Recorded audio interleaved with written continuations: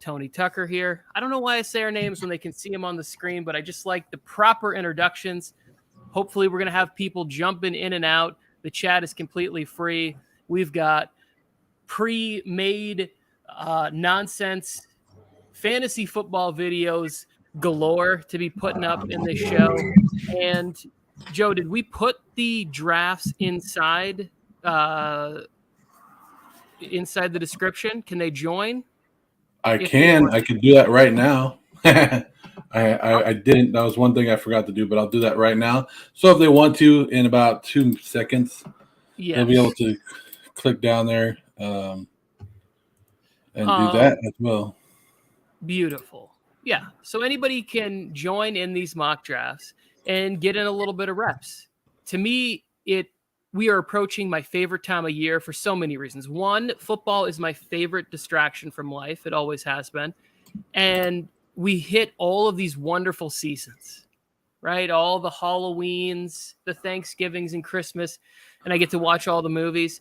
But I also just get to agonize over fake football teams and why they didn't win, and winning by a fraction of a point on Monday Night Football. So anybody who is watching this, maybe just leave a comment below about your favorite, most heroic Monday Night Football victory. That's something. I picked up Ryan Tannehill his last year in Miami just to have a QB on Monday Night Football, and Ryan Tannehill threw a 15-yard out in meaningless time of a Dolphins game, and I ended up winning by 0.7. So Ryan Tannehill always will hold a special place in my heart, even if he doesn't for Titans fans or in fantasy football anymore. But he did allow me to celebrate with extreme glee one night about 5 years ago. It was pretty fantastic. Yeah. Fabian, what's going on? Welcome to the program. It is now, so if you guys need to update your or reload your screen, on the description is every time slot that we're doing the draft and the link. You got to have the Sleeper app. We're going to do it strictly on Sleeper app. We're not drafting defense or kickers today, but we're just going to have a great time just doing as many mock drafts as we possibly can. And like Tony said, this is the time. We got, 26 weeks, Tony, of football now? 26 weeks of until, mid-November is when we're going to be done?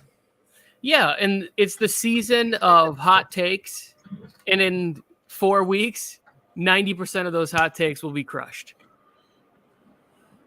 Yeah, and look,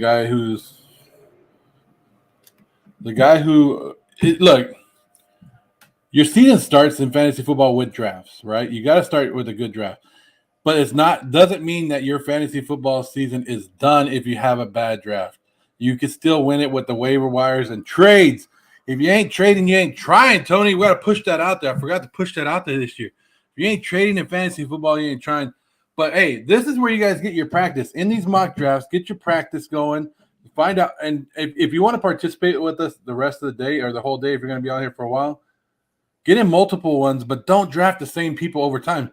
They're all practice ones. So try different ones. Like, Fabian, I see that you're at number 2.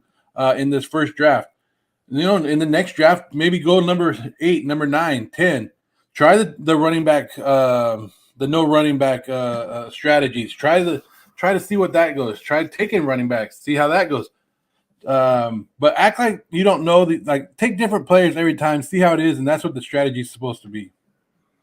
Yeah, I agree. I try something new every single mock draft, whether it's a player.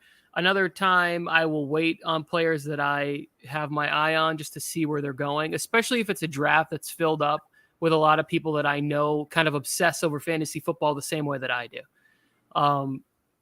And the trading or trying thing, here's the thing with the trading part, because I'm not huge on trades, but the trading part is like, I like to initiate it.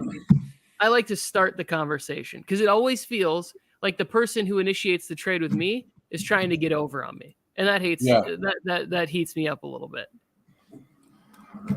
Look, I throw a bunch of trades out throughout the season. I threw one out to you today in one of our dynasty leagues. And I'll send you the crappiest trade, But my initial offer isn't what I'm going to give you. My initial offer is like, hey, this is the start talking. Let's start talking. This is who I'm interested in. Send me back who I want.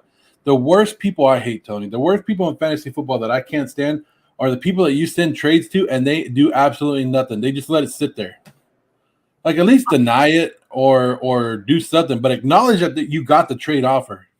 I agree. You at least have to deny the trade, which this trade will be 150,000% denied.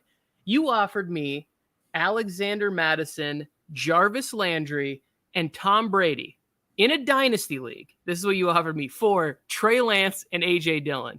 Two players on the verge of getting ready to pop, and you offered me a backup and two players on the verge of retirement. Jarvis Landry doesn't have many more stops in him, and Tom Brady is out here participating in reality TV, if you believe what the interwebs are saying. So don't come at me with this, but I realize that this is a new team for you, right? You picked up this team. Yes. So I'm gonna work with you, and we'll talk more about trading, because I do need to trade a player, but it's not going to be A.J. Dillon, and it's not going to be Trey Lance. But there's some players on my roster that are movable for a little bit more than what this thing offered. Yeah, and I'll be good with that. And if you guys are in the chat or anywhere, please share the link, hit the like button, hit the subscribe button. Let's get some more people out. I know that's early. It's noon, so 3 o'clock on the East Coast. So a lot of people are in school or getting out of school, but we're going to be doing this all day, guys. Starting today, right now at noon, our first one's coming up in about 2 minutes. We'll start the draft, and then boom, boom, boom, every hour after that, Tony. I'm excited. Hopefully, I keep this energy all day. I'm running on like 2 hours of sleep, but that's what makes it even better, Tony. I'm definitely going to be checking in with you around hour 7 and see if you still have the same juice that you have right now. Yeah, Mike will be coming on around. What do you say, 2:30? Yeah, 2:30ish. So around the third draft, Mike will be here, and he'll be on for a couple hours. We'll be going back and forth, guys. So we'll be here for a long time. Just get them out there, get your league on. I might even give away this pin, Tony. This pin that I write. Well, wait, you had good pens to give away, though. What do you mean? You had good pens to give away. Oh, I do have pins to give away. Yeah, I thought you had some sort of stuff to give away. We should have planned that out a little bit better. Maybe figure out how to get some sort of a wheel going. But you were showing me and Mike. Yeah. There we go. I do have Super Bowl pins from 2022. So yeah, I do have pins to give away. So if you want to win a pin, put it in the chat. I want to win a pin. I don't know. So I'll get you a pin. I hope that like Afix shows up and he wants to get a pen just to destroy it. Just to snap it in half. Let's get a Niners fan or Seahawks, somebody who really hates the Rams, maybe a Bengals fan. Well, some people get some people get mad, like, oh, why'd you send them a pin? All he did was destroy it. I don't care. Whoa. Time out. What? This is how I know he likes me better right here. Oh, I didn't get that one. Yeah, that's right. I got two of these, but I'll take it. We got Gemmo coming in. Is this because I had a bunch of Bears slander out there? Where's this energy coming from? Jimmo's just a smart man. That's what it is. He's just a very smart man with great football knowledge. He did say sorry. He did say sorry, though. Yeah. He was looking out for your feelings, Tony. He knew that you were going to get mad when he said the Raiders were going to win the division, but he said sorry in advance. And that's why I'm like, Jimmo! And then he used 3 middle finger emojis at the end of it. See? Jimmo, who doesn't do what you're doing right now? If you don't do what Jimmo's doing, you're lying. I'm just going to tell you. One healthy push right before work. We love it. I did see a picture of Jimmo at the Fantasy Football Expo, which he went to which I'm going to have to go to one year, Jimmo, and check it out. With him holding a fantasy belt, and that was it. I think we should try to figure out how to make an MJT. I saw that they were cold face emojis, but I definitely read them as flipping the bird. That's how it felt. Internal. This whole new generation, Jimmo, you should know this. It's not what it actually is. It's how it makes you feel. It's my truth and whatever other nonsense that my kids are telling me is the popular way to live your life now. I definitely want to figure out how to make this happen. And so maybe I'm supposed to be doing a potential RV trip because I'm from the Midwest. I'm from Upper Michigan. So maybe there's a way that I can make it happen where I could drive through that. The hard count's been active in the comments lately. That is appreciated. So we'll be starting the first draft. I got to start it pretty soon. Links are in the description, guys. All the links are in the description. So click on it, join it. Well, I'm going to start it in 1 minute because I said that I was going to start it. But MJT, we're never on time. We're never on time. No. We got started talking to Jimmo, and Jimmo already pissed off Tony 10 minutes into the marathon, the 8-hour marathon. Tony's already mad that the Raiders are better than the Chargers. Well, since he is here, we'll talk about the Bears because people are coming out with they're now starting to back Justin Fields a little bit. I forget who it was. Was it Jordan Palmer or Chris Sims? One of the former less famous sibling or son quarterbacks from the NFL came out and said, what are they doing to the Bears? What's going on there's no help. The offensive line is bad. What is the plan for this organization? And hoping that they don't tank Justin Fields, because I've been very excited. And I've said several times, the Bears have never had that guy at quarterback ever. Yeah. And now they have Justin Fields. So it'd be nice if they used all this money that they have and they went out and had a big free agency next year. And maybe the plan is we'll give Aaron Rodgers one more year to do his little discount double check, and then we unleash Justin Fields in year 3. Same old sports is going on. If you want to join, our links are in the description. We're going to start our first draft right now. Links are in the description. But yeah, Chicago Bears, Justin Fields. I'm high on Justin Fields. I still think he's one of the best quarterbacks, and he was the best quarterback to come out of the draft last year. They just need to get him going. I think he's going to get a lot of garbage time this time, this year. You're high on the tight end and commit. I think we're going to see a little bit of surprise from him. Like I said, I think the Bears we're going to see a lot of fight and grit from him this year that we probably haven't seen in a while. They're going to turn that corner, but they don't have the talent there. But they will. They'll start getting it. But Jimmo said they'll be lucky to win 4 games. It happens, right? You got to clean out the whole system. You got to start when you get a new coach and a new GM. You're going to start from scratch basically all the time. Yeah, but it does kind of feel like a waste of a developmental year for Justin Fields, because even if you aren't going to field a team that you would think could compete for the Super Bowl, you don't want to send your guy out there and have him get sacked 75 times and run around for his life. Have that sort of David Carr experience. Even Andrew Luck. Andrew Luck is retired at 29 because the offensive line was terrible. And he's a competitor. And he's playing with punctured lungs and all the other crazy stuff. So Justin Fields was my third. He's my second favorite quarterback from that draft. But I think Trey Lance has a better situation. So if I was going to rank in success, it's Lawrence, Lance, Fields. Justin Fields is my second favorite quarterback from the draft, just pure talent-wise. So Jimmo's going to take off. Yep, it's 8 hours, guys. Come in, go, do whatever you guys need to do. We'll be here for 8 hours. Links are here. You guys can check it out. Pick a time that you want to join and join with us. Jimmo, appreciate you jumping in. Fabian coming in with the Charger stuff. I'm going to start this first draft, Tony. Let's get this draft on the way right now. If you guys want to join in, you guys want to watch this one, are you sure you want to start the draft? Hell yes, I'm sure I want to start this draft. We're starting the draft. Starting the draft with MKZ boy on the clock. Tony, I do have a number 1 pick in one of my leagues. They just told me I do. And I'm thinking, here's what I'm thinking. I know almost everybody's going to go Jonathan Taylor number 1. That's been the consistent in almost all of our drafts that we've done on Mock Draft Monday. what if I went something else than Jonathan Taylor? Like, am I going to throw the whole draft off, or is it okay for somebody to go somebody else than Jonathan Taylor? Is it okay? Like, would you get mad if in your league somebody walked up and didn't take Jonathan Taylor number 1?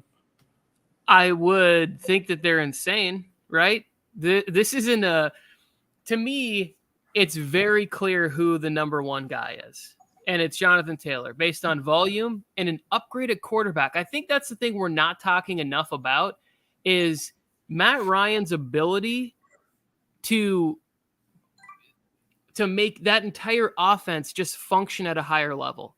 So if I can have Jonathan Taylor coming off of his best season, still with a loaded offensive line, and now you have Matt Ryan who's going to get to the line, he's going to recognize certain things, maybe switch line protections, call the right audibles. He's going to be able to get the ball maybe more to Taylor in the receiving game, potentially. I don't know. But I can't fathom a world in which you pass up on Jonathan Taylor. Now, with that being said, I'm going to let you draft, and I'll tell a quick little anecdote here from Uncle T. And that is this. I drafted CEH number 1 ahead of CEH's rookie year, because the year before I had a team that was destined to win a championship before the Kareem Hunt suspension that year. And I was like, if I could get a back, they must love this guy. I was thinking back on the Brian Westbrook days with Andy Reid and all that stuff. And I was like, and then you know what put me over the top? Louis Riddick from ESPN came out and said, CEH is a league winner. I'm drafting him first overall in my league. And I was like, if Louis Riddick is doing it, shit, I'm doing it too. And I did it. Now it worked out for me because CMC, that was the start of his little injury bout that he's been dealing with. But I took so much ridicule for passing up on CMC. So you should also suffer the same wrath.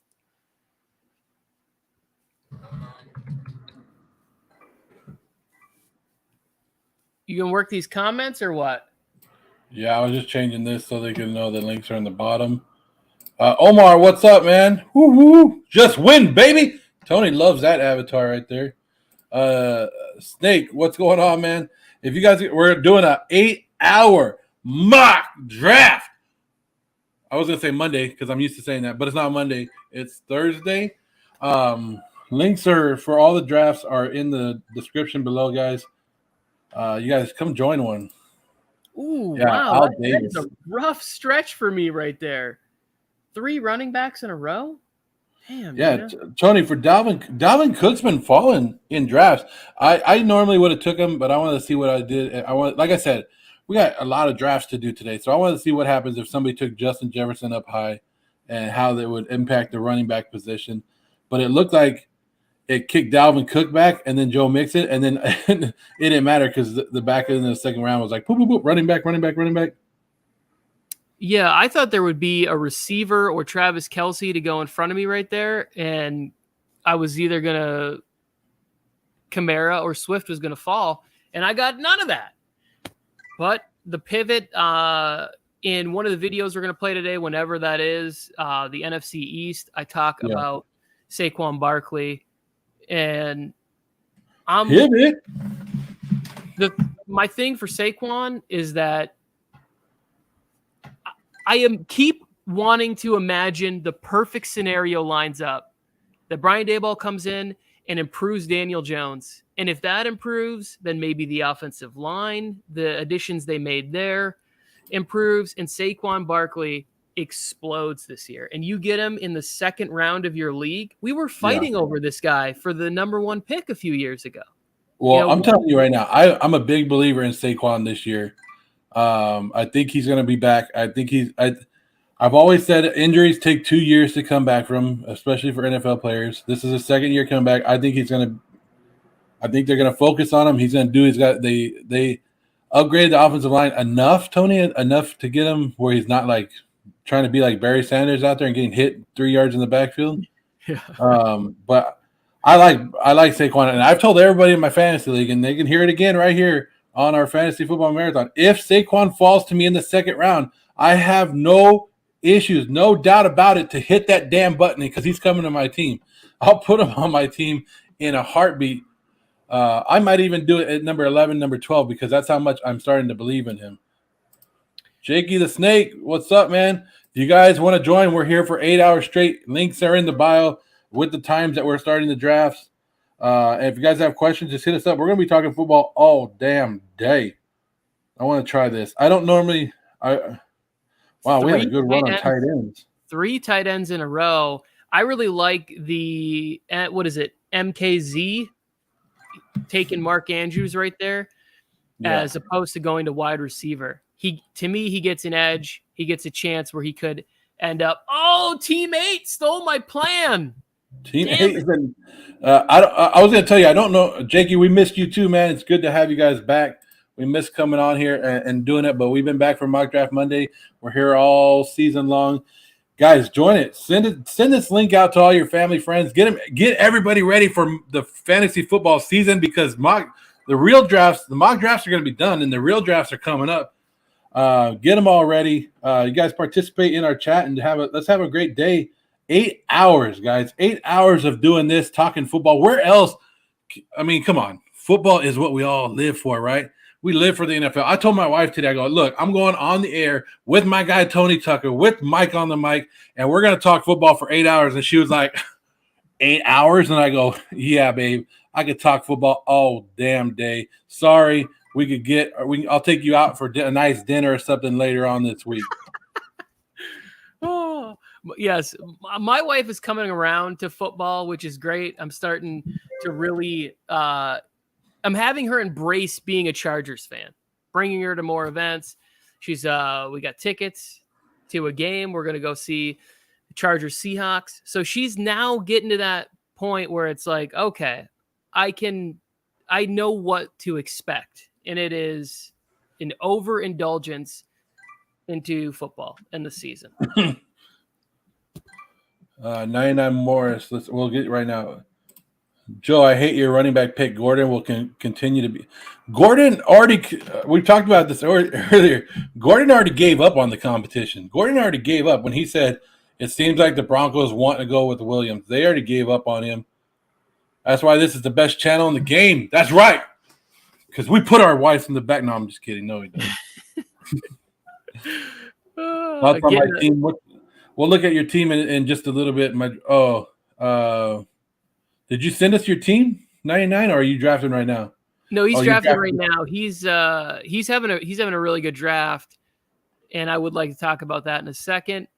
But I just also want to say I like Omar not being biased to you two sharing a love for the horrible silver and black, and he's still coming at you with some heat about that pick in the second round. Well, yeah, because he hates the Broncos. I don't know why I drafted the Bronco player anyway. You draft Broncos and Chargers every week. You only hate the Chiefs. Don't pretend like you hate the other two teams, because you don't. I hate everybody, Tony. I wasn't happy with the Javonte Williams. Like last year, I was all on Javonte's train. I'm kind of going away from it. But late in the round, I took Justin Jefferson first, so I felt I had to take a running back. So that's why I went there.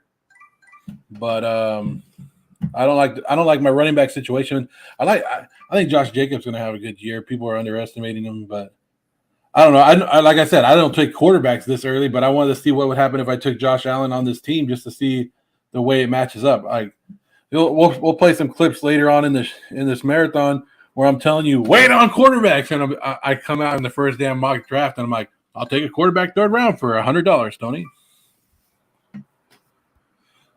So Mike Scott said he got lucky with NFL Rose already being into football. I think you got it more into football, but now NFL Rose is a better mock. Maybe we need to get Rose into one of these mock drafts today, Mike, because Rose tore it up in that all-female fantasy football league, and she did great. She didn't listen to any of Mike's advice.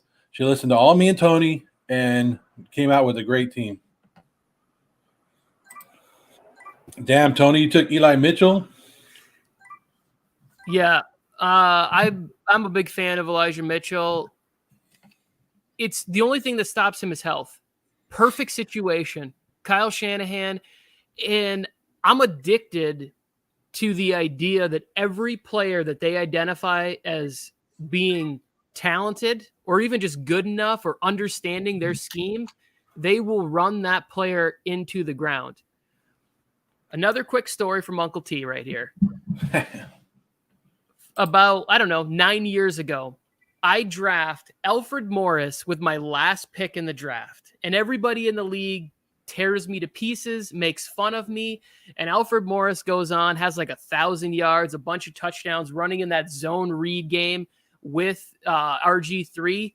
And it was fantastic. Now imagine what's going to happen this year. If Elijah Mitchell is healthy, we're going to get a lot of zone reads, a lot of opportunities for Elijah Mitchell to crush. They said he's possibly on pace for week 1 this year. I'm all in on Elijah Mitchell in the 5th round. In the 5th round, you could get somebody that could rush for double-digit touchdowns in like 1,300 to 1,500 yards. That's the kind of talent and ability and situation that Elijah Mitchell has. I'm all in on that. So he doesn't play third downs, and when he's in the red zone, it's either Trey Lance or Jusic who will get the touchdown. Yeah, to use check. But so I hear what you're saying a little bit. I do think that Trey Lance steals a little bit of work from him in that aspect. Yeah. But I still am in the 5th round, if I can have a Kyle Shanahan running back, every year there's somebody that hits with him no matter where he is.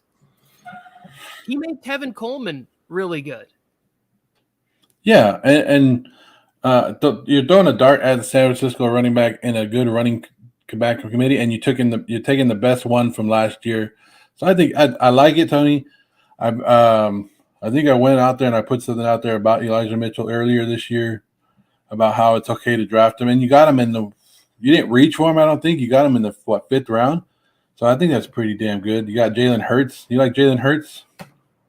Yeah, I think Jalen Hurts could be the QB1. The Eagles' offense in general to me is very, very appealing. They get another year. They were the number 1 rushing offense last year. So that's just the default. But imagine if now you add A.J. Brown and Jalen Hurts is a little bit more experienced and the pass game takes that next step.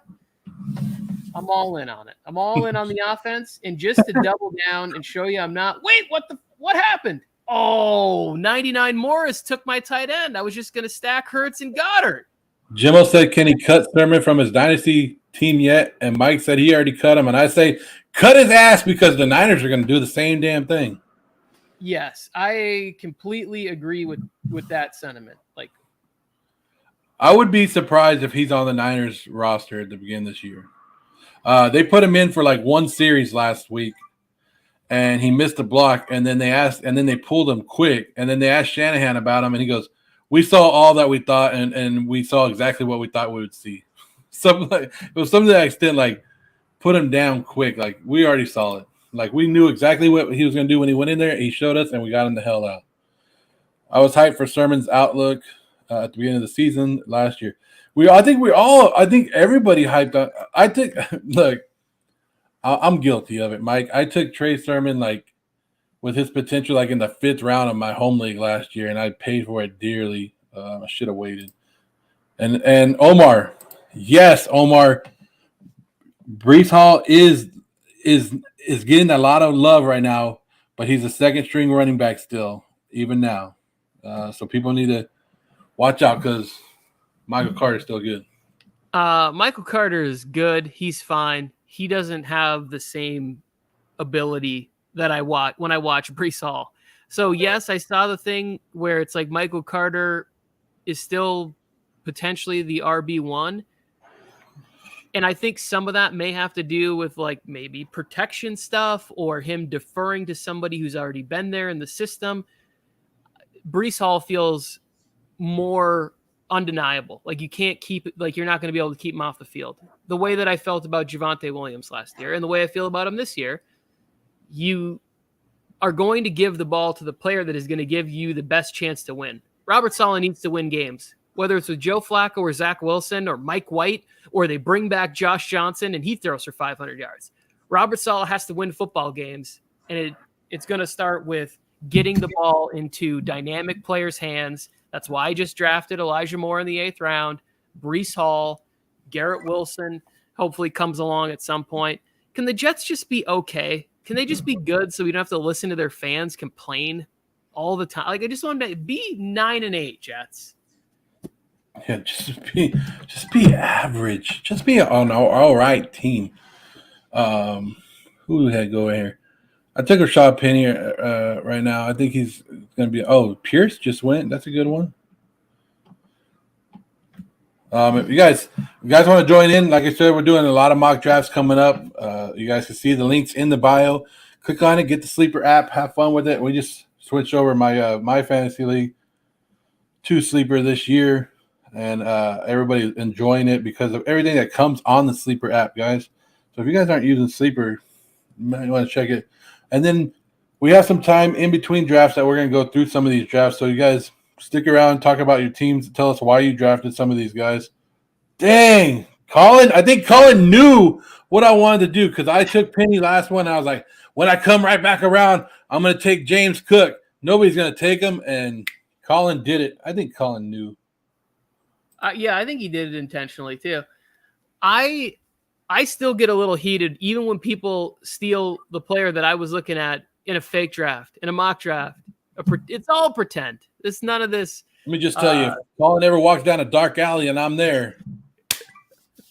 The alley is dark because you're standing there, 6'4", it's your big ass in a black T-shirt, taking all the light. That's why we rate each team. Yeah, we can rate. We'll rate each team. We'll start by rating each team 1 through 10.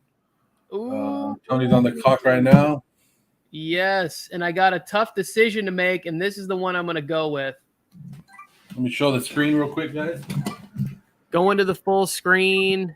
I kind of like having these 3 auto picks, so it just comes back. Oh, shit. I was hoping Pat Freiermuth would come back around. So I was looking at Chris Olave there or Pat Freiermuth because I need a tight end, and that was kind of my cutoff in that spot for tight end.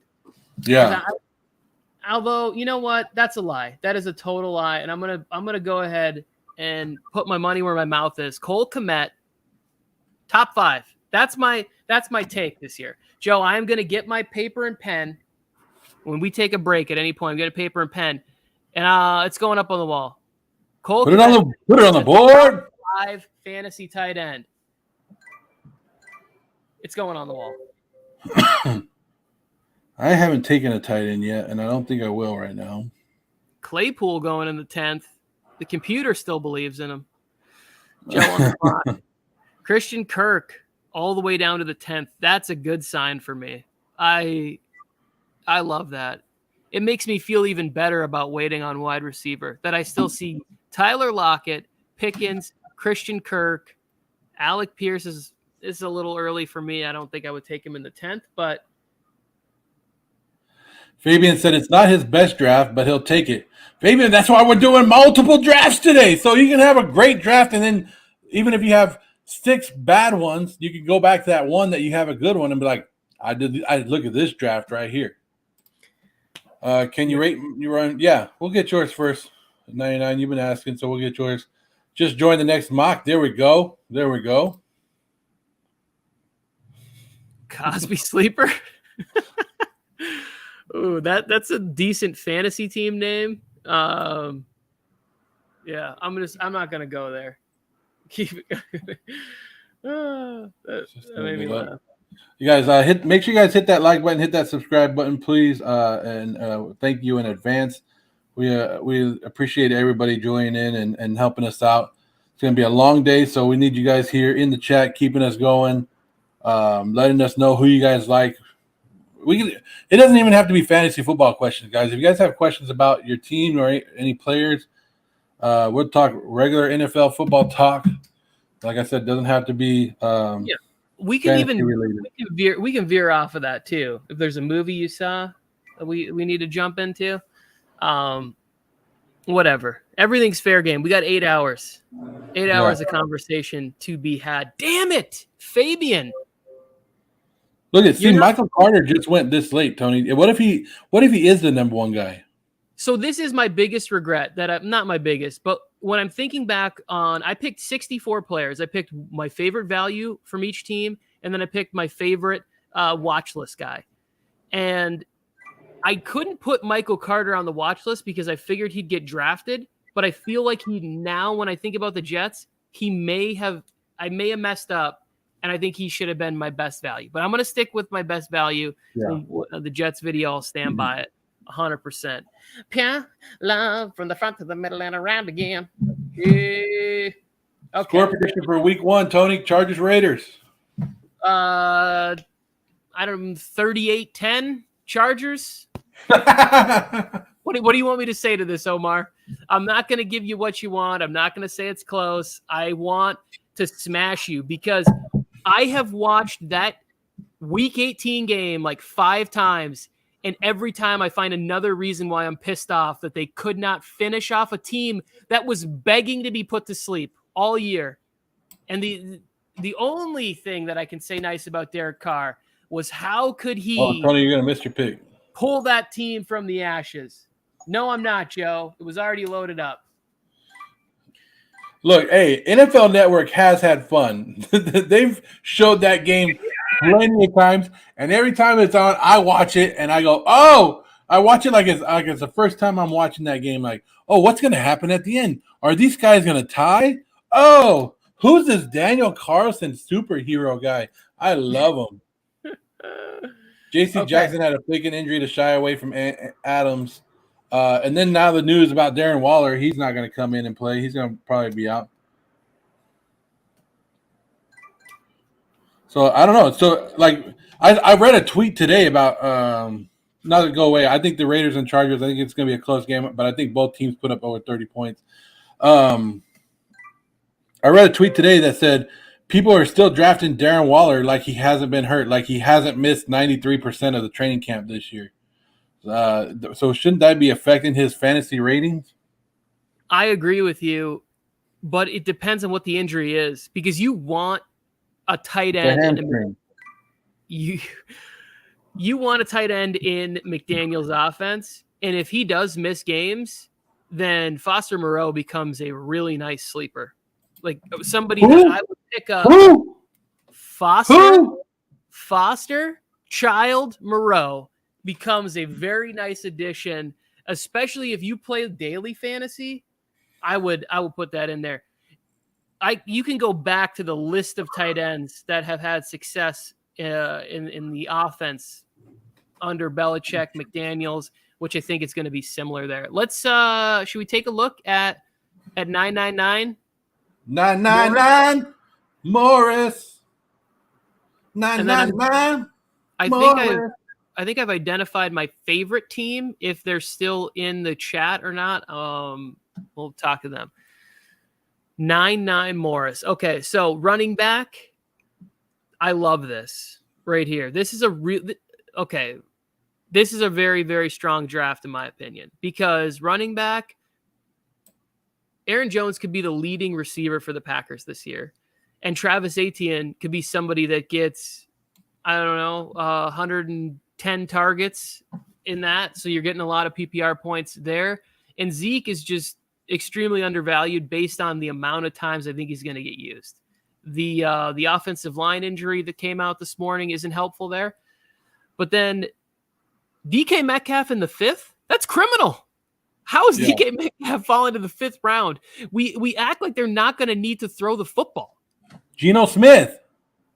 It doesn't matter. Whoever is at quarterback there, it is DK Metcalf. The guy is the size of a traveling, billboard. Just throw it off of his chest for crying out loud. Michael Thomas in the 6th, stacked at wide receiver. Dallas Goedert is one of my favorite tight ends. I'm even willing to potentially take him towards the end of the 6th round. Gets him in the 7th. Chase Edmonds, 8th round. Love that pick. Stafford, Pickens. The Julio Jones one, I love the dart throw. I think maybe a round or two later for me. And the thing on Julio Jones, if he ends up playing with the starters this weekend and makes a couple of catches, by holiday weekend, Julio Jones is going to be drafted higher than this 11th round. The hype will just rise on Julio, especially in leagues where people don't pay as close of attention to things that are going on. And Romeo Doubs has been maybe my favorite player of all through the preseason. I just love cheering for this kid, maybe because of the name.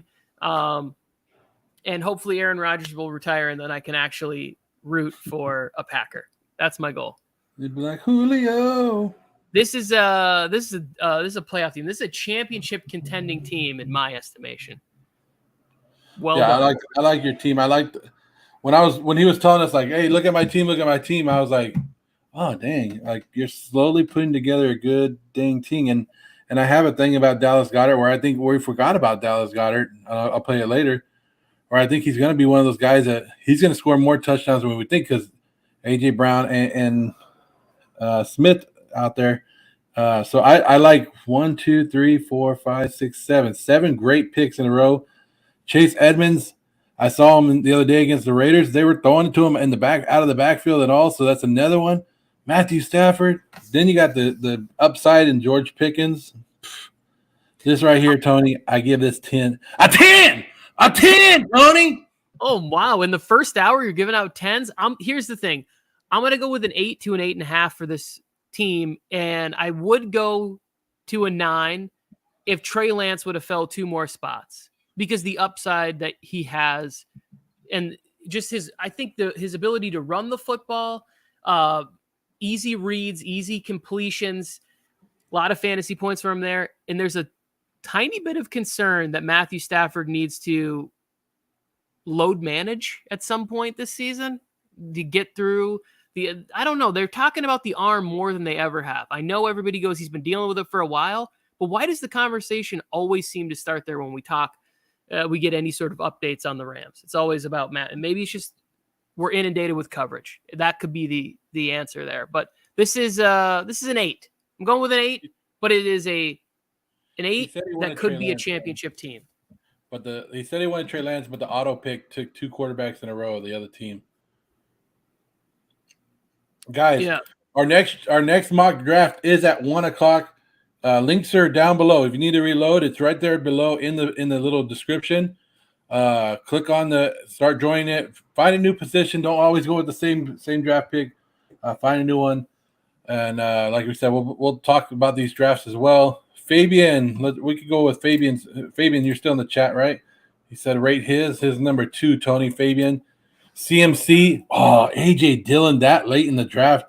Tony, I don't know about you, but I'm loving A.J. Dillon this year, and I think they're going to – like when LaFleur was asked about the Packers situation, he said, oh, they're 1A and 1B. Like, they're on the same level. Like, they're going to be out there doing their thing. And like you said, I think Aaron Jones is going to be more featured in the passing game, and A.J. Dillon is going to come and pound that rock. He has George Kittle, George Kittle is great tight end when healthy. Jalen Waddle, what can I say? Like, Waddle outperformed everything I thought he was going to do his rookie season, and now he has Tyreek Hill on the other side that people are going to pressure on. Mike Williams, Russell Wilson, let's ride. Russell Wilson, let's ride. Let's ride. I don't want to spoil my hot take about the Green Bay Packers because it will play at some point. But A.J. Dillon is going to make his way onto the board. So I talked about A.J. Dillon in last year's process. I like him even more this year. He's somebody that I definitely am going to have on a couple teams for sure. Yeah, I'll take him. Too good not to, and there's too many question marks. I will say I was listening to a podcast, and then I want to talk about Fabian's team because he did get a couple players at the end that I really like.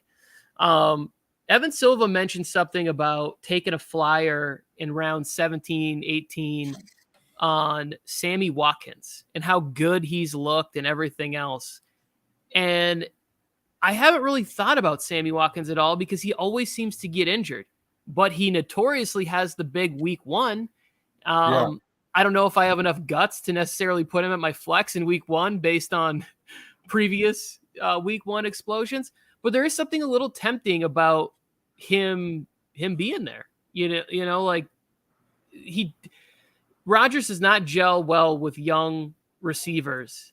And if the reports are true that Sammy Watkins has been balling out, I like that this Mr. Evan Silva brought this to my attention, because I totally had written him off, and I was either going Alan Lazard or Romeo Doubs as sort of a watcher, like a watch list flyer type candidate. Okay, but it's one thing to draft Sammy Watkins, Tony.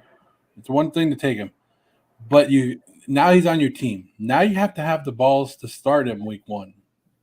That's what I'm saying, is I'm not sure that I could put him in there on week 1, but I will say that I would love to have him on my team if he does catch 5 balls for 105 yards and a touchdown in the first game of the season, and I don't have to rush to the waiver wire, because those final spots, I'm usually looking for either a backup running back to a running back that tends to get a little banged up, or somebody like a Sammy Watkins. I'm telling you this. If you have Sammy Watkins on your team and he goes for 100 yards, 2 touchdowns, or 1 touchdown week 1, trade him. Trade him, Tony. Get rid of him. You let somebody overpay for him. Get rid of him. But I like this team, Fabian. I'm not going to give you a 10. I already gave my 10 away for the day. Right off the bat, it's already gone. I gave a 10. But I would say this is a solid 6.7. So this to me is the problem. AJ Dillon being drafted that high, who I love, but in the second round right there feels like a bit of a reach, I guess. You do want to get him on your team, but in the second round, has his stock risen all the way to the second round? I'm not necessarily sure about that. And then that's when it kind of hurts you in the wide receiver area a little bit. And then you wait till running back late. But the running back, Nyheim Hines, every time I read something about him, it's positive. It's the Matt Ryan effect. I don't know what he's doing, but everything coming out about the Colts is just so positive that I'm willing to invest in Nyheim Hines as flex player during bye weeks. And maybe they're finding ways to give him 3-4 carries a game and targeting him in the offense 4 to 5 times. You're looking at anywhere from 9 to 12 touches. I'm all there for that. I like it. We'll move on to MKZ boy number 1, because he says rate his team. It's the best one out there. Let's find out. Jonathan Taylor, number 1. Fournette, Mark Andrews. Oh, he got the Andrews and Lamar Jackson connection, Tony. You like that one?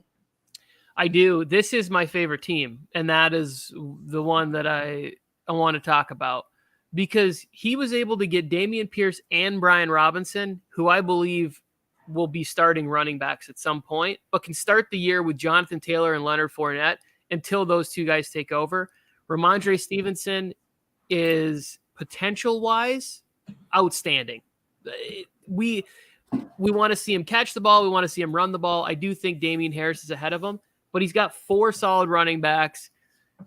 Is Gemma in the bathroom with a follow-up constitution, or has he got us playing on the flat screen in the car? Either way, I love it.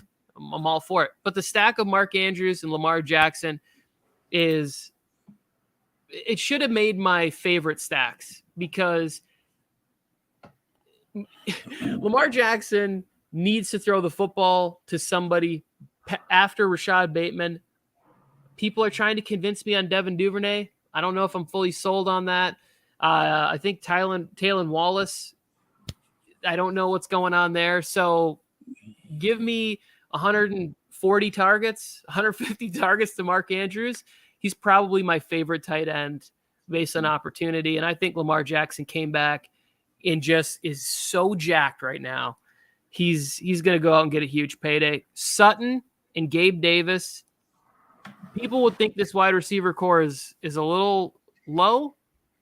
Those are 2 of my favorite wide receivers. Now, I would like to see another wide receiver maybe in where he took Leonard Fournette, but this is probably my favorite team. Big fan of this one. Bogard in the house, and he's backing you on the Hines. He's backing you right here, Tony. Did you see this? 50 receptions with Phillip Rivers and Andrew Luck, and then when Carson Wentz came in, he dumped it down and made it go down. So he's buying them, and Jimmo's backing it too. So they're loving the Hines thing with Matt Ryan as quarterback. Matt Ryan makes a big difference in Indianapolis. So there you go. Bogart's there exactly 2 weeks away from football, guys. Woo, that's what I'm talking about. Can't wait. Bogart, are you excited about the Niners playing Trey Lance tonight for, they said, at least 2 quarters tonight, at least until halftime? Jimbo's in the 4 o'clock one, guys. He's in the 4 o'clock one, which is 7 Eastern. So if you guys want to get in there, draft with Jimbo, come on. Support Jimbo, and we'll go after it. And we got to see some Bears drafted in that one. Would you guys pick Darrell Henderson or Brian Robinson? I'll let you answer that one first, Tony. I would take Brian Robinson. So the reason I would do this, obviously the Rams offense is better, but if Cam Akers is healthy, Cam Akers is the guy. And so I want the person that I think potentially could be the guy, and that's Brian Robinson. Everything about Antonio Gibson just seems to be a little, and to use Mike's parlance, a little stinky. Something stinks there. Mike's always waving something stinky, and that's how I feel about Antonio Gibson. But with that being said, Joe, Antonio Gibson's on the block in Dynasty. Let's talk. What do you got? I would take Antonio Gibson. I know a lot of people, a lot of things coming out, but he's too damn good to be returning kicks. Like, either he's going to be traded and he's going to be on another team, and I'll get the value there. But I'll send me Antonio Gibson. I'll draft Antonio Gibson. I'm not afraid to stay. I'm not staying away from Antonio Gibson just because somebody said that he's returning kicks in practice or because of some Brian Robinson guy. Like, if you're going to draft somebody, Brian Robinson has the most upside. Darrell Henderson, we know what we're getting. But I like Darrell Henderson. I think he's going to be great, and I think he's going to score some touchdowns. They're going to have to hand the ball off to somebody there in Los Angeles. So I like him. But both of these guys are going late rounds, so why not try to get both of them? Well, there we go. Collins in every mock draft. That's what I'm talking about. Bogart is happy. Full dress rehearsal for the 49ers tonight, Tony. Trey Lance going to put the people. I think Trey Lance has the most money on him to be NFL MVP. Is that what we've been reading? Everybody's hyped on Trey Lance this year, and they should be because he's been showing that he's ready to go. Is that true? People are betting on him to be the MVP? I think I want to say I read that somewhere, Tony, and if I say I read that somewhere, it's true. I guess you don't read a ton, so I'm sure whatever you do read on the internet, Tony, and the internet does not lie. It does not. It's 100% facts. Trey Lance, now it's their turn to rate our teams, Tony. Okay, they're rating our teams. Great. Yeah, I love it. So if you guys want to rate my team, you guys are in there. My team's number 4. Go ahead and rate it 7 out of 10 because a weak running backs and a weak bench and a weak tight end. Might as well just say in a weak GM too. I don't know, Joe. This team feels strong at wide receiver. Justin Jefferson, Allen Robinson, Josh Allen could be the QB1 easily. I love Javonte Williams more than these people do, apparently. And Josh Jacobs, they just got rid of Kenyon Drake. This is a good team. I get why they're saying a 7, but all those. Amon-Ra St. Brown, he could build on how the last year ended easily. Hunter Renfrow, target monster. And then you go and get Gerald Everett. That's the wild card right there. Nobody believes in Gerald Everett except for me. Well, that's not true at all. Colin, we'll rate your team in a minute. I give my team. No, I don't know. I knew my team was going to be. Once I went Justin Jefferson first round, I was like, I'm going to be hurting that running back, especially when that back 4 went in the second round. I was like, dang it. But I wanted to see what would happen if I did take Justin Jefferson that high. That's why we're doing all these mock drafts is to test stuff out, and that's why I did it. I don't normally take quarterback high. I did it, and that sometimes that cost me because I could have came up with a better wide receiver there or Ezekiel Elliott or something there to help me out and then took a quarterback later on. But I want to test it out in this first one. Omar's gave me a 7.5. 99 Morris gave me a 7, so I'm good with it. Now we go to yours, Tony, where 99 Morris is already on you. He's already loving your team, Tony. An 8.5 because you have great running backs. Wide receiver Hurts is a good quarterback, and your guy, Kmet, is a steal. All right, 99 Morris. You just got bumped up to an 8.5. There it is. Best drafter in this one, 99 Morris, is getting the official bump ahead of me. The team I drafted, I like. I would be very happy if I left the draft with this team. If I could walk away with the first 2 rounds like you did, Tony, in my normal draft, and I've been telling people, like, this is my ideal draft. The 2 guys, I shouldn't be saying it because people might be watching from my fantasy league, but this is the order I want. I want Barkley to fall to me in the second round, and I want Cook in the first round, and I want these 2 right there, and I think I'll be solid for the year.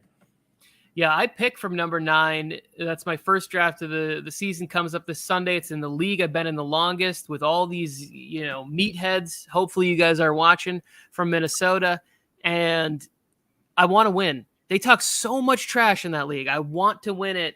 And I'm drafted from the 9th spot. So I figured I'd get in a little practice. Yeah, so next draft is coming up at 1 o'clock, 4 p.m. Eastern. So about 3 minutes, guys. We got NFL Collins' team to go after, and he took Austin Eckler at number 3, Deebo Samuels, Kyle Pitts. I've been saying fade the Cardinals, and nobody listens. So he also took your boy Derek Carr. NFL Colin, I think this is a really strong squad. I'm probably going 7.5 because you take tight end and quarterback, and I'm not sure. I guess you are getting an edge at tight end most weeks, and Kyler Murray, the upside is there to give you an edge most weeks. I am a big fan of Kareem Hunt. Darnell Mooney, in this scenario, Hopkins would be out for 6 weeks. So then you would be playing – your flex options would be between Cordell Patterson and James Cook. That's where it starts to feel a little bit light, I guess. So I would go with a 7 for this team. But it's good. The team is good. It has some potential, but you gotta hope that some of these running backs pay off, like Cordell Patterson. You gotta hope that he has the same season he had last year. You gotta hope that James Cook is the guy that we all think he is gonna be, right? And Michael Carter, we were just talking about him being the number 1 guy, but for how long? What if he gets beat out? Now you have to go out and get somebody else. So running back position, I think you're kind of weak. You're hoping for a little bit more out of these wide receivers, but you didn't take enough wide receivers. I think you're going to be hurting there. But I would give this team a 6, Colin. Okay. So you're giving away 10s and 6s. You would need to do for this team to be a championship fantasy football team. You would need to make a couple moves throughout the season. I'll just say that. Oh. Next mock draft starting up, guys, in about 1-2 minutes. I'm gonna pull it up right now and double check it. I'll say this: you said you better hope that NFL Colin never catches you in a dark alley. You better hope that you never come to your doorstep and there's a flaming brown bag on your doorstep, because NFL Colin definitely took a hot one in there, set it on fire, and ran away. Don't step on it, Joe. Can't be giving the man a 6. Colin a 6, Colin. I said it, and Colin's in all the drafts, so he'll probably get a 10 sometime today. He'll get it, guys. Next draft is up, you guys. The links are in the descriptions below. We got a bunch of openings, so go get in there now. Appreciate everybody and what you guys are doing in the chat right now. You guys are blowing the chat up, and we're having a great time making this thing go by fast. Hour number 1 already over. Tony, you like that? I love it. We sent out a couple invites, and one of my favorite insiders have got back to me that he said he's probably going to be joining later on tonight. I don't know which one he will be joining, but we're going to be joined by Matt Okada sometime tonight from the NFL Network. Sweet. Fernando Ramirez will probably hop on, but there's going to be a couple of people hopping on, guys. There's a lot of people. There's a lot of people in this room right now, so please hit that like button, hit that subscribe button. And in the chat, tell us who you guys would take number 1 overall pick. Let's start with number 1 overall pick. Let us know exactly who you would take if you had the number 1 pick. Is it Jonathan Taylor? Like, if it's Jonathan Taylor and everybody puts Taylor, then we know who it is. But I have the number 1 pick in one of my leagues, Tony, and I'm really debating not going with Jonathan Taylor because I always have that belief, Tony. I always have a belief that when it seems too good to be true, it's too good to be true.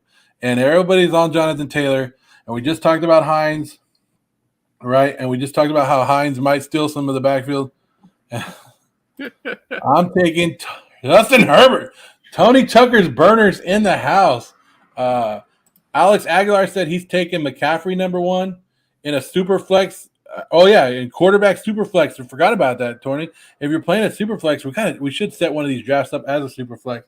That you're going to take quarterbacks. Could you imagine somebody getting both of these quarterbacks? That would be crazy if you did in super flex. But yeah, you got to go one of the top quarterbacks in the league. But I don't know. I'm really debating not taking Taylor number 1 in that draft. Well, I can't wait to see how that plays out for you, because I would rather. So I've not had the first pick overall many times, and I regret that not taking Barkley or CMC, even though they both failed, because that was my opportunity to get somebody that I head into the season being really excited about the outcome. And instead I ended up still losing with a player that was just kind of boring, kind of, I guess, is the nice way to put it. Yeah, but you better go Jonathan Taylor. He has Matt Ryan there, and now they're going to be able to sustain long enough drives, play good defense, and run the ball. Yeah, I know. I better go. I agree. I don't know why I'm trying to talk myself into not taking Jonathan Taylor. It's just there. I just I don't know. I've seen so many people get burned with the number 1 pick with CMC, Barkley. Who was the number 1 pick? Was it Todd Gurley that year, a couple of years ago, that people got burned? So, see, I think you don't like the pressure of there being a right answer. There's no right answer in fantasy football. It's the player that you want, that you believe in the most. Now, if all of the people are thinking this is the guy that you should be drafting, then, maybe just do what the majority is thinking on this situation. There's no right answer, but there is crying in fantasy football. There is a lot of crying in fantasy football. Oh, there's about 175 wrong answers. Picking to the number 1 pick. NFL Colin moved up to the number 1 pick in this next draft. He'll be there. Baker's back. Tony, you got the number 3 pick. Yeah. Alex is coming in at number 4. Got Cross. We got some good names in this one. Oh, NFL Mike's in this one. Oh, NFL Mike. Oh. Is that how all the people are? TikTok legend NFL Mike in this one, guys. So if you guys want to draft with Mike, look at that. The chat's already lighted up. Mike. I'm just clicking on the same comments over and over, but it makes it look like there's a lot, right? Yeah, don't let people in on the bit. I have seen so many comments where they're like, "Oh, is Mike banned from TikTok? Mike, when are you unbanned from TikTok?" The people are waiting. So your return better be glorious, Mike. You better be grinding your tiny little bones to the nub, working on editing your videos, and the first video back better be fire. Because if it flops, if it hits the internet and it goes silent, your career might be done. TikTok career over. Right after the draft, you could take Jonathan Taylor and maybe a few players back in the night. Oh yeah, that's right. As long if I take Jonathan Taylor number 1, I could always trade him. That's right. That's why Bogart's smarter than me. That's why I put it out there so people could talk me back into it. So I appreciate it, guys. Mike's a band baby back bitch. I just wanted to say that. Damn, Tony, going straight at him. I mean, he's unbanned as of tomorrow, I think. Yes, he is. That's what I'm saying. The first. Oh shit! I picked 4 p.m. What time is that draft? That draft is at, if you pick the 4, because we put it as p.m. So Eastern. So you want the one right now, right? Yeah. You got to get in the one right now at the 1 o'clock one. Gemma, we'll wait for you to get in there and then it will start it. Can we start the draft now? Yeah, waiting on one. What's up, Albert? Albert, I sent you all the links in your DM, so if you want to get in one, I'm going to start it like in 2 minutes. So people are taking Jonathan Taylor, obviously, because he finished as the number 1 running back, but you could solely based on the opportunity share, and he gets the most at his position. Yeah, Bogart, You're not supposed to talk me into it. You're supposed to be like, yeah, don't take him. So like Tony's trying to do, like, see me burn so I can regret it all year and make great contact about how I was dumb not to take Jonathan Taylor. Well, not taking a running back in the first 3 picks to me feels it feels like a bad move for fantasy football. At number 4 is the spot where I consider Jefferson and Kupp. Those 2 guys. At number 4 is where I consider it. I'm probably still not doing it. Like, in. Jimmo's in. Sorry, Tony, I cut you off. No, you didn't. I was looking for my sticker, and you know I can't multitask. So now that Jimmo's in the draft, guys, we're ready to start. Mike moved his draft because he saw that I was going to go number 12, and he wanted to move all the way to number. Okay, all right. I see how it is. Putting cases on all you guys right now. There it is. Mike's going to be in Pelican Bay. You don't start the draft. I'm messing it up, and I'm picking Danny Dimes. Oh. Well, what do you know? Somebody started the draft.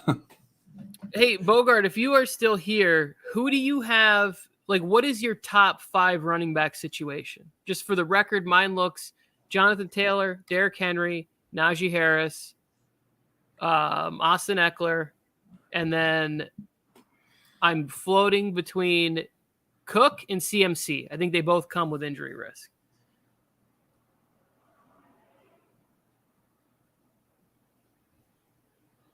Yeah, I would like to see Bogart's list because Bogart is very up to date on he's locked in. This is a lifestyle for him, and so I wonder who his top 5 are. You can't predict injury unless it's Dalvin. I know everybody's high on Dalvin, saying he's injured, but I love Dalvin Cook this year, and I don't think he's going to get hurt. I think they're going to use him correctly. Jimmo, first pick for Jimmo in this draft. Let's go. He's never played a full season. And love that. Love coming out with some heat right away. 3 wide receivers in the first round. Mike. You punk.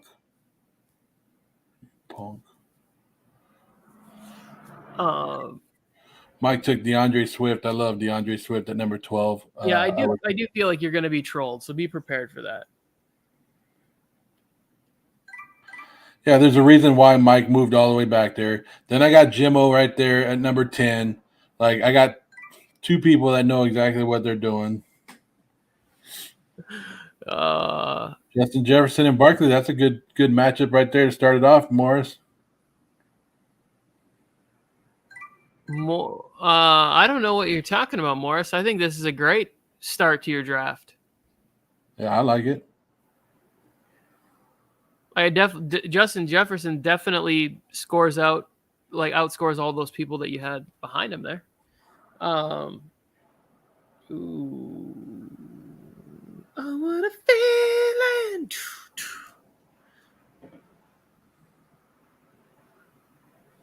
Why can't I can't pull the trigger on CeeDee Lamb right here. Why not?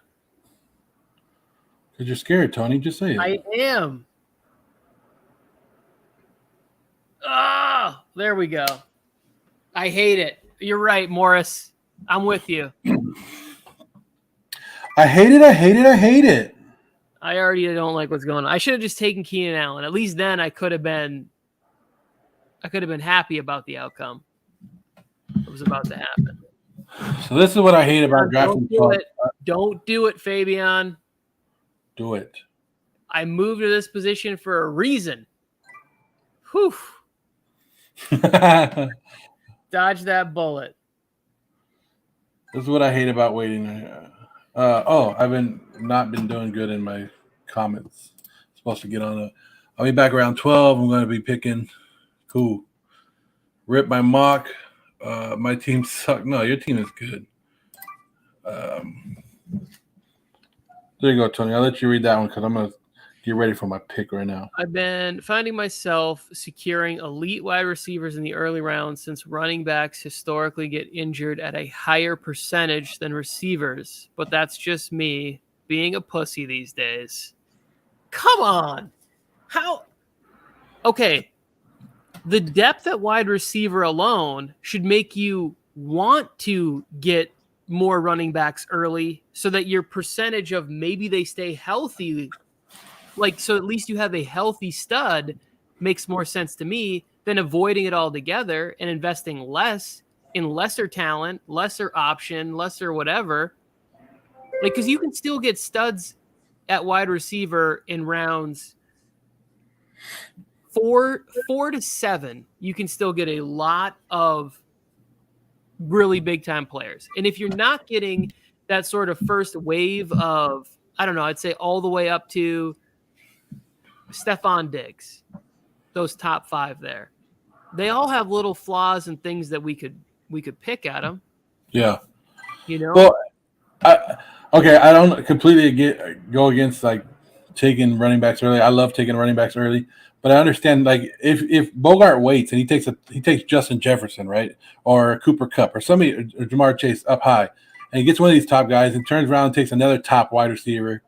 Like, say he's at the late round and he get Davante Adams and Cooper Kupp or Davante Adams and Justin Jefferson. Say he does that. Either way, he takes a top wide receiver, turns around.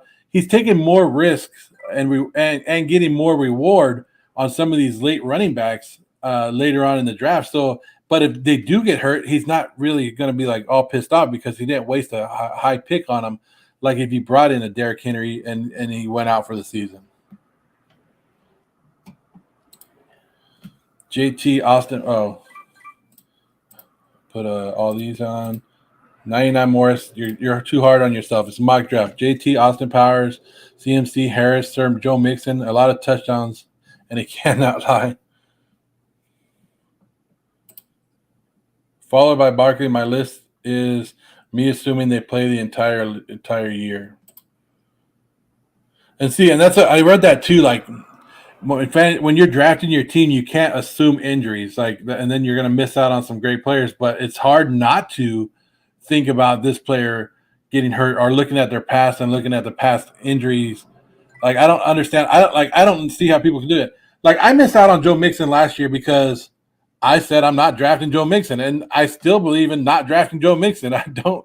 It's just certain people get stuck in your head, and certain injuries, like people like here. Somebody already said it earlier about Dalvin Cook, that he's injury prone, and they don't like taking injury prone players. So it's like you get stuck in your head, and sometimes we got to get past that mental block, but it's hard to do it. So my thing with the injury is, am I getting a player that I can be okay with them getting injured? Right? Like, am I gonna be pissed or hate the player or want to quit or whatever the bad feeling is? Some players, it's like, it doesn't matter because I'm rooting for them and I'm also going to feel bad when they get injured. Some other ones, I'm just kind of like, now I'm stuck. Yeah, I was going to say something mean, but I don't want to say that out loud. It feels bad. Thoughts on Cam Akers? I think he's going to be good. I don't know if he'll be he won't be a top 5 running back, maybe in the top 15 if he can get up there.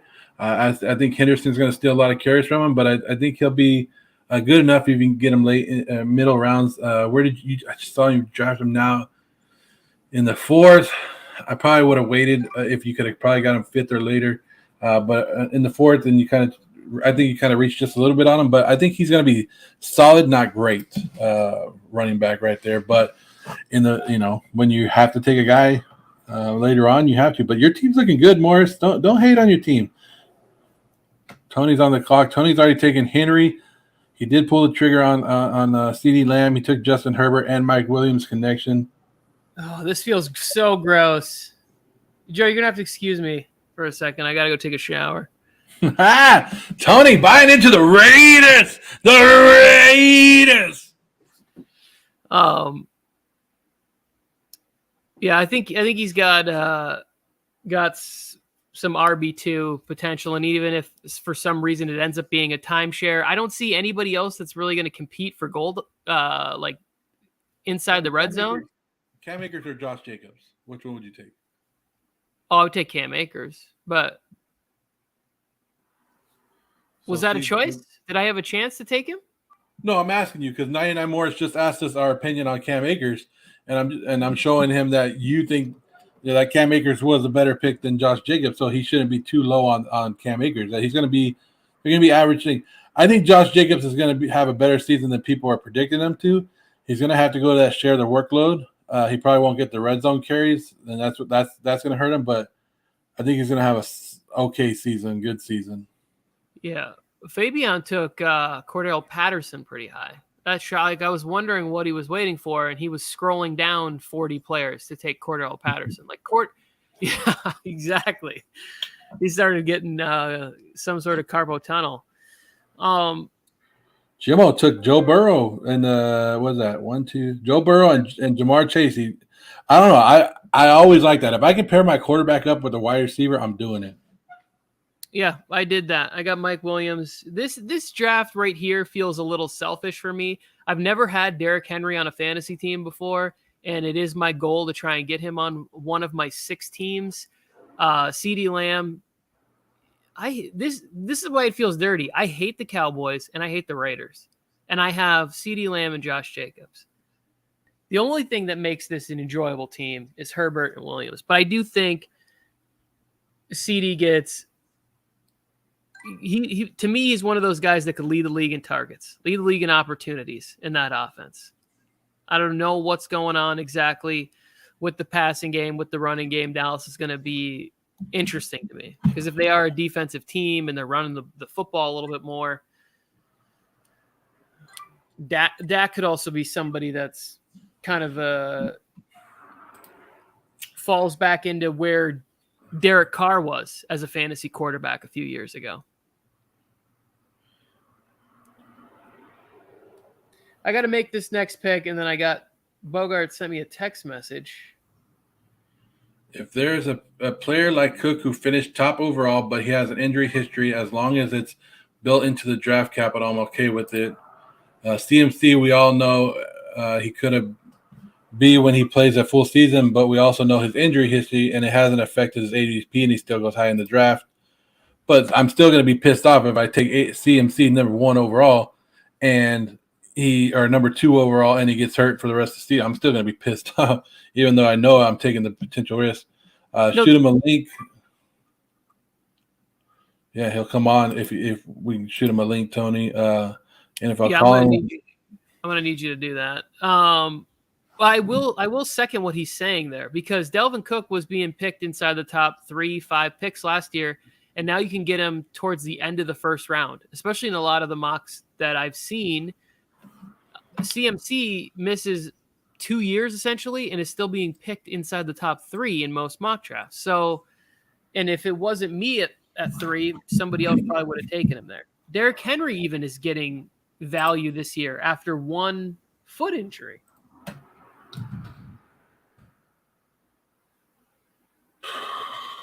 Yeah, Derek. Somebody. Oh man, I wish I would have saved this tweet for you, Tony.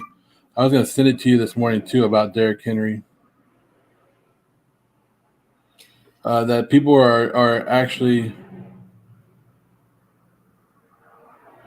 Oh, I got breaking. I'll tell you some breaking news in a minute. But somebody was actually talking about Derrick Henry and saying that he's overrated in fantasy drafts because of a career year in touchdowns that sent him that way. Yeah, I'm not going to lie. There is a little worry that the Texans football team isn't very good this year, and they don't get to run the football with him as much. And since he's not a factor in the passing game, there's a little concern for me with that aspect. So here it is, guys. I'm going to give you some breaking news right now. The Rams and the Bengals are having a joint practice. A big fight broke out. Aaron Donald took a Bengals helmet and hit a Bengal player with his own helmet. Are we going to see a solution out of that? And there's video clips everywhere now. You guys can see the video clip.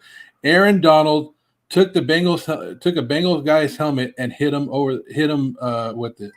So he went Myles Garrett? Is that what I'm understanding? It doesn't look as bad as Myles Garrett, but yes, he hit a Bengals player with the Bengals helmet. Was the Bengals player wearing a helmet too? Was it helmet on helmet crime, or was it he tore that dude's helmet off like Myles Garrett did and then gave him a bucket to the helmet? bucket to the head. I'm sorry. Let's see. I'm kind of looking, but I can't really. In the video footage right here,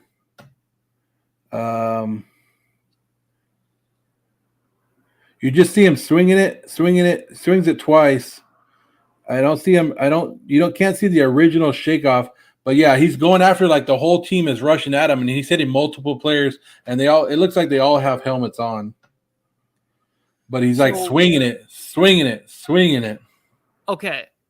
In my completely non-biased opinion, I think he should be suspended until January 2nd. The Chargers and Rams play on January 1st. That's crazy. It's such a game of emotion. I'm really surprised that things like this don't happen more often. If you're thinking about it, there's people that are competing. There's ego involved. They're at the top of their game, of their life, of everything. They feel, disrespected, emasculated, whatever the emotion is, and they just start beating the crap out of each other.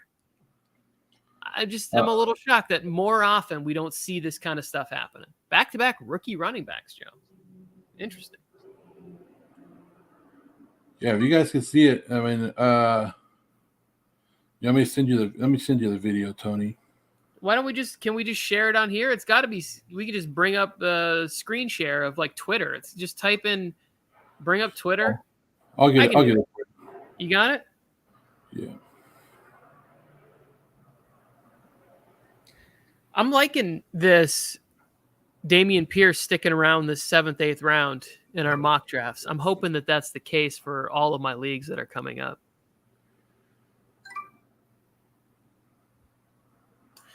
Ooh, Rashad Penny.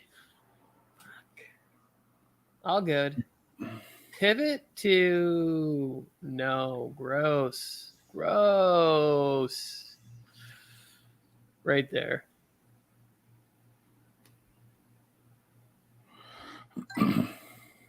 I feel like I'm going to have a lot of Chase Edmonds. Well, even Mike's saying it right now. I think Aaron Donald had a good reason. Myles Garrett was fighting against race. Oh, I won't get it.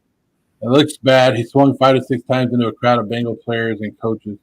So I'm sending it to us right now, Tony. I'm getting it ready. Well, I'm always curious, too, as to what the excuse is, because it took a while, but then I started hearing the rumors that maybe Mason Rudolph used the N-word in regards to Myles Garrett.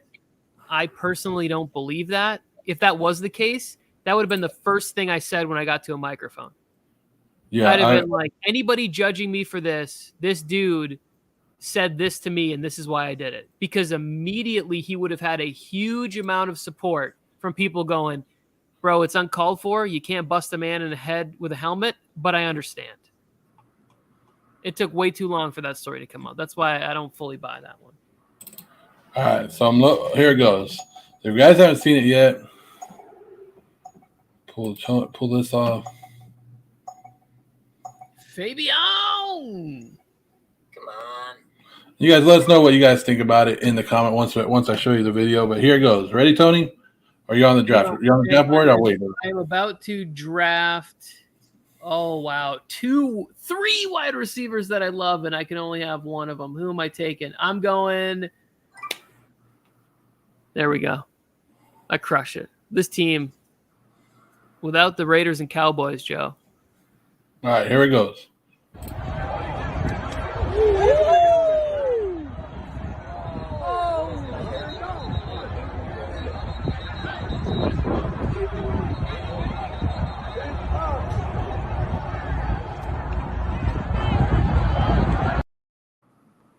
What the fuck? So, suspension lurking, asked Omar? It has to be, right? Or do they overlook it because it's practice? It's practice, Tony. It's practice. It doesn't matter. You can't have the guy who's probably going to be – he's going to be celebrated this coming weekend when they finish up the top 20 NFL 100. Like, that's going to be a huge moment. He's still going to be top 5 at least. I would think Cooper Kupp is up there somewhere. Like, it's a big weekend for the Rams to be celebrated. Woo. That was holy shit. I'll show you one more time, Tony.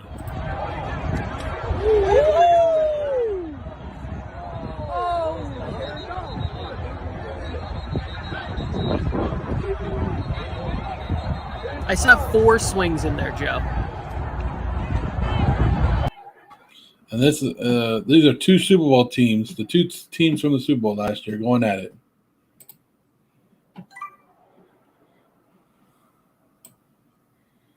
So there you go.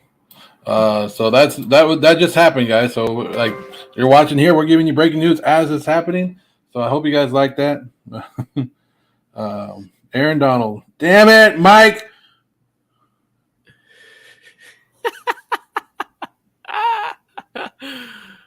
Oh, that's funny, Mike. That's really funny. Bogard says this, that I don't want to have any Chase Edmonds. I completely disagree with this sentiment. He's going to go I'm going to get him in the 8th round, 7th, 8th round in an offense that I think is going to run the ball a lot. I know they got Waddle and Hill, but I just think the best friend of Tua is going to be the run game. And that might be runs with Tyreek Hill, and that might be runs with Jalen Waddle. But I also think that factors in some opportunities for Chase Edmonds to have a couple of targets and 12 rushing attempts there, 12 to 15 every week. And they paid him, Bogard. They went out. They gave him money. They identified him. He's the first player in free agency, I think, to get a decent deal on day one. Like Mike McDaniel said, oh, I want this guy in my offense to run it. So 8th round, I'm definitely going to draft him. And in this team right here, what is he? He's RB3. He's flex consideration. Yeah. See how it works. A helmet is serious harm someone fist. Can seriously harm somebody fist or enough? AD, trust your fist to do damage as well. He trusted his fist at a bar. What, last year? Think he should get suspended. What's up, Tony? Joker's in the house. Joker! Oh, Tony, our guy's in the house. TDs! Shake him if you got him. GMM Bogart saying Mike McDaniels was the run coordinator for the 49ers. He's going to run a committee at minimum in Miami, and I wouldn't fuck with any of the running backs unless other guys got hurt. But, okay, so let's say he's the head of the committee, and let's say it's worth 12 touches in this offense where they're going to be game planning for other people. Again, this is the 8th round. I'm not talking about Chase Edmonds in the 5th or the 6th. 7th, 8th round, I definitely want to get Chase Edmonds on my team. He just said they're going to be running a running back committee, and they'd much rather take Dameon Pierce or another rookie wide receiver at that range, Tony, than do that. What's up, Joker? Everything's good. TD's asking who do you like better, AJ Brown or CD Lamb in more of a dynasty league? I'm starting to like AJ Brown more and more. Well, I have CD in a dynasty league, so I'm going to side with CD on this one. Yeah, and Bogart, Dameon Pierce is any league I'm in, he's not making it past the 7th round, and we're not in a league together, so I can safely say that to you. He's not making it past the 7th round in any league I'm in. Yeah, as long as Bogart's not in your league, you're not going to give up any secrets. Yep. He says a decent running back for only 1 year, and you can cut him if he's a scat back. Oh, yeah, Sony Michel. Oh, no! Who'd I get? Mike Gesicki, the guy who's going to get traded from the Dolphins. Oh, the worst. All right. I messed up defending my Chase Edmonds, and I missed the guy that I really wanted to draft. Oh, well. Mock draft. Shake it off. Shake it off. Shake it off. Uh-oh. Little Taylor Swift for you guys out there. It's gonna be a long 8 hours, Tony. Long 8 hours. Oh, it's all good. We can sing some Taylor Swift bangers later. TD has another question. Did we answer this? Mike Evans no. or Mike Williams? Mike Evans or Mike Williams? For this one season, and if I was picking for fantasy, I'm probably still taking Mike Evans.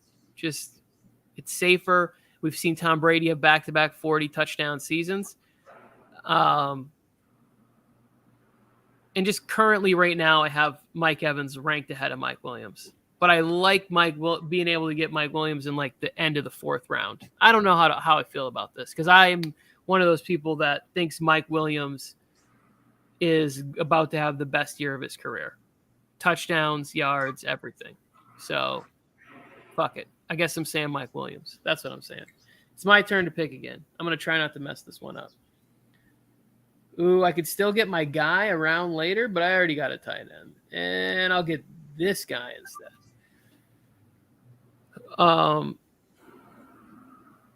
Do you have a preference in those two? Mike Evans, Mike Williams?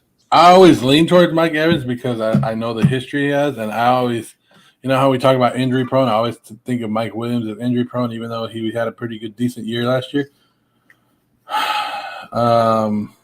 I would go Mike Evans for the year. I would go Mike Williams for long term.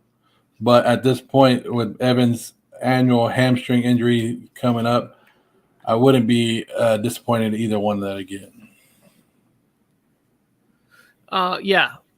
With Mike Evans, the thing is I've seen him going as early as the end of round 2 and into the middle of round 3. But with Mike Williams, it's the end of round 4 into round 5 sometimes. So the value for me is better with going with Mike Williams, especially if in that spot that I'm able to get either maybe Mark Andrews at the end of that 2nd round, early 3rd round where you're taking Mike Evans, or getting another running back. Looking at getting guys like Javonte Williams and Zeke in those spots. Yeah. Yeah, can you send Bogart a link to this? I thought I did. You didn't? Where did you send it on? I thought I texted it to him. I guess I have the wrong message.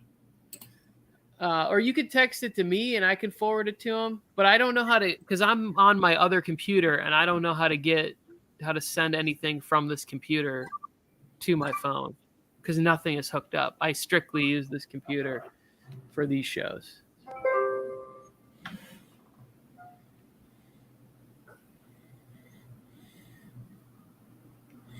Yeah, I sent it to him on text, but I'll send it to you right now.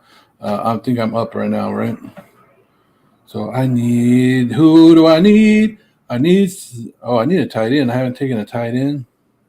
I'm taking my boy right there. That's who I'm. All right, Bogart. I just sent it. I'm getting all sorts of text messages about Pat Bev. I don't want to go into this chain right now. I'm not dealing with that. This isn't time to talk NBA. It is time.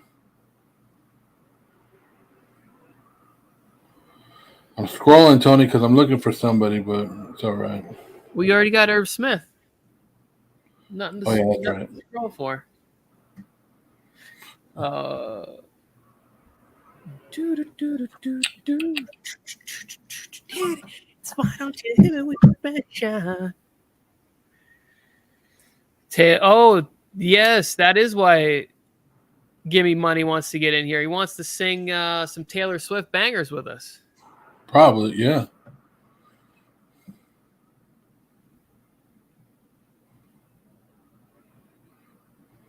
All right, last pick. It's going to be a good one. The 12th round. Championship winner. No doubt about it.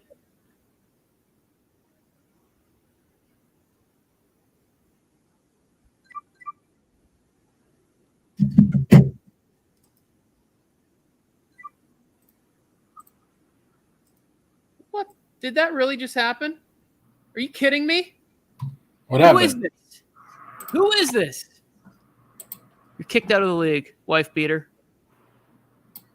What'd they do? They took Devontae Parker from me. I was getting ready to do a whole speech on taking a late round flyer on Devontae Parker. Whatever, bro.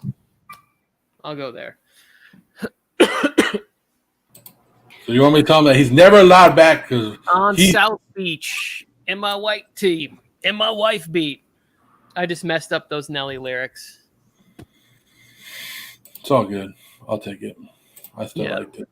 No, I know, but we got TDs in here. We got an official rapper. We got Gimme Money, who's a producer, also not a stranger on the mic, which means that I can't be misrepresenting something from the Country Grammar album. And there he is. Isaiah Pacheco. I think Mike already took Pacheco in the 11th round. 10th, so I like that. There you go. Bogart, GMM Network in the house. Hey, universe, give me money. There it is. I was waiting for it. I'm like, fire it up. The people are waiting. How y'all gentlemen doing? I'm doing great. Well, okay, I want to get back to this Chase Bank debate. Oh, I mean, when you're in a single QB, and if you're going like wide receiver early, or you get some tight ends or QBs early, Chase Edmonds gets to looking really good. You know what I mean? Yeah. Because you might have waited on running back, but like I'd rather take Stevenson over him. You know what I mean? Obviously Damian Pierce, like you said, he's going to the 6th round now. You said that's crazy high. He's going in the 7th, 8th round. But I'm saying in my drafts, me personally, I won't let Damian Pierce go past the 7th. Yeah. Like I'm with you. How I feel about him. Mm-hmm. And like, I mean, then going to the Mike Evans, Mike Williams, I'll take Mike Williams all day because he's going later. I'm looking for the value. And like, if I'm going to say like people always ask us who's the next Cooper Kupp this year. And my opinion is Mike Williams. And why he's the next Cooper Kupp is because he's the guy you're drafting outside the top 12 at the position. And he has the potential to finish the top 3. You know what I mean? Yep. Like Mike Williams, if he doesn't blank out for that 5 weeks, you know what I mean? If he don't blank out, he's probably, top 5 receiver at minimum last year. You know what I mean? I think the one downside for Mike Williams is the amount of weapons there, because they have the Chargers have so much talent with Eckler, Keenan, Mike, like just those 3. I mean, see, but that's where I'd argue though. I would argue that it's concentrated down in the target market share to 3 guys. And Mike Evans, he's in there with Godwin, Julio, Gage, you know what I'm saying? Fournette catches out of the backfield. And I think Brady is the guy who's going to spread the ball around more so than versus, Justin Herbert. He's just going to squeeze it in there to Mike Williams in the end zone. Every time they're going short, he's going to go to Keenan Allen. It's really concentrated to these 3 guys. You know what I mean? You would think that, but as somebody who watches all the Charger games so closely, he doesn't really care about getting it to one person. I mean, he distributes the ball everywhere. 21% of the target market share went to Mike Williams last year. You know what I'm saying? So, and this is over the course of over the year. You know what I mean? Because in the beginning of the year, he was getting like 30%. The reason his percentage went down is he had the 5 weeks where all of a sudden he's just like leading the league in drops, or like, Justin Herbert puts too much mustard on it. Like, it's a good example. People always remember this game. The game against the Raiders, where you win and you're in. You know what I'm saying? Yeah. The first drive, they move down the field and they go for it on 4th. 3 times straight, they went to Mike Williams. The first 2 times, it went straight through his hands. The second time, too much mustard on it. Popped him in the chest. And you know what I'm saying? It's like he had several of those instances all year. He must at least have 5 red zone drops. That's another 5 tugs. You know what I'm saying? Positive regression is a real thing. I think Mike Williams is the steal. There's instances where you can get Mike Evans and Mike Williams, but depending on how risk avert you are, you know what I mean? Because that's, for a lot of people that they don't like playing that risky, right? You know what I mean? Like I don't play scared. I'm willing to die out there. You know what I mean? Give me CMC and Cook and whoever it is, as long as they're coming at some type of value. You know what I mean? And Mike Williams is that value. No, I completely agree with that. I'm big on Mike Williams this year. I will definitely be drafting him. He falls in, like you said, somebody that could be the Cooper Kupp this year. I think the other person that could be the Cooper Kupp is Allen Robinson. Right, so we started getting that territory where it's like you end up in a situation where you get to be the man. I'm hoping Mike doesn't have the same drops he had last year. Yeah, I mean, see, like when you go back to I love the Allen Robinson thing too, because Allen Robinson, he made business decisions last year. He wasn't really hurt all that bad. He's just like, I'm good. You know what I mean? And like now he's with a good team, and he got Stafford, and they're in that system. You know what I'm saying? There's going to be so much attention that you got, you know, the triple crown receiver on one end. You know what I mean? So that's definitely going to take away from Cooper. That's why I'm not really – I don't even have – I have Coop I have him at number 4. You know what I mean? But, like, he did so crazy that you could take out 500 yards from Cooper Kupp, and, you know, he still has a shot at being the top 3. You know what I mean? So you have him as number 1. Or, I mean, you have him as, like, the number 1 wide receiver, 4th overall. Yeah. So, no, like, this is how I have them finishing. I got Justin Jefferson. You know what I'm saying? Then I have Devontae Adams because I you know, it's fucking Devontae Adams. You know what I mean?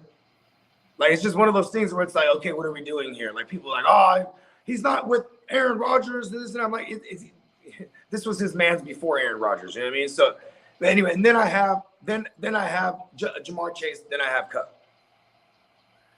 Oh, I see what you're saying. You're saying that Allen Robinson eats into Kupp's ability a little bit. Yeah. And I would agree with that because I think that OBJ is very good, but he's not, I think, got the same amount left as Allen Robinson, and Robert Woods is not the same kind of player that Allen Robinson is. They're totally Cooper Kupp and Allen Robinson. They draw more parallels in their build and their style, you know, their style of play, route running. OBJ is just like pure athlete. Yeah, he's cool with route running and he could block, but like he's all yak. Put the ball in his hand, and he got burners so he can get behind guys. But it's like didn't that sound so OBJ? Yeah, he can get behind guys. But I digress. With OBJ, even if OBJ comes back, and he's the 3rd, you know what I'm saying? Like, I mean, just have Matthew Stafford. You know what I mean? Like, if you can't decide between them, just have Matthew Stafford. Like, you know, forget the icing, just have the cake. You know what I mean? Bogart, people are saying rate their team. They want you to rate their team. Any good teams that you see on here, Bogart? I mean, shit. If anyone that has a name, anyone that popped out, pick team 799 Morris. He's been here with us the whole time. Highlight that for Bogart. Give a rating. I'll be back in 1 minute, Joe. Go ahead and sound that team off, Joe. You got Justin. Oh, let me pull this back up. Yeah. We got Justin Jefferson, Saquon Barkley, Mike Evans, Akers. He took Metcalf, Chris Godwin, Dallas Goedert, Pierce, Lance, Watson, Henderson, and Jamal Williams. It's a good team. Robust RB. I mean, if you're gonna go robust RB, I mean, you gotta have a lot of them, right? I mean, because that's the most volatile position too. So, you know what I mean? And then you got some good value receivers. You know what I'm saying? I like Godwin. You know what I'm saying? I think Tampa Bay's line is their line's really suspect. So pressure's coming, and Brady's gonna get the ball out fast. He's accustomed to that. So that Godwin's gonna be a hot read. He's gonna be a PPR machine. So I like where he got him there, going running back early there. And then I love Lance. I am a Niner fan, but I mean, I guess that's a little. What round was that? 8? Yeah. For Lance. Yeah, I mean, it's not bad. Single QB. I might wait a little longer. Ninth round. Yeah, and I'm sure this is like a standard scoring, like as far as like 1 point for every 25 passing yards. So the rushing QB does have more value than a regular like statuesque pocket passer. So I like this team. I'll give it a 7 3/4. Yeah, I think it's a pretty good team. Yeah, You started out with the wide receiver. Like you knew you were going to be a little short on the running back position when you went wide receiver in the first round, but I think he bounced back pretty good with it. I mean, he got a bunch of guys. So when he'll be okay at the position, especially like if you only need to start 2, you're all right. Yeah. I mean, so Alex said, let's hear his. His is number 4. He got CMC fell all the way to number 4 to him. Then he took Fournette, Tyreek Hill, George Kittle, Deontay Johnson, Juju Smith, Hunter Renfrow, Penny, Stevenson, Cousins, Romeo Dobbs, and who's the last one? And Devontae Parker would be his last one. I think the Parker and the Penny are like wash picks. Outside of that, I like this team. He started off scaring me a little bit when he went Kittle, and I was like, oh, and then he backed it up with Deontay Johnson to get his WR2 there, and who's his WR3? What did I say? Who's the WR3? Hill, Johnson, Juju Smith, and Hunter Renfrow. Yeah, Juju. There you go. Yeah, I mean that's an awesome trio right there. Like if you have to start 3 wide receivers and you know what I mean, like this is dope right here. The backup running back's not too hot about, and I do like Fournette. He's gonna catch a ton of balls. Yeah, I like the team. I think that's I mean, he says go ahead and knock him, but I think it's a good team. I think it's not that bad of a team. I wasn't knocking him. I think it's I'm gonna say this better than the last team. I'm gonna give this one an 8. Ooh, there you go, Alex. You're liking that one. Bogart gave you an 8. Yeah, I mean, look at my man Corky Kirk. He might seem boring, but like now it's 2 years in a row of him throwing 30+ tugs. You know, before he used to average like 26, 27. And like, the 4,000 yards is his floor. And that goes all the way back to like his time with Sean McVay. You know what I mean? So Cousins gets slept on all the time. He's one of my favorite late round guys. You know what I mean? Yeah, and he doesn't throw a lot of picks. Like last year, I think he threw 6 or 7, so he did good. And if you're like we're building up Justin Jefferson, and if you're going to take Justin Jefferson, then you take the quarterback that's throwing him the damn ball. Like Justin Jefferson ain't going to be nothing if he doesn't have a quarterback that you don't believe in. It is cool too because when you look at Kirk Cousins' history, he's never really supported a wide receiver 1 in fantasy outside of Justin Jefferson, because it's always been like Jordan Reed and like with flashes of Pierre Garçon and Deshaun Jackson, you know what I mean? And then he goes over there to the Vikings and like Stephon Diggs, I guess Stephon Diggs was the thing, but he was like a WR2, you know what I mean? It was like, yeah. So this is kind of cool because this is the evolution of Cousins. Like he's so boring that no one talks about him, you know what I mean? But the numbers are awesome. Well, now I got a team for you, and this is coming from Jimmo. Jimmo wants you to rate his team. Ready for it? Jamar Chase, Aaron Jones, Montgomery, Sutton, Burrow, Mitchell, Drake London, Tony Pollard, Chris Olave, Michael Carter, Cole Kmet, and I don't know who the last one is. Tony, who's the last one? I can't see because the banner's in the way. There we go. Tua. Oh, did he wait, or is that his backup QB? That's his backup QB. So he's got Burrow and Tua at QB. I mean, listen, Jimmo's my man. I'm gonna give him a 5. He got to do better than that. No, I'm giving this one. This is smooth 7.5, 7 3/4. You know what I mean? I don't like the Michael Carter pick. I don't even like the Tony Pasta pick. You know? Like I think people are sleeping on.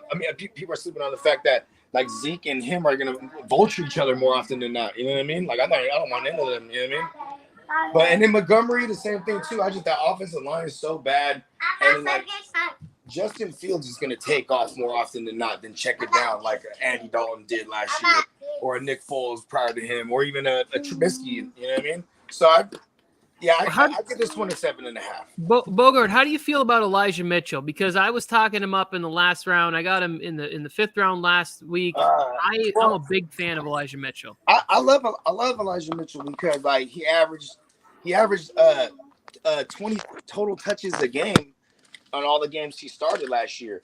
The only thing is like he has the hamstring right now, and here's one thing about my 49ers: they're liars, bro. You know what I mean? Like the 49ers are fucking liars. So when they say like, "Oh, he might be ready for week 1," I don't necessarily believe that. You know what I mean? And then like I read, you know, I'm tapped into a lot of the local shit out here. You know what I mean? And like they you know, behind the scenes they're talking about they're trying to push Sermon, and then he's been looking like trash. So you know, it's kind of up in the air of who the next guy's going to be, and they're just kind of preserving Jeff Wilson right now. You know, while they're trying to figure all this out, they're like, okay, well, if anything, we'll throw Jeff Wilson out there. You know what I mean? So yeah. I'm just, and if only the Niners weren't like low-key liars and try to keep everything close to the vest, most of the fantasy community be aware of it, and then we can get Mitchell later because it's just too late. It's too high for me to make my unnecessarily long point. You know what I mean? Yeah. We'll disagree on that one, but yes. We're disagreeing on quite a few things. I like this team, Gemmo. I feel differently about Portland Sutton. No, I mean David Montgomery. I think in the 3rd round, it's going to be more. That's more of a volume play. Like he's going to be out there. They don't have enough between Kmet, Mooney, Montgomery. See, I'd rather just take Khalil. Here's one y'all could take to the bank. Just curve Montgomery and take Khalil Herbert like in a double-digit round somewhere. You know what I mean? But like, how much is he going to get used? It's not that how much he's going to get used. It's that he's going to be a fringe flex play, and I'll just wait till Monty dies because he dies every year at one point. You know what I mean? Yeah, I don't think he's played a full season yet. No, he hasn't. And here's the thing: is like, you know, Jimmo will tell you with all the local Chicago stuff, they've been trying to shop him around. Ain't nobody want a running back on his last year. So you could argue with me like, oh well, they're gonna run him into the ground then because they have no quarrels with doing so. Hey, that means he's gonna get hurt faster. You know what I mean? I'm just not setting up a 3rd round. See, here's the thing: is like 3rd round to me doesn't mean that the risk is that the risk is built into the ADP. I'm not mitigating no risk there. You know what I mean? I'd rather take the tight. I'd rather take a tight end. Like maybe if Mark Andrews there. No, Mark Andrews went in the 2nd. See, Mark Andrews went in the 2nd. Okay, there's a whole array of receivers. I would have took Keenan Allen there. You know what I mean? Give me 100 receptions. What about Michael Pittman? Keenan's going way before that. What about Pittman? Would you take him? Michael Pittman, I'm not buying in the high. I'll take him in the 4th. 3-4 turnaround at highest. See, okay. And you know what's crazy is like ADPs. You guys, here's one thing I just realized, just the same while I'm talking out loud. I'm just like, I might sound stupid. Like, you know, we only really fuck with Superflex. So it's like, you know what I mean? When I was saying like 3rd or 4th round, I might have really been 2nd round because now I'm seeing some of these players like Fournette, he went in the 2nd, high in the 2nd earlier. You know what I mean? That's, you know what I'm saying? I got my bad. No, it's all good, and I do understand what you're saying because more quarterbacks are going to go earlier in that situation. Yeah, right. When you're in Superflex, you're going to have those type of certain players falling around later almost. But I'm looking at it, and Pittman, Travis Etienne are the 2 players that are kind of in that range that I would have taken. I would have taken Etienne. Like Etienne could be like the reverse Debo. You get what I'm saying? Where he's a running back that is going to also play receiver. You know what I mean? I kind of compare him to like the store brand of Alvin Kamara, because to say he's Alvin Kamara, yeah, exactly. We're getting Kroger instead of getting Sarah Lee. Yeah, and then hey, son, I like the generic catcher better than the Heinz. I ain't gonna lie. Yeah, we can meet on that one for sure. Give me like the Safeway Select shit. You feel me? Morris asked me for my thoughts on his team. Morris, I thought the last team was better, but that could be just because I would have preferred a running back in the 1st round. But otherwise, last time I gave it an 8.5. This team is probably like a 7.5. You were able to get Dallas Goedert a round later, which is nice, and you got Trey Lance. So I like it's a very complete team. I mean, shit, that was my favorite team so far, right? Yeah, it's still strong. Morris has been drafting extremely well. You know what Morris is doing, right? He's exercising what my philosophy is. I'm always constantly reverse jinxing shit in fantasy. My team sucks, man. It's not gonna work out. Like just all, you know what I mean? The reverse jinx is key, but you gotta believe it though. The one team I drafted last year and I went immediately and go, I hate it. This team is terrible. They finished in last place. It was just injury after bad pick. After I took Trey Sermon in like the 6th round, Robbie Anderson was a total bust. It was my first time with Superflex, and I took Patrick Mahomes, and he decided to have his most average year ever. It was the worst team, and you're the guy.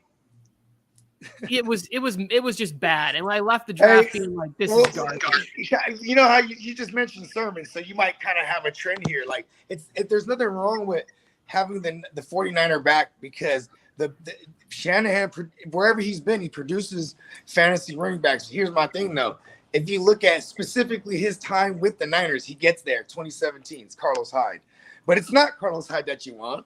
It ends up being this guy, and his name was Matt Breida, right? Then next year, everybody's drafting Matt Breida, but it's not Matt Breida. It ends up being Raheem Mostert. Then Raheem Mostert breaks his arm, and then it's Jeff Wilson. And then next year, what everybody wanted Raheem. They're talking about Jeff Wilson's the backup. You know what I mean? And then, they talking about Jeff Wilson's the guy. This is that. Boom. It's Raheem Mostert. You know what I'm saying? Last year, what happened?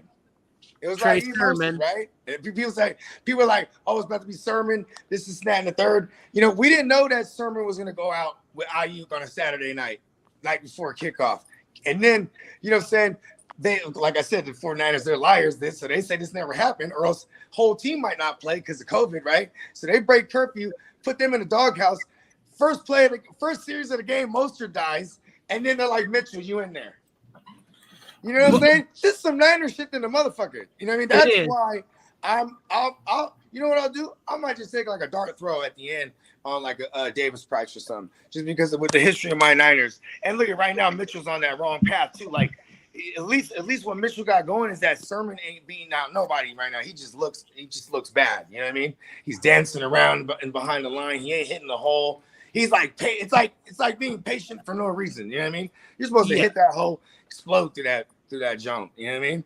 I will say this. I have been a fan of the Shanahans. This is how old I am, since Terrell Davis. When anybody in that family is coordinating your backfield, I'm in. How old are you? I'm 37. What am I, like a couple years younger than you?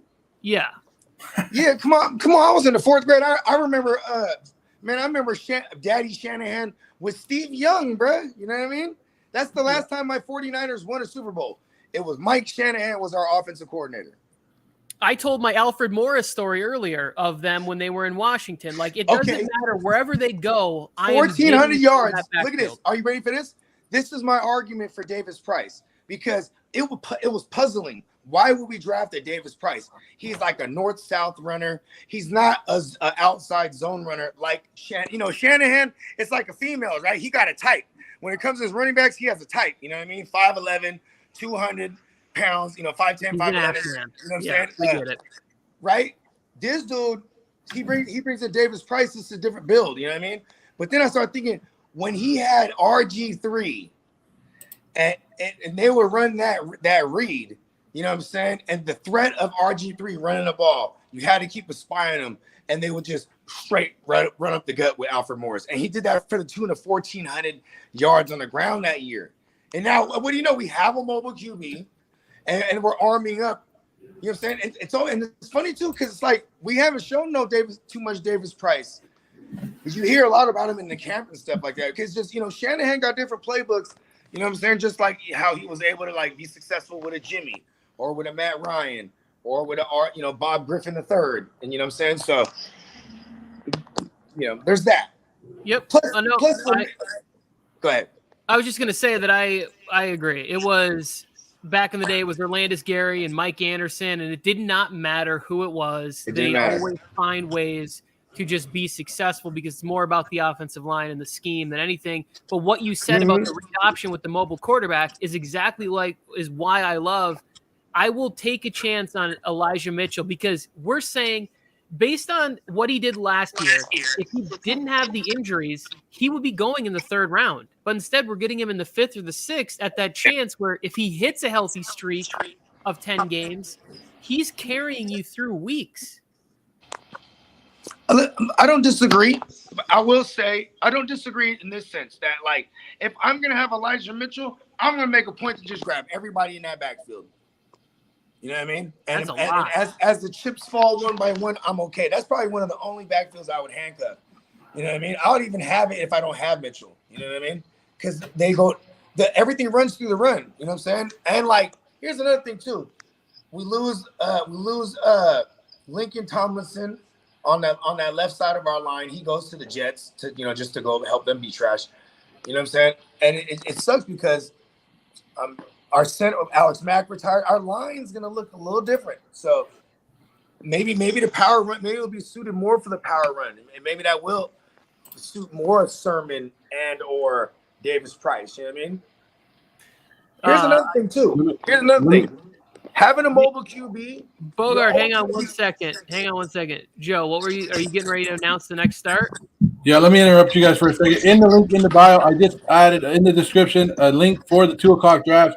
It's starting in this draft. We'll do kickers and defense. It'll probably be the only time we do defense and kickers today. So, guys, join in. There's a couple spots open for this one. I think there's 1, 2, 3, 4, 5 spots left. Get in there right now for this one. I just added that link, so you might have to refresh your page, but it's on there. We will do kickers and defense, probably the only time today, and the only time you'll see it on our network that would do kickers and defense, because we don't like really doing it because there's no point in drafting them unless you're doing it. Oh, and this one's going to be a little longer one. That's what she said. Mike had a question up here, and I'll give my answer at the top real quick. Any players that we are predicting to have a fast start that could be potential draft and trade targets? And for me, it is either one of the Cardinals receivers without DeAndre Hopkins. I think you get a better value on Rondell Moore because he's going to like the 10th round. But if he comes out and has 2-3 hot weeks to start the season, you might be able to find a way to finesse him into a trade with somebody in your league that is having some trouble. I call those the sweeteners. Yeah. The sweeteners, you feel me? So it's like, okay, I got player A, maybe, a tier 2 player. I'm going after this tier 1 guy, and I'm going to throw in the hot Rondell Moore. You know what I mean? To sweeten up the deal. You know what I mean? Yeah, exactly. Putting a little sugar on there. And that little sugar is Ronnie Moore. So we got a couple more spots, guys. Come on, whoever wants it, let's go. Come on in. I'm going to sit this one out, Joe, because I got to take off in 15 minutes, get the kids from school. Morris is champing at the bit right here, ready to go.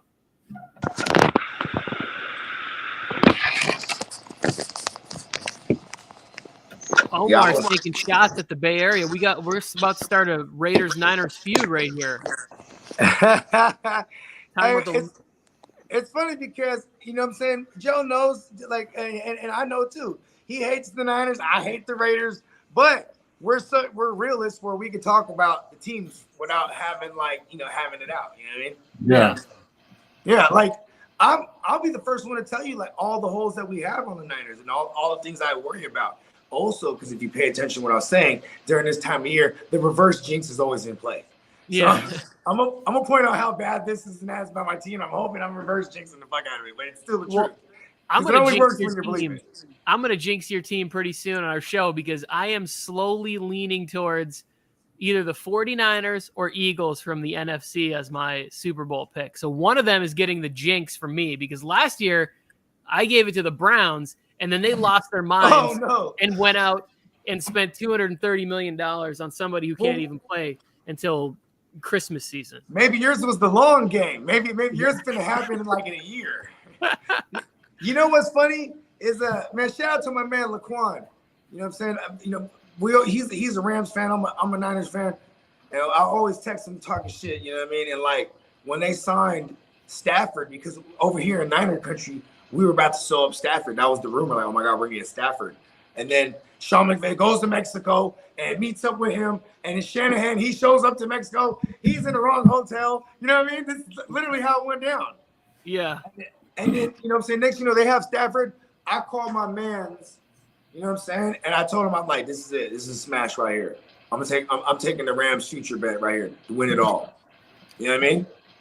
I didn't have them winning the Super Bowl, but I had them taking it all, bro. That defense was too crazy. Come on, they were like the number one ranked defense in most divisions the year prior. So it was like, and then they got Stafford. You know what else? Here's another thing. He had the stink of Detroit, so people didn't believe it. You know what I mean? Oh, I agree. Stafford has always been somebody I stick up for, and maybe because I have a lot of family members who are Lions fans, but Stafford has always been that guy that I defend. And there were several people that lost my number when I said Stafford's going to go and win a bunch of games and win playoff games with the Rams. I didn't think they'd win the Super Bowl in year one. Everything was stacked up against him. You had just had Tom Brady leave and win a Super Bowl in year one in his own building. So the idea that Matthew Stafford was going to leave and win a Super Bowl in his own building back-to-back years was crazy to me. Joe was in the building when that stadium was shocked by lightning. Right? Yes, he was. It was struck by lightning, and the Chargers, being the Chargers, bolt up, right? They probably thought this was a good omen for LA, but it was the other team. You know what I mean? Well, we won week 4. Yeah. And what did that get you? What was that against? Oh, that was against the Chiefs. It got us the 17th pick, Joe. That's what it got. That was Raiders Chargers when they had the lightning delay, even though it's technically a covered facility, which is weird to me. I know. What is it like? Is it like a fisherman's hat type of deal? Yeah, it's like fishnet stockings over the top, right? It's like a mesh. It's an open air stadium. SoFi is great. If you ever get a chance, you should go to SoFi. It's pretty. I've driven by it. Have yet to go frolicking through it. I'm sure I'll be. You know what? I mean, it's worth the trip. I mean, it sucks though because it's the shit's so expensive. Like, you know what I mean? Because I mean, it's worth the trip. We go to LA. Well, at least before the apocalypse, we were there all the fucking time, dude. I might have went. I went to Disneyland. I took my son to Disneyland for his 3rd birthday, last January. You know what I'm saying? But yeah, it was a trip. Cause y'all down there, y'all ain't wearing no mask or nothing like that.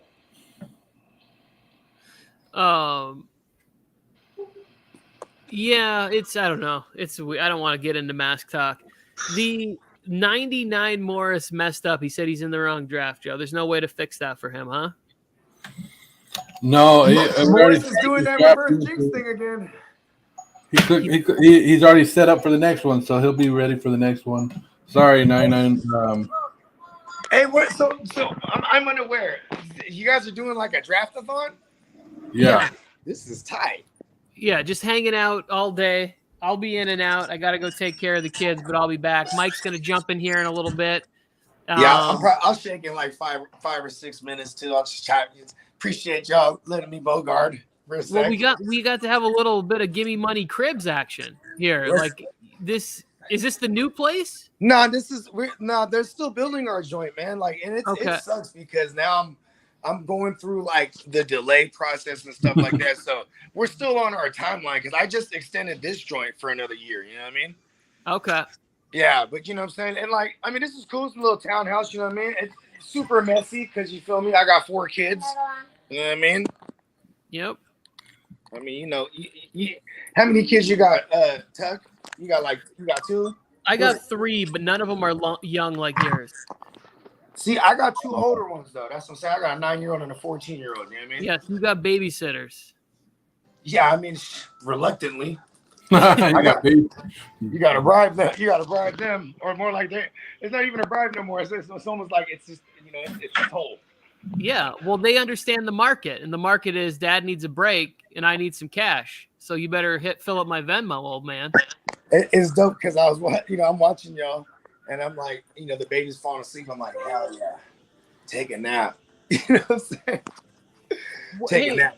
I'm gonna throw my jewels Since we got you here, let's get back to football talk real quick. Yeah, let's go. Anybody in the chat here, has anybody noticed that there's starting to be a little bit of Travis Kelce fall off talk, and how do you feel about that?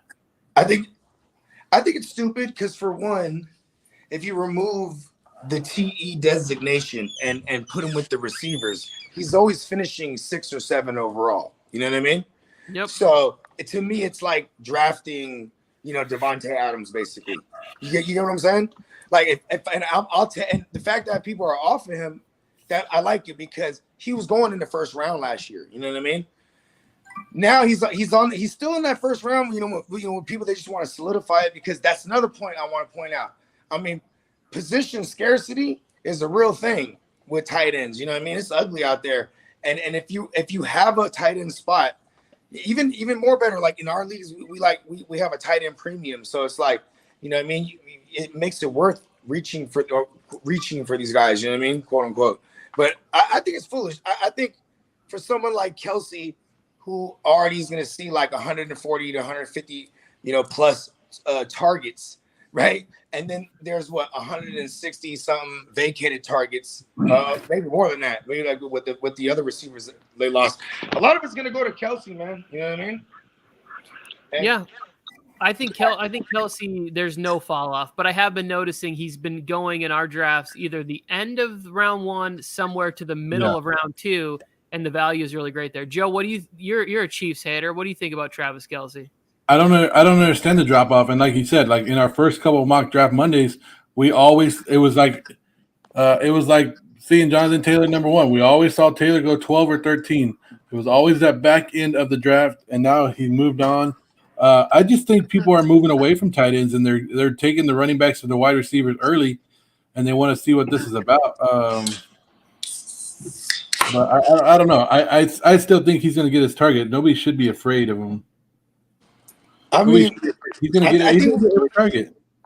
There's certain things that are a lock. Like, for example, if I'm taking Kelce, I'm getting a floor of 1,000 receiving yards and a floor of 100 receptions. That's a floor. You know what I mean? If I draft someone like Keenan Allen, when I draft him, I know I'm drafting 100 plus receptions. You know what I mean? As a floor. You know what I mean? Like, there's certain Mike Evans, on a per game basis, you might be frustrated, but at the end of the year, he's getting you a thou wow and double digit touchdowns. These are things that are just, you lock them in, and that's why they go where they go. You know what I mean? So barring injury, those things are things I'm safe to bet on. That kind of dictates whether or not I'll take Kelce or, Nick Chubb. I'm going to go Kelce. You know what I mean? Like, if it's like Kelce or like, Devontae Adams, you know what I'm saying? Yeah. Who else goes in that range? Aaron Jones. I'm probably partial to taking Kelce because of the position dominance, or I forget what the word I'm looking for. I guess position dominance, is that a good one? We'll go with that. Because there's only 3 top tight ends. I'm trying to sound smart because I'm real ignorant. So I'm like trying to you know what I mean. You're trying to secure one of the top 4 tight ends in the league, because after that there's a big drop off, and everybody knows. But what are you sacrificing to get that top tight end? Like, you got to hope that Travis Kelce is still the number 1 guy, which he more than likely will be. There's no indication that he's going to drop. But what else are you giving up? You're giving up a top running back. So you're saying that you would have took Chubb, you would have took Kelce over Chubb. Would you have took Mixon over Kelce? That one's close because Mixon catches the ball too, and we, in PPR, you know what I'm saying, that obviously catching the ball. This is what running backs that catch the ball. That's the only way I'm drafting them in the first round. Maybe outside of Derrick Henry, because Derrick Henry, he doesn't really get too much targets. You know what I'm saying? And even though last year you could make an argument, because last year before he got hurt, you know, he had already matched the amount of receptions he had in the year prior, and we're only in half the season. So there is maybe an argument, but that's the only way I'm taking a running back, or at least considering him. He has to be catching the ball and being a good offense. So that's why I like Mixon. They're going to be in scoring positions. He's going to get a lot of opportunities to score. You know, we all love DeAndre Swift, right? You know why he goes late is because we're going to need DeAndre Swift to get it through the receptions. His touchdowns aren't going to be too, you know, they're going to be far and few, because that's not an offense I believe in, that to move the ball all the time. You know what I mean? Maybe Hard Knocks will get people pumped up. I mean, this is just why you know what I mean? But Kelsey is just a lock. You know what I mean? That's probably the most comfortable you can get, and you'll have the best out of the position. See, Kelsey does it year after year. Mark Andrews, he's done it 1 year, then he's fell off, then he's another year. You know why I'm not chasing the Mark Andrews? Because he was the only game in town last year. And they're a run-first team. All running backs were dead. You know what I mean? So you had one guy soaking up all the target market share. Here's another thing about Mark Andrews. He's diabetic, so he can only be medically cleared to play 75% of the snaps. And he's in a Greg Roman system. They run 12 personnel a ton. So, like, he can get rotated in and out because literally won't be cleared to play more than 75% of the snaps. Granted, when he was out there on those snaps, he's running the routes, and they're probably looking at him. You know what I mean? And, you know, I can go all the way back to Vernon Davis with Greg Roman. You know, these guys are fantasy viable for a long time. But being the tight end 1 overall, again, that's not going to happen if you ask me for Mark Andrews. Kelsey, on the other hand, lock all day, every year. Just take it to the bank. Tony, your boys in the house. Said what's good. What it do? Josh Jacobs, fifth round, Tony. Fifth round. A big drop for Josh Jacobs. I'm in for. I got Josh in the 5th round last round too. He went in the 4th, I believe, in the first mock. My thing with tight end is there are far too many tight ends that have good situations that I'm fine with getting. So if I can add to my players in my first 6 rounds, the thing I want to leave with is 3 startable wide receivers and running backs. I just feel so much better about my team when I have at least. And then if you can get Dallas, if you could be the guy that gets Schultz there in like the 5-6 turnaround, I would do that. You know what I mean? I'm okay with that. That's like a guy who probably be the second leader of receptions on that team. And then, but see, you go to 3, the balance approach, the 3-3, however you get it, right? Whether it's running back, receiver, or running back, receiver, whatever your pattern is right there. You get to the 7th round and snag Goddard, that's lovely. Exactly. And Hawkinson's been falling down. And if I have to wait a round or 2 to look at Freiermuth, and again, right here, Joe, full screen me, please. Right here. This is my hot take, Bogart. Cole Kmet, top 5 this year. It's going up on the wall, ladies and gentlemen. Cole Kmet is going to be a target top monster. 5. Okay, how many receptions do you think Kittle got last year? I would say somewhere in the 60s. 94. What? So Cole Kmet, do you think Cole Kmet gets 70 receptions?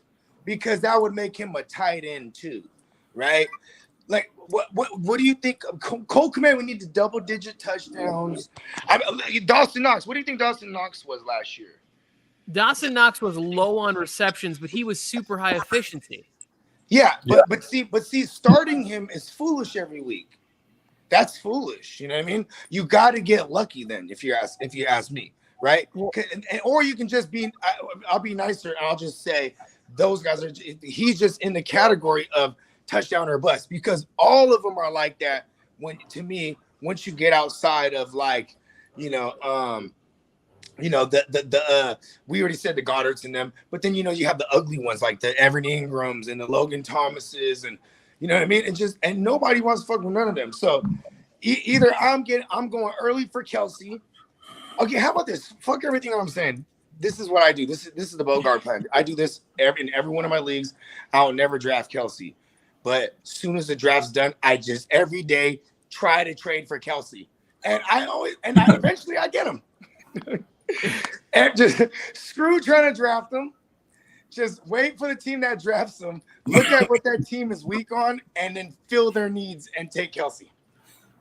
I do think that's a good strategy. And there is something about being relentless that people who aren't as invested in fantasy, they will eventually go off their plan or give in or accept something.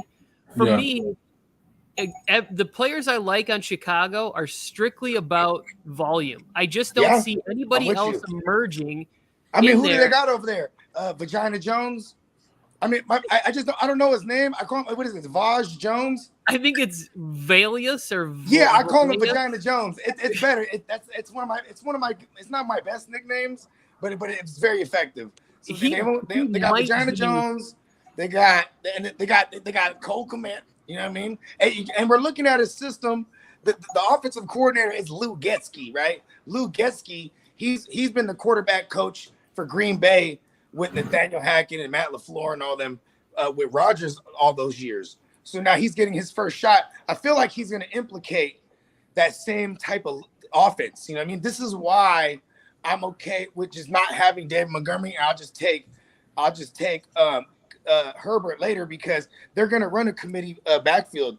It's going to be the poor man's version of Aaron Jones and AJ Dillon. You know what I mean?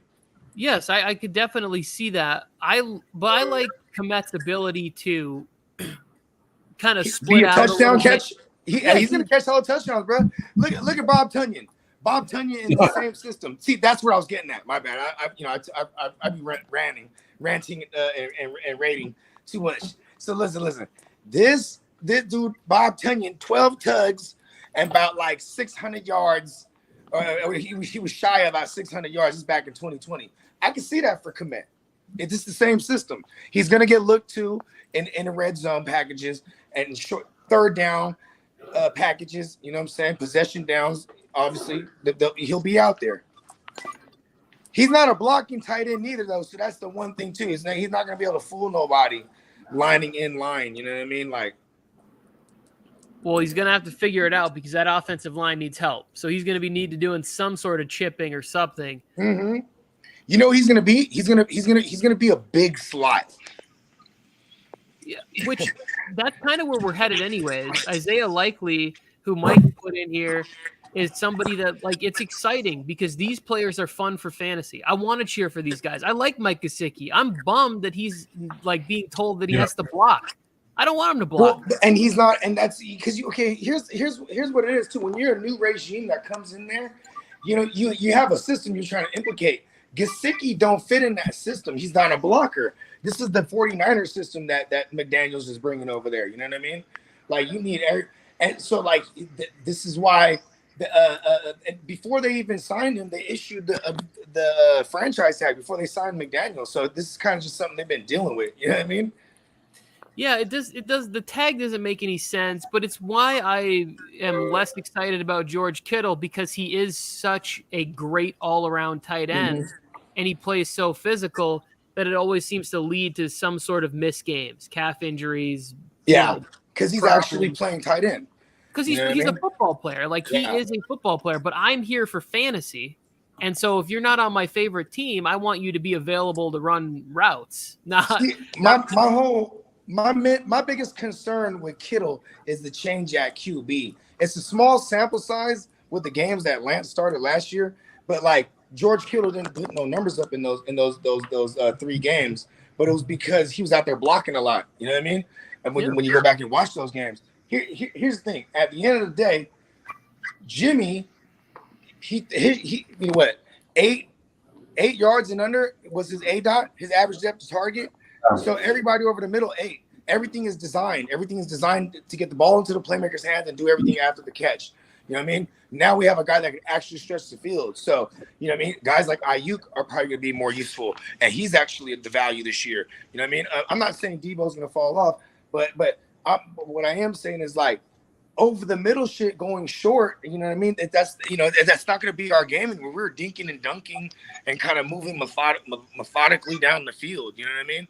Now we have a threat of a guy who will run himself and a guy that could flick the wrist 60, like Allen and Mahomes. You know what I mean? Yeah. I said it.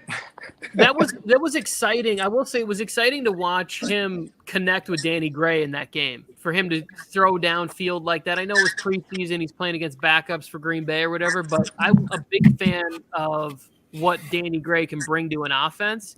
And with Trey Lance's arm strength, that I think just having that threat over the top. And you guys also brought in Ray McLeod, who is very underrated. In the receiving game. Yeah, but that's really going to kill it for our special teams, though. That's what we need him.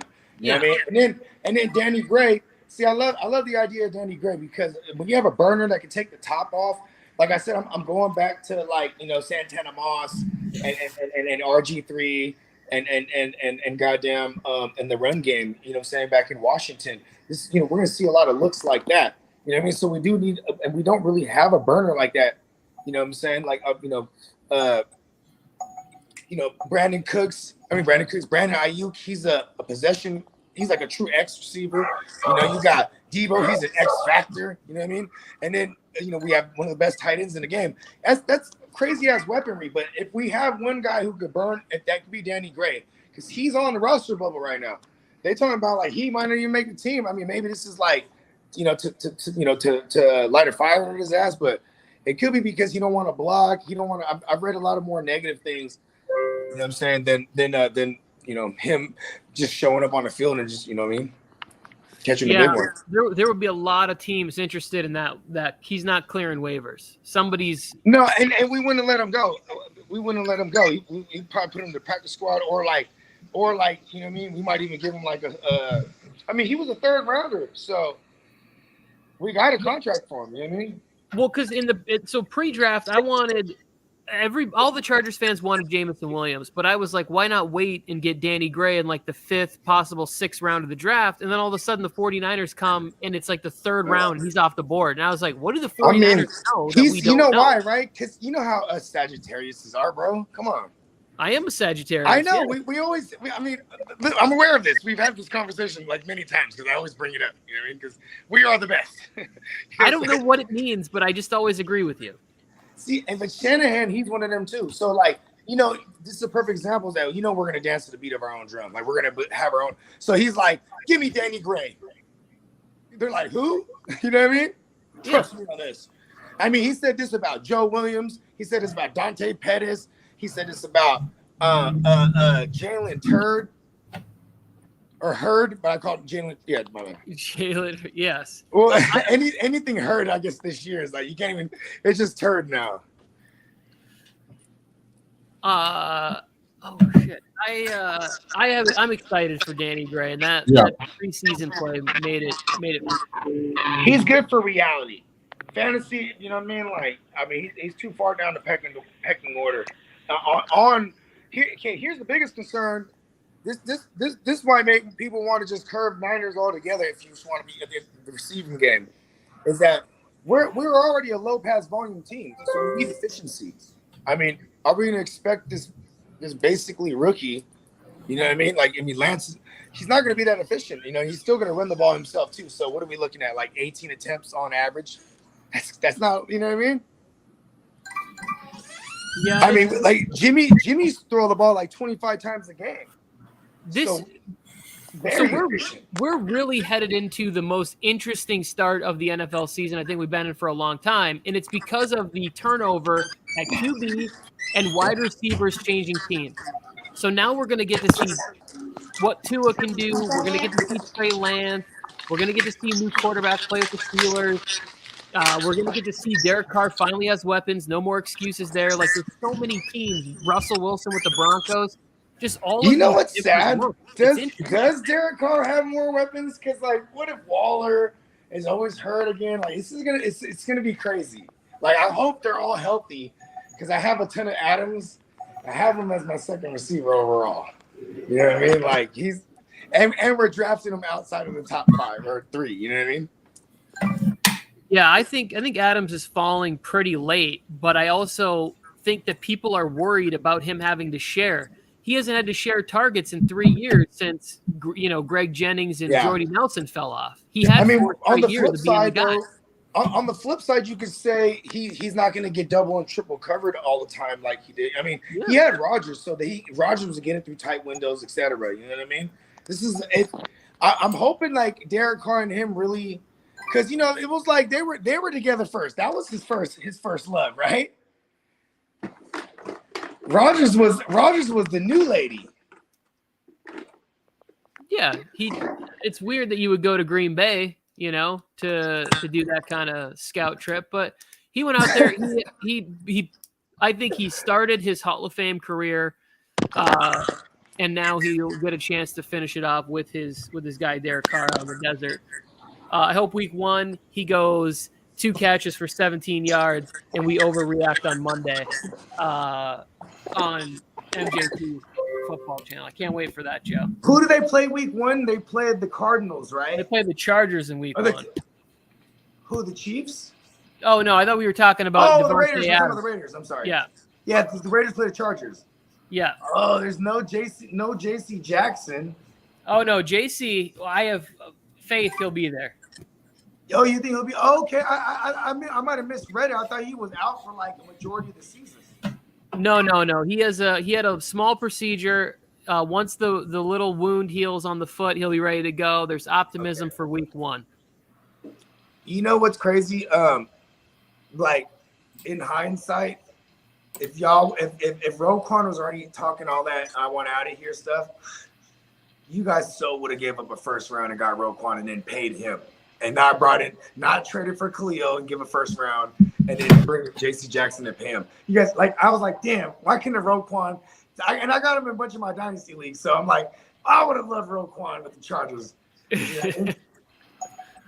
Roquan plays a position that I don't think that Staley values that much. Staley values one. Well, I mean, Staley does rotate his linebackers like whoa. I mean, what do they do? He brought over Troy Reader, right? Because Troy Reader played with him in LA. Yep. Right. You guys got Kenneth Murray going into his 3rd year. I mean, I was excited for the kid. He got drafted higher than Patrick Queen that year. You know what I mean? Oh, we were aware. We got but it. See, and Kenneth Murray flashed as a rook. Just he kept getting hurt. You know what I mean? And then he sucked after that. There's some optimism for him this year. Last year was a new system, and he was hurt. So there's some optimism. But look at how you say how he doesn't value the linebackers.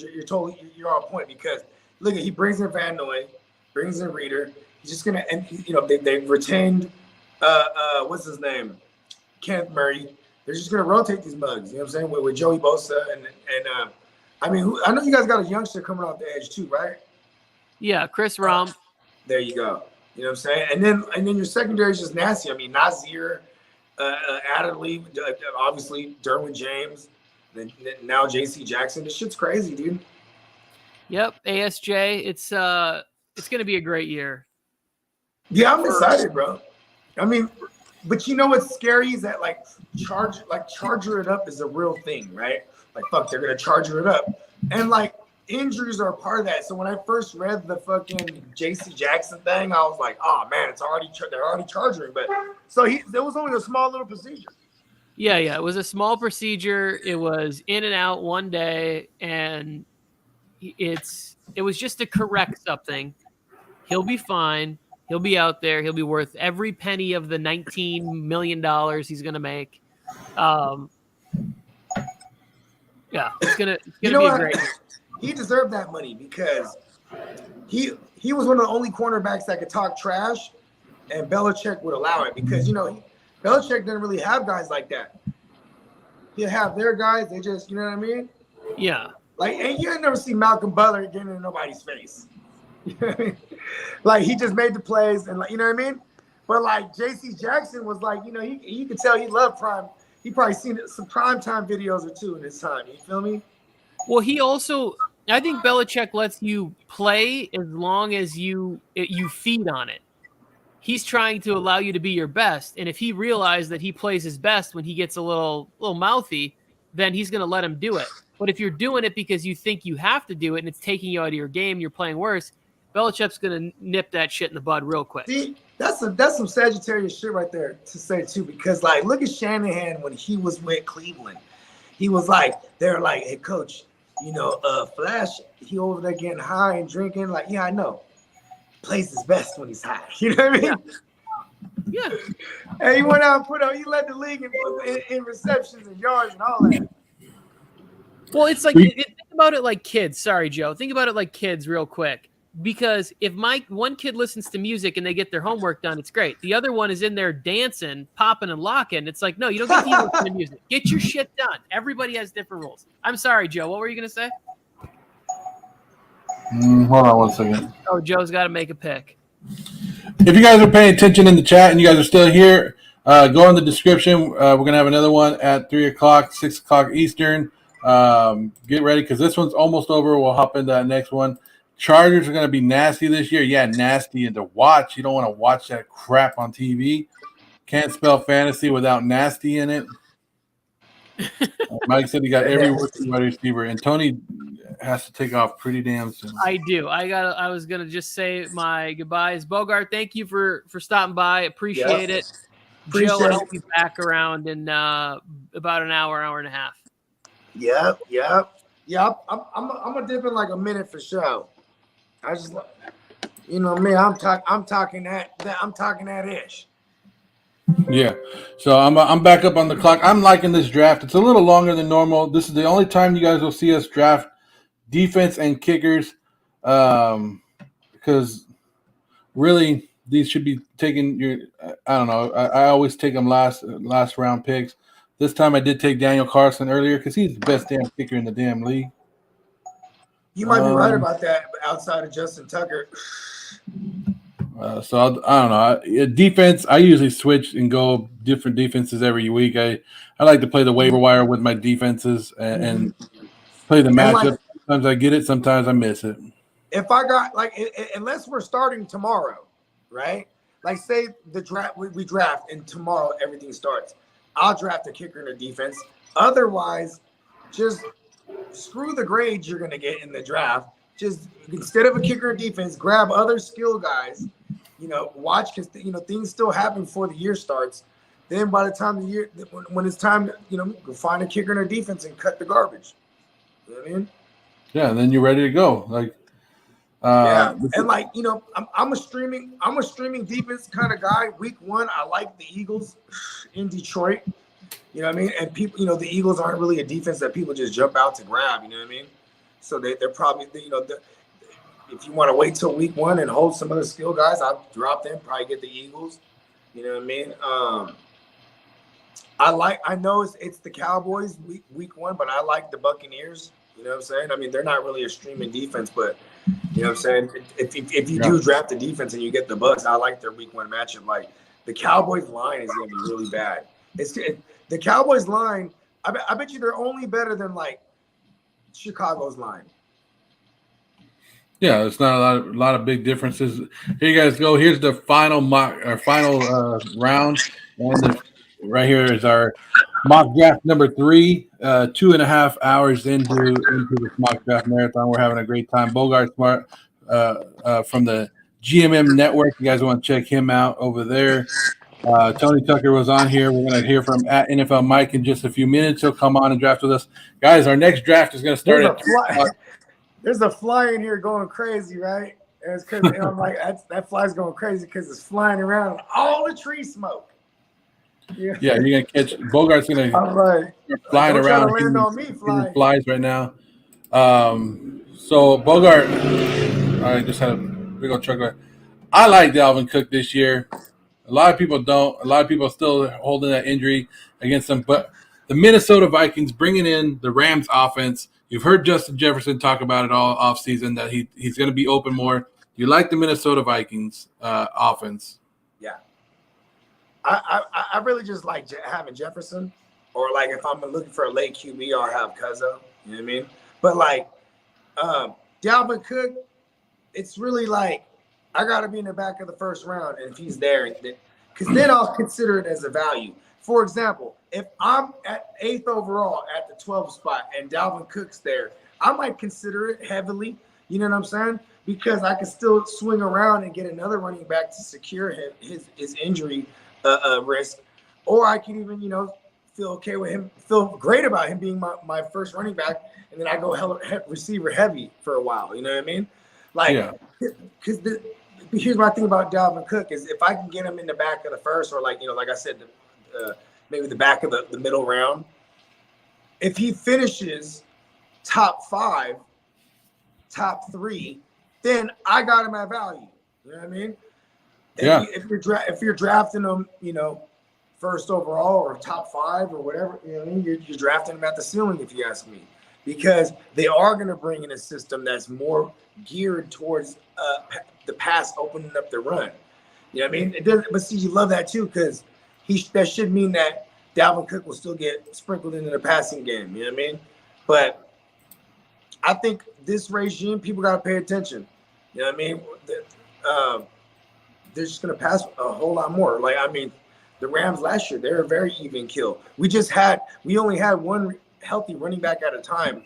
So you saw, Darrell Henderson be an RB1. Yeah. You saw Sony Michel be an RB1. Because when they were on, they were the only one healthy. So they're getting all the work.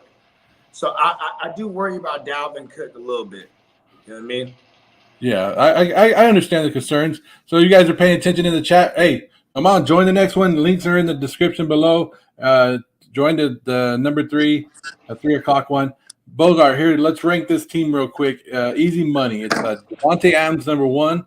Nick Chubb, number 2. Then he went Kittle. He's still believing a little bit in Antonio Gibson, which I do too, because I don't believe all the hype out of training camp. Sometimes it's blown out of proportion. He has Marquise Brown, Kyler Murray, Elijah Moore, Chase Edmonds, Mike Gesicki, J.D. McKissick. Then he took Justin Tucker, your favorite kicker, Marlon Mack, Jarvis Landry, the Dallas Cowboy defense, Raheem Mostert, and of course Deshaun Watson. Well, I'm gonna play it like it's week 1, right? When I talk about this too. So I don't like the defense that he got there because they're playing against Tampa. You know what I mean? I know they're good. Yes, I'm just saying, like, I would probably find a better matchup there. You know what I mean? Yeah, cool. We got Justin Tucker. I'm not really fooling with the Antonio Gibson pick at all. Even if you're gonna have him, that's way too high. Like, people got to start getting used to, like, Brian Robinson's gonna be going over him. You know what I mean? Like, I'd rather take Brian Robinson. I'd rather just wait and take Brian Robinson. You know what I mean? And, like, I think, like, in this next 2 weeks, we're gonna see Brian Robinson just going ahead of Gibson. Unless it shuts it all up this final week. Because this final week, because Gibson went out there with the starters last week. Yeah, he wasn't. And are we giving too much into Brian Robinson and forgetting about J.D. McKissick and what he did in the pass game last year? It's the only thing that's different in the system is the QB. So it's Carson Wentz, right? It's full continuity with the coaching staff. And Scott Turner, he throws the ball a lot on first and second downs to the running back. So J.D. McKissick really never affects Antonio Gibson. Matter of fact, Antonio Gibson was an RB1 last year, but it took other running backs to get injured. You know what I mean? For him to squeeze up in there and finish as a backdoor RB1. But now going back to McKissick, he'll be on the field same time as the running back. You know what I mean? So yep, it's true. But McKissick has standalone value no matter what. And like I said, people say, "Oh well, he's going to take him away on third down targets." This and that. Well, Scott Turner throws the ball to running backs on early downs. You know what I mean? So because if you look at Gibson's numbers, it shows it. You know what I'm saying? But if it's Brian Robinson, this is why I'm saying Brian Robinson, because he's an actual running back. You know what I mean? Like he played running back all college. Like, I know it sounds stupid that this is my case, but it's because Antonio Gibson in college only had about 70 total touches from the running back position. You know what I mean? He was a complete project. Like, he was a receiver converted to running back, and in college only had 70 touches at the running back position. So the fact that he looked as good as he did, but now you couple that with all the injuries, you know what I'm saying? And then the fumbling issues, or when you see him dancing around the back of the line, like, and then Ron Rivera's like, he's doing too much, shuffling of his feet. He just hit the hole. Like, they're talking about specifics. So I mean, and then you draft a guy who came out of Alabama, bro, a Nick Saban running back. You know what I'm saying? Like a guy who's played running back for years. You know what I mean? Like this is almost like a open and shut case. Like if me and you as lawyers are like, we got this, Joe. You know what I mean? Yeah. It's an open and shut case, right? Like, and it just curve Antonio Gibson. And matter of fact, it won't. I mean, like I said, this could shut me all up if the next commando game that they got Gibson out there with the team wins. I mean, right now everything's pointing to, you know what I mean, Gibson being like a special teams guy, backup guy. You know what I mean, backup role. Yeah, everything's pointing towards that, and you know it is what it is. But I would still take a shot at Antonio Gibson. Maybe not in the 4th round, but if I can get him 5th or 6th, maybe later. And he got to be later than that because like we're talking about like he's got to go like 8th, 9th now, bro. Yeah, because you're not trusting him, but it's hard for me to see his name and not do it because like I was telling Tony earlier in the show that if Washington doesn't believe in him, cuts are coming, and Washington's going to have to trade him, or you think he's too damn good to not be a starting running back or a second string running back in this league. Somebody's going to go, hey, he's going to be the backup, but they're also going to have. Okay, you know what he's good at? Putting the ball in his hands, right? But it needs to be in open space. You know what I'm saying? So now you might say, well, hey, you know, he played receiver, you know, line him out wide. Okay, cool. But he also is like, he's a project as a receiver. Like, he's like Cordero Patterson. My man Hustler actually made this comparison. Yeah. Shout out to my man Hus. But he made this comparison about like, he's basically like Cordero Patterson, where, you know what I mean? Like he was a receiver, return man, you know, like offensive weapon type. You don't know what to label him, but like, and then look, now he's like a running back, receiver, like, you know what I mean? Like, this is, I don't know. And then for fantasy, I just don't want those type of guys. Even if that's what Antonio Gibson's gonna be, I don't want that. Bogart, somebody said that you sound like the guy from "Let Me Clear My Throat," the song that "Let Me Clear My Throat." Let me clear my throat. Hey,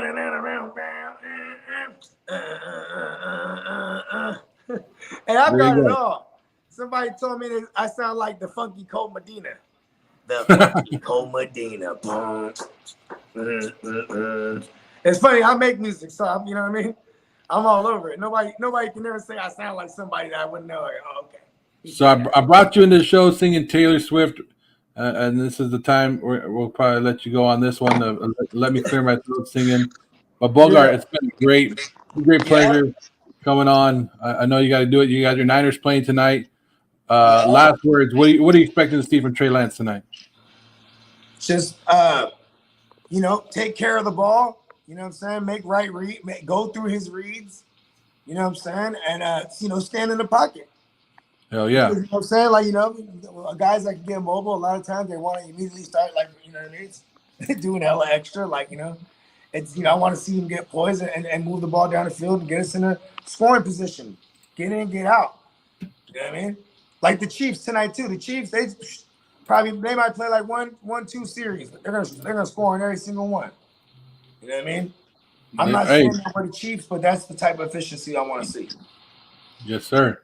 Well, Bogart, like I said, I appreciate you coming on. You've been on here for a long time. I know you need to go tend to some stuff, but fantasy football, tell the people where they can find you. Goddamn flags is on me. Yeah, you can check me out at on YouTube at the GMM Network. You can also check me out at 420 Fantasy Hustler. That's my man's channel. You know what I'm saying? We broadcast everything we do on simultaneous platforms. Shout out to Spencer the Guru, Miles Peacock. Shout out to Guccini and Kev. You know what I mean? And you can check us out every Saturday morning. We do the Playmaker series, Real Fantasy Playmakers. This week we're actually going to be recapping our 14 team QB Premium Super Flex full IDP. It's a straight league for savages. You know what I mean? This is the 3rd year running. It's the 1st year we're adding IDPs. You know what I mean? Because IDPs it's just a game changer. You know what I'm saying? But yeah, man, appreciate y'all having me on. Yeah, I appreciate you coming on. Let's get one more song out of you before you take off. One song? Put you on the spot right there. See? No, I couldn't really. I was cutting in and out. You want me to sing something? I'll sing something. Give me a request. Yeah. There we go. One song. Yeah, give me a request. I don't know. Whatever comes to your mind. What's your favorite one to sing? The summer wind came blowing in from across the sea. It lingered there to touch your hair. Walk with me. I don't remember the rest, but I was killing that though, wasn't I? Hell yeah, you were. That's right. Yeah, I do That's this. right, I do this for Bulldog. a living. But yeah, Love it. For sure, Love Joe, man. Always a pleasure, man. You know, you always been cool. I just show up and just jump on the show, man. Appreciate that. Hey, draft Elijah Mitchell or not? Kevin wants to know. He said before you go, that's the last question. Cut off on this one. Okay, I mean, if it's like the 6th round, I take him. But then I'm so spooked because I know how my Niner backfield is that I'll just along the draft, I'll secure the rest of them. So there you go. I'll eventually take Davis Price and Jeff Wilson because there's also like rumors that Trey Sermon is on the roster bubble. Like, you know, it's all, you never know. So if you just lock it all up, especially because Elijah Mitchell dealing with a hamstring. They say he might be ready for week 1, but, you know, high risk for re-aggravation. You know, there's a lot of risk factors where I just smooth curve it. There's other guys I'd rather have in that range. So I'd rather have Michael. I'd rather have Gabriel Davis there. You know what I mean? It's all about value, right? 5th round. I'd rather take the 5th round Gabriel Davis. You know what I mean? Because I think Mitchell probably goes in like the 5th round. You know what I mean? But yeah, for sure. Y'all be smooth, man. All right, Bogart. Have a good afternoon. Enjoy the Niner game, and I'll be tapping in because y'all about to be on all night. Yes, sir. Yeah, we'll be watching the Niner game. Yo, Mike, did it? Hit say hi and bye or whatever. Oh yeah, it's a little tag. Man, we're handing the baton off here. There you go. Peace. All right, Bogart. Later.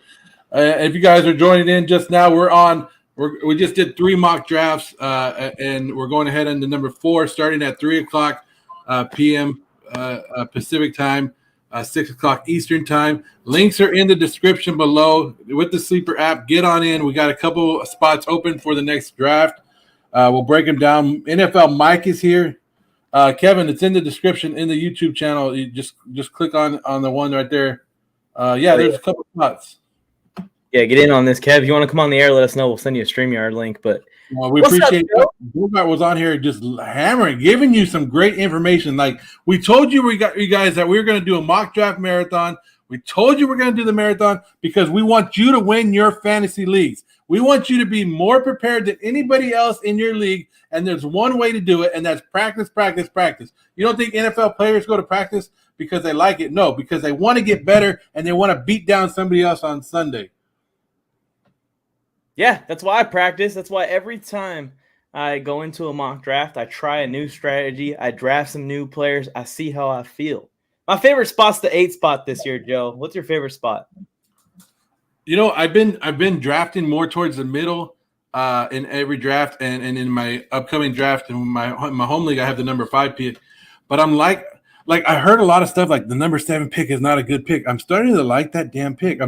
I like the 7-8 round overall because somebody's going to reach for somebody in the top 5.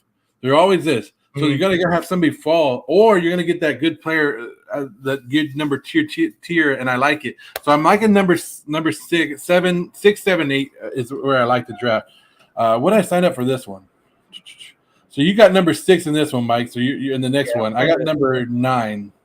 I'm trying to move up as much as I can with each new draft, but everyone keeps taking the first couple of picks because I know that I'm drafting early, and a couple drafts already gotten early draft spots. Well, Colin went and signed up for every draft already, I believe. At number 1?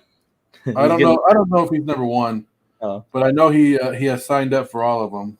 It needs the link. Let me get it for you right now, Kev. Let me see if I can copy it on here and still get it on my phone. But yeah, Kev, he's saying that he can't come on because of his job. Completely understand, obviously, Kevin. But you can quit your job whenever you're ready to start dancing on TikTok like your boy. Like this. Yeah, Kevin. Look at that. Can't get that everywhere. Start shaking that money maker.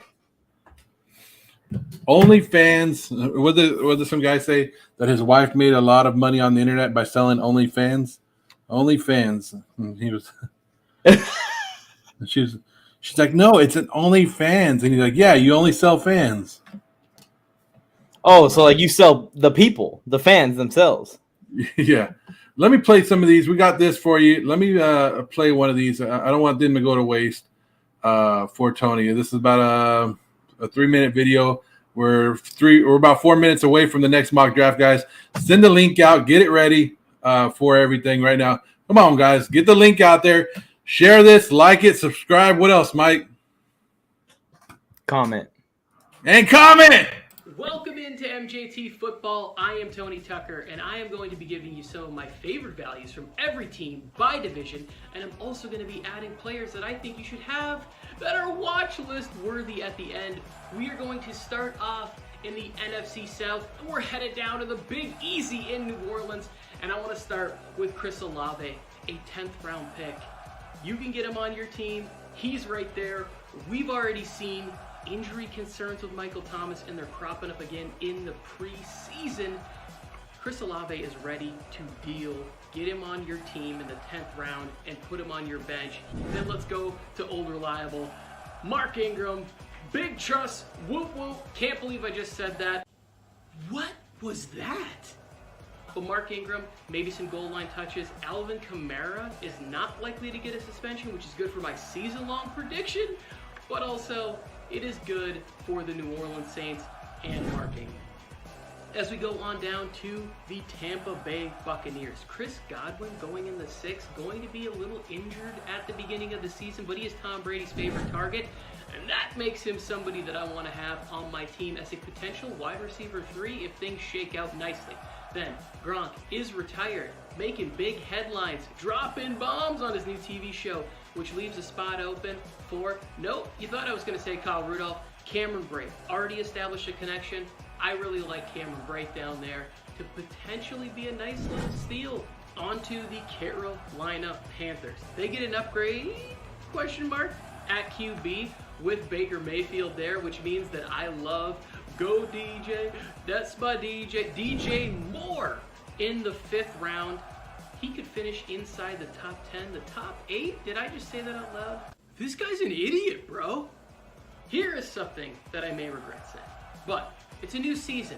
He's got a new name and a new QB1, Robbie Anderson. He changed it. He dropped the Y. Now maybe he's going to be dropping touchdowns in the end zone this season. Robbie Anderson, I'm putting on my watch list. And finally with the Falcons. Last year we denied this man. We said that he couldn't do it. We didn't want to see him do it. It was almost like we hated seeing him do it. Cordero Patterson was really, really good in fantasy last year, and Arthur Smith likes him, which means that I like him. And as your potential RB3, a flex option, I'm going to take a chance on Cordero Patterson in some leagues this year. The player to watch on the Falcons, rookie running back Tyler Algier. Could be the every down back that they're looking for. I don't think that they necessarily have one on the roster, but he could be that guy. So put him on your watch list, maybe even draft him at the end of your draft. That is going to conclude the NFC South. Let's get back to the show. You know what? Like, subscribe, help out my friend Joe Morley. Participate. MJT Football, we love it. Let's go. Let's go. We got one spot left in the draft coming up here.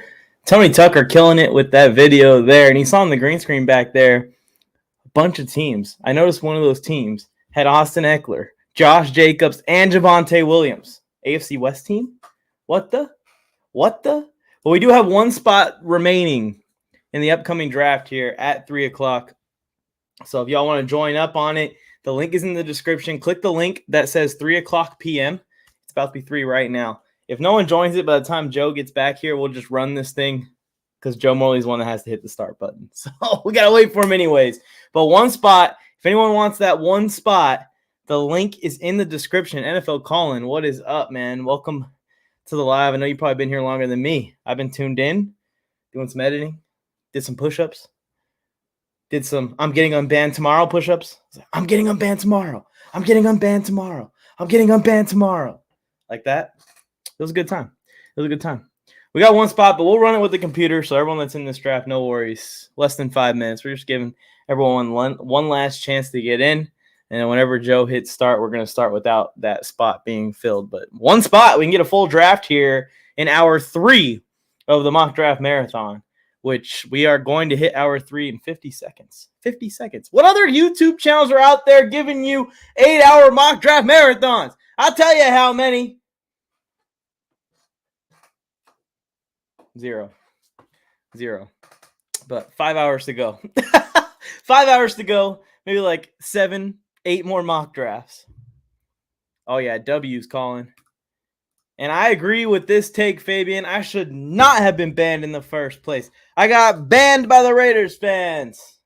But I'll be back. Don't worry. I'll be back better than ever. This week off that TikTok has involuntarily given me has given me a lot of time to sit back, reflect on how I should plan out my content, reflect on what I should do going forward on the TikTok page. Also, while your boy was banned, happened to be a week of business talk. Business. So we got some business done this week as well. So ended up being a blessing in disguise, honestly. I'm reloaded, refocused, and ready to go. The outpouring of support on TikTok has been crazy. I appreciate that. I mean, I just was right now looking at the feed. I typed in NFL Mike banned, and there's like 25 posts of people just saying, hey, unban Mike, unban Mike, unban Mike, just nonstop. So I appreciate y'all for that. All right, we're about to run this thing. We got one more spot if anyone wants in on it. If anyone wants in on it. Joe said he needed 2 minutes, so we got 2 minutes if someone wants to get it. Raiders sent you home like your boy Hubbit. I don't know who Hubbit is. Never wanted to tie so bad. I mean, yeah, he did want to tie because it's either lose or tie. I would rather take the tie as well in that scenario if I have to choose between lose and tie. But we're about to run this. I believe this is mock draft number 4 of the live. 4? Maybe it might be 3, 4. Somewhere in there. I know I've done 2. I'm not sure how many there were earlier on in the day, how quickly they went. But I'm ready to start this next one whenever you're ready, Joe. Whenever you're ready. Hit the button. Hit the button. Hit the button. If you guys want to join any of the mock drafts today, the links are in the description. If you guys have any fantasy questions, go ahead and throw them in the chat. Go ahead and throw them in the chat. And the draft has begun. NFL call-in is on the clock. We got the green dot here. What's up, Joe? Welcome back. Yeah, we are on number 4 of the mock draft marathon. Hour number 4. Guys, all I ask for you to like it, subscribe, and comment. Comment, whatever you guys want in there. Yeah, fill up that comment section. Fill up the live chat. Joe Morley, how have your drafts been going today? Have you been liking your teams? Did you like the one where I got in front of you? I messed up, though. I was going to take James Cook like the round before you took him, but I was like, I think maybe I could pass one more round, and you got him.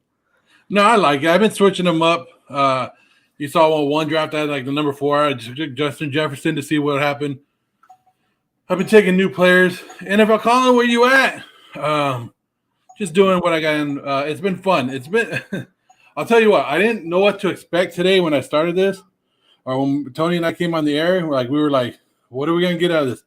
But the interaction and everybody having fun. Mock draft is just hyping up everybody. Everybody's ready for football season, Mike. So you couldn't kill me. Like, I was mad when I knew you took Derek Carr for me.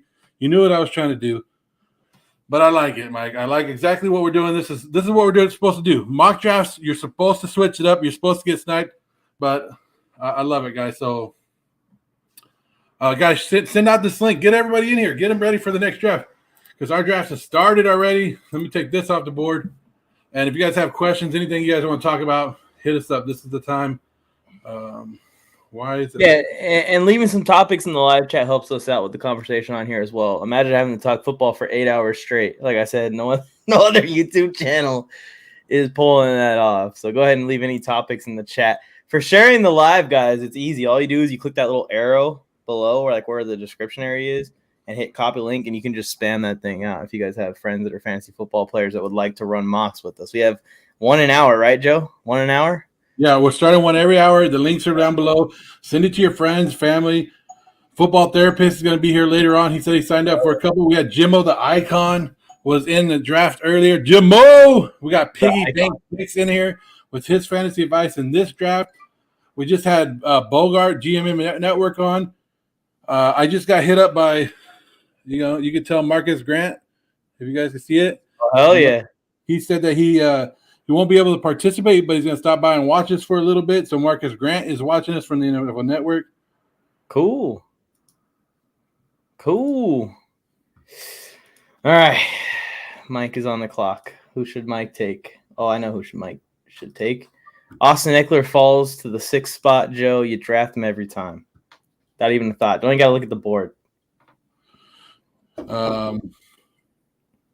Yeah, I mean, I don't like taking Austin Eckler, Mike, to be honest. Maybe it is my Charger hatred, but I don't take him. You can take him. Everybody else can take him. I'd rather him be great on another team than me taking him. Well, I mean, that works out for me because in all these drafts I do with you, Austin Eckler. You know I'm not going to take him, and I'll say it right now. I'm not taking Austin Eckler. A lot of people are worried about Isaiah Spiller taking a bunch of work from him, but I think it's only going to be goal line work and 3rd and 1 work, maybe, if he gets the trust of the coaching staff. And even if you take 5 touchdowns away from Eckler, he's going to have an insane season, man, which would be a lot for Isaiah Spiller in year one.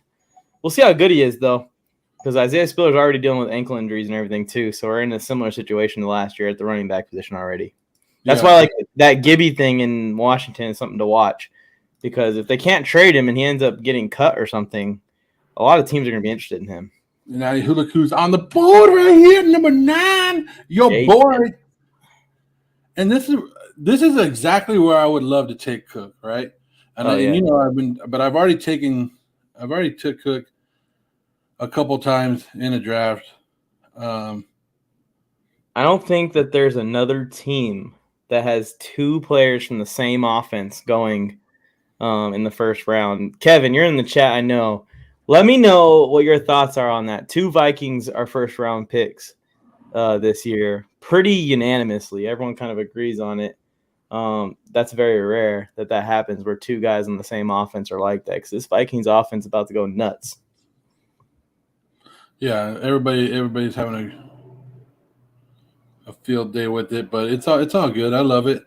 I just took DeAndre Swift there above Cook. Something I probably wouldn't do. Do I feel comfortable doing it? Like if I actually did do it, I probably do, Mike, to be honest. I like DeAndre Swift this year. DeAndre Swift, the Hard Knocks is pumping me up about the Lions. I was already pumped up about them to begin with, just making me more and more comfortable with them. It's doing the opposite for me. I'm getting more and more out on them. I mean, I think it's entertaining as hell, but I watched other Hard Knocks, and the focus is not as much on the motivational speeches. It's more on, game planning for your opponent and getting better. Well, I'm liking it. Dan Campbell will be getting up there on the mic. I'll be like, damn, it's been like 12 minutes. Like, holy shit, how long is this meeting? 30 minutes?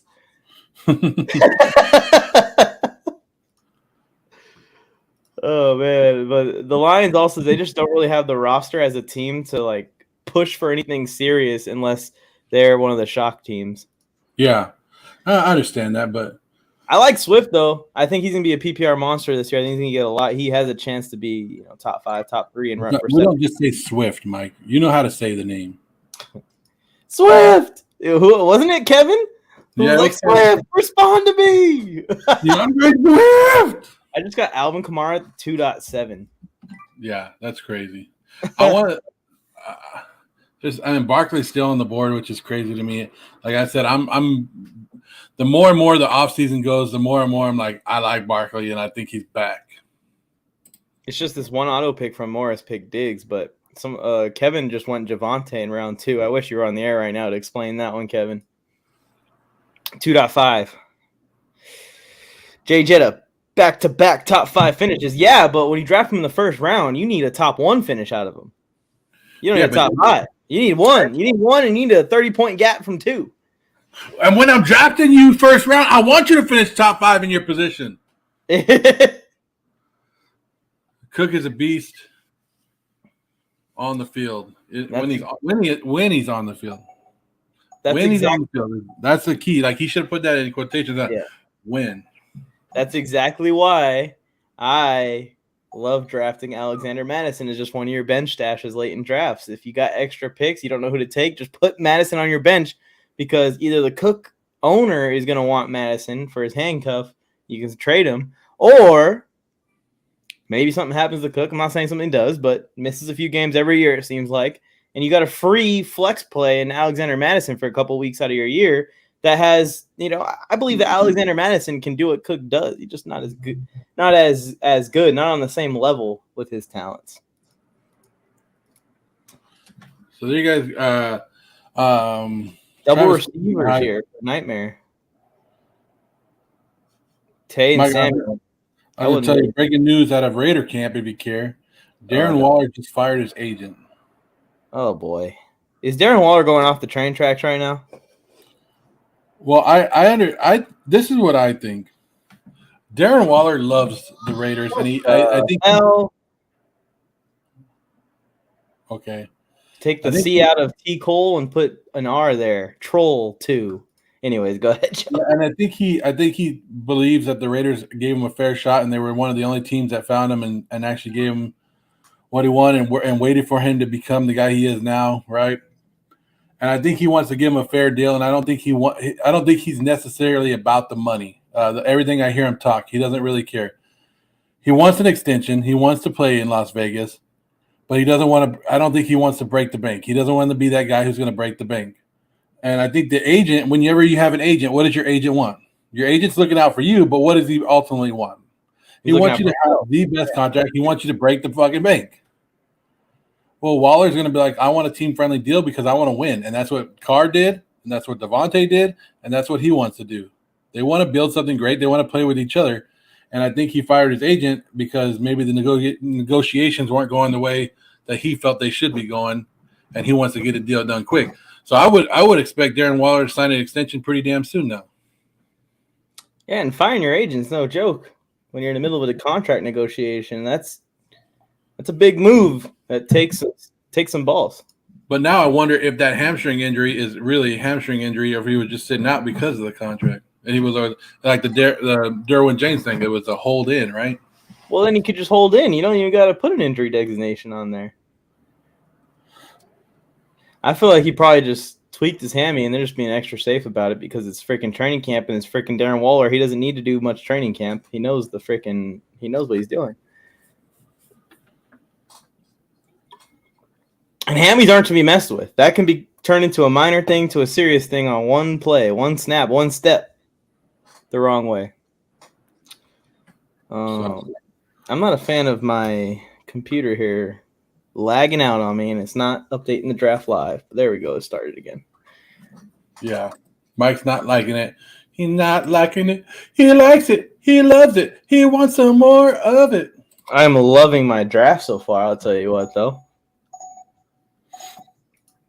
And I'm about to get freaking Zeke right here. Watch this. Then what are you going to do, Joe? Then what are you going to do? Come on, take receiver. Take receiver. Yeah, better. He didn't take receiver. Look at that. Look at that, Kevin. Talk about running backs, Kevin. Look at that. Yeah, Kevin was probably counting on Zeke falling. Maybe. I don't know. If you guys are watching us, please hit that like button, hit the subscribe button. Why aren't you guys talking? Let's talk, guys. Get some comments going in there. Yeah, make sure you guys like the video. It's like I came on and everyone was like, oh, well, screw the chat. All day they were like, Mike. And then you come on and they're like, Mike.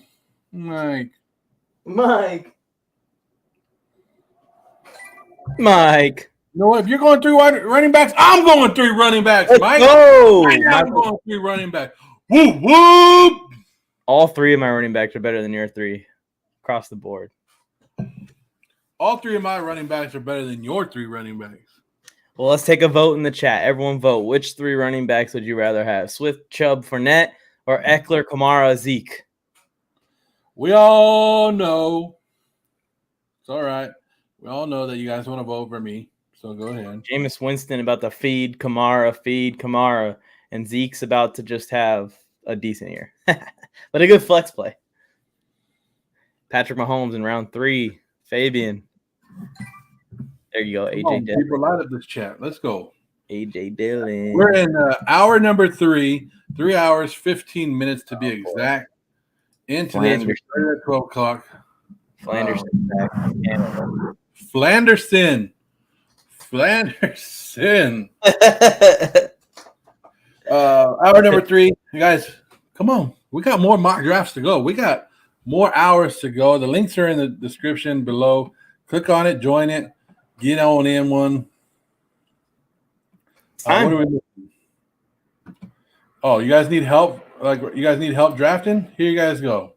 Drafting this weekend for fantasy football? Here's a couple wide receivers that you could wait for and get in the mid rounds. You can wait for guys like Gabe Davis of the Buffalo Bills, Robert Woods of the Tennessee Titans, Michael Thomas and his return to the Saints, Nico Collins of the Houston Texans, and of course, that great route runner in Las Vegas, Hunter Renfrow. Target these guys in the mid rounds for excellent value. There you go, Mike. What do you think about that one? I enjoyed that video, but that is true. That is why I'm drafting 3 running backs to start my draft off, because I trust in those late round receivers. Most of the ones you listed, too. What did you think about that cute guy in the video? I wasn't a fan of the guy in the video, but just the take, you know. Even the voice sounded kind of ugly. I like it. You like it? Huh?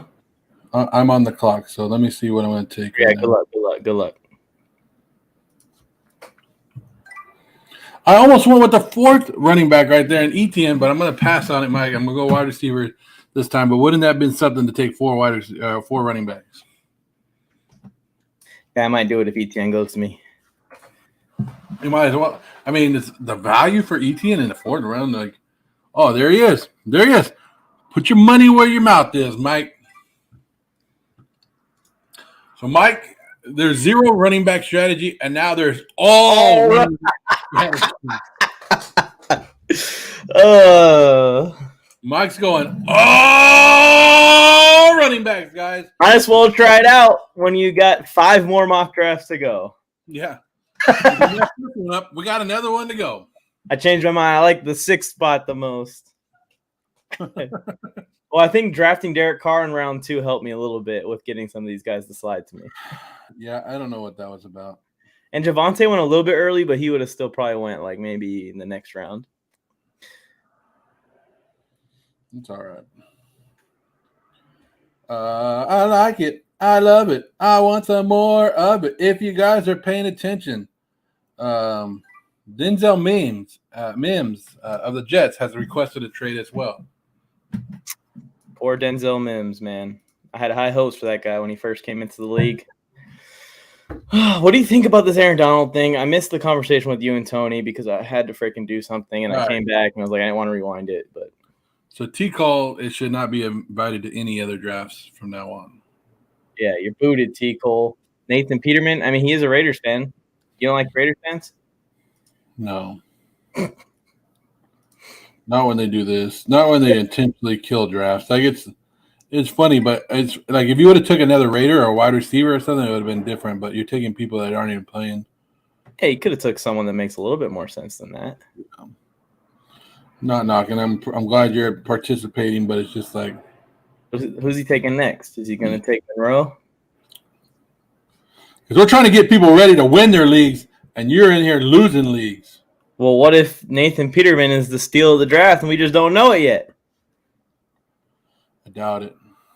I doubt it too. I doubt that Derek Carr is the steal of the draft, or Josh Jacobs, or Devontae Adams, or any of those guys. But why did he draft Najee Harris first? He was like, oh, yeah, I'm going to do a serious pick here, take Najee at the 3 spot, and then ruin it all from that point forward. Yeah. I'm going to make him look like I'm doing good, and then bam!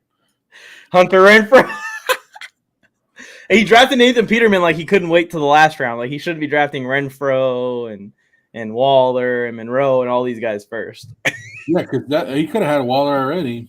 Yeah, he could have Waller instead of Josh Jacobs or instead of Najee Harris. Yeah. Nathan Peterman's not even a Raider. Oh, they traded him or cut him? Oh, I'm thinking of Jared Stidham. What the hell? Yeah, Peterman's on the Bears? What is he doing? He already messed it up if he was trying to go for that. I know, right? Mike's on the clock. Guys, it's Mike from TikTok. NFL Mike from TikTok. He's here. Can you believe that? That's him. Look at him drafting. I drafted a receiver, my first one of the draft. But I think that ETN counts as a receiver. Can I play him in the receiver spot? I wonder if they would do that, but you could play in the flex. Why not? Yeah, but I got Zeke in my flex. I'd probably trade Zeke if this was actually my team. I would probably package Zeke and Cortland Sutton and get an elite wide receiver and then rock with my freaking 3 RBs, ETN, Kamara, Eckler, and then, I don't know, maybe like Stephon Diggs or I don't know, Deebo Samuel. AJ Brown went super early in this draft. Or just hog him. So in my league, Mike, we just went to two flexes. I want to play in a league that's like that because the Warzone Attrition League is going to change its rules. I enjoy like having one of those leagues where the rules are just insane and you can have like this crazy lineup. Yeah, so we have 2 running backs, 3 wide receivers, and 2 flexes. That's a lot. And a tight end. So we actually start 11 people. I want to play in that league if a spot ever opens up. So 11 people are in it. You start 11 people. A lot. We just added that second flex this year, and people are like, "What is this?" And it's like, "Yeah, that's what we doing." I'm doing a vampire league with my followers this year, and I'm going to be the vampire. That'll be fun. And the vampire is once you beat them, you can take their player, right? Yeah. So the vampire doesn't get to draft, but everyone else's rosters they lock in after the draft. But it's a deep roster. Like you're going to have a bunch of bench spots, but your roster locks in after the draft is over. And then week by week, if I win by just picking up off the waiver wire, then I get to steal my opponent's best player and bring him to my side. So by the end of the season, I'm trying to, 1, I got to find a way to make the playoffs still. And 2, by the time I get to the playoffs, I'm trying to have an entirely scalped championship roster. Wow. Hopefully, the way the schedule randomly works out, it gives me the weak teams first and the good teams at the end. Because if it sprinkles the good teams across, I'm never going to win like back-to-back weeks. It's just not going to happen. Come on, guys. This is mock draft number 4 in our number 3.5. We're in 3.5, so we're in mock draft number 4. Links are in the description, guys. Join them up. Get ready for it. Send it out to your friends. Compete against them. Get ready for the NFL season. Get ready for fantasy drafts because those are coming up. Like this weekend is the main big weekend. Then you have next weekend. We're having a great time just here enjoying it. If you guys want to talk anything else, we're not just talking fantasy. We're talking football. Mike's a big Charger fan. I'm a big Raider fan. There's big matchups week 1 with the 2 of them. Yeah, we both have injuries to our key. Well, I want to keep saying this. J.C. Jackson is not injured, but we may be down 2 of our key players, offense and defense, so it kind of washes out for both sides. Yeah. I'm about to be on the clock here. Let's see. Oh, my guy Mike just made it all the way back around. So I took Gabe Davis there. I like that value. So I took the 3 running backs, Mike, to start off, and then I took 3 wide receivers. I'm starting to like the Colts. I like both of their wide receivers. What's his name? Alec Pierce? Alec Pierce, yes. And Michael Pittman. So I like both of them. They and then I get Michael Thomas in his return. I know he's going through a hamstring injury right now. And Gabe Davis, I'm like, hell yeah. Yeah. They still have Pascal there as well, too, who's been a guy that the Colts have liked over the last couple of years, maybe the last 2 years. He gets a lot more work than you'd expect, but he's not really a fantasy relevant player yet. It's the hell yeah. So I'm hoping that Indy is just pounding the rock because in that draft that I have the 1 spot, I have to draft Jonathan Taylor. I can't tell everyone that follows me to draft Jonathan Taylor first and then not do it in the 1 draft I had the first pick. See, we had that conversation earlier because I have a number 1 pick in a draft coming up. And I was like, what if I take somebody other than Jonathan Taylor and Bogart? Bogart said, hell no. You draft him, and he goes, even if you trade him later, you draft him at number 1. Okay. Yeah, Yeah, you you trade him draft for him a at first. crazy package, a crazy haul, and then it still washes out. You get a lot of value out of the first overall pick. Yeah, and then you whatever you got to do to get that good value, I guess. But It's all about value. It's all about value. I don't like drafting at the one spot because of the turnaround. When it's coming back the other direction, it's just like you don't really have much choices. Now I'm tempted to take Herbert and Allen at the freaking turn when I don't even draft quarterbacks that early. I know I took in an earlier draft I took Josh Allen early just to see how it felt. But I think that was the same draft that I took Jefferson early, but I wanted to see how it turned out. Yeah, I'll take Kupp or Jefferson if like all the running backs go the first 8 picks or something, and I have the 9th pick. But other than that, I'm drafting RBs. I'm drafting RBs. It's a done deal. This 4 straight RB thing might be something I do in actual drafts. I saw If you can get it like that, Mike, I would do it. If I can get this hard. This team is insane with the running backs. I have a little bit of a weakness at receiver, but it's not even that bad right now. Like I feel like I have 2 high-end wide receiver 2s here. If worst comes to worst, Mike, you trade one of those guys, right? Because somebody's like, oh damn, I have no running backs. Like look at number 12. They have one guy. Yeah, and Zeke's gonna go off his first 2 weeks. And then disappear into the nagging injury abyss that he's been in. So I just saw that George Pickens is now going ahead of Chase Claypool in ADPs. He has now been topped it out, so that's how much it went up. He's gone up in that one. I just think that George Pickens is the best receiver for a young quarterback or a bad quarterback if it's Mitchell Trubisky on that roster. When it comes to like who are you going to throw the jump balls to in that receiving room? Probably George Pickens or Chase Claypool. Who are you going to throw, out there to run stuff up the sideline? Probably George Pickens. Who are you going to get in the screen game if you're trying to get someone that's aggressive with the football afterwards? It's probably George Pickens. Like I feel like I'm disrespecting Deontay, but George just has so much more potential to be even more elite receiver than Deontay. And Deontay's like a top 20 guy. Deontay's is a good receiver. He's a good route runner. All right. So, Mike, earlier we talked about this. I'm going to show it one more time for people that weren't here and saw it. This is Aaron Donald in practice between the two Super Bowl teams last year, the Bengals and the Rams. This is what you saw today.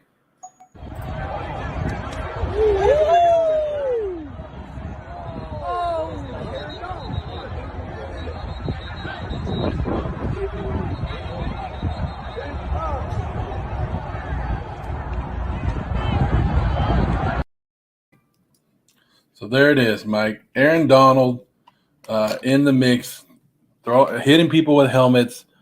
We all went off on Myles Garrett a couple of years ago. Myles Garrett got a 6-game suspension, right? He was done. Do you think there's big suspension coming from Aaron Donald? I was reading up on it a little bit, and I read multiple sources say that it actually is the NFL does not interfere with punishments of events that happen at training camps like that. That the team actually is responsible for that. So keeping that in mind, if the team is responsible for suspending him or whatever, he's just getting a fine. He ain't getting suspended. They don't want to suspend their best player. Yeah, if you're leaving it up to the team, I'm like, go out there, apologize, say you'll never do it again, and give us $50,000. Yeah, it is an awful look to be swinging your helmet into a crowd of players. Like I was saying in that comment earlier, Aaron Donald, your fists do enough damage and you won't get in any trouble for throwing fists in a fist fight. Remember, we had this debate on our Friday Night Wars of who would win in a fight between. Oh man, I was gonna take Adam Thielen right there. Piggy's auto pick took him. And we had if me and you fought Aaron Donald, who would win? And I said you would win because you were running around like a little girl screaming. Yeah, I would run a lot. I'd probably run a lot faster if Aaron Donald's wielding a fucking helmet at me. Because now my life is probably going to end if he gets his hands on me. You know what I mean? Like, ah! I already was going to the hospital and spending a couple weeks there, but now my life's going to end if I actually have to fight him with a helmet. Yeah, you're like, nah, Aaron, I'm good, Aaron. I'm You good. just you just gotta be aware of the situation you're in. I know things get heated in a fight like that, especially at a joint practice between two teams that played in the Super Bowl last year. Why is that even happening? I don't even know. Why couldn't they contact the Chargers or contact a different team? Why are they going against the team that probably has the most blood for them?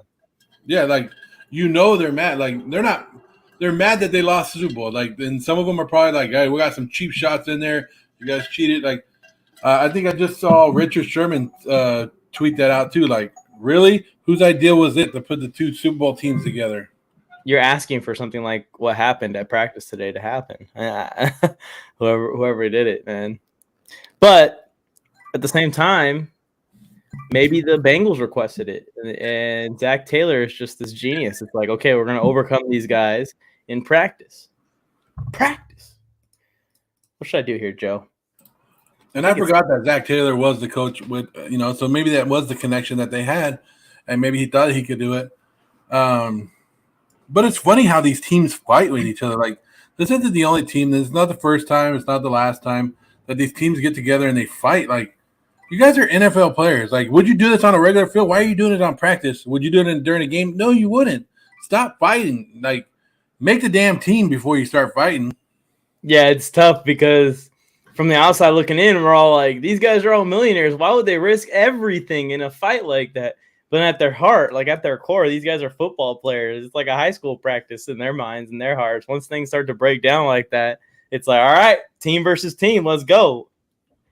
I've only been in one full team brawl like that before, and I actually was the one who started it. Well, I didn't start it. I was the original, like, the guy was trying to pick on me, which started the whole fight. Oh, somebody how original. Well, we were losing bad. It was in high school. It was my junior year, and I was a backup that year. And we were losing bad. I was small, too. I was really small. But we were losing bad, and someone blindsided me at the end of the game when, like, the game's already over. We're basically just letting the clock run out, and it started a fight.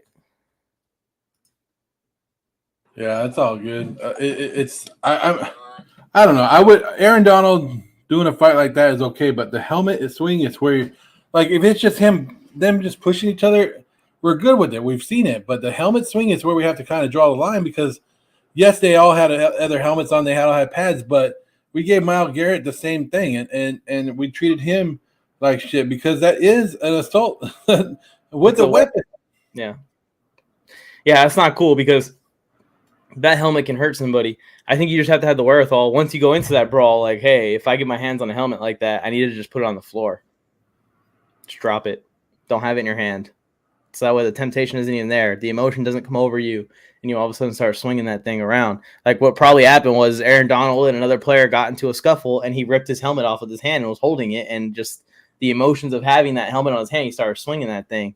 But he should have just thrown that thing away and continued to do what he has to do with his hands because Aaron Donald doesn't need a weapon. It'd be one thing if freaking like Tyler Boyd's out there with the helmet protecting himself from Aaron Donald. Why is Aaron Donald the one with the weapon? The biggest, baddest motherfucker on the field.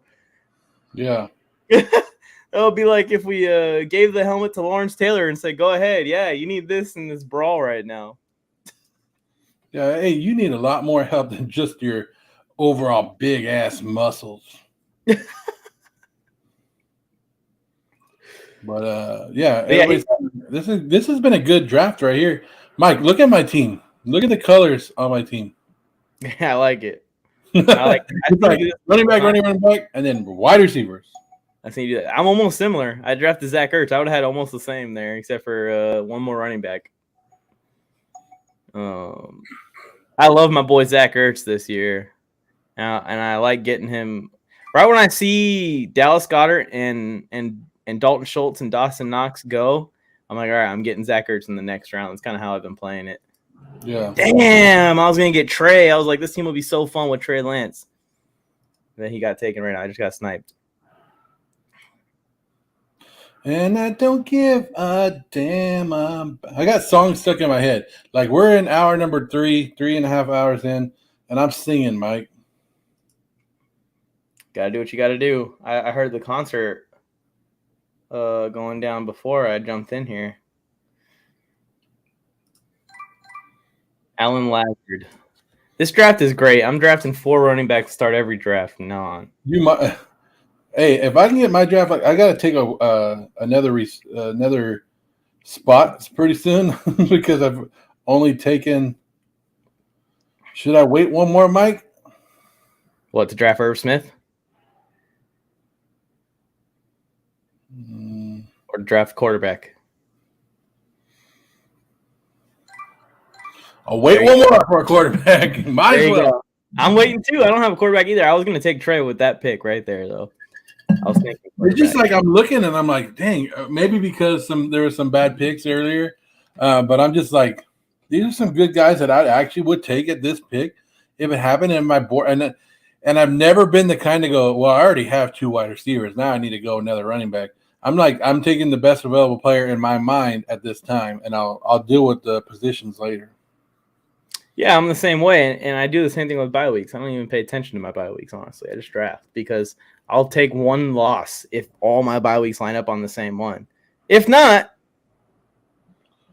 So, Mike, he wants fantasy football wish list in the house. Scotty and the championship belt in. He took it last year, guys. That's a champion in the house.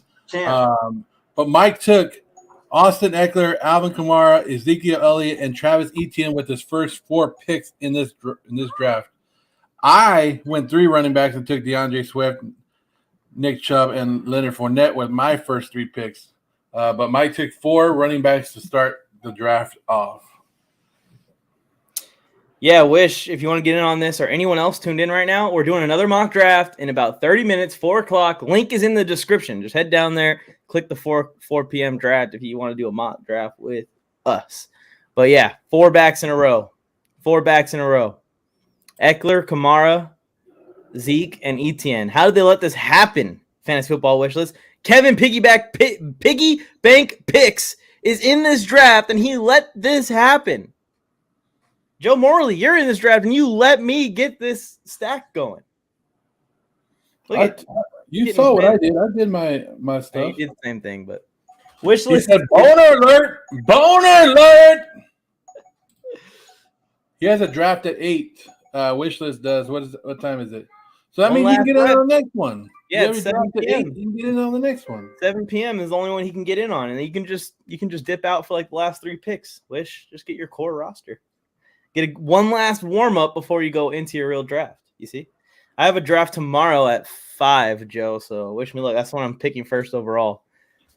Oh, that was gonna be fun, all right? Well, I want to run one mock from first, but everyone keeps taking it too quickly. Michael Carter's right here, man. Get on the links, Mike, like you've been telling people, and go find yourself a top pick. Yeah, I should probably go do that right now. Oh. What happened? I just ruined my whole draft. You didn't want him? Oh, never mind. I didn't ruin it. I was just saying, I need quarterback bad at this point. Are you guys cool with Breece Hall as your running back? No. I'm not. Breece Hall. Yeah, go ahead. We were talking about it earlier. I mean, he's number 2 on the depth chart now with Michael Carter behind him. He has the speed and he has the skill set. He might take over the backfield, but I'm not taking that chance with him because I know people want to take him a little higher than I'm more comfortable with. But I'm good on passing on Breece Hall right now. And I've always liked Michael Carter. But who am I? I'm just some random guy. Yeah, Breece Hall, before the Michael Carter news comes out, was already kind of on my fade list. Just because the Jets have such a tough schedule this season, especially the first 9-10 games of the year when Breece Hall is a rookie trying to make it in the NFL. I don't think that he's going to come out the gate swinging like some rookie running backs have in the past. It's actually pretty rare for a rookie running back to succeed in his first season. So I would say that what Michael Carter did last season is probably going to be better than what Breece Hall does in year 1 with the Jets. Instant replays here. We need more people too. Links are in the bio. Do you want to join the stream, David? Let me know. I'll get you in on the stream too. Whose house? Rams' house. Devontae Smith is reportedly eating more and bulking up for the season. So are you going to buy Devontae Smith this year, Mike? It is way too late to eat more and bulk up for the season. We are 2 weeks away, my friend. It is too late. You ain't bulking up too much in 2 weeks. All right, I'm going to get instant replay in here in a minute. I'm reaching out to all of my group chats that I have, trying to get some more people in this 4 o'clock draft. I better go and click the link my damn self because I'm not going to get any high draft pick. I need to draft top of the draft. But I'm going to send you a link right now, David, to your texties. Oh, here we go. Joe, what's your opinion on Josh Jacobs? I have JT looking for RB2 after taking Keenan in round 2. I like Josh Jacobs. I think he's going to get a lot more carries than people think. Everybody is assuming that Josh McDaniels is going to go straight running back committee. He will. It's going to be a running back committee, but I think it's going to be 65% Josh Jacobs. He's going to get that workload. Of course, they want to get Zamir White in the mix, and they want to get Brandon Bolden in on some of the short yard carries. And then, of course, they have look, I just said they're not going to do it. And then they have Amir Abdullah. But I think Josh Jacobs is going to get his opportunities. It's Josh Jacobs' job to lose. They want to mix some of these guys in, but they're going to give Josh Jacobs every opportunity, and he's going to make the best of it. Like, think about it. Josh Jacobs has carried this team on his back sometimes last year in some of these games, and now there's actual weapons that people have to defend, and they can't load the box. I'm afraid that Josh Jacobs is going to have one hell of a year. I'll tell you that. Yeah, I can see Jacobs being better this year than he was last year. You see Kenny and Drake leaving. That's a lot to do with Zamir White, but you're not going to see Zamir White just take over the backfield in year 1. It's not going to happen. I'm more worried about drafting Josh. And one, he's a Raider. I won't draft him, but if I wasn't a Raider hater, about the O-line, just kind of blowing everything up a little bit. It just comes down to, can the O-line be improved from last year or worse? It doesn't really get that much attention, the Raiders O-line, in the top waves out there on the internet. People don't talk about it because it's kind of like one of those O-lines that's a question mark on how much Josh McDaniels is going to improve them. We know that Leatherwood's like on the chopping block already right now. Well, Leatherwood is they drafted him as a tackle, and they thought he was going to tackle. He's not a tackle. He's a guard, and he needs to play there. And the Raiders have loaded up on guards, and so of course he's going to be out there. And he makes so much money that if the Raiders do trade him, they could save like $5 million. So I think that's one of the reasons that they're looking to trade him. Or if what if somebody's willing to do it? Yeah, Mike Mayock just did not crush that draft, man. Did not crush that draft pick specifically. I'm waiting for Mike Mayock to come out and with a tell-all story about John Gruden. This is what happened. I'm tired of getting killed and everybody blaming me, but it was all Gruden. And I don't know. And it's different. Maybe, Mike Mayock was a great analyst, and he got to watch more tape. Maybe when he actually got in there and he's like, damn, I got to do a lot more than watch tape than in my NFL job. I have to do a lot. I got to negotiation. I got to see players, talk to players, and he's not traveling, as much as he could. So maybe that affected him. I still like Mike Mayock, though. Jakey the Snakey, we have plenty of spots for our next draft in 20 minutes. Link is in the description. Go down there, click that link. If you don't have Sleeper already, it'll probably direct you to download it, but it's on the Sleeper app, so you might have to download that. You have plenty of time to still join, Jakey. And we're about to have another guest on here. David, if you're ready, just give me a thumbs up whenever you're ready. But, yeah, there is a way you can join. Link in the description. And also, while you're down there, Jakey, make sure you like the video. I know you're already subscribed because you're a goat like that, but if you're tuned in and not already subscribed, please subscribe to the channel. 8-hour mock draft marathon. How many channels do you see out there doing that? I don't know. This is why we do it, Jake. This is why we did the mock draft marathon. Is because we were doing the mock draft Mondays, and everybody was like, "Hey, I want in." And every Monday, people were like, "Can we do more drafts? Can we do more drafts?" Here it is. 8 hours of mock drafts, all for you guys. 8 damn hours. You can't make it up. You can't make it up. Instant replay in the house. Go follow the instant replay on TikTok. I believe on Instagram as well. What's up, man? How's it going? Doing well. Football practice got canceled today, so I'm home early. Oh, hell yeah. Well, you guys get canceled for the heat? No, I'm a Little League coach, so we just got canceled for rain. Okay. Opposite. See, I live where there's extreme heat, right? So anything over 100 degrees, they cancel practice for everybody. I feel like it's like that here too, but we start pretty late in August. I live out in Virginia, so it gets pretty hot out here in the middle of the summertime. But late August, it starts to cool out a little bit. So What you're a the Charger hell? fan in Virginia. I don't. I'm One, from- we don't need another Charger fan on this show. When I played football, we didn't freaking cancel practice for nothing. Yeah, they're 10 years old. Yeah, but you also did double 2 days back then too. I did, yes. I did. Hell Week was actually Hell Week. Yeah, So we I'm a just Chargers finished fan this from mock all draft, over, right? Joe. I'm a Chargers fan from all over. All right. I've repped from Washington, Europe, North Carolina, Virginia.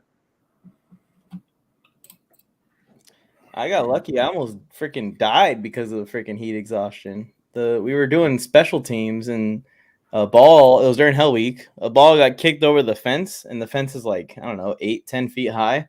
I was like, just hop it real quick, go get the ball and come back. Well, I'm climbing the fence. Fortunately, I had all of my gear on. All my gear, helmet, shoulder pads, leg pads, everything. I'm climbing the fence. I get to the top and I pass out and I fall off. Flat like a bug on the ground. And then I get up and all I had was a concussion. I was worried that I might have freaking paralyzed myself or something. So here you guys go. We just finished up mock draft number 4. You guys can see it on the screen. Get ready for the next mock draft. Link is in the description, guys. It's the 4 o'clock one, 4 o'clock Eastern, or Pacific time, 7 p.m. Eastern. We're here for a while, guys. We got some preseason games starting up, playing right now. If you guys want in, let us know. It's there. We're here for you guys. I'm gonna get this one off the screen right now because we're gonna get ready for the next one. But here it is. Check it out, guys. Look at it for the last couple seconds as I show you this one. See how everybody did. Get ready for the next one. Get in there, make your mistakes, do what you got to do before we start the next one. How do I get this off the screen, Mike? Yeah, let's talk. We should probably talk about some of these teams with the 15 minutes we got here. I was going to talk to him, but I want to do one thing before we do. I want to play one of Tony's videos that he worked very hard with. So here it is, and then we'll get right back to this. Welcome back into MJT Football. I am Tony Tucker, and I am here to give you some of my favorite fantasy values and some watch list worthy players that you should have on your team, and we're going by division. This division right here is the NFC East. We are going to start in Philadelphia, the city of brotherly love. And the player that I love is Dallas Goedert. Tight end, 6th round. This offense, I think, takes a step forward this year. And you can get somebody that could potentially be inside the top 5, and you are getting him at a value in the 6th round. Now, the player that I like to add to your watch-worthy list, Kenneth Gainwell. Kenneth Gainwell had some flashes last year. He kind of overproduced with the amount of touches that he had, but I think that can change this season. Let's go to the Dallas Cowboys, and we're going to stick at the tight end position in value because Dalton Schultz, everybody seems to be on him, and it is for good reason. They lack receiving weapons. You lose Amari Cooper and you're battling injuries, Dalton Schultz could be getting a lot of targets out there in Dallas. Now, Devontae Turpin. This guy was the star of the USFL, and as a Chargers fan, he crushed me. 2 kick returns, but could they be using him as sort of a gadget player on offense this year? That's why he's going to make my watch-worthy list, and I'm going to have him there just in case Kellen Moore decides to deploy him a little differently. The Commanders. Trouble in Antonio Gibson paradise. He's been running with the special teams at some points. Brian Robinson Jr., kid out of Alabama, big, strong. I think at some point he takes over the lead. I like getting him in the 8th round and having a starting running back early on in the season there. And the player, another rookie to add to your watch list, Jahan Dotson. Finally, he got something right. So they already have Terry McLaurin. And if Curtis Samuel comes back and he's healthy and Logan Thomas was activated, I get it. But Jahan Dotson is just so nice with it, you might want to put him at the end of your list. Finally, with the New York Giants, this is a no-brainer. We all know this kid, Saquon Barkley. But if he's healthy in the 2nd round, you could be getting somebody that we were fighting over a couple years ago as the RB1. And if he stays healthy, we all know the kind of damage that he can do. The rookie to add to your watch list, Wan'Dale Robinson. They have so many targets. We're not sure what's going on. Is it Tyrod Taylor? Is it Danny Dimes? I have no idea. but Wandale Robinson is somebody to keep an eye on. Put him on that list. Appreciate you hanging out with us here at MJT Football as we mock draft and prepare for the season. We are pumped. Hit that subscribe button, like this video, share it with a friend. Back to Joe Morley. Hey, that's me. I'm Joe Morley. Tony, how did you know? We're back. Let's break down some of these. Which one do you guys want to start with? Yeah, just one more reminder, everybody. We have 3 spots available in the next draft. We have 10 minutes to fill those 3 spots. If you guys have any friends that might want to join, feel free to share the link. If you guys would like to join, the link is in the description. All right. Yeah, we don't ask you guys for a lot. We just ask you guys for likes, comments, and hit that subscribe button. That's it.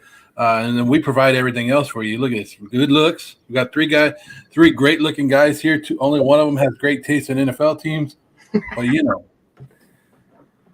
I got plastic braces. My teeth are straighter. We need some new opinions here. So let's look at one of these. Let's look at my team. David, I want your opinion on my team here. How do you like my 4 running back in a row strategy? How do you think it worked out for me here in this draft? Eckler, Kamara, Elliott, and Etienne. I like the Etienne pick. I think he's going to get a lot of carries. I know they got James Robinson in the backfield there too. But they drafted this guy in the first round for a reason. They're gonna see what he can do on the field, especially after missing last season. So in the 4th round, that's some pretty good value. And I think, minus the injury to Tyron Smith today, Ezekiel Elliott, from what I've been hearing, is supposedly primed for a breakout year, another breakout year. He used to be, one of the top running backs in fantasy football, and a lot of people are hoping he can get back to that. He is sharing a backfield with Tony Pollard too. And I know we started to see a lot more from Tony Pollard last year, so I'm curious about that one. But the Kamara in the 2nd pick is the big one to me. And Kamara is a fantasy monster because he has such good receiving upside. I think it was last season, he had those 5 or 6 touchdowns in one game. And getting him in the middle of the 2nd round is absolutely insane to me. Yeah, just pretend that you're me right now, David, because they think that you're me. I grew some facial hair. That's what happens when you get banned. You live in a cave for a little while. LA Spike and you start to lose it. But yeah, that's not me. Do we look the same? It's just because you got the Chargers hat on here. I got you. We'll match. I'm wearing a Lakers purple shirt and a baby blue hat. Put the blue one on. There we go. We'll put you. Let me see. I'll take myself off the screen. We're basically the same person here. Well, actually, no. We can even get closer. There we go.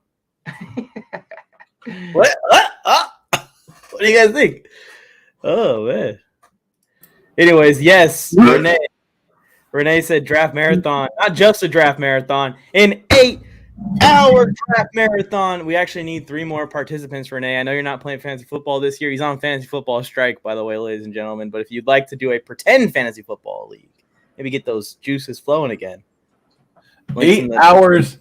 8 hours that everybody participate in. How did Mike, Tony, and you don't want to know. There's a long story behind this. You don't want to tell them about the dark alley and a lot of money involved.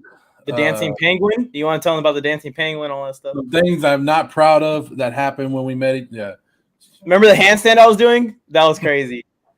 And Tony's ankles haven't been the same since. Yeah, and since we met, Tony is like really, really upped his football gear. I really like the way his football gear collection is coming along because all of a sudden I see a lot of baby blue in all of his backgrounds. Yeah. Let's see. Just when I thought this show happens. Just when I thought all of it. Thought you seen it all? I think it's like I thought I seen it all type thing. Yeah. Once you think you've seen it all from MJT, we're gonna do something crazier. All right, we're gonna do something crazier. Yeah, we're pulling out all the stops. Renee, we're trying to help everybody win their fantasy leagues. I don't care if you're a Charger fan. I'll help you out because we already know that you have bad taste in football when you're a Charger fan, right? So now I just need to help you out in fantasy football and get you winning on the winning track. Yeah, next up we're gonna hold classes on fantasy football. I can take it. You can go off on me. Go ahead. I can take it. What's up, Los Angeles Spike? Fantasy made me nuts. Stopped about 8 years ago. Hey, I'm not gonna lie right here. Fantasy football can drive you nuts. And there was a time, and I think Tony's gonna find out this season because he's in a lot of leagues when you overwhelm yourself with so many damn leagues, and now you're like, I need Gabe Davis to go for 100 yards and 2 touchdowns, but then you have him in another league that you're going against him. You're like, well, I also need him to go under 30 yards and do nothing. So you're going to fight with yourself when you get in so many leagues, and that's where you had to go nuts. I did it like 2-3 years ago. I had to drop out of all the leagues, and I just went one league for like 2 years, and I'm finally starting to go back to more leagues. I'm in 8 leagues this year. 8 leagues. And I'm a vampire in one of those leagues, so I have to like really be on my game for that league. But what I usually do is to try and avoid from that happening to me is that, one, I draft a lot of the same players, but 2, I'll just be like, well, either way, I'm winning. Like, one of my teams is winning in this situation, whether Gabe Davis goes for 30 yards or he goes off. The part that pisses me off is when he barely hits the 30-yard threshold to beat me, but doesn't hit the threshold to get me a win, and I lose both. That will give me – I have the prize picks all the time. I'm going to regret doing this, but – What? I'm going to regret doing this, and you add Tony to the live? Well, now it's 3 against 1. Bolts up. Who said Chargers don't have fans, huh? Huh? Here's all of them right here in one stream. So fucking noisy with all that Raider hate. Get off the screen, bro. Joe was still talking too. He was down there like, I was getting all excited. I was like, not only do we bring you 8 hours of mock fantasy drafts to get you ready, we also brought you all the Charger fans in the world into one stream. and a former Chargers TikToker back in the day. Yeah. Fast job. Before TikTok hated on. Hey, Spike's here for me, and that's all that matters. I'm here. Yeah. Instant replay. Got a question for you. Full PPR redraft: Melvin Gordon or Cordell Patterson? That's a tough one. I like the upside of Melvin Gordon. I like the amount of touches he got last year. I think they might lean Javonte more throughout this season, but he got, I think, right under 1,000 yards. He got 8 or 9 touchdowns last year, so that's big. And Cordell Patterson, he's got a lot of upside too because he plays so many different positions. I'd probably have to go with Cordell Patterson for the ceiling, I think, because Melvin Gordon is second in that backfield. So, yeah, I think I'm going to go with Cordell Patterson just because of his ceiling. And there's not a lot of weapons over there in Atlanta also. Yeah, I'm going with CPAT also on that one. I'm going with CPAT also. I know Tony's going CPAT, right, Tony? 100%. He's the best in the backfield there that we know of. Melvin Gordon is not the best in that backfield. And the Denver coaching staff is going to make that very apparent. They already have. They've made it apparent to him because Mel gets to the mic and goes, yeah, they like that kid a lot. Yeah, they're cutting me. They're phasing me out. Like he's being ghosted by his own team. They're like, we know we gave you a $2 million deal with some incentives. You're being moved along. Wow, how that holdout worked out, didn't it, Mel? Oh, I love thinking about that because I think he was holding out because he wanted like something over $12 million or something like that. And then we never gave him a deal. And then he went to Denver for $8 million, and now he's got $2 million. And he's going down. And yeah, when Tommy out of spite, that makes me happy. Yeah, when Tommy T feels great about a player, he will go ahead and pay him. He will hand them the money. We've seen it with Durham. We've seen it with Bosa multiple times now. Even his rookie year, Bosa held out and they gave him the money. But if he's not all in on you, he don't believe in you like that, he ain't giving you the money no matter what. Like you ain't getting it.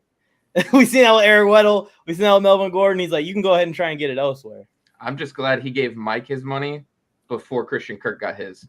I was surprised that they got a deal done with Mike so quickly in the offseason. I could have seen Mike being one of those guys that drags it to free agency because he knows that he's kind of a hot commodity when it comes to the wide receiver position. He's a guy that helps out every young quarterback in the league with his jump ball ability.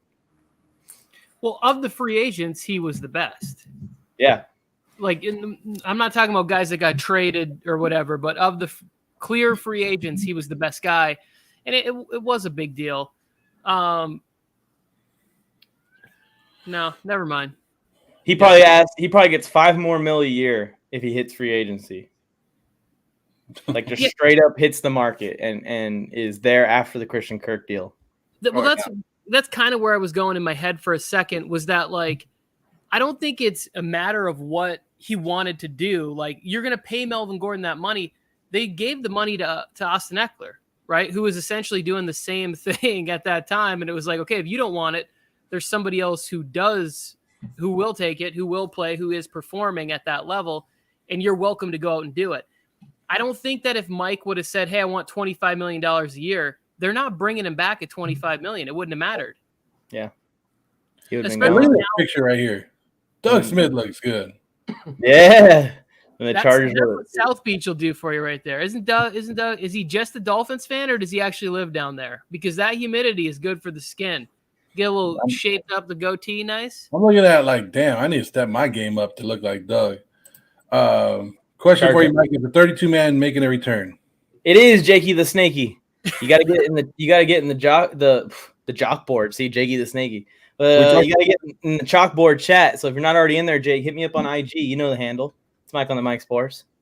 TD with Doug Smith. What's up, man? We love your work as well, my friend. If you want to get in on the 5 p.m. mock draft, let us know. The link's in the description for the draft. And if you want to come on air, the 4 o'clock draft is full, guys. We just filled it up first time today. We're full, ready to go. We talked about this earlier. Omar, you must have missed it. Darren Waller fired his agent, going with the new agent. And then what's this? Somebody made fun of Kamara because we thought he was going to get suspended. So he dropped him, and I picked him up.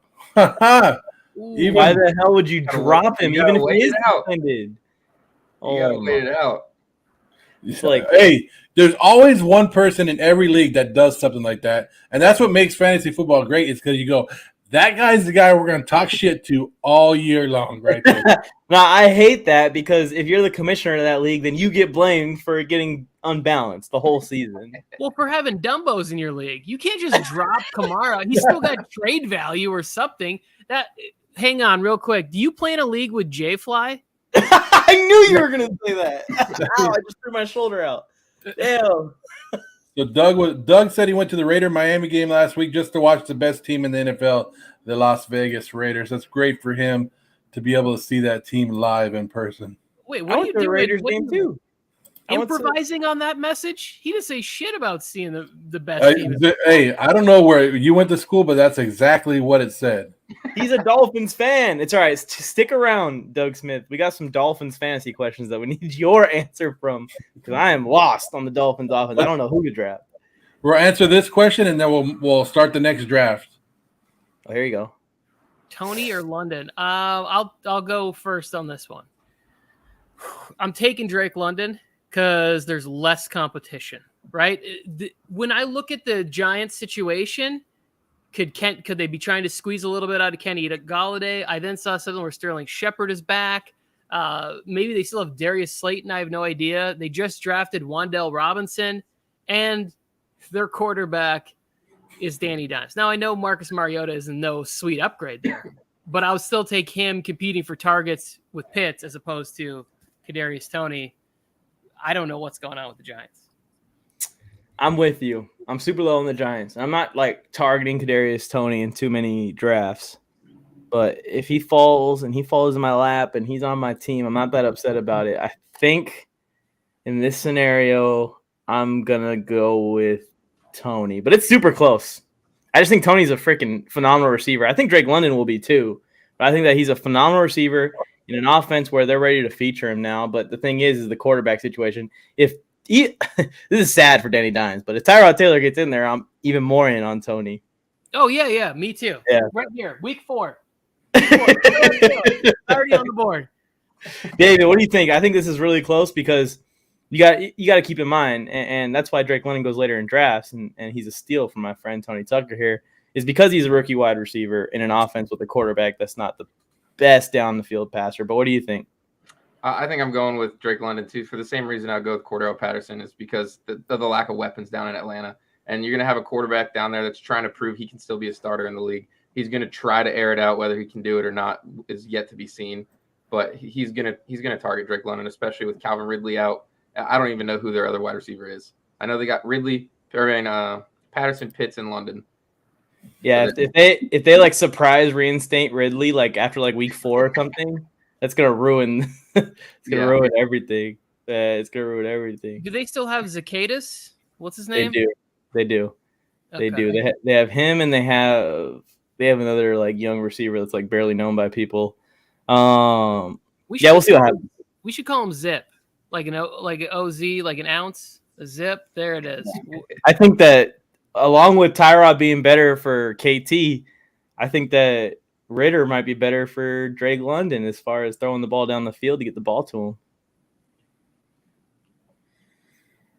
Say that This again. guy's asking how I don't have kids. My kids fall for the local fanship because the Chargers aren't good, and when the Raiders beat the Chargers every time, it makes it easier. No, I don't know. I don't care which teams my kids root for. To be honest with you, if they want to grow up any fan, but I'm going to show them basically the Raiders, and they're going to go to Raider games. But I also like. I mentioned it earlier, right, Mike, on another show, and I'll mention it now. I am a Raider fan that owns Charger season tickets. So we go to Charger games all the time. We're going to go to week 1, and we'll be down there. And my son, Jake, who's 9 years old, he plays football, and he's into football. And I ask him, I go, hey, I'm going to sell some of these Charger games. And he's like, no, I want to go see the Chiefs. No, I want to go see Russell Wilson and the Broncos. So he's knowing his football. And I asked him, I said, you still a Raider fan? He goes, oh, I'm a Raider fan for sure. So if he ever grows up to, and then he asked me the other day, and this is something that Tony wished upon me, and say it, Joe. I'm waiting for it. Say it.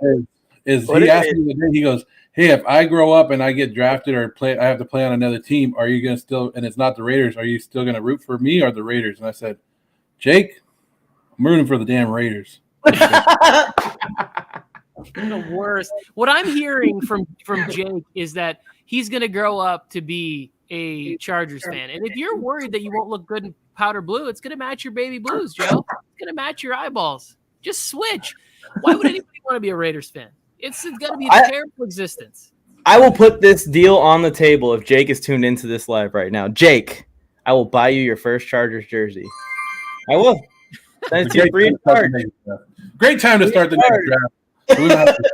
I'm glad Jake is at a fun place right now where he doesn't have to listen to this crap. But Jake is probably wearing his shirt right now that says "Real kids wear black." The worst. Just letting you guys know. But I don't know. Like, you can't. A lot of people force their kids in, and like Mike, your dad tried to make you a 49er fan. That didn't go well, right? It doesn't happen. So I'm not going to force. I'm going to introduce you to the game that everybody loves, and then let you do it. Well, actually, everyone can thank Alex Smith for me becoming a Chargers fan because those games were fucking boring to watch. It was Alex Smith just handing it out to Frank Gore every time. And yeah, Frank Gore is a great running back, but the way he ran it, it was just like he's going to take 23-yard gains, and you're going to get so tired that he finally busts one. Yeah, there should be slots left. Doug, just click on the link. If anybody in the chat wants to click on that link, it's the links for the next upcoming drafts are all in the description below. Also, while you're also looking at the description, hit that like button, hit that subscribe button. Did you guys see this thing here about the? Yes, thank you, Joe. What kind of trade is this? Who's trading Gainwell and Inoue Benjamin? J-Fly. This is a war of attrition kind of league right here. Oh, is it? It could be. I don't know. 32-man. You're going to get some crazy questions, Tony. I'm hosting 2 32-man Royal Rumble leagues this year. So they're going to come, and they're going to ask you those crazy questions like they did last year. I remember someone come on the screen and be like, what the fuck is this? I'm looking at how to draft in those because I have never been in a 32-man league before, and I know the draft process is not the same. running back the first 3 rounds. I'm all for trying the 32-man league. This, I don't know. I like Gainwell a lot. Who are you getting? Oh, if you're getting Waller and Benjamin, I wouldn't do it. Yeah, I'm keeping Hawkinson and Gainwell because I think there's a nice path to Gainwell being a part of a really good Eagles offense. I hate the Cowboys. Everybody hates the Cowboys. Oh, except for Mike. He secretly loves the Cowboys. Yeah, they got Kevontae Turpin now too. I mean, it's over. It might as well put me in a different color blue. I hadn't heard from 2 Cowboys fans all summer long, and they beat the Chargers, and then they wanna say what's up. Yeah. Lose my number. Don't ever text me again. preseason Fabian- draft stock. Fabian almost was growing up in Chiefs country, and then he became a Charger fan. You guys happy about that? Ooh, I like Yeah, that a we are. lot. It got converted. When was that, Fabian? Like, how were you old enough to see Trent Green, Priest Holmes, Tony Gonzalez, or Ooh, because that yeah. would have been tough not to fall in love with in that time? 5 p.m. is full. Holy cow! All right. Wow. I didn't even sign up for 5 p.m. yet, so I'm not participating in that one. Me neither. I had to dip at 5 p.m., but Well, I was gonna draft still. Well, I can flip on the Trey Lance. Maybe that'll be our 116 team mock draft. And I don't have to pay attention that way. Wow, I'm not like that's. Well, you guys can just sit here and you can critically analyze every pick, the entire draft. Yeah, we're gonna go on that one. We're gonna go in detail. Najee Harris is at the 7 spot. David, how you feeling about that pick right there? I like Najee at the 7 spot. That's beautiful. I got him at the 8, but yeah, it looked good based off. Who Oh, you know what? Oh, my bad. I tried the 0 running back strategy. This like on the backside of the first round, and I don't like it. I feel like just the options that were there. I tried it a couple times. The options that were there, and when we did the draft with your wife and Tony and your wife kept robbing me every single round, and I was like, I'm not doing that. I'm just taking what I can get when I can get it. And I like Najee too. I think Najee's primed for a big year. Was that last week? Last week's mock? I think so. Last week on Monday, yeah. Well, I'm glad that I did good, apparently. That's all I care about. Yeah, I haven't checked anything. I was one of the last ones to this draft, so I have no idea if the other mocks are filling up. I just checked right now. It should be open, guys. There should be some spots left in there. I don't know if he was probably clicking on the wrong one, but I just checked, and there is some spots. Oh, for 5 p.m.? Yeah. Okay, Fabian, is this the answer to my question? 2 of my older brothers went to high school with Drew Lock. I started getting into football around 2011. So 2011 wasn't that a kind of a weird time for the Chiefs? I'm trying to think of who they had. Was it like a who? Was it Alex Smith? No, I don't think so. wanted to. Whenever Andy Reid got there was when things turned around. Yeah, you could. Matt Castle and Dwayne Bowe. Yeah, so that sounds right. I'm gonna do something I've not done before right here. Dwayne Bowe was a dog for like 2 years.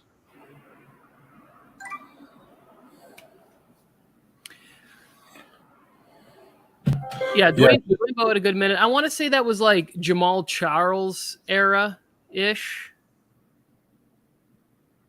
It's crazy because I have all this technology at the tip of my fingers. I can easily find this out. They had Thomas Jones. Who had Thomas Jones? The Chiefs in 2011. I don't remember him being a Chief. You don't remember Thomas Jones being a Chief? No. Hey, Thomas Jones being a Jet. I remember Thomas Jones being a Bear. Okay, you don't remember Thomas. Well, I was going to take Devontae Adams in the first round, and you guys let him fall to me in the second round. All right, thank you very much. Yeah. So David said that he didn't like 0 RB from the bottom half of the draft, and I'm gonna try it out. Yeah, I wasn't a fan, and I did it. I did it in another league, and my running backs aren't terrible in it, but I just really wanted better ones. I have a lot of good wide receivers. I got Josh Allen. Well, I traded Josh Allen straight across for Justin Herbert just because. Yeah. And then, but then I got Jefferson, AJ Brown, and Keenan Allen as my receivers. But then I got Elijah Mitchell and Damian Harris as my 2 starting running backs. What do you hate about that? I just wanted better running backs. I really like the value of running backs that they bring to fantasy football. Sure, but in a 0 RB strategy, you got two players that went out there they're gonna get to carry the football. It wasn't like I've seen some people go 0 RB strategy and then their number one running back is actually a backup running back. Those are two kind of starters. Maybe they're in committees, but they're still the lead guy. I didn't hate that draft. It was more the mock I did with you guys last week and I don't remember who I got, but I remember in the moment I'm just like smacking my table every time. Michael, I have a question for both of you. I'm actually drafting in the one spot in my draft tomorrow night. It's a money league. My buddy runs it every year. I win it every year, and I need to win it again. But Daniel Carlson, 3rd round. I'm in this spot at this turn. I got 2 running backs. Do I hit the table and take Herbert here in the real draft tomorrow? If it's available, right here in this exact spot, almost that would be one pick to the left. Yeah. He's going to be the QB1 this year. I think so. And I think that when you talk about injury risk when it comes to drafting a quarterback this early, Herbert's is way lower than Josh Allen's. Absolutely.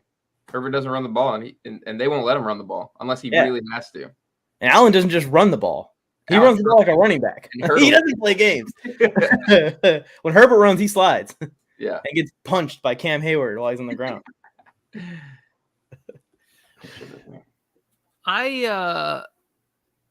The more I think about it, Josh Allen and Justin Herbert are the 2 quarterbacks that I would take in the 3rd round and feel okay.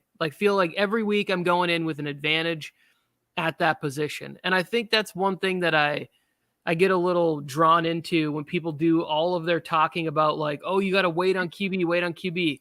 Yeah, I want to wait on QB unless I know I can have an advantage. So the 3 people that I target before I wait to that sort of Russell Wilson, Tom Brady, Matt Stafford tier is Josh Allen, Justin Herbert in the 3rd, Jalen Hurts in the 6th, and then I'm waiting until who knows when. I might wait all the way to the end and end up with some combination of Kirk Cousins and Trevor Lawrence.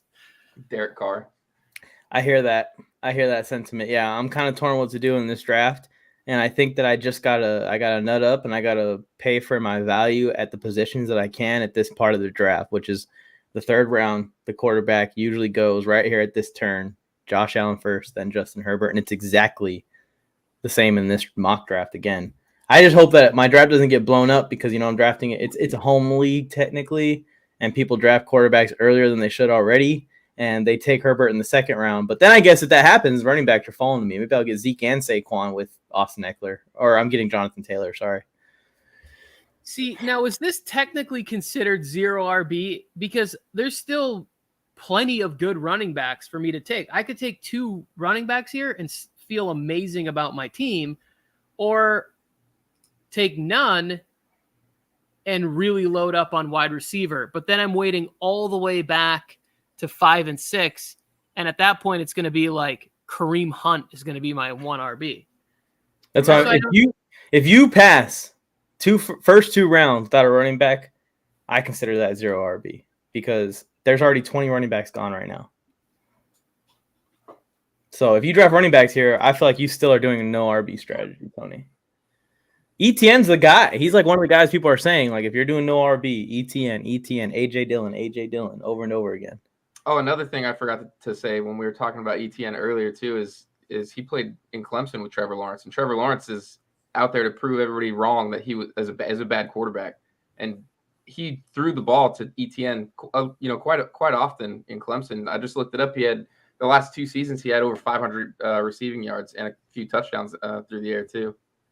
And I think that's the idea behind drafting him. I remember we were live for the draft when they drafted him. We were like, what the? James Robinson just had a crazy year. Mm-hmm. He was the beast his rookie year. And I think they drafted him because they're like, hey, this is the perfect chemistry guy for our young quarterback. Now, obviously, the entire coaching staff and management has changed since then. But so I listened to somebody, Mike, who was close to the situation. Urban Meyer wanted Kadarius Toney, and he got snatched up by the Giants. And so he wanted that makeshift player that could carry the ball out of the backfield if necessary, but also line up in the slot, do different things. and that's why he drafted Travis Etienne. And I think maybe that's why he's out of a job, because you can't base things off of, oh, I wanted this person here. It's like, no, what would have been best for the Jaguars? And if you just had undrafted James Robinson coming back, you should not have been drafting a running back in that position. It just shouldn't. Now, I think he's a good player. Potentially could be a great player, but that shouldn't have been why you drafted him. You shouldn't have been like, oh, I wanted this guy, so now I want to get somebody similar to him at this spot, when there could have been something more valuable to the Jaguars in that area. Yeah, and that's why we were all confused when they made the pick. We were like, the Jaguars need a plethora of things, and running back was not one of them. Remember, wasn't it Bolstered who was like, this is the stupidest pick of all time? Oh, yeah, he was a little tossed up, and he was like, trash. This is why they can stay trash. Such a trash pick.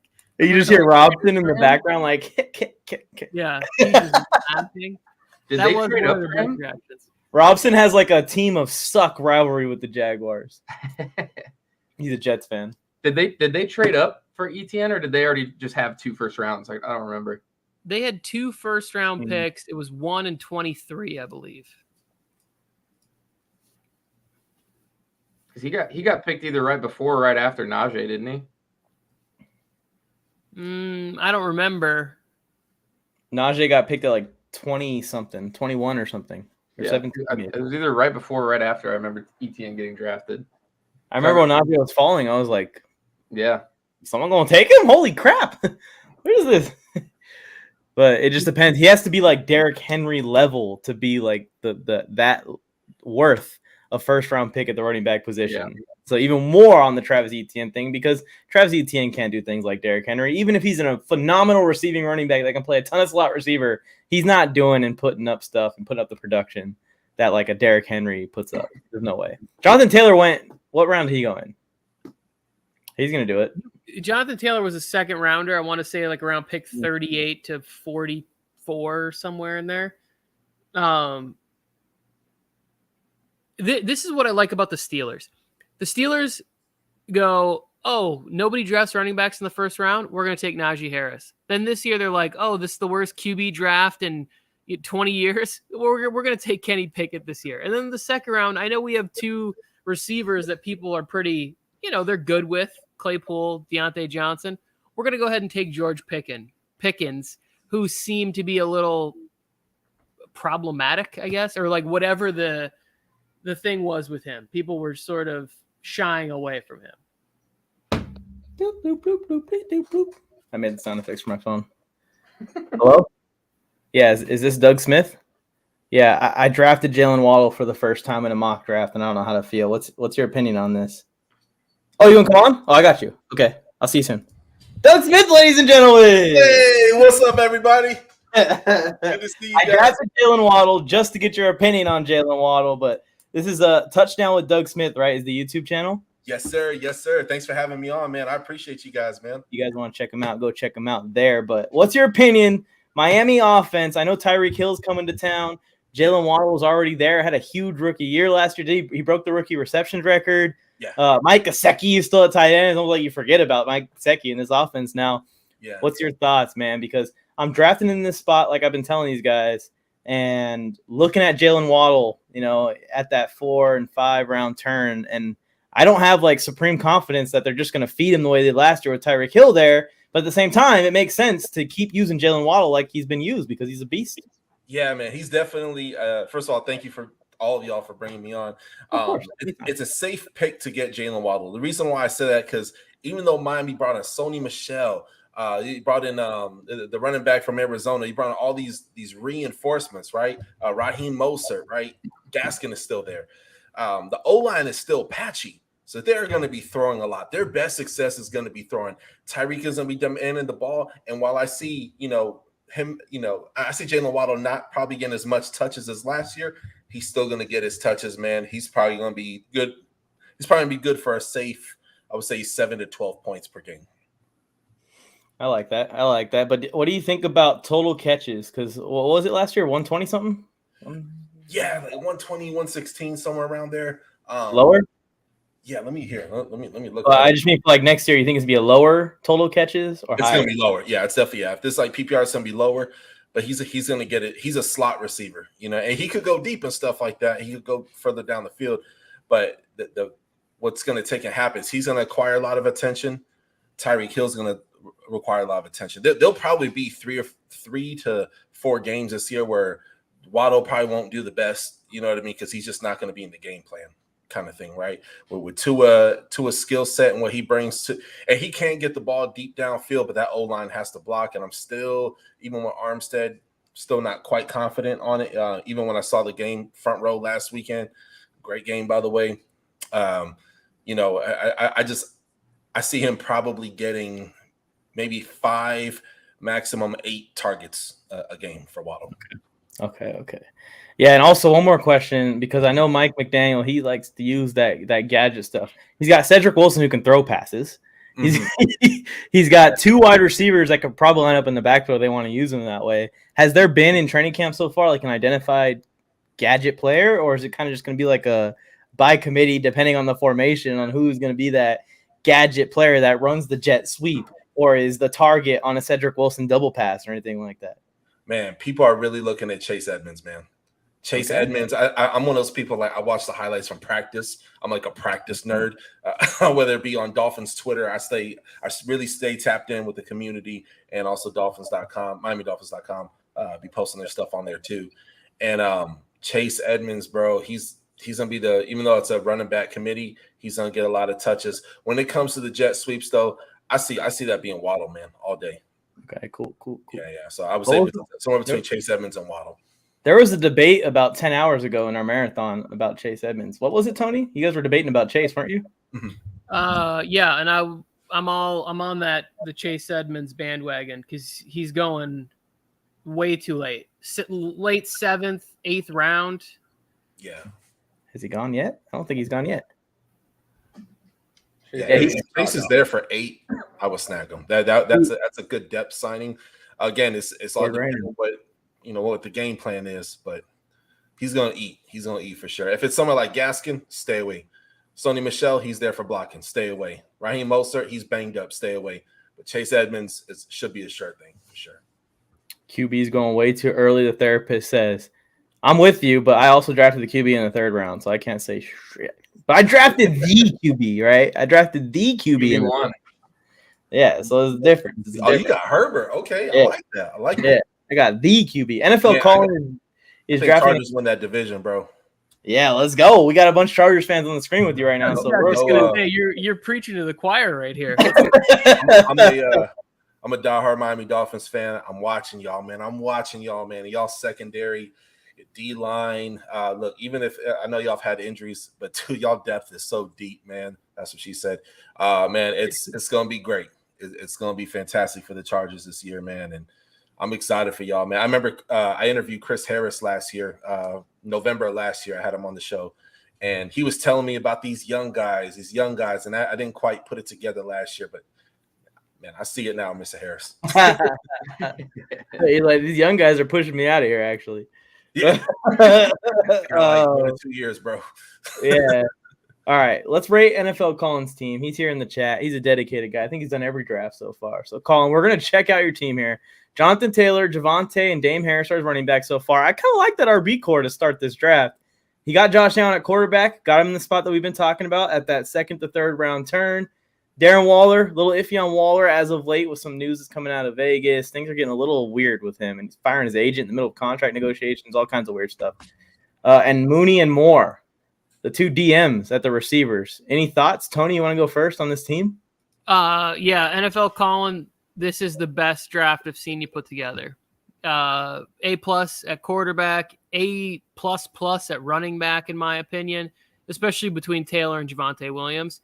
I think you get I'm not as worried about Waller as Mike is. I just think with Josh McDaniels, tight ends always flourish. So you're still getting an A- there. And DJ Moore is the one person that I think is going to crush where he's being drafted. At the end of the year, people are going to look back and go, oh, wow, all DJ Moore needed was somebody who got the ball out on time, like somebody with a little confidence to deliver him the rock.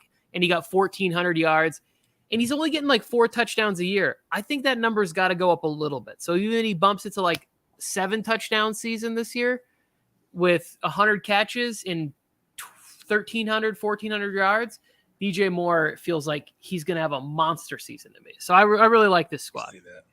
David, what are you thinking? What are you thinking, David? I agree with Tony. I'm not too worried about Darren Waller. He's definitely gonna eat a lot, no matter how many weapons are over there. I'm not so high on Darnell Mooney. I'm not really high on anybody on that Bears offense. I think that offense is gonna be absolutely atrocious this year, except for him. Yeah, okay, I forgot about him. Except for Cole Kmet. That's a big safety net that Justin Fields is gonna have. But the running backs are great. The quarterback's obviously great. I think you got him at a good pick. I see him go, early or late second, early third in a lot of drafts. So it's a good team. And Doug, Smith. You're in the rotation now, Doug. Welcome to the rotation. Yes, sir. Yes, sir. Well, I just want to touch on what you said on the Bears. Hey, I got the Bears winning 3 games this year. Yeah, I got them winning 2. Why are you so optimistic? What's going on? It's the NFL, man. Stuff happens. But I got him at 3 games. But what comes to NFL Colin, man, what I see on his thing is stability, man. You got Moore. Moore is going to get those touches. He's going to demand the balls. Josh Allen, man, he's going to get you yards on your feet. With his legs, with the arm as well, too. Got more weapons this year as well, too. D. Smith is a high ceiling kind of guy, but I really got to see more for sure. And you hit it around the head with Waller. There's a lot going on right now. But Waller, man, he's destined for greatness, man. He really is, man. I really like that pickup as well, too. So, and then my favorite pick out of everything that you got here is Javonte Williams. Don't be surprised if Javonte Williams goes first on a lot of draft boards this year, man. He's going to demand that rock and take pressure away from Russell Wilson, man. So, like the pickup. This is a squad. I agree. My worries with Waller are more injury based than anything, just because he's already dealing with small injuries here and there, already getting a little bit banged up in camp. But I think when you draft a Waller or you draft a guy in that spot in the 4th round, you can miss him a couple games because you probably stacked up at running back or probably stacked up somewhere getting your, an elite tight end in the 4th round still. That's pretty crazy. All these tight ends, like look at Mark Andrews went a whole 30 picks before Waller, it seems like. Basically what we're saying, NFL Colin, is don't mess it up. You're having a great start to your draft. Don't pull a Colin on this one. What the? Omar's asking when this thing turned into a Chargers show. Just take it right here. I know this is Aqua. We fins. Omar, there you go. There's some Raiders representation in the chat. Silver and black allegiance in the house. Hey, can I say something about the Raiders real quick? Y'all were deep in Miami for a preseason game. There was like 400 of y'all. I'm like, whoa, where did just came out of the middle of nowhere and landed in South Florida. It was dope. Yeah, they're definitely a quantity over quality fan base. I'll tell you what. Jakey the Snakey's here. Jakey the Snakey wants us to rate his squad as well. We can do the same thing that we did here. I'll introduce the team first. Find Jake's team here. Which one is it? Oh, it's the one right here in the 5 spot. Henry, Akers, Jacobs, Cook at running back so far. Samuel, Metcalf, London are his receivers. Got Jalen Hurts in the 6.8 spot. It's a solid pick. Dawson Knox in the 7.5 spot as his tight end. Tony, I'll let you go first if you're not a little distracted over there. Sorry. We'll let David go first here. David, you go ahead and go first. Yeah. Tony's on the clock here in a minute. This team doesn't look too bad. I'm not a huge fan of Cam Akers. I think he's a risky pick. It's good value in the middle of the 3rd round. And then with Josh Jacobs, I don't know how to feel about Josh Jacobs because you don't not exercise a good running back's 5th-year option and try to keep him for cheap for 1 more year. I'm curious to see if Zamir White's gonna kind of push him out of that starting role, especially with Josh Jacobs starting in the Hall of Fame game. So who knows if he's even going to be the starter, in a few weeks after the regular season starts. I like the Jalen Hurts pick a lot in the 6th round. I was aiming for Jalen Hurts, but then I saw Lamar still up there in round 5, so I had to take Lamar, and then also with Bateman, and then Dawson Knox. I like Dawson Knox. I think he's a good pickup that late too. Josh Allen likes to get him the ball as long as he, stays healthy. He's going to get you some good points, especially from that round 7 spot. I like it. Doug, what are your thoughts on Jakey the Snakey's team? He's drafting at the 5 spot. Can you see it? I can put it on solo. Pulling on here, find a spot. Let me see. Behind that Raiders fan, whoever that is. Oh, there he is. Okay, let me see. Can't make her. I like the Jalen Hurts. Jalen Hurts is gonna eat on fantasy. Let me see here. Drake London, he's gonna get some targets, I believe. Cook from Buffalo. Yeah, man. I'm like 50-50 with it. Derrick Henry, we got to see how he comes back for sure. He's coming off a really big injury, but even for him to come back towards the end of the season was super dope. I definitely did not see that coming. I really, really like the Deebo Samuel pick. I'm glad that that would probably be my favorite pick on his draft board. And I'm happy he still wants to play running back and not just receiver because, I mean, he's a Swiss Army knife. That's what it is.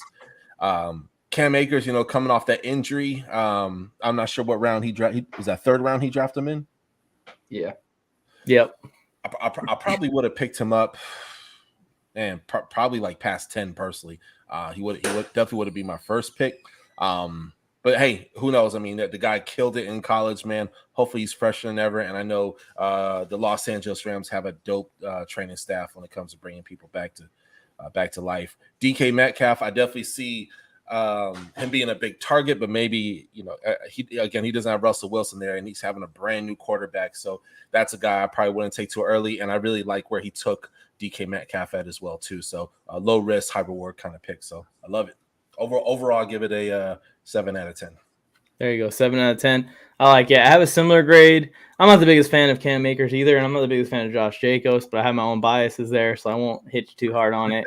But I like the receiver core for how spread out you got these receivers. It seems like you got some value at each spot with the Metcalf, Samuel, London pick. We were talking about London earlier in the draft, and it just comes down to how many of those big plays can Marcus Mariota produce for him, and we'll see. So he's a guy that's take a shot on him this late in the draft. That's okay. I think I'm close to a 7 out of 10 rating as well. Joe's super high on James Cook, and I've never said a bad word about James Cook because I don't want to say it when Joe Morley is around. But I don't know if James Cook is coming out the gate strong. Maybe later in the year he'll get in there. Maybe. I don't think that necessarily that Devin Singletary is a terrible running back. No. I just think that he just has some bad spots. Like when you look at the totality of how he played last year, he did what the Bills need their running back to do. Yeah. I don't think he's the best pass blocker. I think that hurts him a ton too, and that makes the Bills lower on him. He's a gadget player to me. Yeah, but when he runs the football with some power. He runs the football with some explosiveness. He attacks defenses. It's just not so consistent. Well, here's the thing. How many things do we need to be excited about for the Bills? Do they need a Jonathan Taylor on this team too? Like, damn, why they got to be so greedy? Like, just be happy. Devin Singletary is a nice player. No, we got to go out and find Delvin Cooks 2.0. Oh, his brother's in the draft. Here we go. Stop being greedy, Bills Mafia. I know you guys lost 4 straight Super Bowls. The thing with James Cook is, like, this team is set up to win. They don't care about our fantasy at all. Is whatever is going to get them W's, that's who's going to play. So as soon as James Cook can outshine Devin Singletary, then that's when we start seeing more. But I don't think it's at the beginning of the year. And his price is starting to raise up more and more every week. It used to be 10, 11. Now it's 8, 9. It's a little too much for me. I think Singletary's had a little trouble staying on the field, though. So maybe there's something there. Early in the season chance there. Man, I don't like any of the receivers right now. I might just take another running back. Screw it. Yeah, I drafted somebody that I listen to so many podcasts. I don't know where I heard it. I want to credit them, but they were putting out these stats about Tyler Lockett and what he did in games. Geno Smith was the starting quarterback last year, and he's really being severely undervalued as far as fantasy goes. That last year he would have been no later than the 6th, and now you can get him in like the 9th round, 10th round of your fantasy draft because people are so afraid of the quarterback. It feels like there's quite a few players that are suffering from the switch. It might not be as drastic as that, but Devontae Adams going in the second round as if he's not the best receiver in football. Yeah, I think that DK suffers from his QB situation a ton too. He falls in drafts. I mean, where do you go in this one? Round 5.5. In the 5th round of this, which is crazy to me. The next Megatron right there. Well, I mean, slow down. Come on. My thing is Seattle's path to having successful offensive play is going to be through getting the ball to DK Metcalf. They don't got no one else that can really dominate right now at any other spot. I can't evaluate their defense well enough. Mike, maybe you can speak to this. If you told me, oh, they're going to have a top 15 defense, then I would think there's going to be less garbage time. But when I look at the roster and I don't really know these players, I go, well, their defense isn't going to be very good. So I project a lot of garbage time. I just look at it and I'm like, I don't know these defensive backs. I'm not really sure who their pass rusher is. I could see a scenario in which there's a lot of end of third quarter, fourth quarter, hey, we're getting the ball, and we just gotta throw it 20 times to end each game. And you get a lot of those garbage time points from the Seahawks. And I'm here for that. I love garbage time. Yeah, the problem is if Geno Smith starts. This is a weird spot where I'm backing Drew Lock here. If Geno Smith starts, even in garbage time, I don't know how well they're going to do throwing the football. But I agree with you. You look at that defense, they don't have a top 15 defense. They don't. Man, they don't have pass rushers. They don't have linebackers. All they have is Quandre Diggs and then like Jamal Adams, if you like him. I don't really like Jamal Adams. I think he handicaps your pass coverage a little bit. But go ahead, Doug. Sorry, I think I cut you off. Oh no, you good. You good. My bad, brother. Man. If it wasn't for that game that he had at West Virginia, Geno Smith, I don't even think we'd be talking about Geno Smith right now. You know what I mean? And whether it be the Jets or the Seattle Seahawks, I mean, just everybody's kind of chasing that Geno Smith, right? And in reality, man, you were an average team that beat another average team really bad in college, man. So. I think it'll be serviceable for a game or two, but I think Locke overall is going to be the better pick for the Seattle Seahawks. Hey, Mike. I don't even think Locke's a good pick. I just think that I agree with you. He'll just be like slightly better for the passing game. What's up? Look at that thing I just sent you. The tweet from Schefter. I didn't see it. I'll check right now. Is it a tweet that week 1 Sammy Watkins is going off? No, it's about the rookie punter on the Bills. Fabe Baker here. Saying Chargers win 73-0. Let's get some Chargers versus Raiders week 1 score predictions. What are you thinking, Tony? I said 35-10 earlier when Omar asked me, and he started laughing about it. And Fabian is sticking to this 73-0, which I'm a fan of because I will be sitting about 8 rows from the field. And if it's 73-0, it's going to be one of the most fun experiences I've ever had in my life. Yeah, we ain't talking about that, David. That is awful. Yeah. Wow. Good thing they didn't draft him. The Chargers didn't draft him. Jesus. Oh, for real? It's like that, Mike? Oh, it's bad. It's going to be one of the worst stories of the year.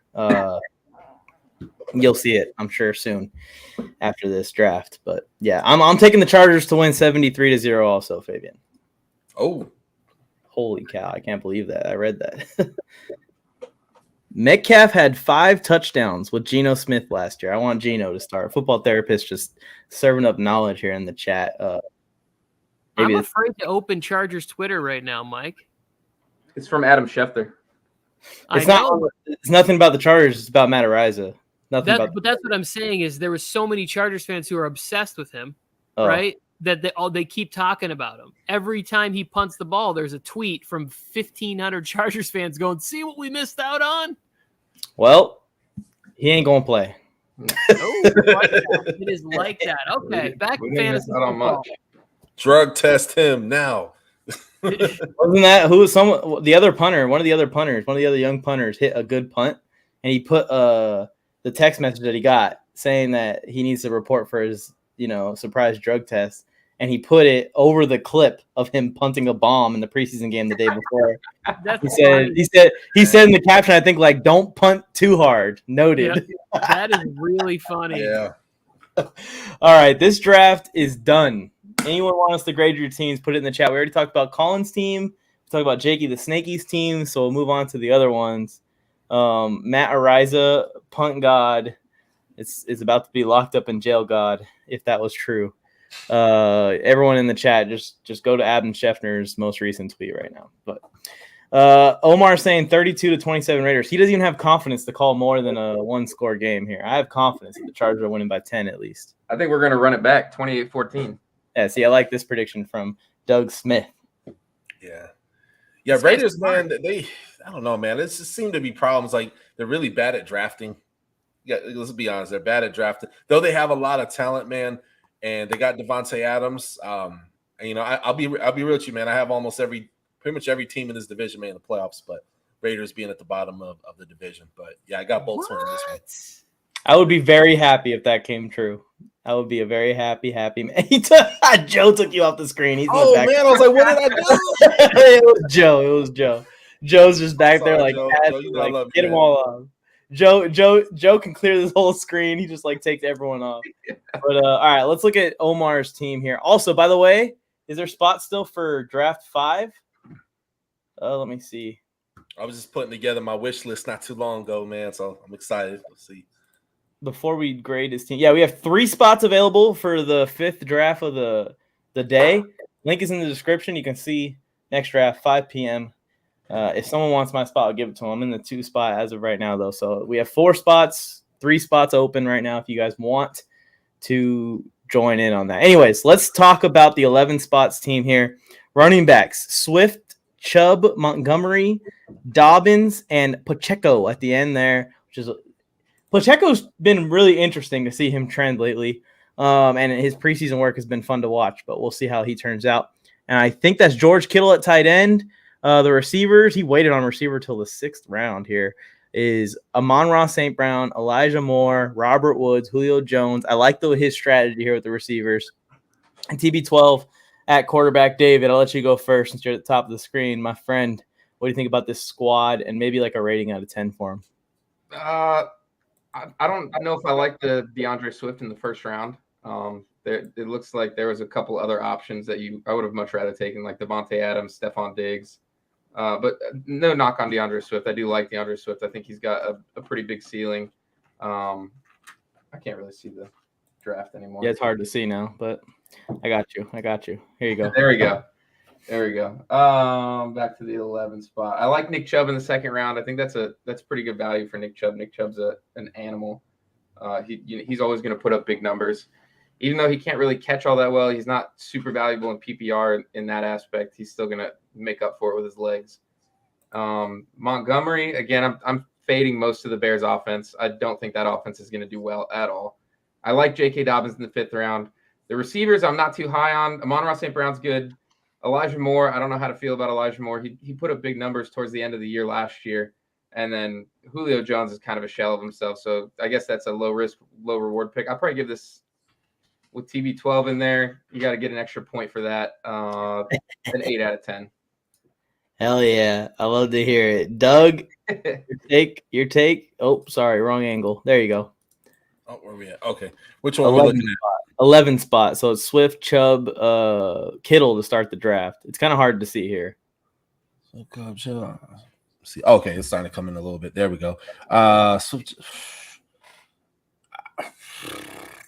I'm gonna take Kittle because I feel like this is not a super deep year when it comes to tight end position. Mm-hmm. And if I take a tight end, it's not gonna be past the 2nd round. I know I'm spilling my secrets, but yeah. Got him. Yeah, I hear you. I mean, that's like your Kelsey Andrews right there, right? And you just got to be willing to pay for that gap because from there to the next guys, maybe Kyle Pitts, if he can have a good year again, there's a cliff. There's a clear cliff when it comes to the total points they're going to score. I like this team. I like the way you structured it. I'm probably drafting receivers earlier. I'm probably drafting receivers instead of Monty and Dobbins, and then just getting my depth at running back after I get my receivers. I feel like if you have 2 good receivers in that spot with Kittle and the 2 running backs, you're looking pretty solid. So I like the roster. We got one more request here, and then we'll play a Tony Tucker video. Which one was it? Oh, 4 spot. Okay. It's I'll go over it real quick. If you guys want to formulate your opinions, get this out of here. We don't want to see this. Y'all didn't beat no one 35-21 last year. Don't even give me that. But Cooper Kupp, Mike Pittman, Mike Williams, Brendan Cooks, this receiving core is stacked. Watson and Pierce at the end of the draft. The running backs are Jones, Fournette, Kareem Hunt, and Pollard. He got Dak in the later rounds, and he got Cole Kmet in the later rounds as his 2 other starters in the starting lineup. I'll go first on this one. I like this team a lot. If you're going to pay for Cooper Kupp, I feel like you do have to go RB after that. And in this situation, paying for Cooper Kupp led to him having probably the best receiving core in this draft. I'm looking around. I'm not seeing a crazy receiving core. I mean, Pittman, Mike Williams, Brendan Cooks, and Cooper Kupp, all starters this year, all at least wide receiver 2s or higher. Cooper Kupp obviously is probably going to be the wide receiver 1. So I like this squad. I think this is my favorite one of the ones that we've been grading so far. What do you think, David? I like how balanced it is. I think Michael Pittman may be a little high because that offense is going to be built around Jonathan Taylor. I don't think they're going to ask Matt Ryan to do too much. So I don't know how to feel about how many points Michael Pittman's going to score. I like the value he got with Mike Williams because Mike Williams was, I think, a top 10, top 15 receiver early in the year last year. So I think that, and then Brandon Cooks as well. And then with playoff Lenny and Aaron Jones, you can't go wrong right there in the 2 and the second and the 3rd round.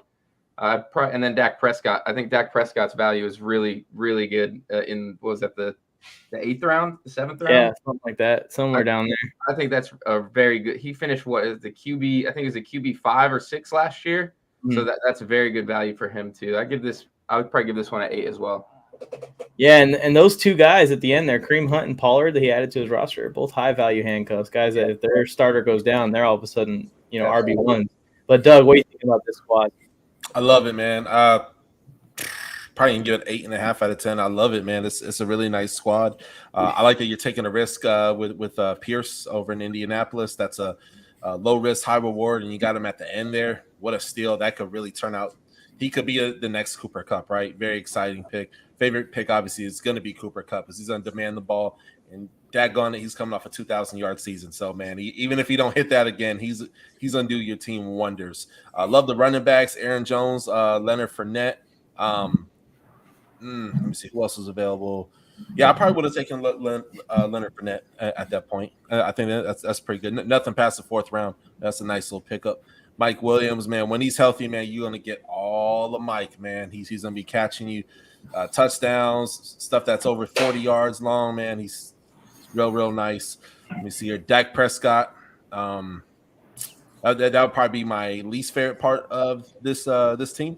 I say that just because their O-line is going to be terrible, man. Be ready for a rough year for the Dallas Cowboys, man. You put there 4 wins. 4 wins earlier.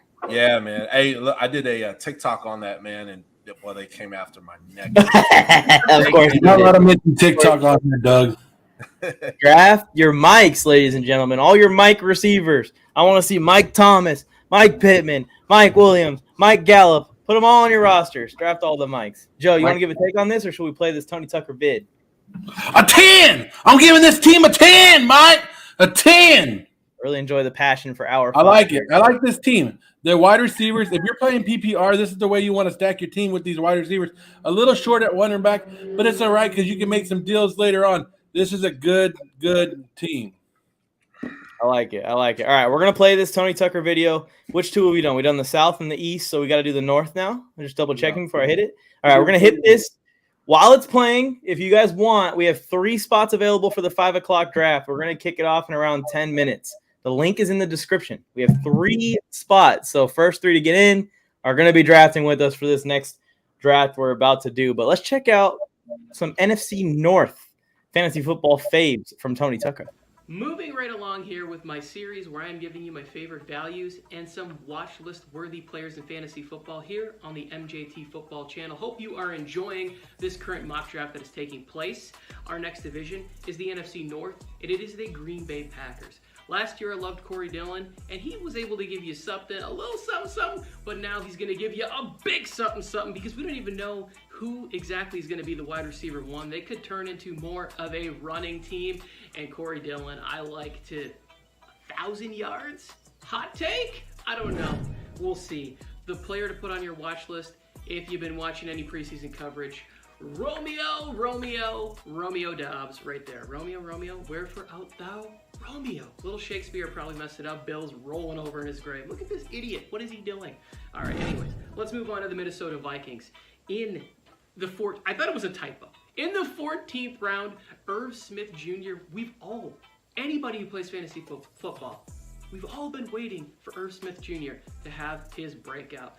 Potentially could be this year with the new HC installing everything that he did from the Rams. Big season for him. The player to watch, KJ Osborne. I know they got Thielen and they got Justin Jefferson, who's the best. KJ Osborne could be that player you grab at the end, and by the end of the season is getting you into the playoff win of your league. The Detroit Lions, TJ Hawkinson. Last year, people were drafting him in the 4th, expecting a huge breakout. That never came, but why not double back on that and go to the 6th round? Now they're year 2 in this installment that they have going on, the Dan Campbell experience. Love Hard Knocks, by the way. Dan Campbell kind of seems like if Will Ferrell was going to be playing a football coach in a movie. It's pretty fantastic. You should check it out. The player to watch, Jameson Williams. So much hype on this kid in the draft. He's so fast. He's going to start the year. So if you have an IR spot, grab him, put him there, and then you can go get another one of these players that we talk about on the watch list. Finally, with the Chicago Bears. Cole Kmet. Hot take on Cole Kmet. Finishes in the top 5 tight ends. I love him. There's not a lot of competition for targets here. Darnell Mooney is a very nice player, and I thought about putting him here on this list. He's very worthy of it.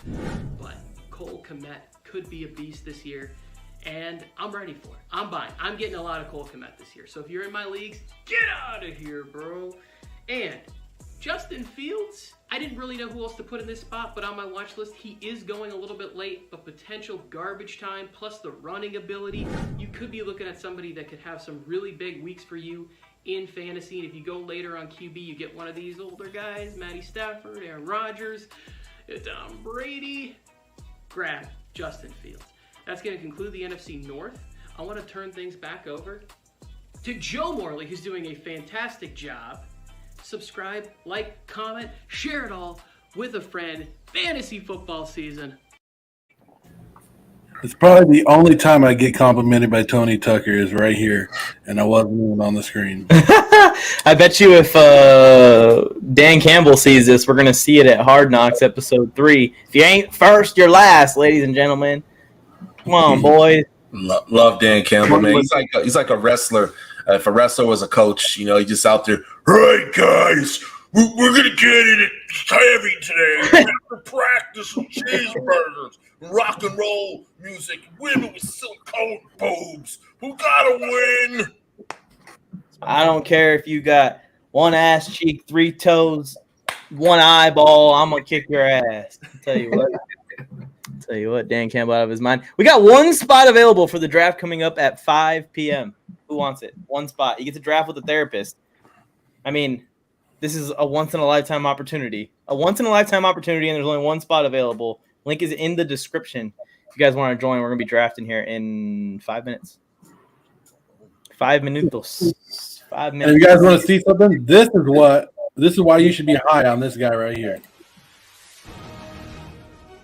Now I see why Coot was wide open so many times. I always was at home like, why is this man wide open? He is the main target, but he's always wide open. But now I see it.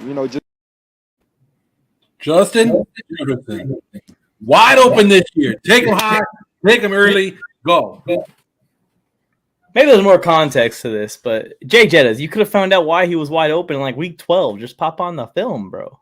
Pop on the tape. You could have figured it out. You have to wait till training camp this year when his old offense coordinator. Kyler Murray barely watched the film, and they called him and told him. Yeah, and he and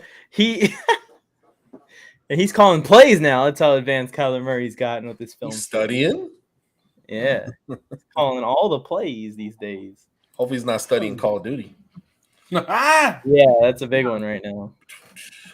We're going to go into our number 5, guys. It's going to be great. We're joined by the Touchdown with Doug Smith. If you guys find him, the instant replay. NFL Mike on TikTok. You guys can still go follow him on TikTok. He'll be back. He'll be back on there. TikTok won't lose NFL Mike. If you Google this, a picture of me comes up. Tony Tucker's has been on here. We had Bogart. with the GMM network. Jimmo the Icon stopped by, did a couple drafts with us. But I'm excited about this next guy. No offense to any of you guys, but the fantasy football therapist stopping by. Woo woo!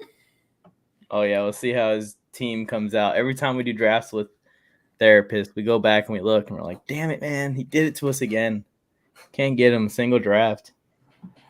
You know what it is? It's because we sit there and we tell the therapist all our problems, right?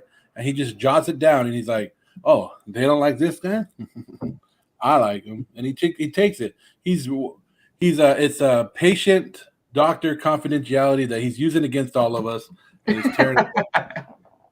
The law is that he can't tell nobody about it, but he can keep it for his own use. All the information that he gets in these sessions with me and Tony, and they're like, why couldn't he just not call timeout? Well, here's the draft board for the next one. We're one spot, guys. There it is. You guys see it. 1 spot. 9 spot to whoever wants it. Oh, did you see who else is in this one? Tony. You're going to get rocked in this one, but my guy, Johnny Talk Sports. Oh, I see. Johnny's in the house. Tony's not in this one. Tony, there's 1 spot available. It looks like Tony is very excited.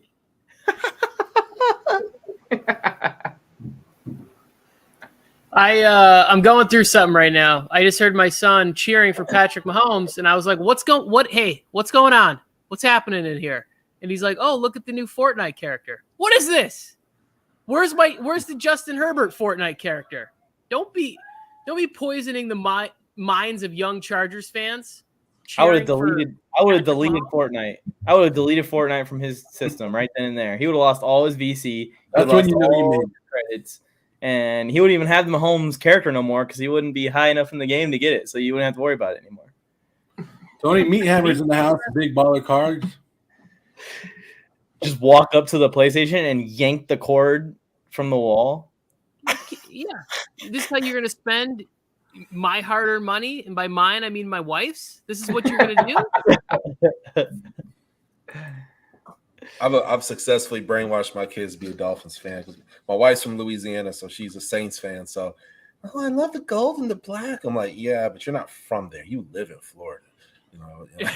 And your mom don't even watch football. I don't have any kids, but I just try and get all of everyone else's kids to stop rooting for their parents' favorite teams. It's like a little sabotage. How's that working out? It's working. We're slowly getting there. He's already asked to go to other Chargers games that don't have the Raiders. Yeah, because he's a football fan. Yeah, Look, I don't know about you guys. Maybe you guys didn't grow up like I did, but I grew up as a football fan too. I wore different jerseys. I didn't just wear Raider jerseys all the damn time. I had a Curtis Martin jersey if I want to age myself a little bit. I had a Matt Hasselbeck Seattle Seahawks. I had a Bo jersey. Jackson. I had a Bo Jackson throwback. I had like 13 throwback, and I lived in Okinawa, Japan. So man, it was like, man, you just need $40, man. Go get you. I mean, and it would be authentic. And I had a Jerry Rice, man, Eric Dickerson, obviously throwback Dan Marino, Doug Williams, man. Let's go. My first jersey was a Marino jersey. Yeah, I saw him over the weekend, man. I was a total groupie. I was like, Dad, I love you, Dad. And then he just, he's walking and he just kind of turns like this and gives me a thumb up. At least he acknowledged you. What was that? Oh shoot, you got the Marino. At least he acknowledged you, Doug. That's a great thing. I have like half the jerseys y'all just listed. I have a Bo Jackson jersey. That one's autographed too. Not yet, but Mike's gonna forge his autograph later on. He's gonna sign Mike on there. I have a Bo Jackson jersey, but it's a Auburn College baseball Bo Jackson jersey, so I would never get a Raiders jersey. Ooh. Got the Howard Finkel jersey, or what's his name? Ray Finkel. Oh, Ray Finkel. Howard Finkel is he used to be a referee for WWE, right? That's what I got it mixed up with. Oh yeah. Showing my nerd side right there. We still got 1 spot in this draft, y'all. 1 spot. Tony, you don't want to draft, man? No, not really. At least you're honest. Well, Tony can't do 2 things at once. I can't, and I want to watch. I want to watch Jordan Love get out here and play some football. Aaron's warming up like he's going to play. I don't know what's going on with that. Is Aaron Rodgers playing some snaps tonight? I doubt it. I totally forgot it's Thursday. Holy cow. I need more sleep. Thursday night, guys. Saturday. Let us know what's going on. Are we ready for this draft? Are we? Yeah, my brother just joined. Oh, All cool. right. Cool. There it is. Filled it up. You That's what we're talking did about. better. Before this draft, guys, hit that like button, hit that subscribe button. Look, this is how easy it is. Let me show you guys. Look down where Doug is. You guys see where Doug's at?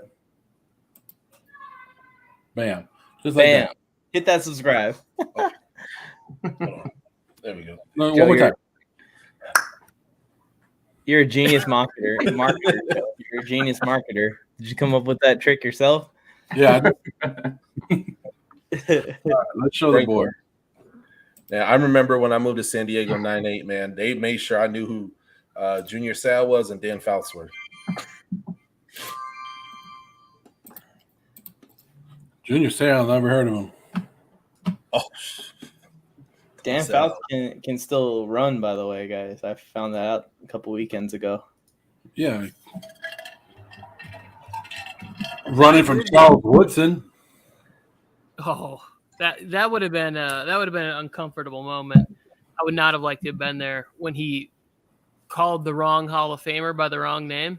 That might have actually been the reason he ran out of there so quick, and I couldn't get his autograph or a picture or anything. Second the show ended. But anyways, for people who are outside the loop, I was at the Gold Jacket dinner this year for the Hall of Fame inductees, and they do the gauntlet where all the Hall of Famers come out and the new Hall of Famers walk through the gauntlet to get their gold jacket. And Dan Fouts was the one presenting every Hall of Famer that was at the event. And it got to the end, close to the end, and Charles Woodson obviously is one of the grand finale players that they're about to announce. And Dan Fouts gave the whole intro with Charles Woodson's stats, his accolades, everything he did in his career, talked about him being a Raider, all this stuff. And then he goes, introducing Rod Woodson.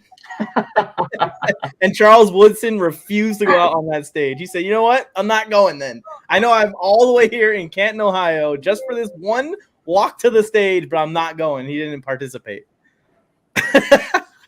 Wow. And I was like, perfect, Dan. Leave it to Dan, the Chargers legend, to just ruin a Raiders moment like that. No Aaron Rodgers. No Aaron Rodgers. In other news. Which one's that on? That one's on the NFL Network, and then they're going to try out the new Amazon team tonight, right, with the 49ers? Oh, I didn't know that. Oh, what time? When is that on? It's on right now. Oh, Pretty sure. I just got a notification. I'd rather watch. Trey? Yeah, because Trey Lance is playing tonight. It is on in 8 minutes.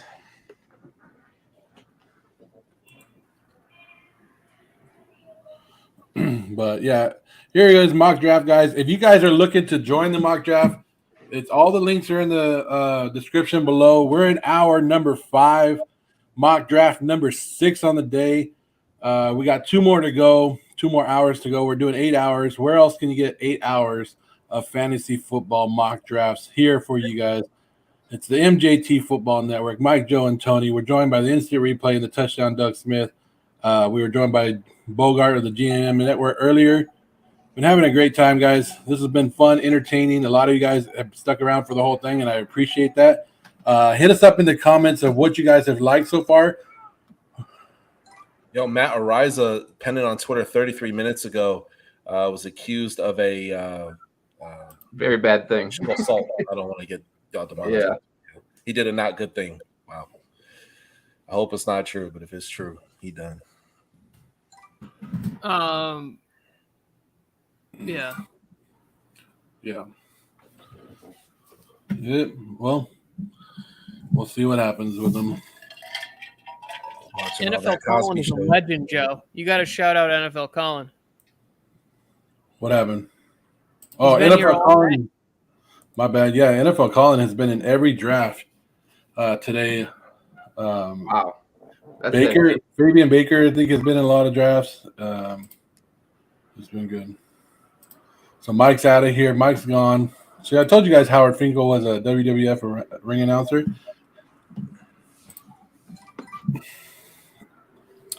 Therapist going with Joe Mixon. Keep an eye on the football therapist, guys. If we can ruin his draft at any time, let's do it.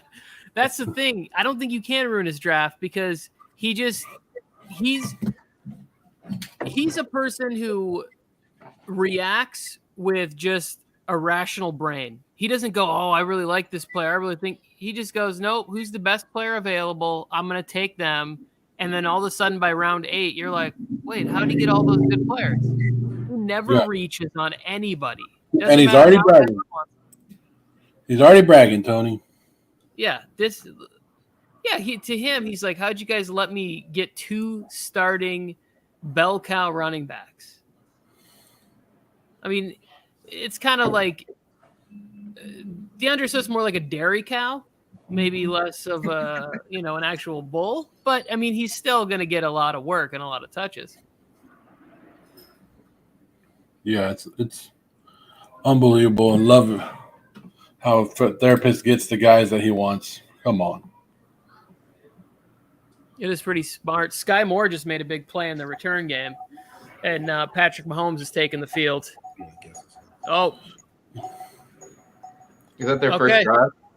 Never mind. He came out, went to the huddle, and then got a standing ovation for exiting. I don't know what that was all about. That was weird. Hey, shout out to my daughter. Just got an 89 on her math test. What? Yeah. Oh. What kind of math is it? Are you got your kids getting to that age where? What kind of math? I don't know, but it's like mixed fractions. Like I'm doing 7th grade math. And what's the best football team? Really? Yeah, you better. Yeah, I'll give you $5 later. I thought she was gonna say the Saints for sure. I was like, here she goes. She's gonna totally. You're not my daughter. You're not my daughter. Yeah. Congratulations on that. That is great work. My oldest son started trigonometry this year, and I will never help him with math ever again. I have no idea what he's doing.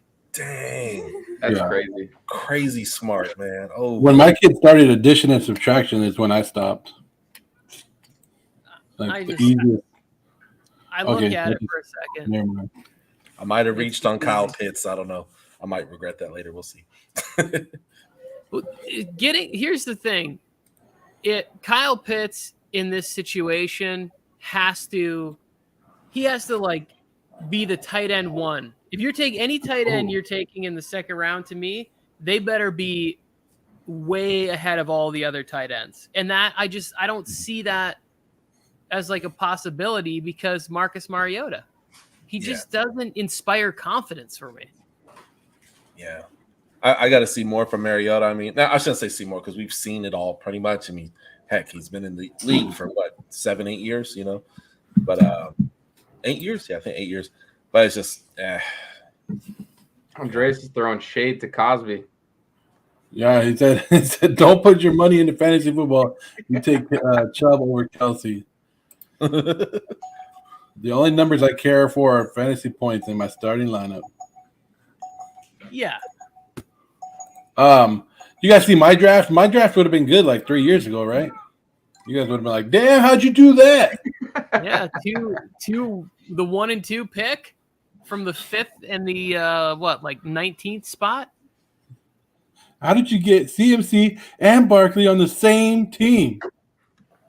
Your league must suck. That's what they always say, right? It'll be even better if you get Tyreek Hill in the 3rd round because that'll be 3 first-round picks from 3 years. Not now, because you told Colin who to draft. Herbert and Allen back to back. I think Colin just took Herbert so Mike couldn't get him. I'm so nervous. I gotta have Javonte.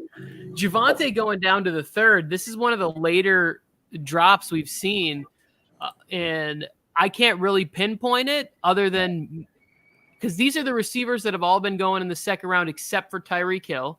Yeah, all 3 of these tight ends have kind of been around this 2nd to early 3rd round. Those quarterbacks. So I don't know why Javonte made it down here. Maybe it's I don't know how he made it this far. I was watching him. I was like, he was gonna be my 2nd pick. But I was watching tight ends. I remember what I said. It's like it's not a deep year for tight ends, so once they start coming off the board, get your guy. Well, so I'm not. I guess my thing is when I look back at my team, the last one that I drafted in the last hour, I tried the 0 RB or not drafting a running back in the first 2 rounds just to see how it felt. And I took Diggs and Kelsey. And at the end, I was like, my running backs are good, but I didn't feel great about it. My receivers were good, but just don't feel great. I think the only position that I would like to have the edge at is quarterback, and that would be Josh Allen or Justin Herbert. Otherwise, I just want to load up on all the other skill positions, and I'll throw darts at tight ends and quarterbacks. Yeah.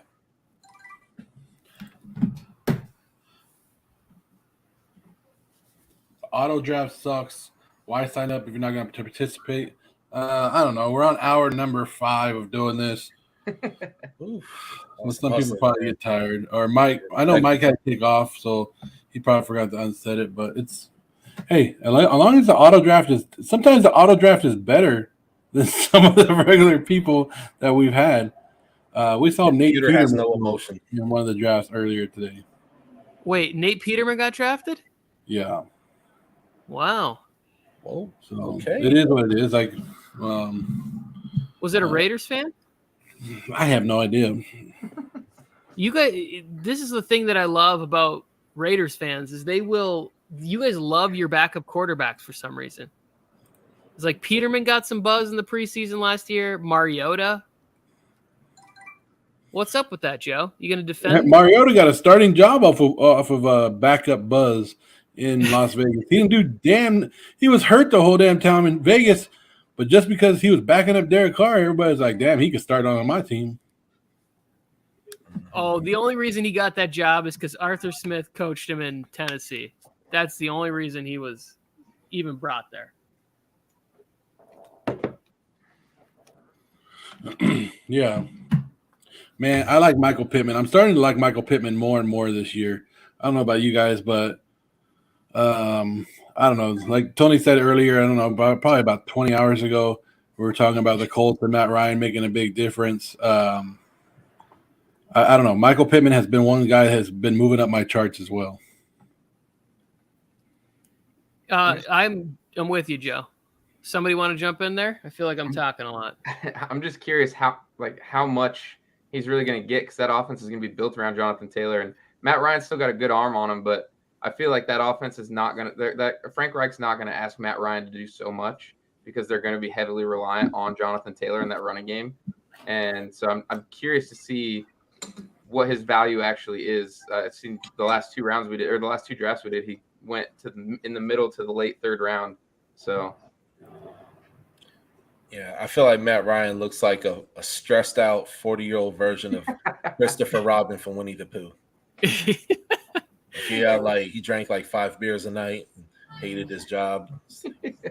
Oh, Baba. He does give a little bit of that vibe. Yeah. The thing with Matt Ryan is he's very underrated because of the generation he played in, right? We look at Matt Ryan completely different if he doesn't choke away that Super Bowl. And it wasn't necessarily on him, Dan Quinn and Kyle Shanahan, play call, whatever you want to go into, just tired defense, playing against the GOAT. We would look at him completely different, but I look at it as how was he with all of his number 1 wide receivers? How was he with Roddy White? How was he with Julio Jones? Those number 1s always were heavily targeted. He's too good still. Even when I look at what he did last year, and he didn't even have Calvin Ridley for most of that year. Kyle Pitts had 1,000 yards on that Falcons team last year. That was all Matt Ryan. So if you're telling me that I'm going to get Michael Pittman headed into year 3, and then he's competing for targets with a rookie and Paris Campbell and no tight end, okay, they're still going to throw the ball 25 times. And 12 of those could go to Michael Pittman. And I'm in for that. Yeah, I'm down for it too.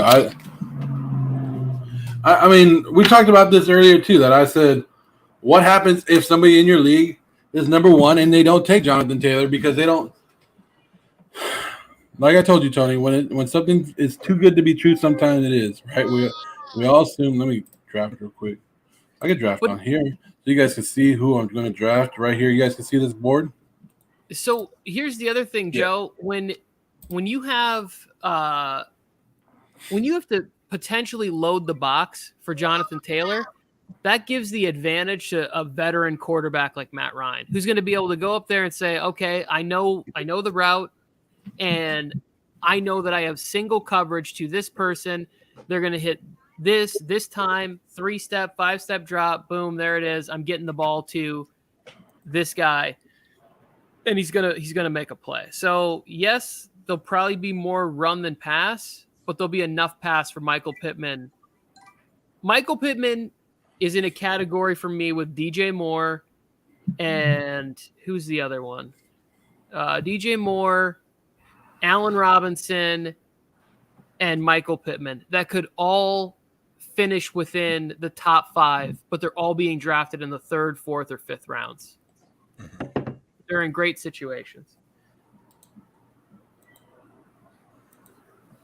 Yeah, so what did Andre say right here? It says Kyle Pitts is better than Pittman. Not really comparable. Pittman is going to get the same workload that he got last year. He didn't have. Well, Kyle Pitts is the only damn weapon on that team, right? And he's the great time generation, once in a lifetime tight end, right? That's what they all said coming out of college about Kyle Pitts. So of course he better outperform Michael Pittman. He better do something. But I'm taking. I don't know. For some reason, I'm leaning more towards the Colts offense a little bit more. I think if I can get a guy like that, because how often do we see it with the Tennessee Titans, where everybody knew that Derrick Henry was going to get the ball, right? And then who stole the touchdowns? Either Ryan Tannehill or they threw a little lob pass up to A.J. Brown and got it in the back of the end zone. So having a great running back sometimes benefits the wide receiver. I think it gives you a huge advantage to have somebody like prime Derrick Henry, prime Jonathan Taylor, even Najee Harris. If they could figure out the offensive line, think about how much faster that will accelerate the ability and progress of Kenny Pickett. I wish that they didn't draft George Pickens, because whenever I talk about either one of them, I want to switch the last names. Got last name dyslexia for the Pittsburgh Steelers' first, second-round draft picks. I don't know who this is, but they have a great last name. Jessica Morley. Hello.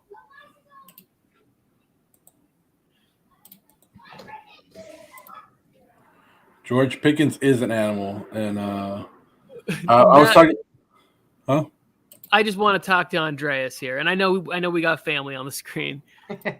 The reason Kyle Pitts didn't get more red zone targets is because he was the offense. As soon as Calvin Ridley decided to start playing DraftKings last year, it was Kyle Pitts and like a part-time Russell Gage. There wasn't all the focus was to him. Matt Ryan's smart enough not to force the ball to him. Last year's Falcon team won 7 games. They're not winning 7 games this year. And they really, what changed? They lost Matt Ryan. I'm sure there's probably other subtle defenses to the line play or whatever, but it's going to be essentially the same team, and they're not going to even come close to 7 games. I think I have the Falcons at like 3 or 4 this year. 3 or 4 wins? Yeah. We did our breakdown, and I forget what I put them because we're in the middle of posting our AFC, NFC divisional breakdowns. We're going through each standing, but I forget what I did. So if you guys are watching this and you guys want to go watch those, head on over to the division breakdown. Throw the plug in there. I have Falcons are like, I think I said 7 wins. Tony, my mom's in the house. Say hi to my mom. Hi, Mom. How are you? She's old. Oh. Well, that's a wonderful thing to say. I'm sorry. I thought. Oh, I can't believe you'd say that, Christy. You look fantastic. Congratulations, Andreas. We got to talk about this. Here, Tony. what are we talking about here? They play completely different positions, Devontae Adams and Kyle Pitts. How are we getting away from this? Like, think about the tight end position. So if he's a generational talent, you're putting him in that area. Like, he needs to be on the same level as Travis Kelce, or let's say he's even a different kind of tight end. Maybe he's like the new evolution of Shannon Sharp.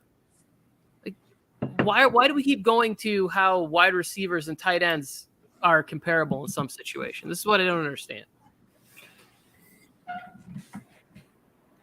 I'm just picturing him typing away.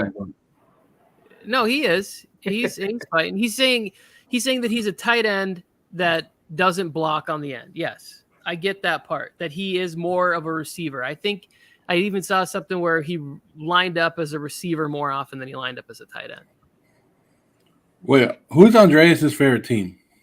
The Chargers. Okay, so that's why he doesn't know football. Joe. Well, I gotta take my shots at Charger fans as much as I can. There was 3 of you guys on the screen at one point today. Oh my goodness, he's better than Darren Waller. Look, I understand the Kyle. I think I just got tired of the Kyle Pitts talk last year because of how built up he was and how everybody loved him coming out of college. But I'm not going to compare a wide receiver to a tight end, especially Devontae Adams to a tight end. But we'll find out this year. You got a mobile quarterback, even if it's Mariota or Ritter. Hopefully they get him the ball more and he feels more comfortable in that spot. Because if you watched Pitt at the beginning of last year, he didn't look that good. As he started getting more comfortable throughout the year, he started looking like the guy that we all thought he was going to be, or everybody thought he was going to be the top guy. Football therapists coming in here with these facts, just ruining stuff. Dropping knowledge. Yeah. What is this? Drop mad science. Yeah. Do you know what side of the argument I'm on, football therapist? You need to be on my side. Why are you presenting facts that hurt my case?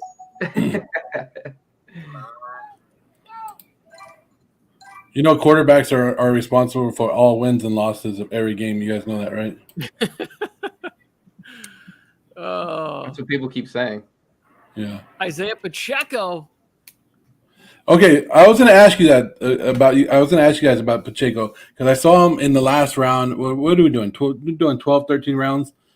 I think he went undrafted a couple of times in there. And everybody's like, oh, you don't leave your fantasy draft without Pacheco. Are you guys still on that train? And you're like, nah. Wait, who said that? Isn't that what Matthew Berry and all them are saying? Oh, I don't know. I haven't heard from Matthew Berry in a little bit, but it depends on how much you like CEH. I mean, if you don't believe in him, then yeah, you should probably be looking at him because you can get him in the 13th, 14th, 15th round. At least that's how it's been going on a lot of the mock drafts that I've seen. So I think on Fantasy Pros, when I do a mock now, he's going in like round 13 or 14. He's being drafted by the computer. So if that shows maybe where he is by draft day. You want any piece of the Chiefs offense that you can get that'll be a contributor. And this is I told you guys earlier, I made the mistake. I drafted CEH early in his rookie year because I was obsessed with how well Kareem Hunt did in that same position. Problem is that they're not the same player. So maybe the same caliber of player. Maybe Pacheco is closer to Kareem Hunt, and Andy Reid is not going to be bashful about making CEH a part-time running back there. Doug, why does it keep? What's going on? Why do we keep hearing the wow? I do not know. Probably because I keep picking. I don't know. Getting crazy people. I'm taking chances on the young guys this year. Does it say wow like when you take somebody early? Is that what it is? Like when they Yeah. I think so. Yeah. That's a Chris Olave. Realistically, he'll probably be there later. But I was like, man, I would say get your guy, man. If you have a hunch. And Olave, I have a hunch. I have hot takes on this dude. I'm the same way, Doug. I Like people are always like, you're reaching, you're doing this. No, you're not reaching if you're getting the guy that you want. If you really feel that this guy, who's to say that this guy is not a third-round talent come next, in the middle of the year, and you're the one that took him there, and now everybody's like, damn, I wish I would have took Chris Olave in the 6th round. You know what I mean? Yeah. I don't think it's a stretch. I think the Saints offense, and I think Chris Olave is going to have some great games this year. Yeah, especially Michael Thomas. We don't know which Michael Thomas that we're going to get. He hasn't played football in a long time, so yeah. I think Chris Olave might be in the best position to succeed of all the rookie wide receivers. Yep. So the opportunity is there for why am I blanking on his name? Drake London. Mm-hmm. Going to be lots of opportunity there. But if Michael Thomas does come back and he demands attention, Chris Olave is going to be able to get a lot of work in. He also has veteran wide receivers to come in and learn from. You get to go to practice every day with Michael Thomas and Jarvis Landry. Yeah. Those are two really great people to learn from. And he's going to be playing in a dome, and Jameis can sling the rock. I know we like to make fun of him. We like to eat W's with our fingers and do all troll Jameis. Yeah. But the guy was a number 1 pick. He's thrown 30-plus touchdowns in this league. Like, he's a good quarterback. And last year, the Saints were 5-2 when he went down. And he was playing better football, and the turnovers were down. I think he actually learned from Sean Payton and playing with Drew Brees. People can improve, and maybe he did. I'm big on the Saints, though. I also have the Saints winning the NFC South, and Joe and Mike said I was a little crazy for that one. But I think Chris Olave is going to be a huge contributor for the Saints this year. Oh, yeah. Yeah, I do think you're crazy for that. I still think you are. But it wouldn't be the first time I think you're crazy, Tony. I think you're crazy! Does that make me crazy? Treylon Burks. I gotta be careful. Andreas is just looking to rile me up. I feel like he's in my head right now. Treylon Burks is one of my favorite wide receivers in the draft. Yes. Everything I'm seeing is like not a good sign. And I want it to be better news. I look all the time for Treylon Burks, like good news stories, and I can't find him anywhere. I hear more good stuff about Kyle Phillips, like the 5th round slot receiver from UCLA, than I do about Treylon Burks. And I want him to be good so bad.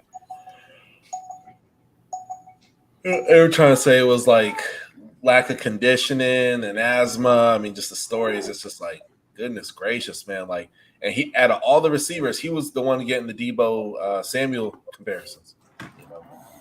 Yeah. All right. And really, they brought him in because he's similar to A.J. Brown, easy, close to the line, manufacture targets, quick screens, hand the ball off to him. Yeah. He's so dynamic. And I had so much fun watching him play. Well, so I didn't watch him the games live, but when we were going through and doing draft stuff, watching him was so much fun. He was always making the big plays, and that's exciting, but it's not translating so far. Yeah. I feel you on that, man. He was one of those guys where I'm like, ooh, I hope the Dolphins pick him up, we ended up getting Eric Ezukanma. They call him Easy E from Texas Tech. He's killing it right now. But yeah, I appreciate you. That was me.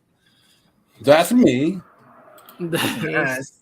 Wow. What's Pickens? He's a good football player. You nice. That's a me. I picked a George Pickens. Does that sound like Mario? Or I don't know if this is a good German impression, man, but I had a job interview like 4 months ago. And this guy, he's like, I put my podcast on my resume because, I'm monetized, and thanks be to God for that and stuff. But man, like, it was crazy. He was like, "Oh, Douglas, you got a podcast? How long you been doing the podcast?" How did that interview go? Did you mimic him? Like, did you mime the accent? Because that would be fun. Man, I wanted to so bad, man. Nah, he so it's weird, man. I ended up. Let me do my pick real quick. I ended up taking and choosing. He ended up not giving me a job. He basically wanted to use me as like as needs kind of thing. So basically, he was paying me under the table, and I told him, hey, I'll do for 2 to 3 minute videos. I'll charge $175. I'll do some video editing, and so I made some money off it, which was cool. But I don't know anything about under the table. I didn't hear nothing like that either.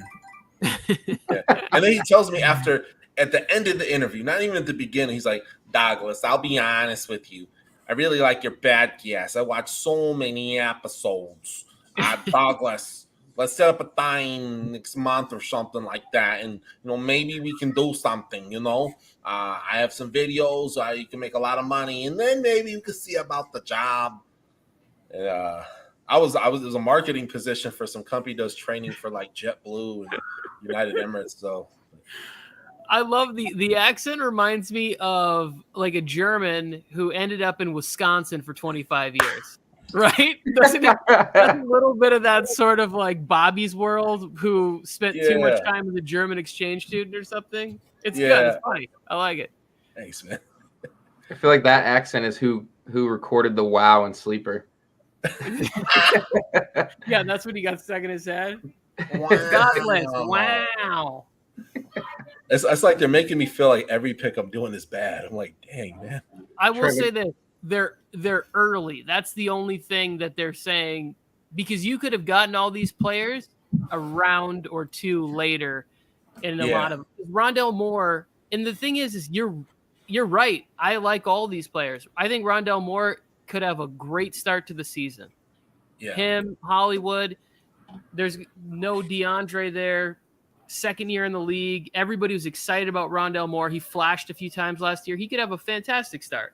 But you can also get him in like I don't know when you're drafting for real in fantasy, but you can get him in like the 10th, 11th round. Yeah. Oh yeah. No, Rondell's gonna be there. Yeah, Rondell's cool people, man. I was blessed. I had the pleasure of having him on the show, man. Really super cool dude, man. Really nice guy. So that's what's happening. You're drafting players. Chris Harris is not in this draft. You're drafting players who've been on the podcast. This is true. I had a few guys. Danny Gray from the 49ers, Jalen Naylor from the Minnesota Vikings, Nakobe Dean, but he's defense. Brian Asamoah, Vikings, and just a bunch of UDFAs. So some are on squads, some went to the CFL, some went USFL, some are trying out for the XFL for next year. Naylor was a Spartan. Yeah, dude, he's gonna do good, man. There's a lot of ballers in that receiver room for sure, But where is it? What team is he on? Vikings right now. Okay, that's interesting. Why is that interesting? Just because you got Thielen kind of in that transition period, Justin Jefferson, and we've seen KJ Osborne be really good. Like you said, it's a really good wide receiver room. Yeah. But then also, if you can impress Kevin O'Connell, that's kind of the place you want to be. You want to be with an offensive head coach who just produced the greatest wide receiving year in NFL history. Oh, yeah. Oh, and then that's what's interesting. Joe Morley. Is your mom still here? I'm going to tell her to discipline you. There's a guy I might be looking for at waivers, and I interviewed him too, was Hassan Haskins. That dude, man, if Ken Henry goes down, man, he's going to get his touches, man.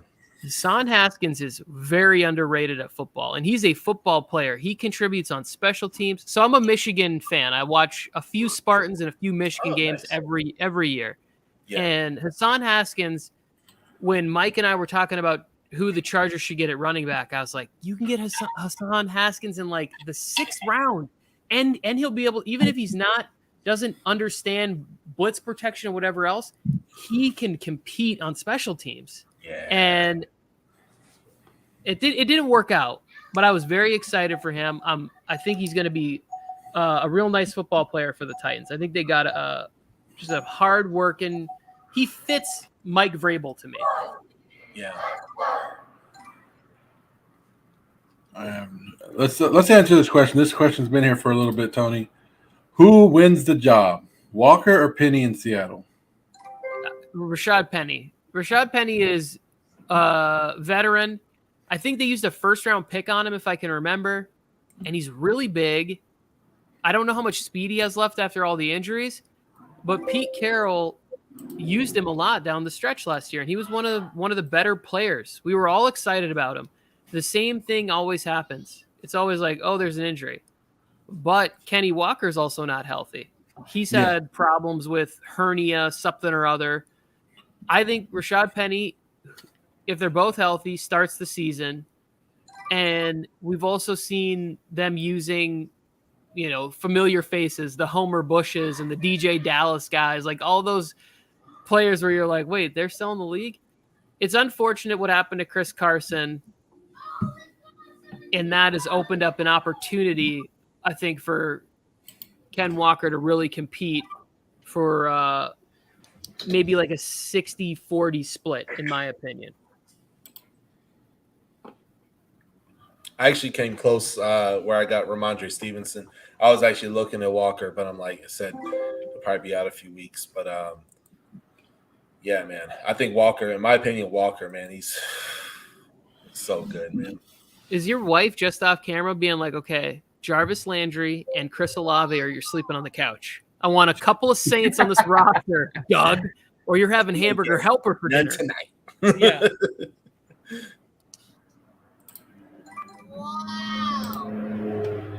Why are you gonna wow me, huh? Oh, they wowed you for Brian Robinson Jr. in the 11th round?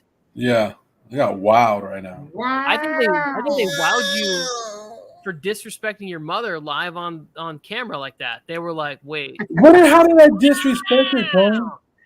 How did I said something that everybody already knew? Like, you don't know that people get old? Like, you don't know that?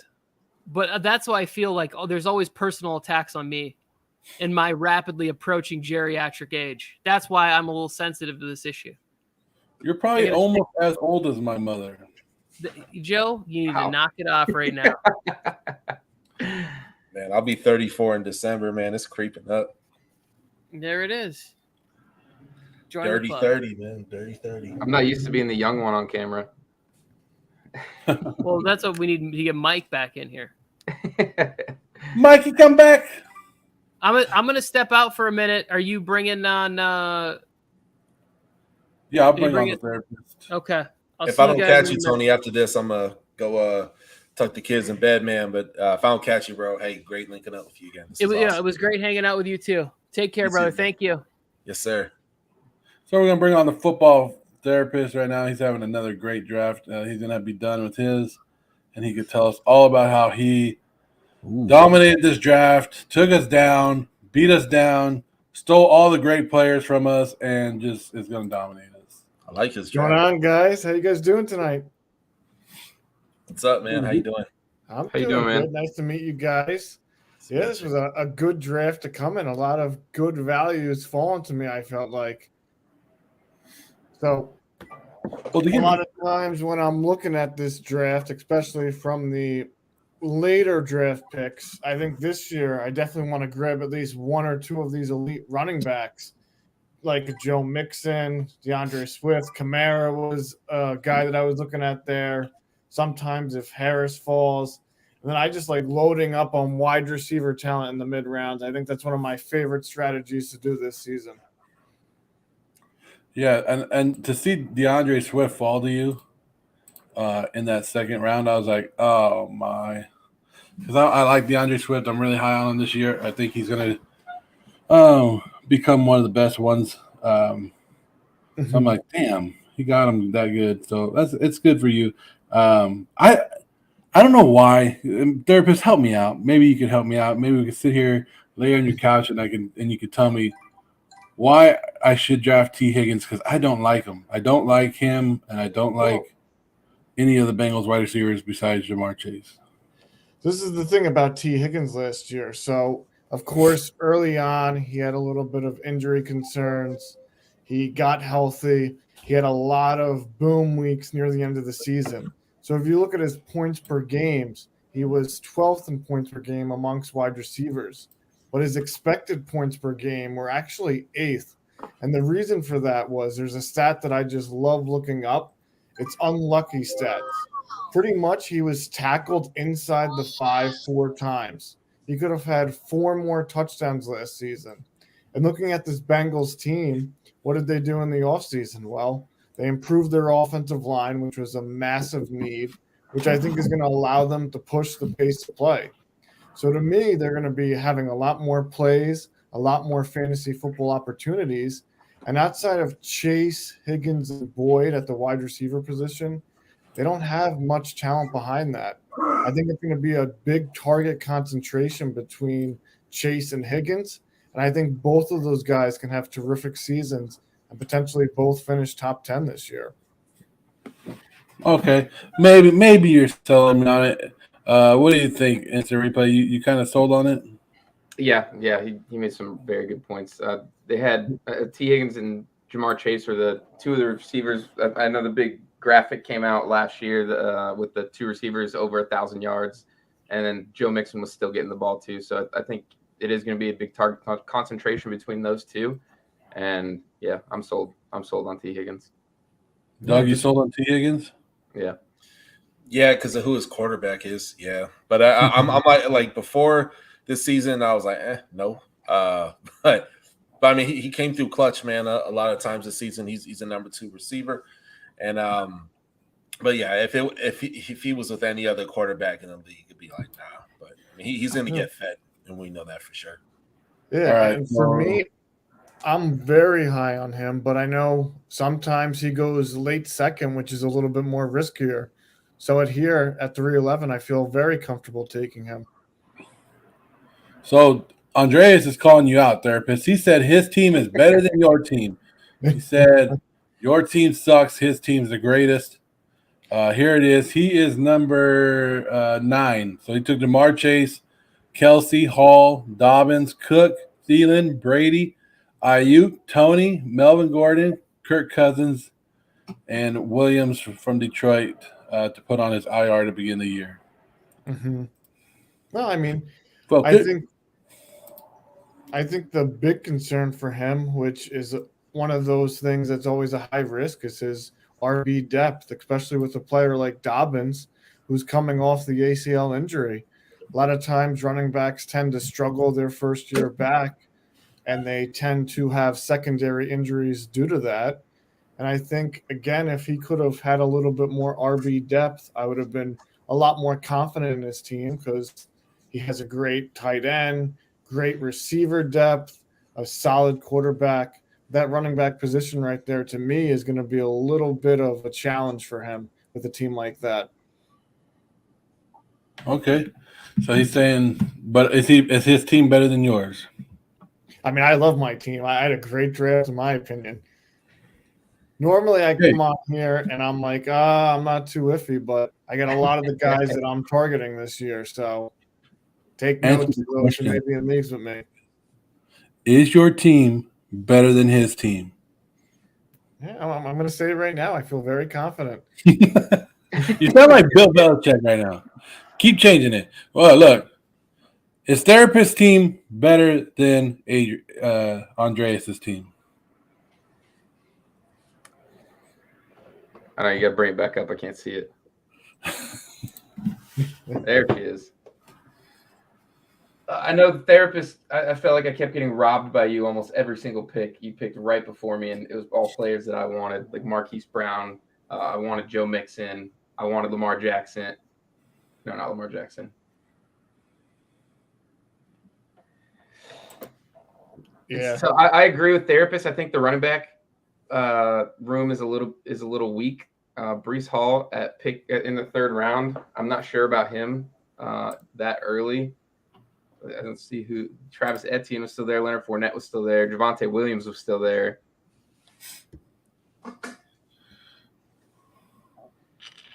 No, I think I'm going to go with the Football Therapist.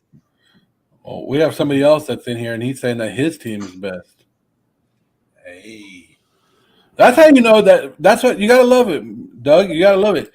Fantasy football, everybody thinks they win. Everybody, if you walk away from your draft feeling good, that's all that matters, right? Yeah. So if this was an actual league right now, there would be 3 or 4 people walking away from this draft going, I killed it. I'm going to dominate this league. And the guy who walked away going, this was a shitty draft. Well, guess what? He probably wins it. Yeah, that's true, man. That's how it goes, man. I remember last year I had one where dude, I couldn't even be present. I had something going on. Might have been church. I don't know. I was doing something, man, but I couldn't be there for the draft, so I had it on auto, and it turned out fantastic. But when I saw it, I was like, this is terrible. But yeah, man, Pat Mahomes, you know he's gonna deliver, man. That dude's gonna throw like 40 touchdowns, so he's gonna eat and get you points no matter what. Javonte Williams, man, I'm expecting Javonte to be top 3 in fantasy for running backs this year. I mean, he is amazing, high motor, catches the ball, does everything, and he's a help for Russell to really get settled into that offense. Ramondre Stevenson, that was just he's a mid-range guy, but with the recent retirement of James White, enjoy retirement wherever that is for you. But Ramondre Stevenson, he's a clear running back one in that room. Justin Jefferson, again, another guy who's going to be top 3 in the league for fantasy. Mon-Ra St. Brown, I feel like I wouldn't say he's a mid-range guy just because who his quarterback is, but he is going to get fed, and he is a big playmaker, and he's a yak machine, which I love. Chris Olave, hey, he's a rookie. He's coming in, man. But hey, that's a guy I took a risk on. I ain't got much to say on that one. See, Rondale Moore, mid-range guy. He's going to get you, 4 to 6 targets a game. But a big yak guy. Same with Jarvis. Danny Gray is lighting it up in preseason. I think out of any receiver, I'd probably put Danny Gray like top 3 as far as like rookie receivers, as far as preseason goes and whatnot. And then Hassan Haskins, if in the event Derrick Henry goes down, and Hassan is a guy that I will definitely have him replacing Ramondre Stevenson if something takes him to happen. So, yep, that's what I got. So Andreas says James Cook and Chase Edmonds, in my opinion, just isn't depth. Chase Edmonds lost his job in Arizona, and James Cook is an overrated rookie that has no production in college but got drafted early because of his brother. You guys agree with that? No. I mean, respectfully, the brother comment is overrated. I certainly understand the Chase Edmonds. He was a guy last year I wasn't really targeting because of going a little earlier than I would like. But James Cook, he's a really good receiving back. That's what he was at Georgia. He's going to be, of course, in a committee, depending on how they use these running backs. But in PPR leagues, I think as a receiving back, he has the talent to really get a lot of receptions in a high-octane offense. So, any of these teams that you guys want to look at? Renee had the number 6 pick. He had took Cooper Kupp and Aaron Jones and Fournette and Deontay Johnson, Mike Williams, Kyle Murray, Kareem Hunt. I can't see the rest of it. Let me take this down real quick. London, Hunter Henry, Pacheco, and Myers, Jacoby Myers, and he has one more, but he says he's giving himself a B-. You guys like that one? What's the name of that one? Sorry, my vision's a little. It's right after mine, number 6. It's RC. Oh, okay, I see. RC you later is his name. I like his running back room. He's good. This person's gonna eat, man. He has a lot of sleepers, man. Obviously, Mike Williams got to stay healthy, but that's a nice pickup. Drake London is gonna demand targets, man. Probably at this point, being that Calvin Ridley's out this year, Drake London's gonna get targets, man. So I like that. That's a safe rookie pickup, I'd say. Yeah, man. I give this a solid B. I like it a lot. Yeah, I'm with you on that grade too. I really like the receiver room. I like Kyler Murray as long as he can keep his production up throughout the entire season, not just the first half of it. But all those receivers, Cooper Kupp, Deontay Johnson, gets a ton of targets over there in Pittsburgh. Mike Williams is a great, like you said earlier, great deep ball threat. He's going to get you chunk yardage, chunk points. He's going to get in the end zone. He's going to have 2 touchdowns week 1. Yeah, I'd say B. Yeah, I actually think this is one of these stronger teams. I'll probably give it a B+ to an A-, because again, Cooper Kupp, one of the safest players that you can draft in fantasy. You pair that with an Aaron Jones and a Leonard Fournette, both who have a high ceiling. Yes, both are a little riskier, but Aaron Jones without Devontae Adams has just been terrific in PPR formats. Then, like the guy said, he just has a very deep core here. I think there's outside of the tight end position, which Hunter Henry could be a little bit more touchdown dependent. I don't really think there's a flaw for this team. Yeah, it's a very good team. I like it. Guys, if you guys are in the group or watching the show right now, links are in the bio or in the description right below. Click on it. We're on the 6 p.m. 6 p.m. Pacific. This is going to be mock draft number 7 for the day. We started out at 12 o'clock or 3 o'clock Eastern, and we keep going strong, guys. All right, Doug's the touchdown with Doug Smith is going to take off right now. Doug, you want to tell everybody where they can find you real quick? Yeah, man. First and foremost, thank you guys so much for bringing me on the show today, man. This is really special. Way too long since we collaborated, man. It's been like a year and a half, man, but man, you guys are killing it on everything that y'all do, man. So keep up the great work.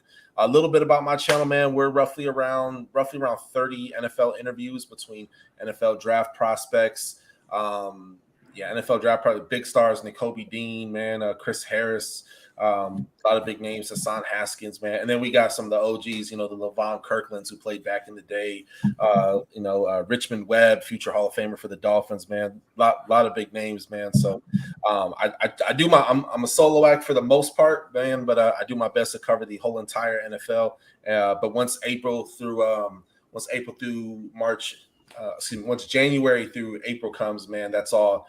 And I'm in the books, man. Draft prospect machine. I'm doing player profiles, so that's one of the specialties of my channel, man. So yeah, it's called The Touchdown with Doug Smith. In a second, I'll put a comment in the comment section, man. So check me out. I'm on YouTube, Instagram, and Twitter. Thanks, guys. All right, thank you, Doug. Always a pleasure to work with you. I'll see you guys later. Like I said, guys, links are in the description. Hit that 6 o'clock one where we got some open spots. I just took the number 1 spot, so I'm going to draft number 1. Therapist, I saw you're in there. Replay if you can get there. I want to play one video, and then we'll come back to talking. So just give us a little second, guys. This should be number 4. Our last stop in the NFC. Well, we look at the best values by team, by division, and also give you some players to put on your watch list. They are worthy of the watch list here on the MJT Football Channel as we keep moving along, doing more mock drafts, getting ready for the season. Let's start out.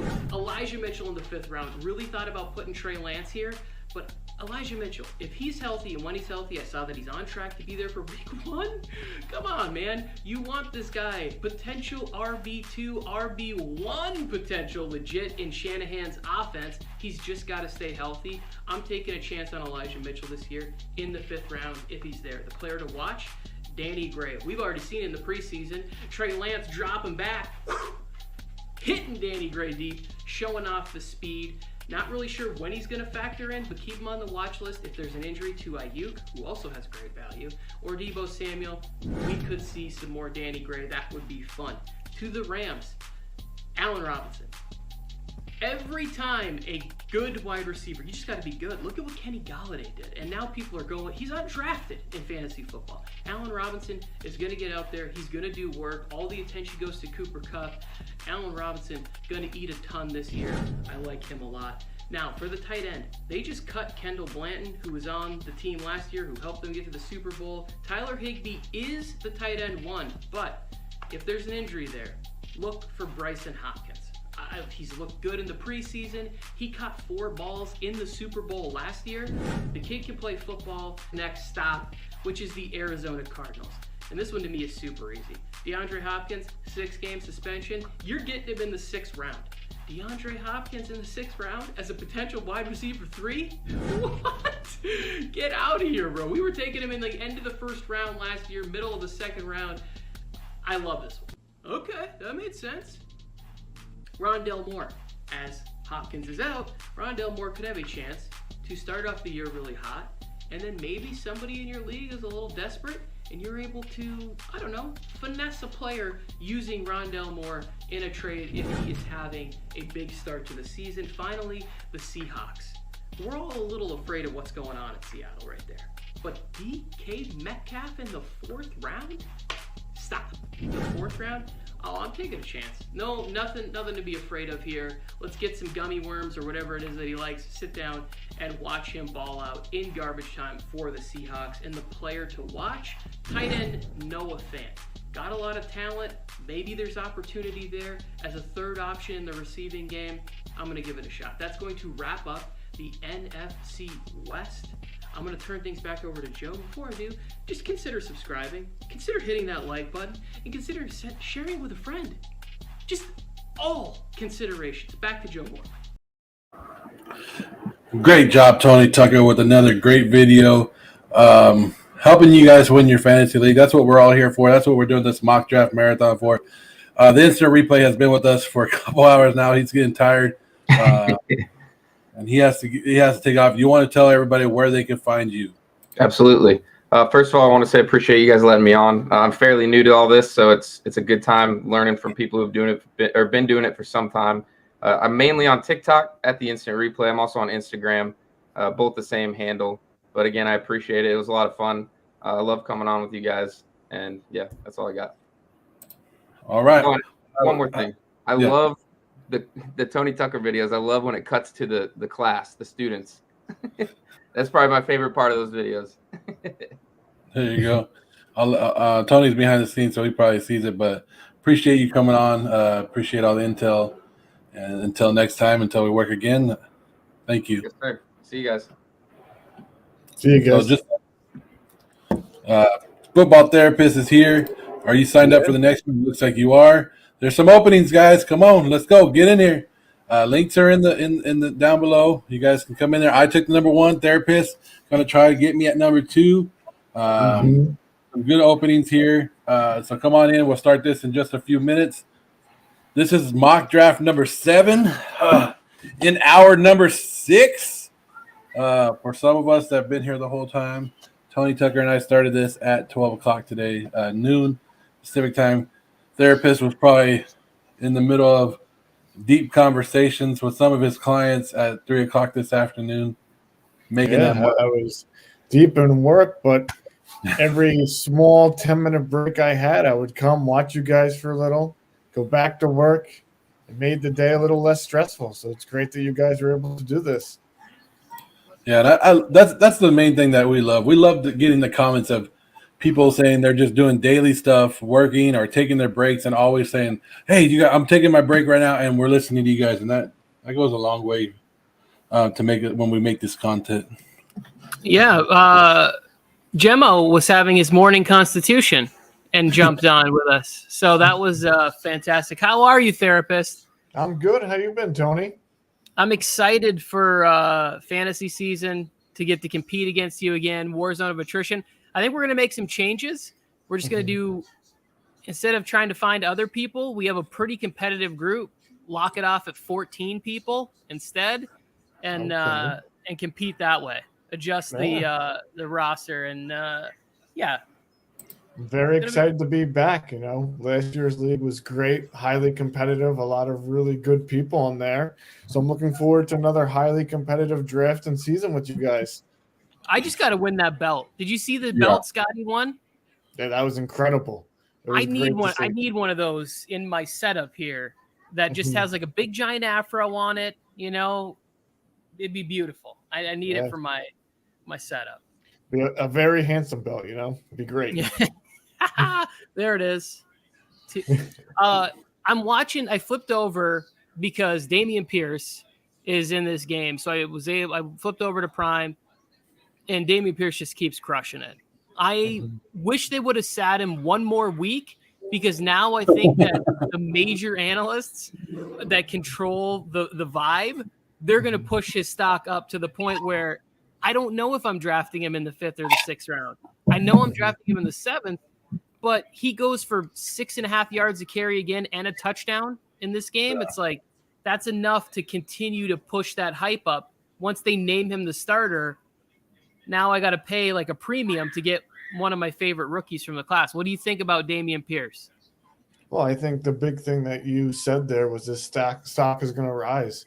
Everyone's seeing him. I mean, he was a sleeper running back coming into the season. He didn't really have the draft capital, but he was a good rusher at Florida between the tackles. He was very strong. I think in this type of offense where they're going to be playing probably from behind most games, I think it benefits him because I think Davis Mills is going to check down a little bit more. The offensive line isn't the best, so there's probably going to be a lot of pressure. So, again, if you could get him at a quality value, I'm all about Dameon Pierce. But like you said, if he starts going around 5 and 6, or some of these more consistent guys for the last couple of years at different positions at wide receiver and running back are, you may have to pass up depending on who's available. Yeah, that's the thing is when he gets into that range where I'm looking at, I love the value of wide receivers between rounds 4 and 8. I just think anywhere from Mike Williams to Christian Kirk, even like there is so much talent smushed in between there that I feel really great having him. I heard Joe over here slandering T. Higgins in the last episode. Get out of here. But last episode.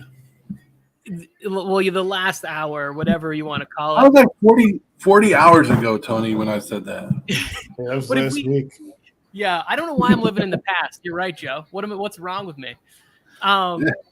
There's something about not seeing it, like being unproven, that makes me nervous, right? It's how I feel about Breece Hall. I want to be excited about him, but he's going in the 3rd round. I don't think that I'm going to end up drafting him very much.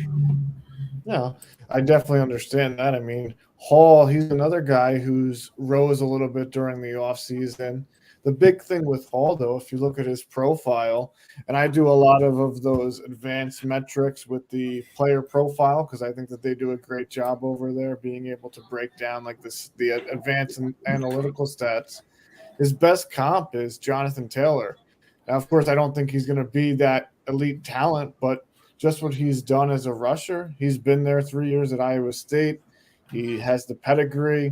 I think he has the talent to really be a dominant workhorse back if they give him the opportunity this year. Yeah, I tend to agree with that quite a bit. Joe, making the smart decision. You want to see how it feels when you draft Taylor at 1.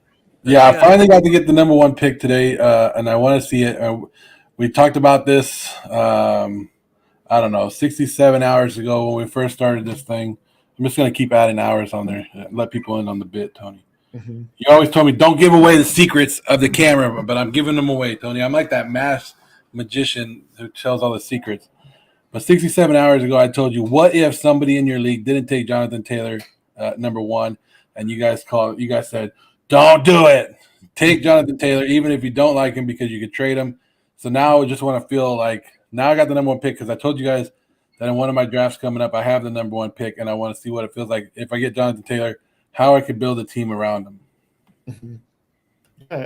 I think a lot of people are overblowing this idea that Jonathan Taylor doesn't have the ceiling because they look at that point per game at the end of the year, and it really wasn't the best compared to some of the previous RB1s. But for the first 6 games last year, he didn't even play like 50% of the snaps. Once they started using him, once they started putting him in that workhorse role, he was on fire. I mean, he had that Bill game where he had like 1,000 touchdowns, and I think he finished like 25 points per game from like week 7 on. So I think the avoiding Jonathan Taylor at 1.1 scenario to me is a little bit overblown here with a lot of people out there. I'm buying the hype that Matt Ryan raises the value of all these players. I'm sorry, Carson Wentz. I don't think that you have the same factor on the offense that Matt Ryan will. And it's as simple as just taking what the defense gives you sometimes. And then when you need Matty Ice to put the nickname on and go out there and win a game, I still think he has that capability too. Like look at they brought in Phillip Rivers, who I don't think at that point has as much left that Matt Ryan currently does now. Like Rivers got there years 17, 18, 19 years in, as opposed to Matt Ryan getting there at year 13 or 14. And I still think has a couple of good years left. That really benefits Jonathan Taylor, Michael Pittman, in my estimation. And even a rookie like Alec Pierce, I think bringing him along in that offense and coaching him up, it'll help him out. Yeah. And Tony's on the clock right now Tony has the 6th pick right now? you. So that's good for you to be in the middle, see how it tested out. I don't know. Let me ask you this, therapist, and Tony can chime in after he's done. If you truly believe that CMC will not get hurt this year, shouldn't he be going number one because he has a better talent? No, of course. I mean, that's the CMC debate, is that out of every fantasy football player out there, he should be the 1.1 because his ceiling is higher than anyone else's. I think we saw it a couple of years ago when he was averaging close to 30 points per game. Even last year when he obviously had his injuries for his second year, every time he stepped on the field, he was a top 5 running back. So if he's playing, he's putting up numbers that you like to see. And in a vacuum, if we could say, hey, he's going to play 15 games, 16 games, he's probably more than half the time going to be the RB1 overall, in my opinion. Yeah. With the thing with CMC is he's in the kind of situation where Matt Rule isn't in a position to load manage. He needs to keep his job. And if you have CMC, you need to get as much as you possibly can. So it's like you're in that situation. It almost reminds me of the scene in Armageddon when they're like, throttle down, and Ben Affleck just keeps pushing and he blows it. That's what's going to happen to CMC. It'll be 5-6 weeks in and he's getting 25 touches.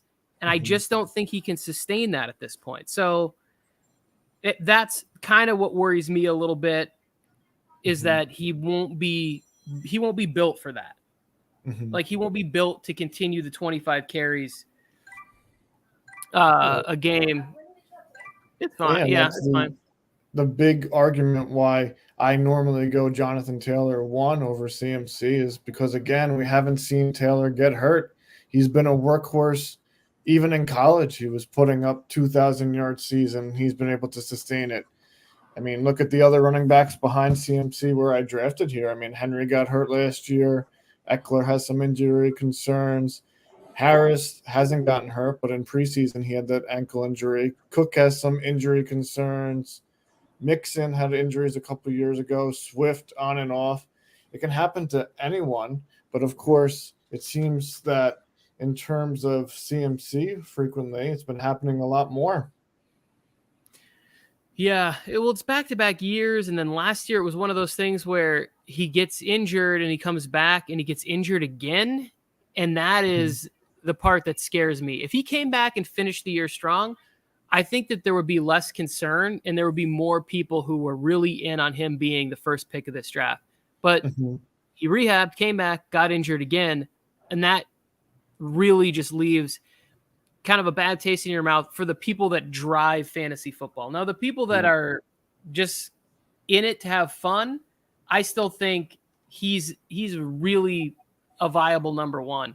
I'm not drafting CMC until like 6. I don't want to deal with that.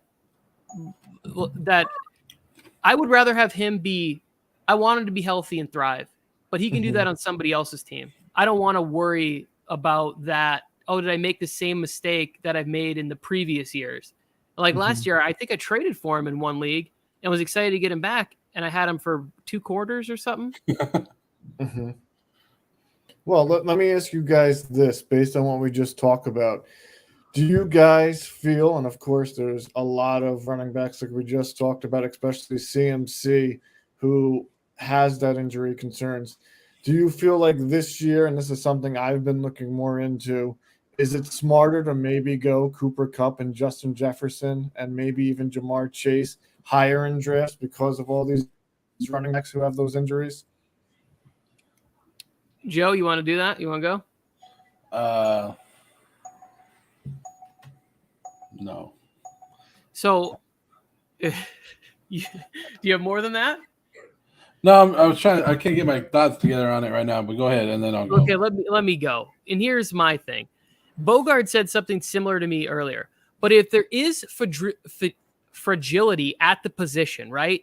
Don't you want to have more shots at having a healthy one than having less shots at having a healthy backup or second tier or third tier running back? Like, my thought process isn't to avoid the position because there is so much great value later at wide receiver. There isn't great value at running back after like the 6th, 7th round. Although I personally think there is, but there's a lot more risk involved with whether or not they're in a committee or how well they're going to do. So there's no way that I'm passing up.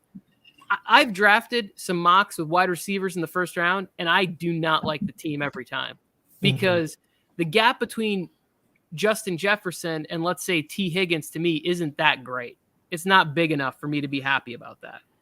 No, I think outside of all the wide receivers besides Justin Jefferson, he's actually my number 1 ranked wide receiver this year.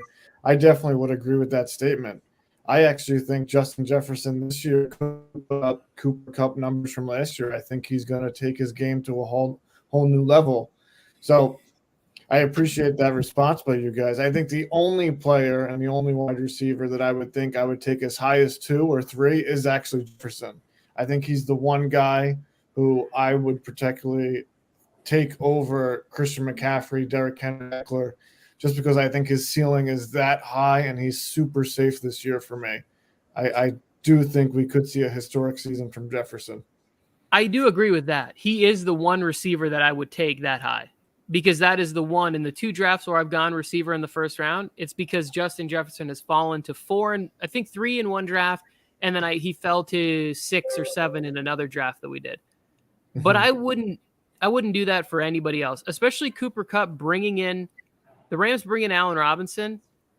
I think we get something closer to what we saw his peak in Jacksonville being. You guys saw it in the video that I made there, what Matthew Stafford can do with good receivers. And I think Allen Robinson's is better than that. And Robinson's actually a year younger, 8-10 months younger than Cooper Kupp is. It's not like Allen Robinson's old, even though he's been playing forever. Joe, I know. See, you're here listening to me, stealing my fantasy advice. Thinking of this early in the no, that's a good pick. I like it. Well, you said Allen Robinson. I saw his name and I was like, click. There it is. No, that is a very good pick. I was hoping to get him on the way back. You sniped me. Yeah, he wasn't. You were ahead of me. Yeah, you would have gotten him there. I have a question though. Well, maybe I'll wait to ask to make sure that this player doesn't get taken right now.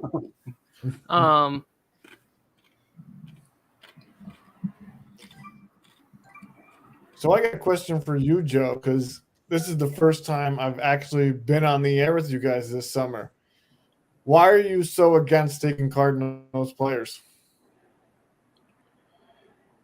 I just think this is going to be the year that they all everything comes together, where everything explodes. I don't know if you've seen any of the preseason games where Kyle Murray is now calling plays for him, like in some of the second halves or something.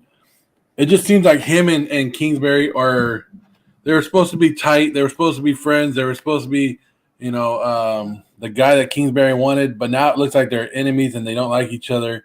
Just the way that when Murray was calling plays the other day and Kingsbury was just like looking at him like, really? And now even the media is getting into it where they put the little thing up, Kyle Murray's plays, how many points they had, and Cliff Kingsbury's. I think it's just going to come to a head, and the reason I'm against it is because that when that offense explodes and the 2 head coach and the quarterback go at each other, everybody else falls. Everybody else goes down. And it's going to be one of those seasons where when Kingsbury's gone by midseason, that's why I'm fading the Cardinals. All right. I respect that. I mean, come on, James. You really think James Conner is going to repeat 16 touchdowns? No, I'm not a James Conner fan this year. Last year I was very high on him because he was going in rounds like 8 to 10. But this year, I think to some extent he's going to have that touchdown regression, like you just pointed out. And I actually think they're going to use Darrell Williams as the pass catching back. I don't think the volume is going to put him into that, RB1 category. I think he's going to still be that low-end RB2, and he's a guy who actually has a lot of injury history. So perhaps he breaks down a little bit because I think he got hurt at the end of the season last year a little too. Yeah. But I felt like that was kind of the reason why we were down on him in Pittsburgh because he was always getting injured. And then last year they're like, James Conner's back. And I was like, only because he's scoring a bunch of touchdowns. He's not like that breakout second year, rookie year he had 4 or 5 years ago. Mm-hmm. Yeah. Oh, go ahead. Last year I thought it was a good pick because again he was going in rounds 8 to 10, and like the guy said earlier, Chase Edmonds last year was going in rounds like 4 to 5.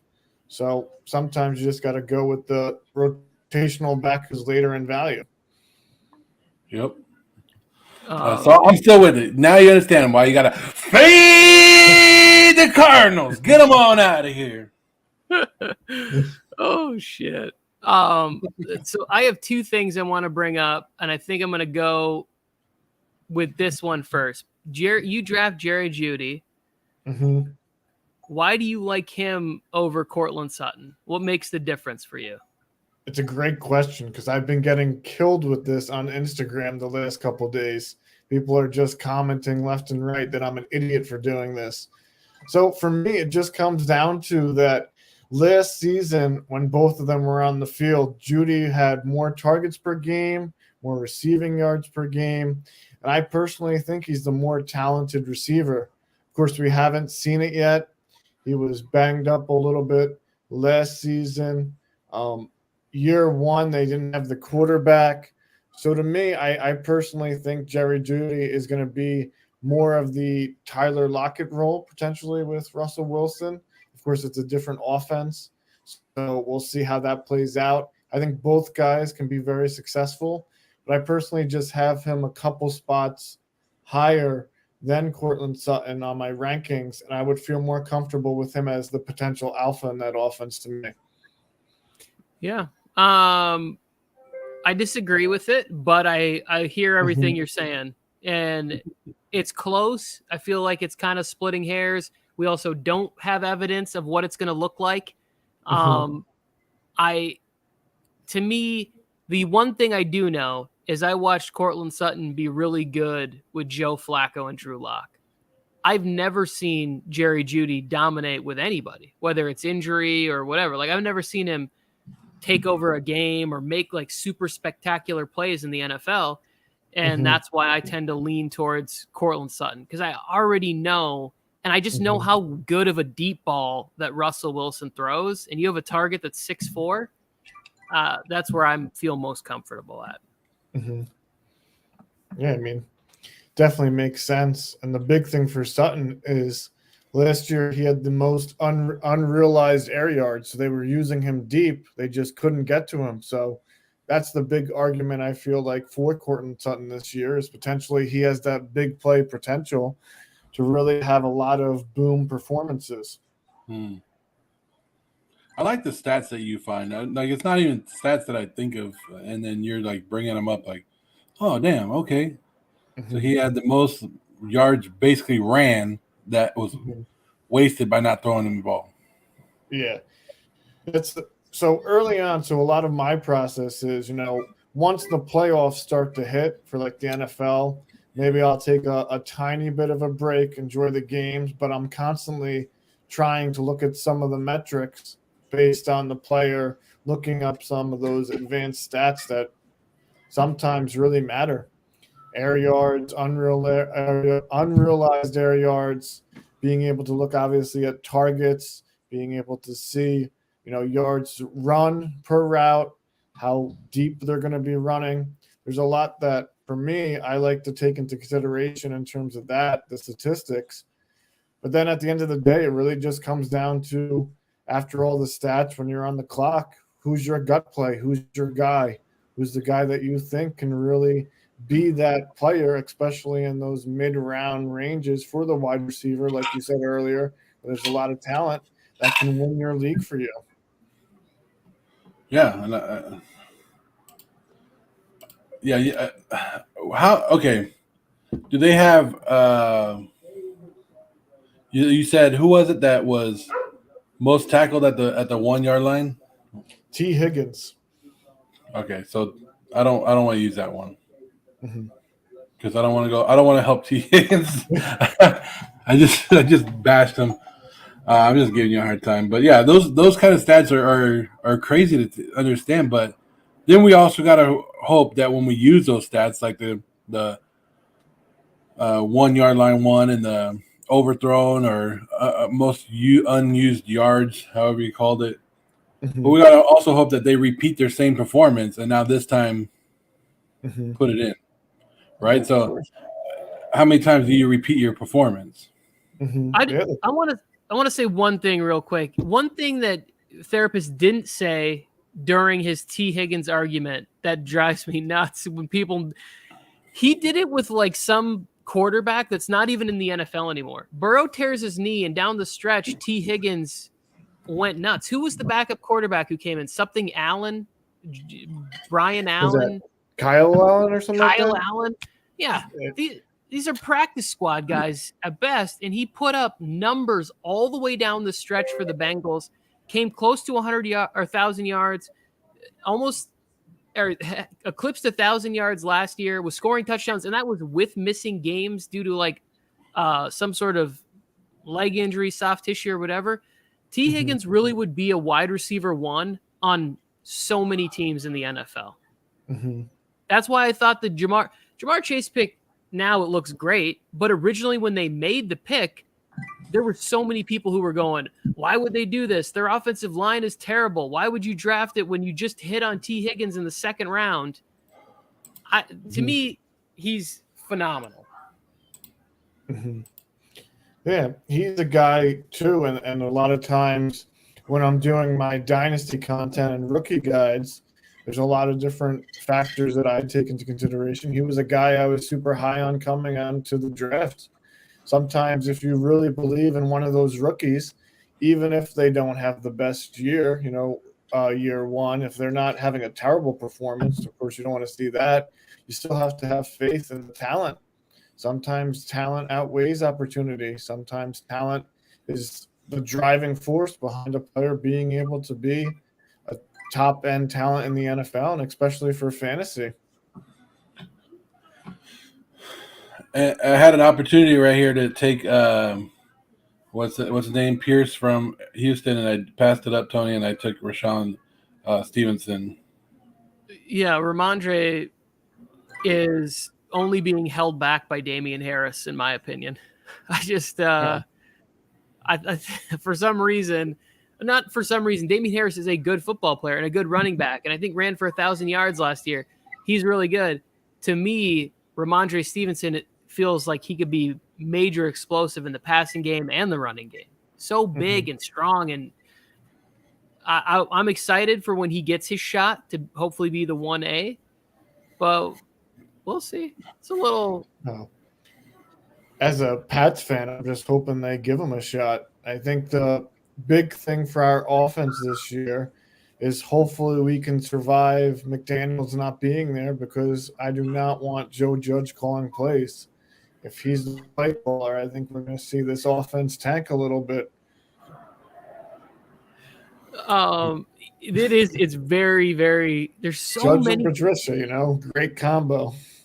I don't think that I have ever, and I know this might feel a little like hyperbole here, but I don't think I've ever been more excited for the amount of storylines heading into the NFL season. And I brought this up earlier briefly, but just all the movement that went on in the NFL with the amount of star players and the fact that we're going to get to see even Patrick Mahomes without Tyreek Hill, or we're going to get to see Tua with a loaded roster, or Russell Wilson. And then the next thing, I guess I can use it as a transition point, Trey Lance getting his debut with the 49ers. He struggled in what I saw. I watched about a quarter. I just watched him throw another interception. I'm not saying I'm worried about Trey Lance, because I was definitely going to draft him if you didn't take him where you took him there. I ended up taking Stafford, but I get why maybe they want to hang on to Jimmy G. Why they're not like, hey, let's rush to trade him, because this is the Texans practice squad or like backup guys or whoever. And he didn't look real hot out here. He didn't look confident. He was getting the ball swatted out of his hands. And maybe Kyle's saying, hey, we're not really going to show what the offense is going to look like. I hope it's not going to look like that. I don't want to be in just a drop back passer. But I'm not going to lie. Give me a little nervousness. Well, I think a lot of people are nervous with Trey Lance. I think looking at him, he really comes down to be a boom or bust type player, especially with how young he was. I mean, he was drafted at 20, I believe, or at least early 21 when he was drafted. Of course, the big thing for me is he's a rushing quarterback. I think that is going to help him a lot in fantasy football. And I think that overall, if he's getting 50 to 60 yards on the ground a game, if that's a potential for him, you're really just going to boost his floor and ceiling overall. In this type of offense, I definitely believe that Kyle Shanahan can put him in a position to succeed, even if he struggles a little bit on and off early on. Yeah, I talked about this when Bogard was on, and why I'm ultimately confident is I just think back of RG3 and Alfred Morris. And that to me is like, okay, that's why I'm as excited as I am about Elijah Mitchell. You're telling me he's going to get to run the read option potentially 7-8 times a game with Trey Lance? Not only that, I mean, the 49ers invested so much into the kid. They traded up to get him. They invested their future because he is their future. And as a passer, a rusher, and I think in fantasy football, being a running quarterback is one of the more important things to look for because it's just going to elevate your floor and ceiling. So Big Ballers, a 49er fan, Meat Hammers, is, as you know him, Tony. He's saying that was the backup that threw the pick, and he said that he went 11 for 7 in a vanilla offense today. But from everything that people are saying, the offensive line struggled for him, and he was bad in the short game. Oh, that was the backup? I thought my bad. I'm out here spreading lies about him. He still didn't look very good from what I did see. But I thought that was Trey Lance who threw the ball. Got picked up. They already pulled Trey Lance already today. They what? They already pulled him for the day. Yeah, no, I thought they pulled him off. I thought I saw him on the field trying to make a tackle because I was also going to talk about that. I thought I saw him trying to make a tackle on a preseason interception. Bro, you're the franchise quarterback. If you're playing in the preseason, you throw an interception, lay down. So, yeah, it would say Trent Williams wasn't even playing, but, yes, the Niners have a problem at guard and center positions. Who am I going to take, Tony, with my last pick of the draft? And this draft is over. Draft number, what is it, 7? It could change how you feel about your team, Joe. And if you draft Jonathan Taylor, it's all contingent on this moment. Yeah, Sudfeld. Sudfeld threw the interception. My bad. I'm ashamed that I even confused Sudfeld and Trey Lance. How dare you, Tony? Yeah. Mock draft number 7 in the books. One more hour to go, hour and a half to go. If you guys know anybody that wants to participate in the last draft, let's go out there and make it huge. Links in the description below. I had the number 1 pick in this draft. I feel very good about this. Like, if I had to walk away from this draft, I'd be like, yeah, I feel good about this one. I like it. I like what I did in the number 1 spot. So it's not that bad to be drafted number 1, Tony.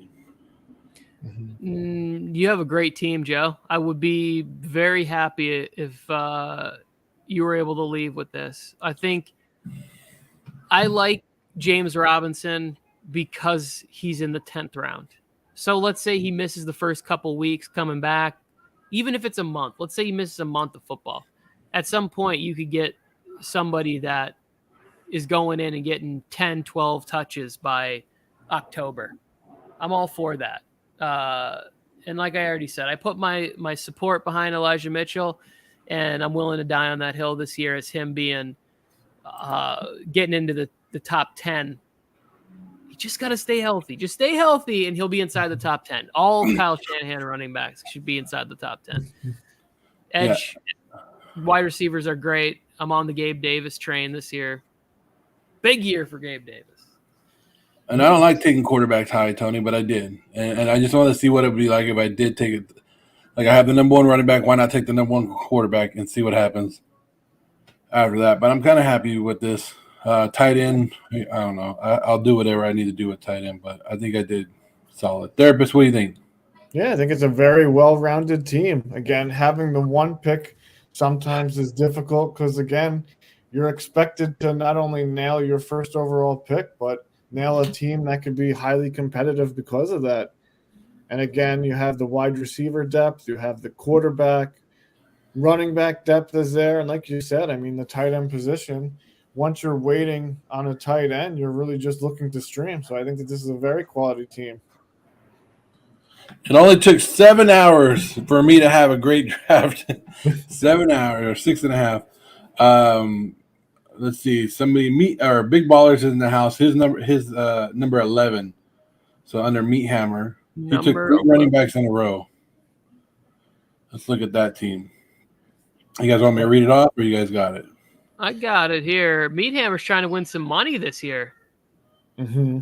Yeah, this is good.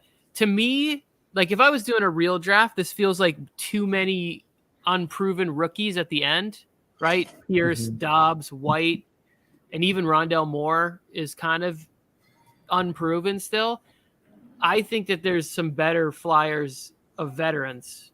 You know, like I would be willing to take shots on, I don't know, Marvin Jones Jr., DJ Chark, and obviously there's a few more rounds left, but just even some players that are drafted around him in those areas. Like Melvin Gordon is still there. It just feels like a lot of dart throws at rookies. This is a good team. What do you think, therapist? I think it was a terrific start. I mean, the combination of Mixon, Jones, and ETN, that's definitely one of the stronger running back cores in the league. And I do agree. I think the only issue I have with this team, like you said, is near the end, especially at the wide receiver position for me. The depth isn't really there due to the uncertainty of some of these rookies and later players. Like if Godwin's healthy, this team can really do well. But if he's slow to start the year, obviously you have Ayuk. In this type of format where you have 3 wide receivers, I'm not really confident in Dubes and Moore as my wide receiver 3. So that would be the only knock I would have. But again, a very strong start. And I mean, you have Schultz, who I think is going to be terrific. Brady, he's always safe. So it's just that wide receiver depth for me that's a bit of concern with the rookies that he had. Yeah. I just look at more proven guys. Like even if you let's say you miss a couple of slow weeks with Robert Woods instead, you're able to get him in there, you know, trying to look at some other guys. Maybe he pulled the trigger on, he adds Tyler Lockett to his depth with Ayuk and Tyler Lockett, or Ayuk, even Tyler Lockett and Robert Woods. If those are your next 3 receivers, you feel a lot better about that. Well, Godwin takes 4 weeks to get back, you know, like it would feel like a stronger team there. And Tom Brady in that spot, to me, I don't know how you feel about this, makes me a little nervous because of the offensive line. It's still Tom Brady. Don't get me wrong. But do we think for a 3rd straight year he's going to throw for 40 touchdown passes again? I felt that way better before the offensive line started to just go to fall apart. 4 weeks ago, I felt way different than I do now about Brady in the 7th, it looks like, as opposed to I've gotten Brady in like the 10th in some drafts. And it's like, oh, I feel a lot better because in the 7th, I was able to get another running back that I felt good about, or I was able to get a wide receiver. I was able to get Elijah Moore. Yeah, it's certainly the big concern with this team overall is when you have all those injuries, especially on the O-line and the interior, it's going to make the whole offense less efficient as a whole. No, I agree with you. Somebody, Randy Pepperton is in the chat trolling me. There it is, Pepperton. It's been a while. Good to see you. Having a good summer. Firecrackers and government cheese for my boy Randy Pepperton. I'm sure it's been a fun one. I gotta get out of here. I gotta go tend to the family and get dinner ready. Therapist, thank you for joining us. Yep, Joe, I don't know if you ever said hi to Jennifer or not. There was one last thing that I was going to ask you about was I have started saying my ridiculousness that Cole Kmet is going to be top 5. Do you think that this is? What are your thoughts? very high on Cole Kmet. I think top 5, potentially lower end, I'd say, is in his range of outcomes. He was very target happy last year. He had 90-something targets. He had a quality target share, but he had no touchdowns. When you have no touchdowns at the tight end position, of course you're going to struggle because that's one of the more touchdown-dependent positions. Now, while I think this Bears offense could struggle as a whole at times, I'm particularly not high on the Bears as a team. I think that Kmet is going to be one of the guys who's really going to thrive with this passing attack because outside of Mooney, there's really no one. So he's going to be the second receiving option. So I have a lot of Cole Kmet shares already, especially in my best ball formats that I like to do. And he's going to be a must-draft tight end for me, definitely where he's going in terms of ADP. Yeah, I was on the fence whether or not to take Stafford or Kmet, and there's a couple other tight ends that are just after him. Obviously I'm a Chargers fan, so I'm big on Gerald Everett this year, and just because I've been watching him dominate like through all the camp and stuff. Mm-hmm. But Kmet just feels like almost no competition. It's him and Darnell Mooney. That's it. Like I saw Byron Pringle was injured already, or N'Keal Harry was injured already. Mm-hmm. Yeah. Then they have the rookie from Tennessee, Velais Jones. This is what you're working with? Okay, give me all the shares of Kmet that I can get. So I just want to let you know, you will be kicked out of the Warzone League if you steal Cole Kmet from me, but I'll be looking to do it. I love it. Before you go, I got a bold prediction just for the NFL in general. Okay. Your Chargers will be making it to the Super Bowl. Woo! Get out of here. Get out of here. There it is. Beating the Raiders in the divisional round. Therapist. I can't wait to cut this out and send it to Mike, just so he knows. Joe always holds your analysis and opinions in such high regard. We all do. But it just feels that much better when I get to see Joe's face react to Chargers making a Super Bowl appearance. All right, before you guys take off. Playoff teams, it's a lock to me. Number 4 team, Austin Eckler, Barkley, and then he went Pittman, Williams, Sutton, Dillon, Hurts, Edmonds, Lockett. I don't know how to say that guy's name. I'm not even going to try right now in 7 hours of live air. Robinson and Parker. On a scale of 1 to 10, rate that team, and then I'll let you guys go. Yeah, I normally just call him Albert O. It's too hard for me to say. Oh, cool. Yeah, I like this team a lot. I'll give it an 8.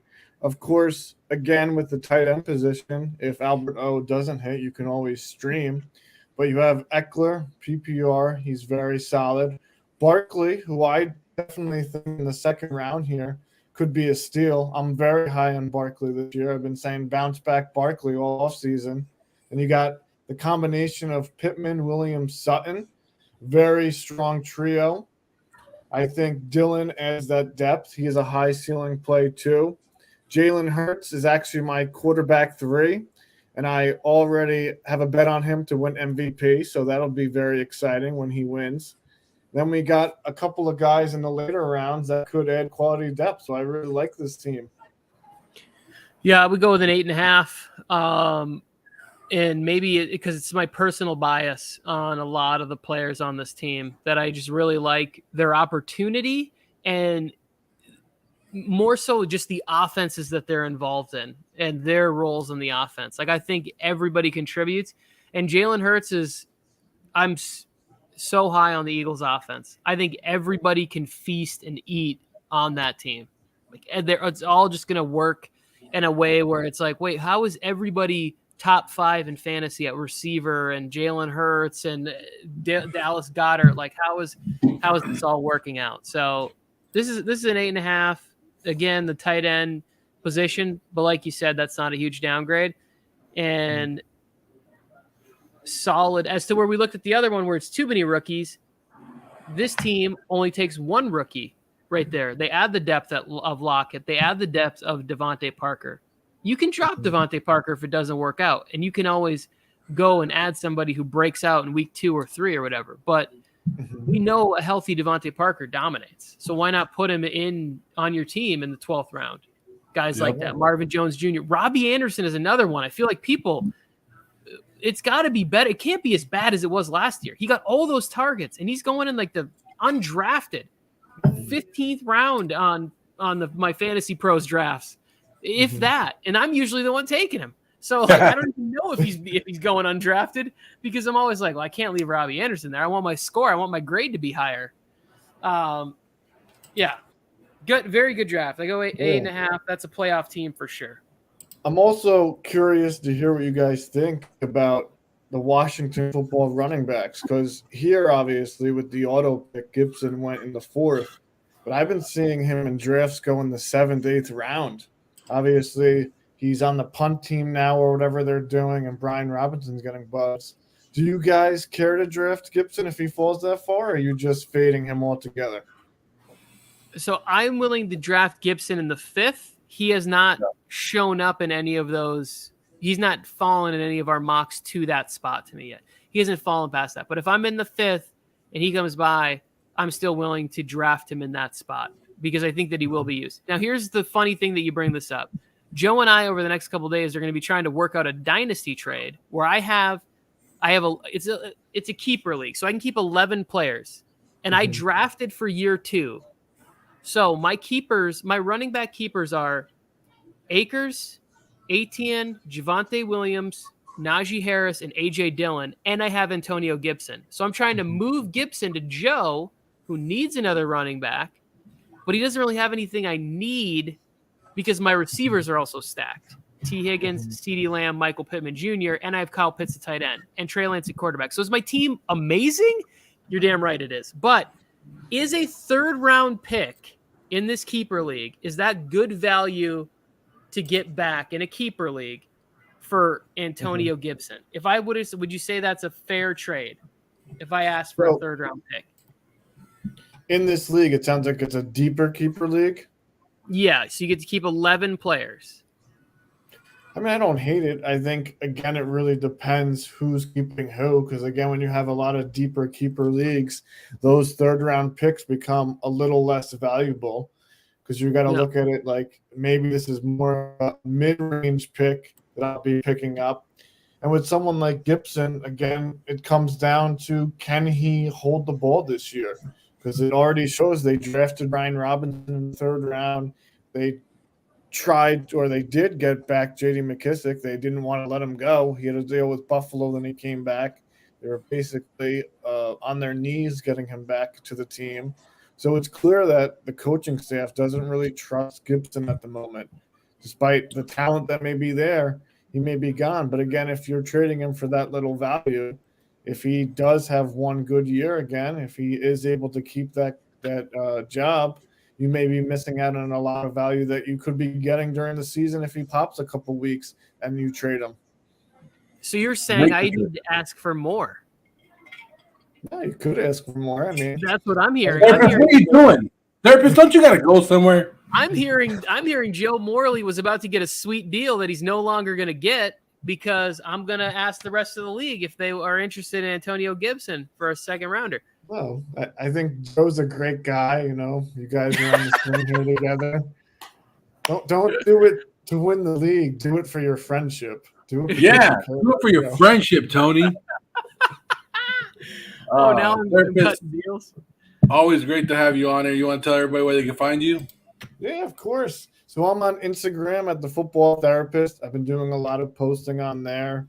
I may be bringing back my YouTube channel. I'm not sure. Sadly, work has gotten in the way a lot of the time. But also you can find me on thefootballtherapist.com where I update my rankings. And, of course, give these guys a subscribe if you haven't. Give them a like. These are great people. I'll be hopefully whooping their butts in a couple of weeks during our draft, and we'll talk about that, hopefully on air. There you go. Ready to snipe Tony Tucker. Yep. Going to snipe you a lot. I appreciate everything you put into thank you guys. It was a lot of fun, and enjoy the rest of your night, okay? Thank you, therapist. Did you mute my mic? Huh? Did you mute my mic? No. Okay. I would. Computer's tripping out over here. So 6 hours, 45 minutes into an 8-hour podcast of today of mock drafts. Tony's going to have to go take care of his kids. So it's going to be me, solo, 1 hour of me, Joe Morley, and all Raider talk. Oh, wow. Yeah, I'll be tuned in with the volume off for the rest of this. Looks like you got some people in here. If you guys are watching, join it in the link. Let's make this the last one, the last great draft of the night. End things with a bang. Joe, you've done a fantastic job. Like I said, you need to kill time. Don't know what to say. Play some more nonsense videos of me. What video did I stop with? The NFC West? I think you started. That was the first one you played, right? No, I started with the South, right? Yeah, AFC South, NFC. So you've played 4 of them already? Okay. Yeah. So then you're on to the AFC, or you're on to the AFC South. It should be, right? So we'll play one of those. We'll try to get some people in here. Tony, you want to say your goodbyes? I do. Thank you, everybody. Thank you, Joe. The comments, the chats. It was a fantastic day, and I can't wait to do it again in 365 days. Ooh, 365 days until the next mock draft marathon. You heard it here. Tony's calling it for next year. Yeah, it's been fun, Tony. I appreciate it. When we started this at 12 o'clock noon, it is now close to 7 o'clock our time. Did you think we were going to make it through this? I knew we would make it through it. I didn't know it would be so much fun. I didn't know so many people were going to come through and comment and engage and join us on screen. And give their opinions about fantasy football, something that we, love being a part of. This is great. It's a nice collection of folks we've gathered together. Yes, sir. And nothing better than football season. We got 26 weeks until we're going to go to the middle of February. Everybody's wives, girlfriends, boyfriends, whoever it is, are going to get mad because we're going to be locked to the screen every Thursday, Sunday, Monday. And if we're not locked to the screen watching games, we're checking our phones and checking our lines up, trying to make trades. Tony, go make some dinner and hit that trade button. Send me Antonio Gibson now. 3rd round at best, but we'll talk about it later. 3rd round. Think about it. All righty. Guys, if you guys are watching, this is the next mock draft that we have coming up. We're going to start at around 7 o'clock Pacific Standard Time, 10 o'clock Eastern. Some great opening spots. Look, number 1 pick is open. Share this. Let's get it. Let's go, guys. It's the last hour. Let's get pumped up. Get this link out there. Show everybody. Hour number 8 coming up. Hour 7 or 8. What is it? It would be into 8 hour. I don't know. But we're coming up on our last hour, so get it out there. Let everybody know that we're going to do this last mock draft. Some great openings. Come on, guys. Who's with me? Let me know if you're still here in the chat. Here's one of Tony, or I'll play one of. About A.J. Brown and the Eagles offense, but I think we all forgot about one guy, and that's Dallas Goedert.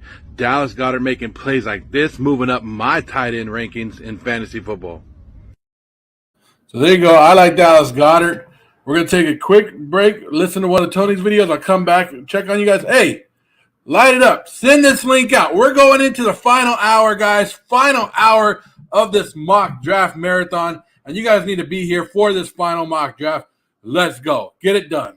Welcome into the MJT Football Channel. I am Tony Tucker. Please consider liking and subscribing this video. Right off top, I'm going to give you my favorite fantasy football players by value, by team, by division. In this one, we are in the AFC South. We are starting off in Indianapolis, Nyheim Hines. I have heard a lot of positive things, that having Matt Ryan at quarterback could lead to the proper reads on plays, checkdowns, and opportunities for Nyheim Hines aplenty. Don't be afraid that he is backing up, and you can get him in like the 12th round. So get him, stick him on your bench. Alec Pierce is the player to watch. These second players that I name are all going to be watch list worthy candidates. I'm not sure if I mentioned that, but here we go. Alec Pierce, big, strong, fast, out of the Cincinnati Bearcats. What was that? Let's go to the Tennessee Titans. there has been an evacuation of people that get targets in this offense. Julio's gone, AJ Brown is gone. They bring in Trey Burks. The player that I really like, Robert Woods.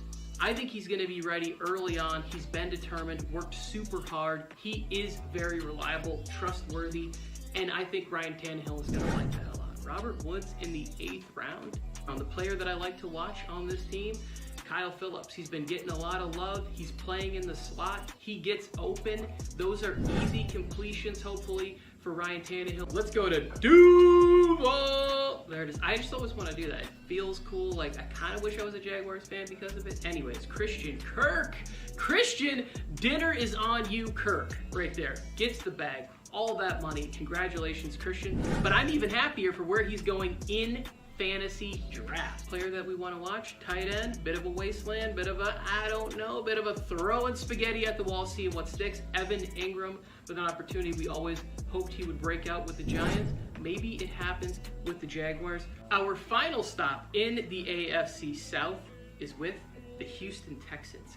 Dameon Pierce, somebody I loved pre-draft. I really wanted the Chargers to draft him. He got snatched up before the Chargers could get to him in the 4th round. Doesn't change my feeling about the kid's game. He can do it all, and there's not a lot of competition. The other person I want to mention to put on your watch list, Nico Collins. Nico Collins could break out, maybe some garbage time opportunities right there. He's playing across from a great pro, Brandon Cooks. Get Nico Collins on your watch list. He'll probably be drafted in a lot of leagues. If you play with people that are sharp, they'll get there. But anyways, we appreciate you stopping by here, MJT Football. I'm going to turn things back over to Joe. Like and subscribe and comment and do all of that. And now we just dance. Now we just feel it. Now we just dun, da, da. I hope that what I'm dancing matches the beat of whatever music I chose to play on this. It doesn't. It does. Back to Joe. This sucks. Great dancing moves by Tony Tucker. As you guys can tell, we are going in. We're 6 minutes away, less than 6 minutes, 5 minutes away from the last hour of this mock draft marathon. This will be mock draft. It says 7, but it's number 8. The 8th mock draft of the day. The number 8, guys. This is going to be the 8th mock draft of the day, the final mock draft of the day. Started this at noon Pacific time. It is now almost 7. So 1 hour left, 1 mock draft left. Share this link. Get in here. The links are in the description below. So all you got to do is click on the description. Click on the last one, right? Number 7 o'clock. Get in here. Pick your spot. There's a bunch of spots left. Send this link to your family and friends and say, hey, come draft with me. Come draft with Joe Morley. Come draft on the MJT network so you guys can learn how to beat your league and win your league right now. So get out there. Do it. Number 1 pick is up for grabs. Number 3, number 4, 9, 10, 11, 12. Everybody's been a long day. Been a long, fun day. A lot of great guests on here. And I'm sitting here waiting to draft this last final draft and see if I learned anything. I think as the draft has gone on, I think I have gotten better and better, and I got a good sense of where players are going to fall in some of the drafts. Of course, every league is a little bit different. You have some guys that are more into football and some guys that are just your basic generic fans, and they go off of name values. But come on, guys. Starting it, 1 more hour to go. Let's make this the greatest hour that we know. Welcome into MJT Football. I'm Tony Tucker, and I'm going to be giving you some of my favorite fantasy football players by value, by team, by division, and I'm also going to be throwing out there some watch list worthy candidates. We are now in the AFC East, and I'm starting with the Buffalo Bills. I personally am a big fan of the Gabe Davis breakout. We've already seen in the preseason. We saw him crush 4 TDs in a playoff game against the Chiefs, and I just think as the wide receiver 2 with Josh Allen in the 6th round, you cannot go wrong. The player to watch, Isaiah McKenzie, potentially taking over some of those slot targets that were vacated by Cole Beasley. I like Isaiah McKenzie as somebody to just put on that list. Now, to the New England Patriots.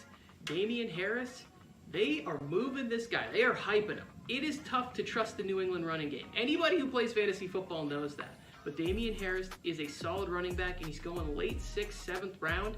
I am in for that as my RB3 potential flex on certain weeks where you think they could be running the ball 53 times and only passing it 3 times. Whatever that stat was against the Buffalo Bills last year. Bills always throwing us through a loop.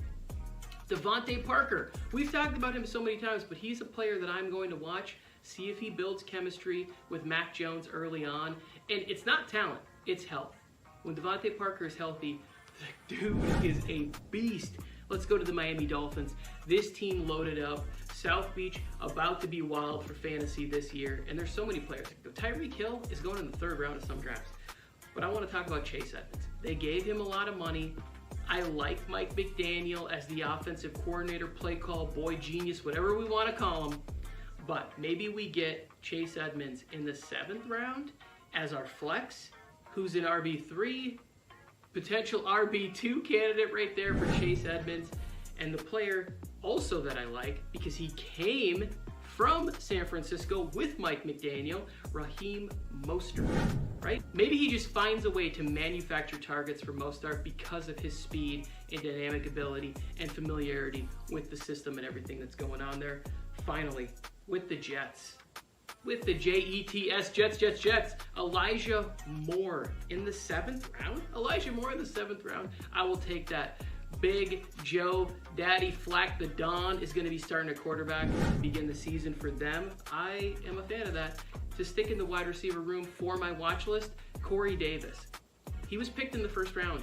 They gave him money. He's still talented. He is a veteran. I think Flacco will like that and could have a nice start to the beginning of the season for the Jets. That is going to wrap up the AFC East.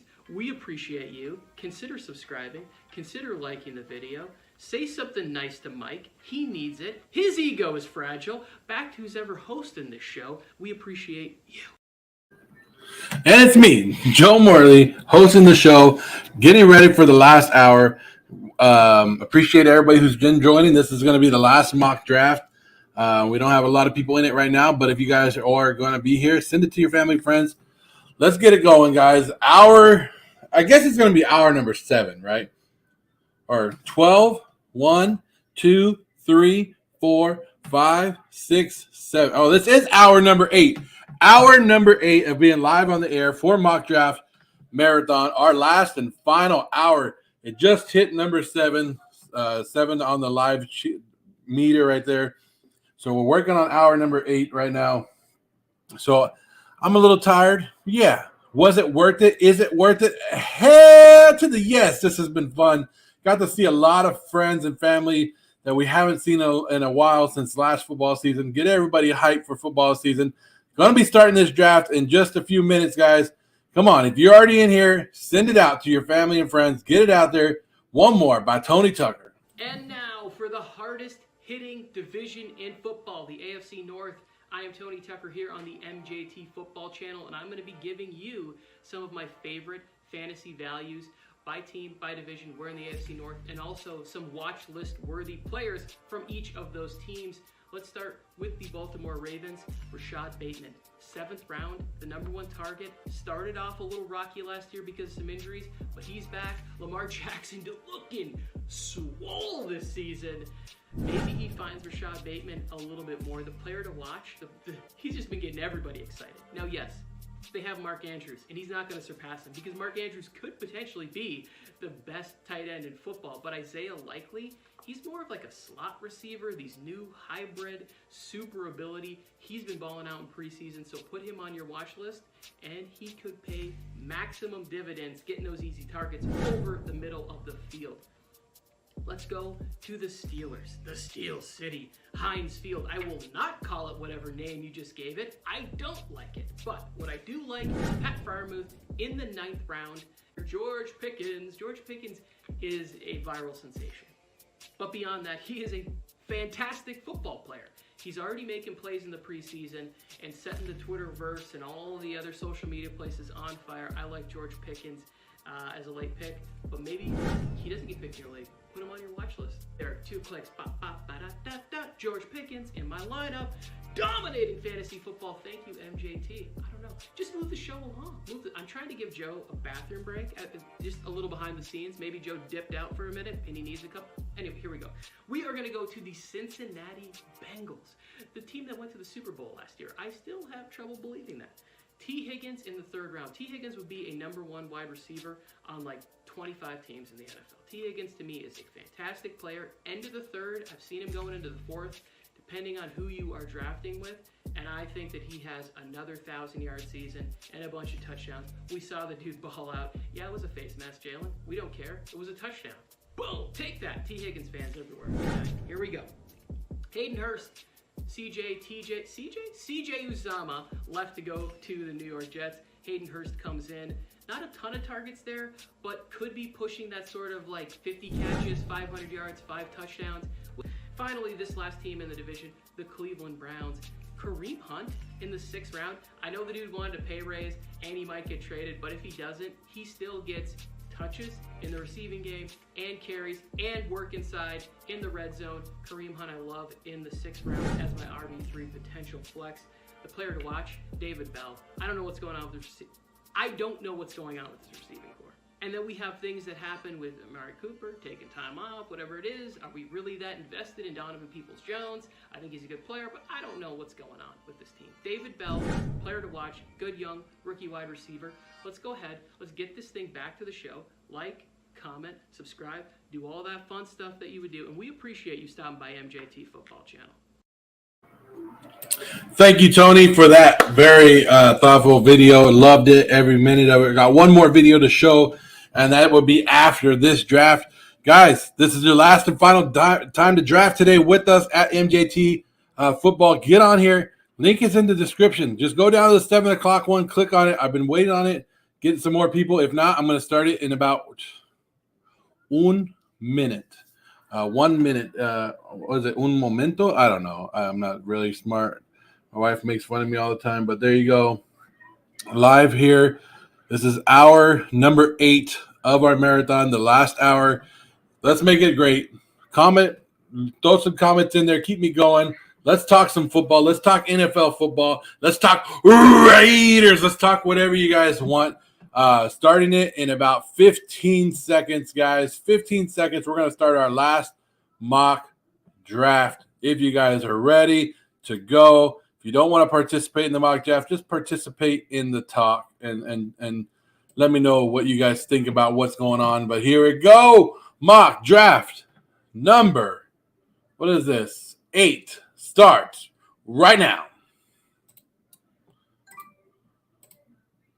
So, of course, CMC. This is the first draft all day that CMC goes number 1. That is not Jonathan Taylor. So we waited until all the way until the 8 o'clock hour where we said somebody other than Jonathan Taylor go first.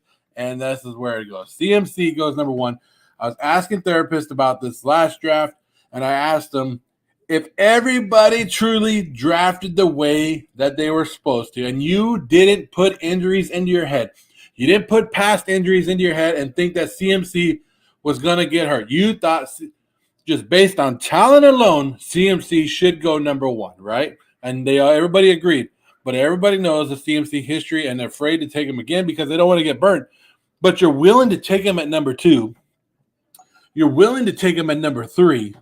You're willing to take him in the first round at all, but you won't take him at number 1. If you're going to take Christian McCaffrey at number 1, just go ahead and take him. Nobody's going to judge you. Go ahead and take him. Oh, look at it. Taylor went number 4 in this draft. Like, I almost got Taylor right now. I almost got Taylor sitting here at number 5. Like, now I wish I would have gotten number 4 because I could have had him. Now, do I keep the running back going?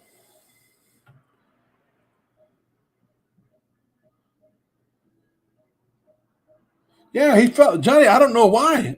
Like, we got close to that one.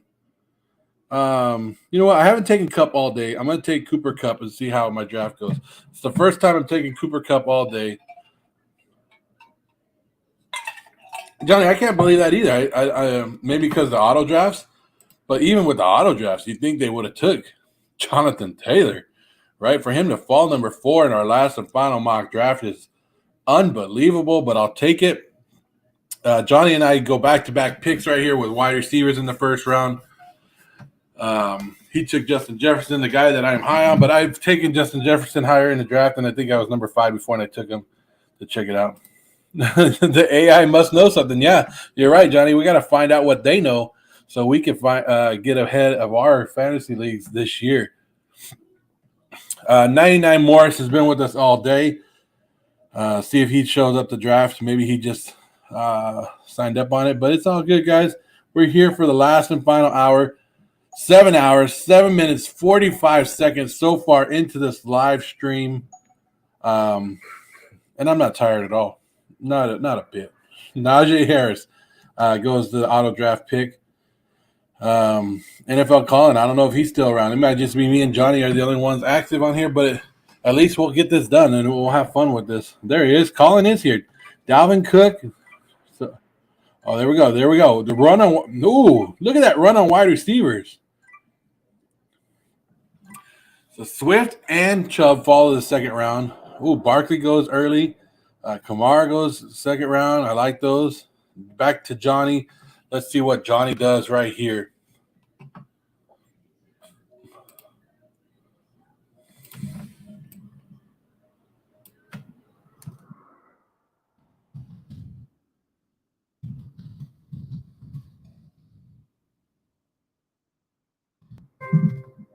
So now, Johnny took back-to-back wide receivers. I like it, Johnny.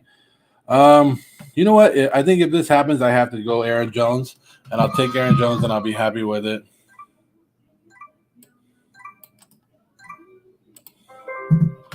So then I'll be back up. So I took a wide receiver. I took a running back. What if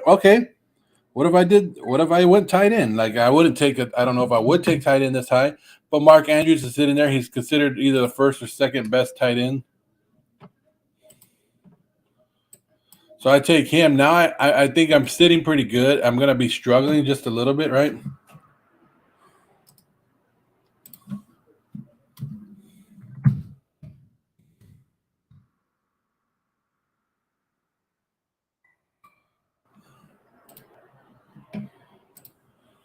Got to do what I think is going to work. Yeah, that's what I was talking about earlier, Johnny. That you have to trust yourself. Even if people go, hey, it's a reach. It's a reach. It's a reach. It's not a reach if you feel that it's a great pick.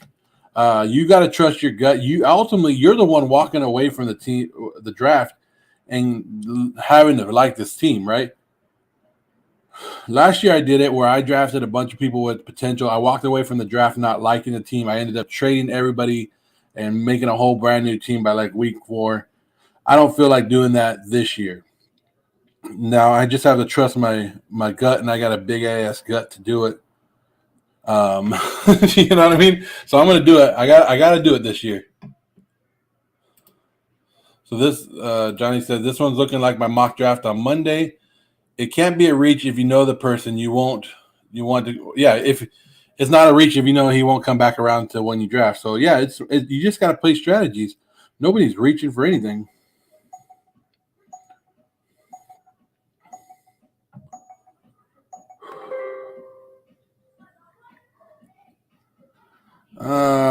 You know what? I like DJ Moore there. I'll take DJ Moore. You took Sutton. There goes the run on wide receivers. There we go. Look at that. Wide receivers going. I'm back up.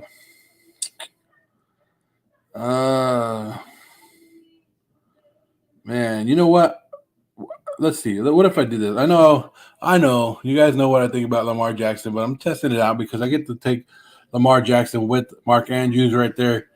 So I get to pair it up. So I feel like I got a top wide receiver, got a top running back, top tight end, another good wide receiver, solid number 1 wide receiver, and then I get a quarterback, which I'm not high. I'm never high on taking quarterbacks. I always tell you guys to wait on taking quarterbacks, but it's a mock draft. I might as well test it out and see how it works. Yeah, so you took Sutton. Not that you wanted to reach for Sutton. You just felt that I have to take him now because he wasn't going to come around. Johnny going with a no running back strategy right now. So it's going to be interesting to see how your team it looks at the end, Johnny. I want to see the running backs that you end up with because we're 5 rounds in and you have no running back. So is this going to be the first time you take a running back right here? Let's double check. If you guys are just tuning in, this is hour 8 of the mock draft marathon and draft number 8, the final mock draft of the day. We appreciate everybody who participated today. Lots of guests, lots of great information, lots of fun. mock drafts. We did everything we could. But please hit that like button, hit that subscribe button. We've showed you many videos of what Tony Tucker was telling you. He broke down every division and showed you fantasy players from each team that you should be looking at. It's just been a great day. NFL Mike was here. If you guys know him from TikTok, everybody was like, Mike, we love you. We had a bunch. Ooh, so Johnny has not gone with the running back yet.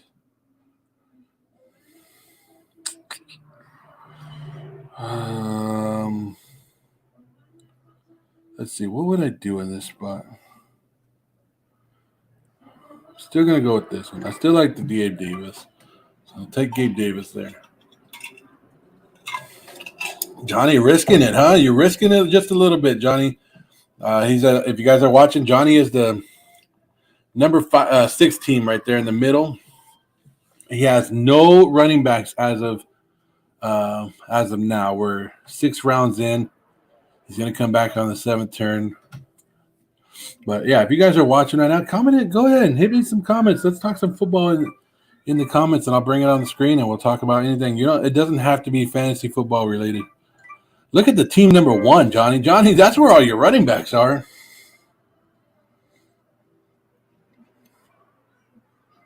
Team number 1 is snatching them all up over there. He's taking 1, 2, 3, 4, 5, 6 running backs on team number 1. Yeah, Johnny, if you love Evans, imagine that stack. Imagine Evans gets 10, 13 touchdowns, and you have the stack with him. Woo, that's a great stack right there.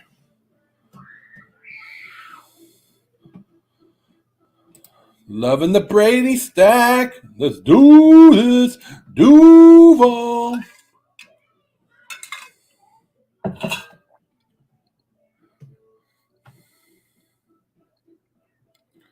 So just here, watching all this mock draft number 8, guys.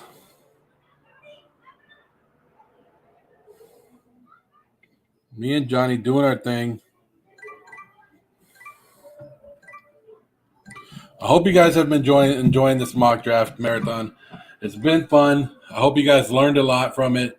I hope you finally get a sense of like where some of these guys are. Now you're actually seeing the ADP. You actually got to do various mock drafts with various people, various different thoughts and opinions on who goes where, who goes high, who goes low, if they like quarterbacks, if they don't want running backs. Johnny finally took his first running back in this draft in Cordell Patterson, which is awesome. Johnny, what are you thinking? I like James Robinson, guys. I don't know why James Robinson is falling this far, but if I can get great value for James Robinson, I'm doing it. Like, I'm doing it all day long.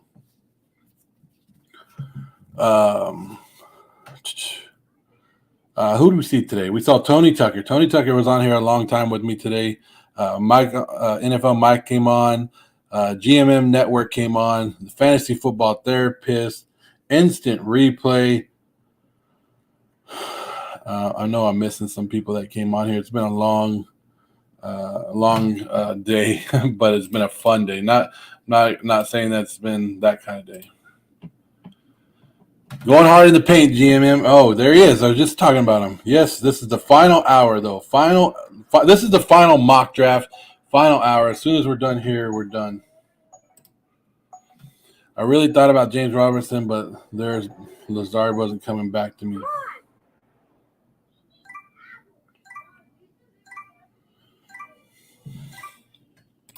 Yeah, it's the same link. Same link. This is the final mock draft, so we're done right after this. But if you want to come on for a little bit, we'll finish up the show. Oh, I'm up. I'm up, guys. That's right. I knew I was up. I was just joking with everybody.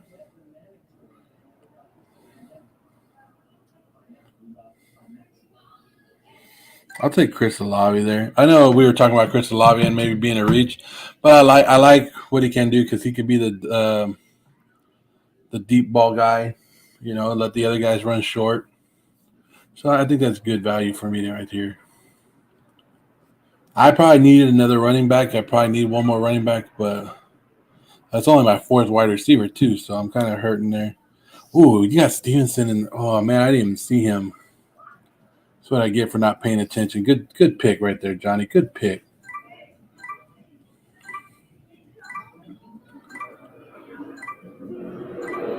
So this draft is going pretty quick because we don't have a lot of people. Bogart, what's going on? Welcome back. Hey, I mean, I saw you out there. I can't leave you rocking on the marathon by yourself. I'm like, you know what I mean? Yeah.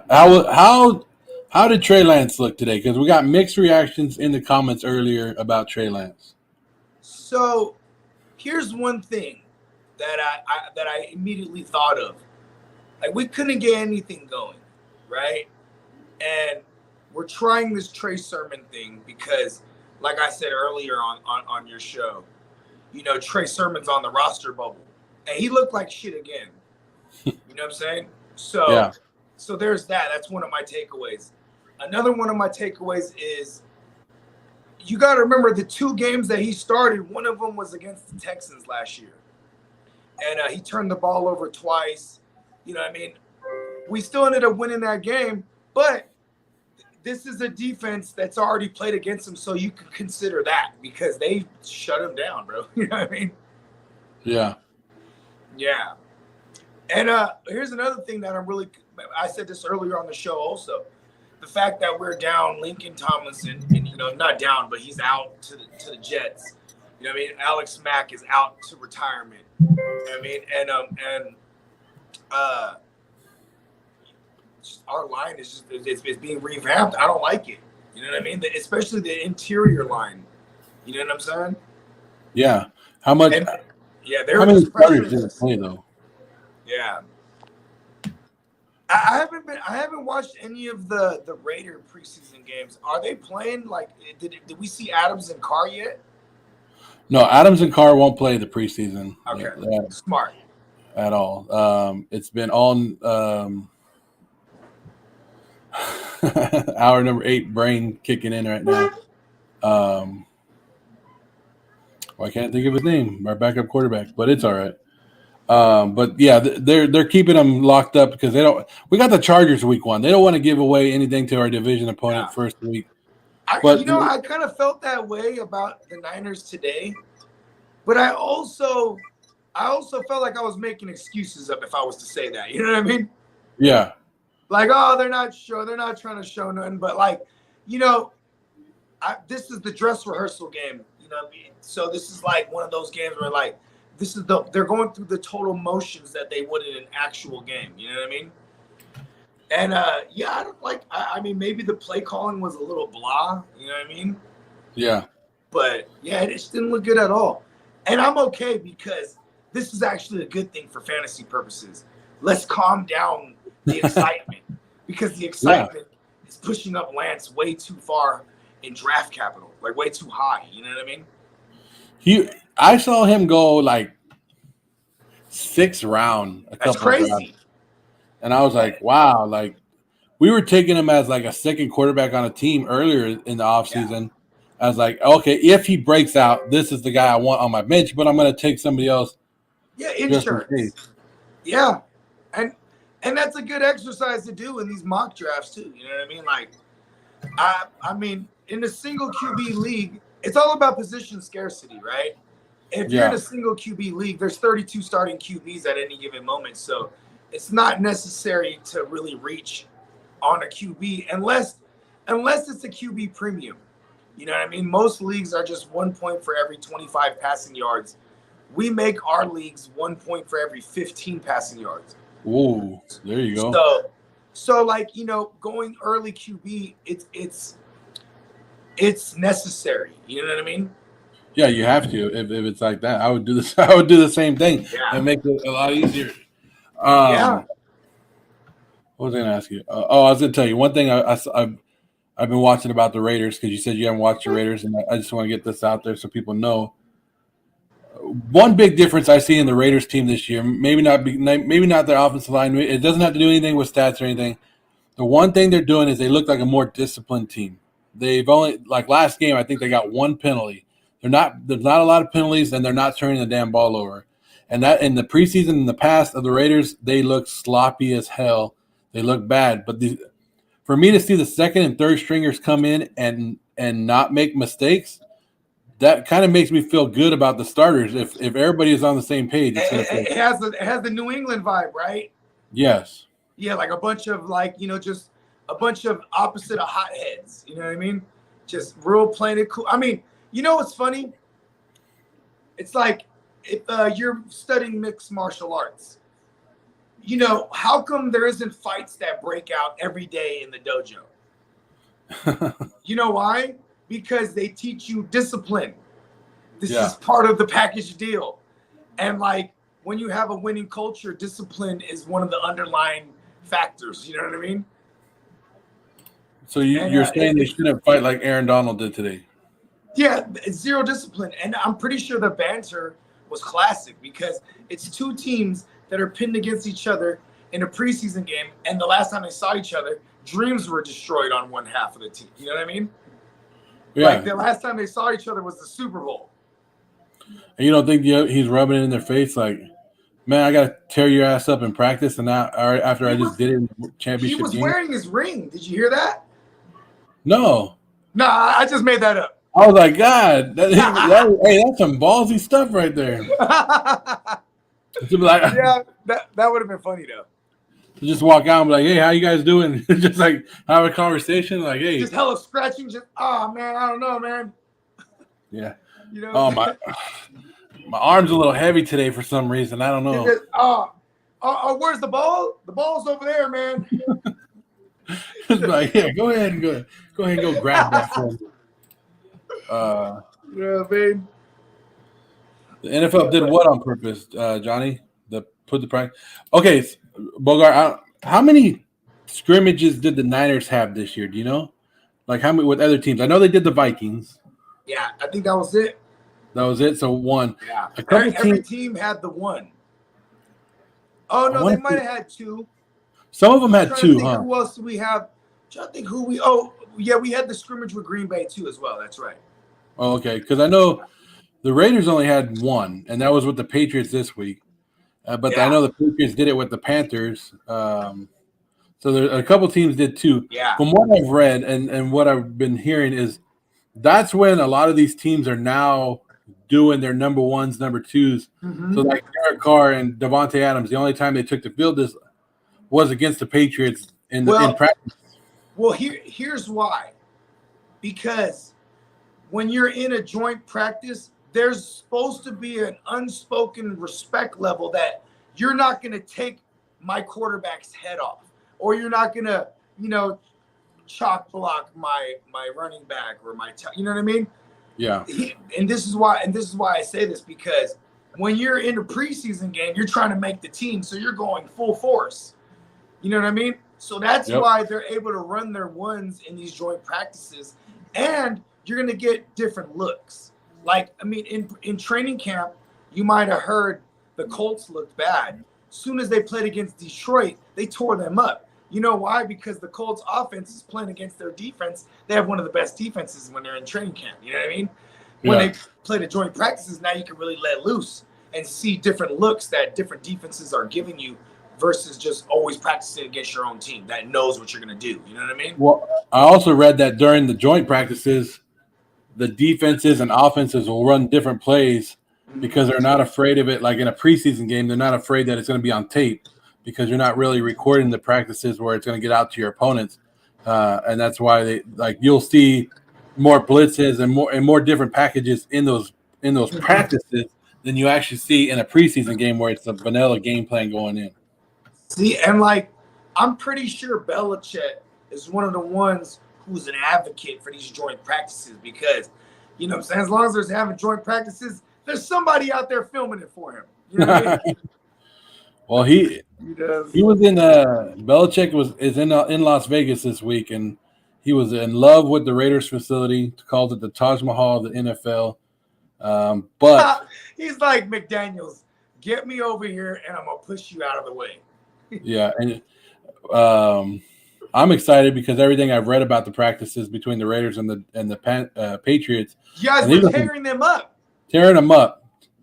So I'm excited to see that. But it's practice. It's practice. We're talking about practice. Practice. Oh no, my bad. I was doing the playoffs. The practice, that's the Iverson shit. Yeah, I like the playoff one too. Playoffs.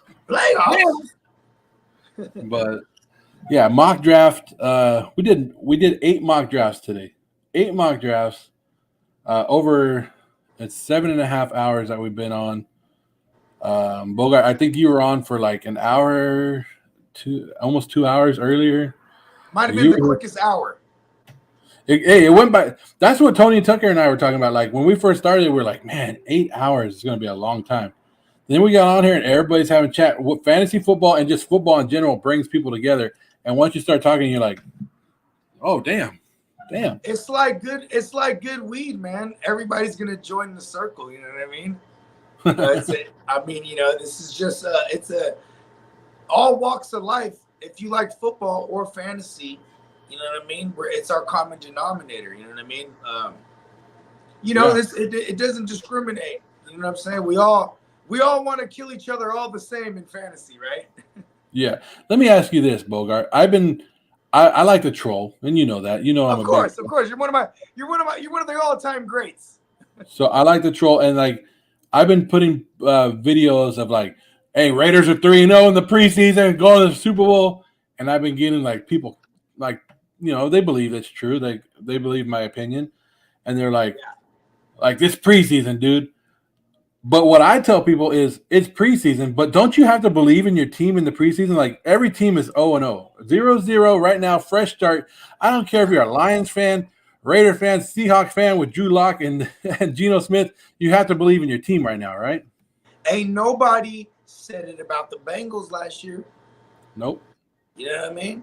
So it's one of those things, man. Like people, I hate the saying "seeing is believing," but see, in fantasy, that's where it's all about trying to diagnose the next guy so you can get him at a value. And then the following year, this guy is going in the top 5. Cooper Kupp last year was one of those. You know what I mean? Gabriel Davis, a lot of people are predicting. Oh, something happened with Bogart. He went black, screen black, and there he is. Oh, and he's off. I'm not sure, having technical difficulties with Bogart. But guys, 7.5 hours on the air. Not sure if Bogart's coming back. If not, I'll just you can see it in my face. I'm not tired because I'm tired, but it was not like a draining 8 hours. It was a fun 8 hours. Multiple mock drafts, 8 mock drafts, and I want to say in those mock drafts we've had 50, 60 different people participate today, which is amazing. Lots of views, lots of comments. I can't even tell you how many different people came through this comment section. But I appreciate everything you guys did. Bogart, if you're watching, I was waiting for you, but I think I'm going to go off the air. 7 hours. Oh no, Bogart's back. Woo. So here we go. Bogart's coming back.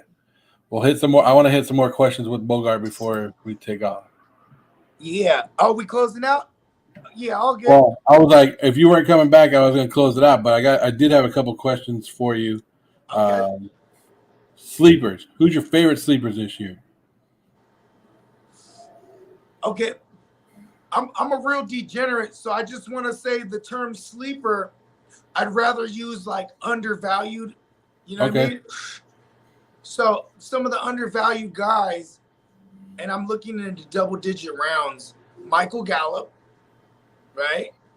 You can snatch him up. He's still going to – they say he might be ready for week 1. Either way, when he is ready, he's a guy you get late, and he's going to be the number 2 on that offense, as far as the receivers go. Maybe Dalton Schultz is the number 2 in leader of receptions, but Michael Gallup's one of them. He tends to fall a lot because the ACL, whatnot. Yeah.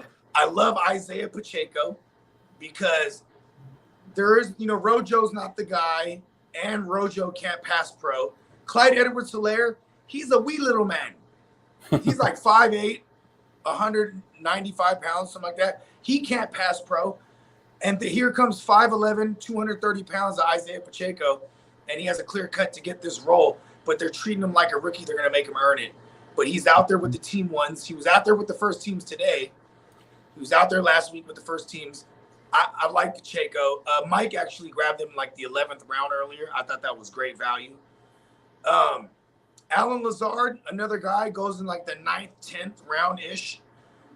Alan Lazard, he has a path to get 85 receptions, bro. You know what I mean?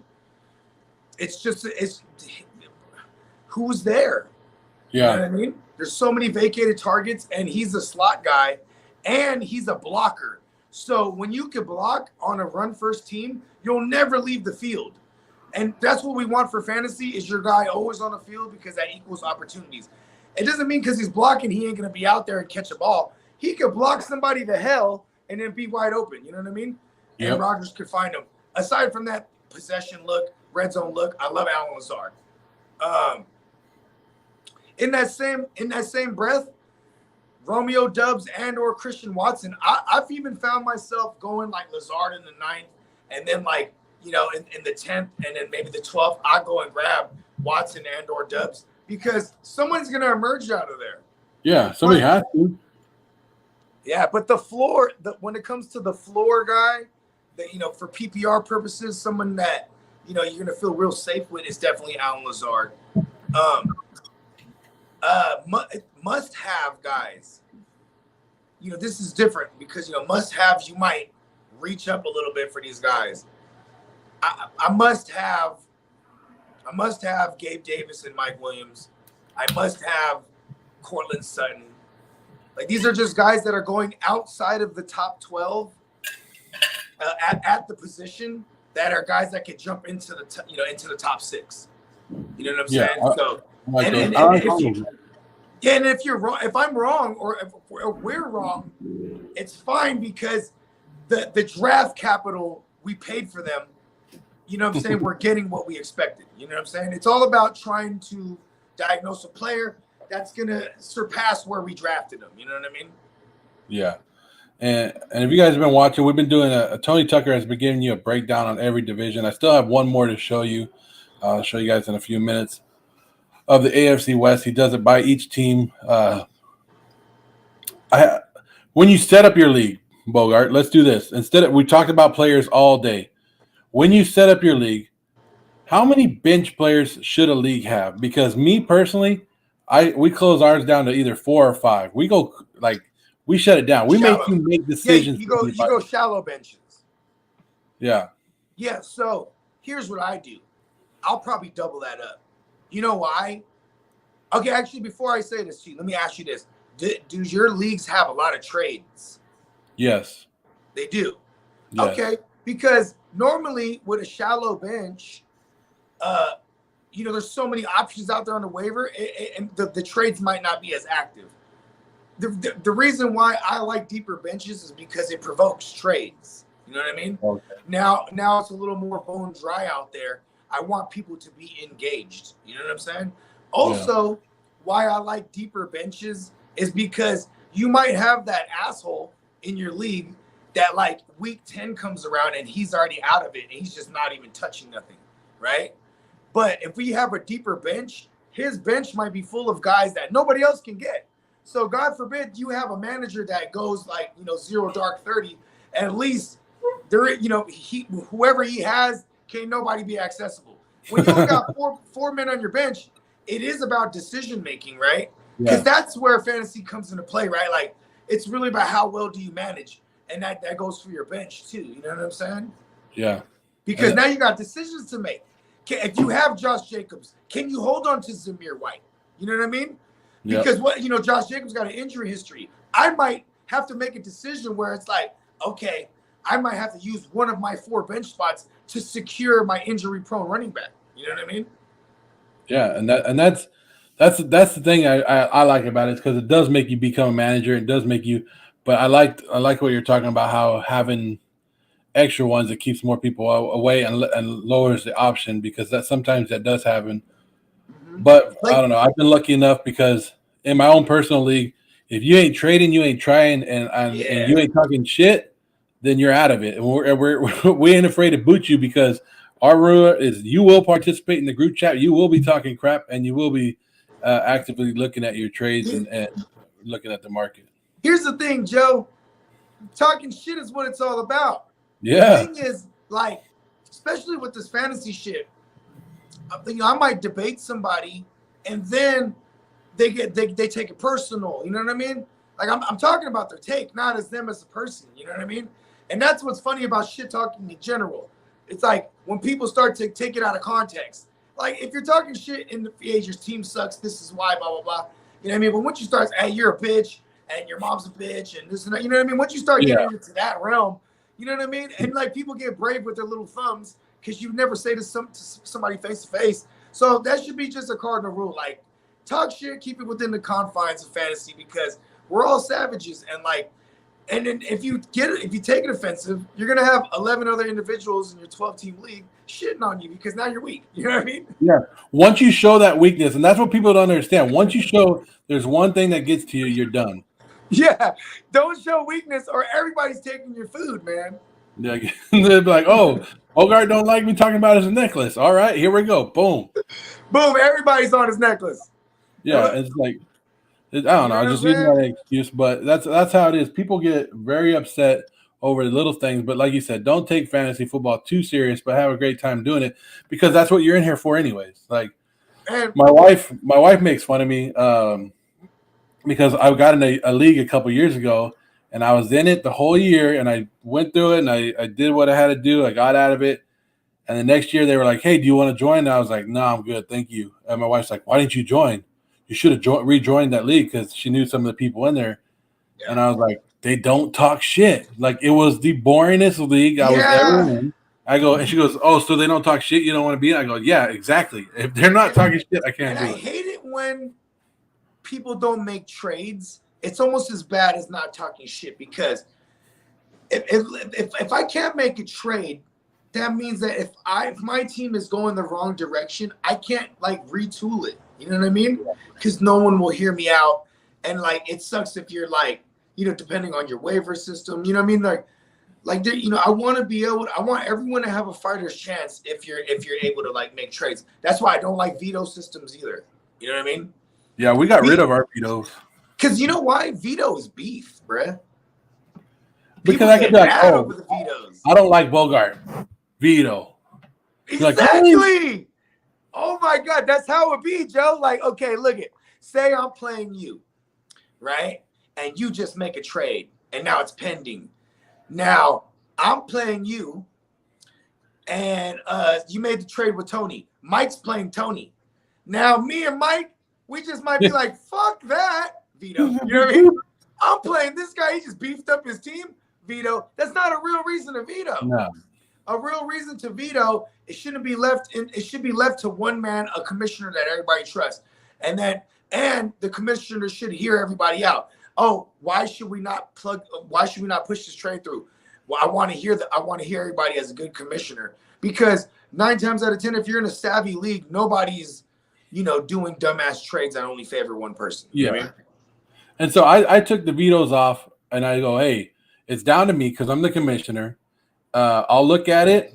If I see it's fair, I'll wait like a couple hours. If you have an issue, you hit me up. If nobody hits me up, process it through right away. We don't wait no 2 or 3 days. I process them through right away. Because if there's really a big issue in your league, and somebody goes, "Why did Bogart send 3 guys for 1 guy?" Then people are gonna start talking about it right away. I mean, here's the thing. I'm all about the package deals when I'm the one sending the package and consolidating down to one hitter, or, like, you know what I mean? Like, that's my favorite move, is getting top heavy. I'm going to look at a person's team, and if I want, you know, say I want Cooper Kupp, and, you know, I'm going to look, okay, you know, I have, you know, T. Higgins and, I don't know, Damian Pierce or something, right? And this dude, he has a lot of receivers, but he need running back. Yeah. So I might even be like, fuck that. I'm going to send him 2 running backs and get Cooper Kupp off him. You know what I mean? I hate it when people don't take the time to look at someone's team and send something that, like, because needs for needs is like the best. It's the best way to make a trade. And like, I might have a player that everybody. Say I have Derek Carr. You love Derek Carr. That's your favorite player. You know what I mean? You might go, hey, I want Derek Carr. Start sending me all these things because you want Derek Carr. I'm like, well, I don't need any of these things. You know what I mean?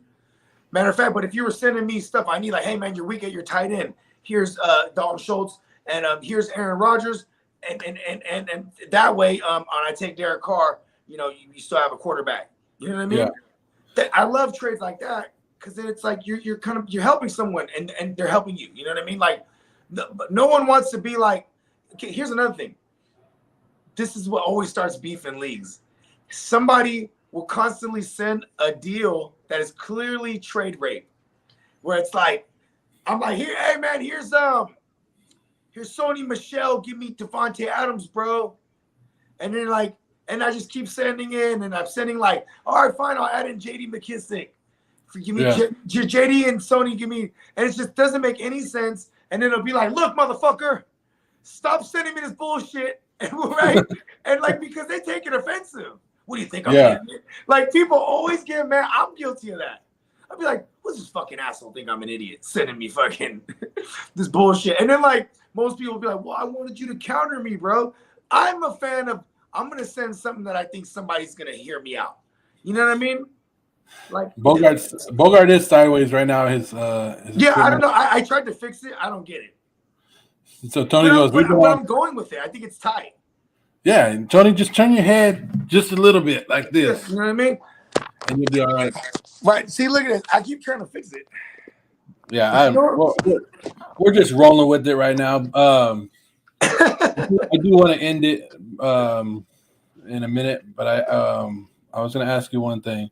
Oh, I was going to say, I send a lot of trades, and I'll send one extra player, or I'll ask for one extra player than I really want. But my goal is just to basically tell you that I'm interested in this player. So if I want Devontae Adams, I'm going to ask for Devontae Adams and one other player, knowing that you're going to say no to it, or hope that you're going to say no to it. But I just want to start the conversation.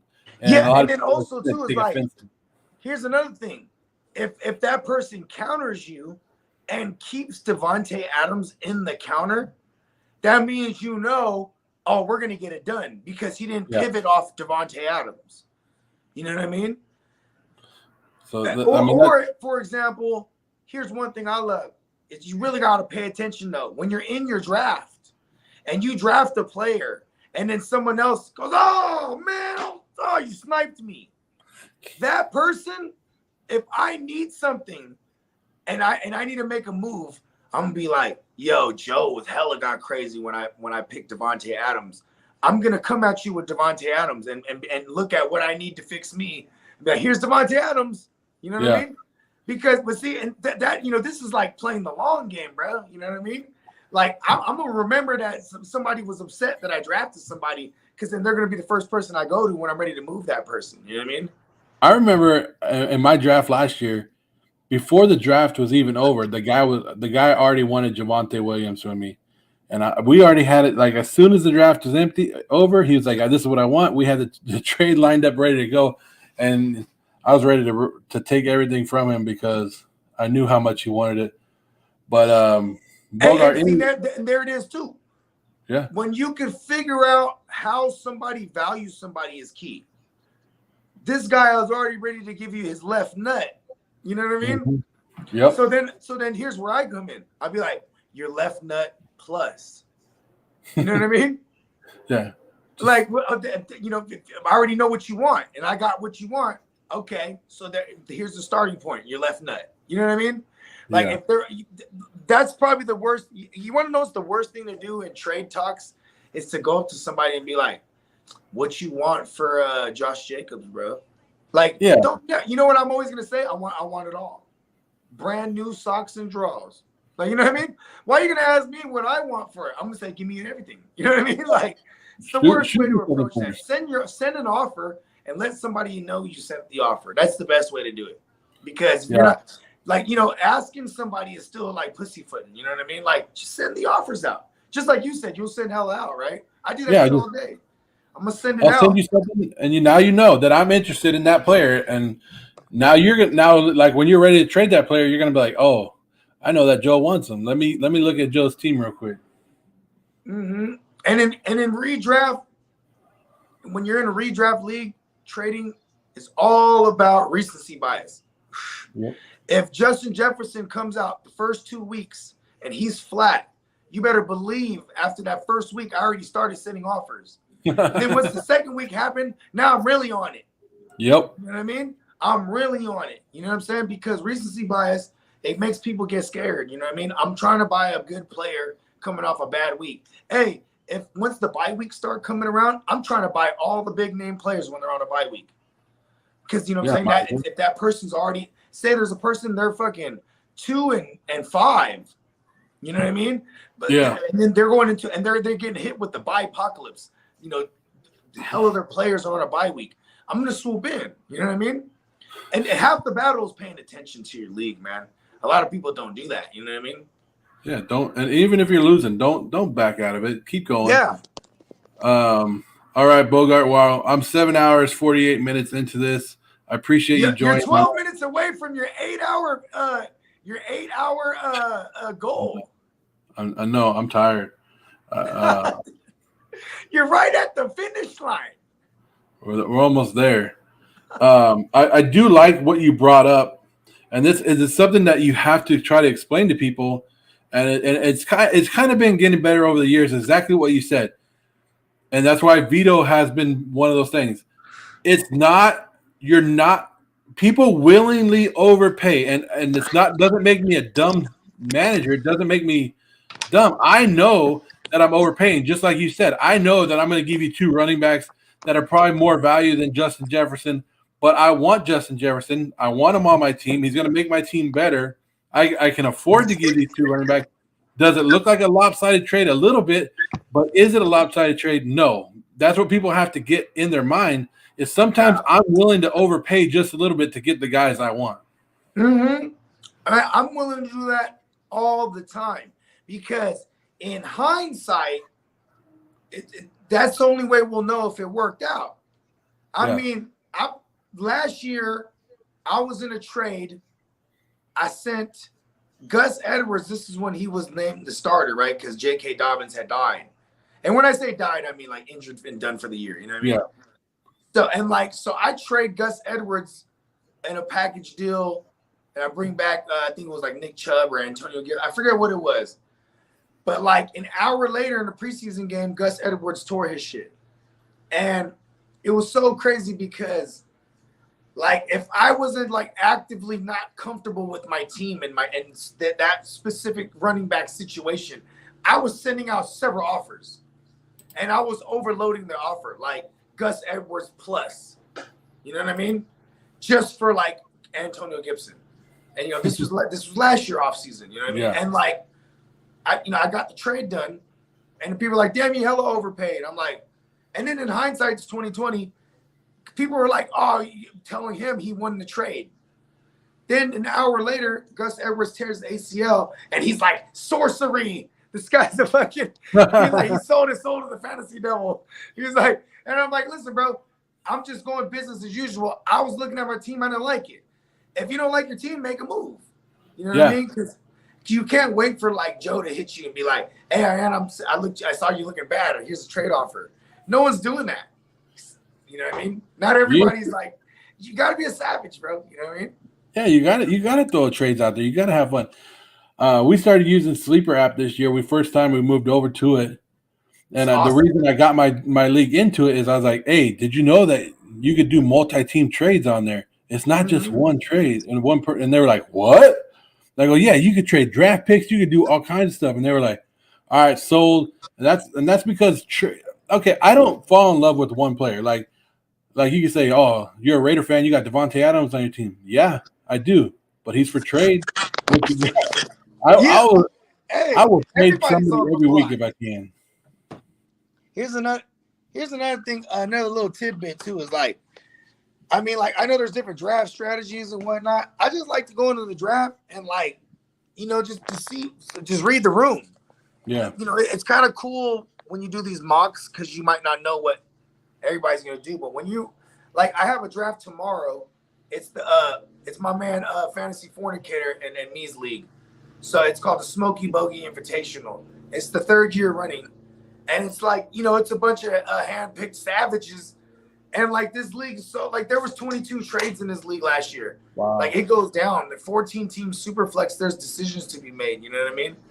And, like, what's crazy about it is, you know, it's not just the draft. It's really the trades, bro. Like, you know what I mean? Like, it's so crazy because I'm in, like, one of my home leagues, there might be 1 or 2 trades in the league, right?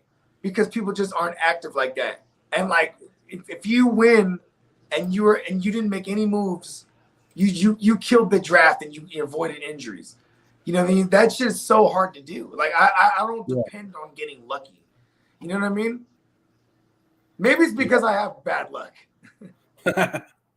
But I don't depend on getting lucky. This is why you can't consider this gambling. There is some skill to it. It's like fantasy football it's the closest thing to pro wrestling and poker to me. You know what I mean? Like, it's like, because you have the poker aspect where there's a psychological warfare going on, and then you have, you know, the shit talking and cutting promos like pro wrestling and whatnot. And then, you know what I mean? It's not gambling, bro. It's real communal. And when you have a tribe full of savages, you know what I'm saying? Like, it's lovely, bro. Yep. Yeah. All right. Final thoughts, Bogart. Final thoughts. I would say the earth is my turf. Universe, give me money. There you go. Check us out. We're 3 days a week right now, 1:00 p.m. West Coast time for Fantasy News Today. Once we get like a week away from the season, we'll be going 5 days a week, and we're going to continue that through the course of the year. Last year, we killed it all the way through playoffs. So it's kind of crazy doing a daily show, and we definitely are there for your Q&As. We have Q&As every day, and you can check that out on my. First of all, I want to shout out to my man Hustler. This dude, he runs everything. He's the mastermind, really getting the bag off the fantasy content, which is awesome. And check us out, 420 Fantasy Hustler on YouTube or the GMM Network on YouTube. We also have a Silver Screen Breakdown, SSB Pod. It's available on all streaming platforms where we're doing movie breakdowns, bro, and just eating mushrooms for real. You know what I'm saying?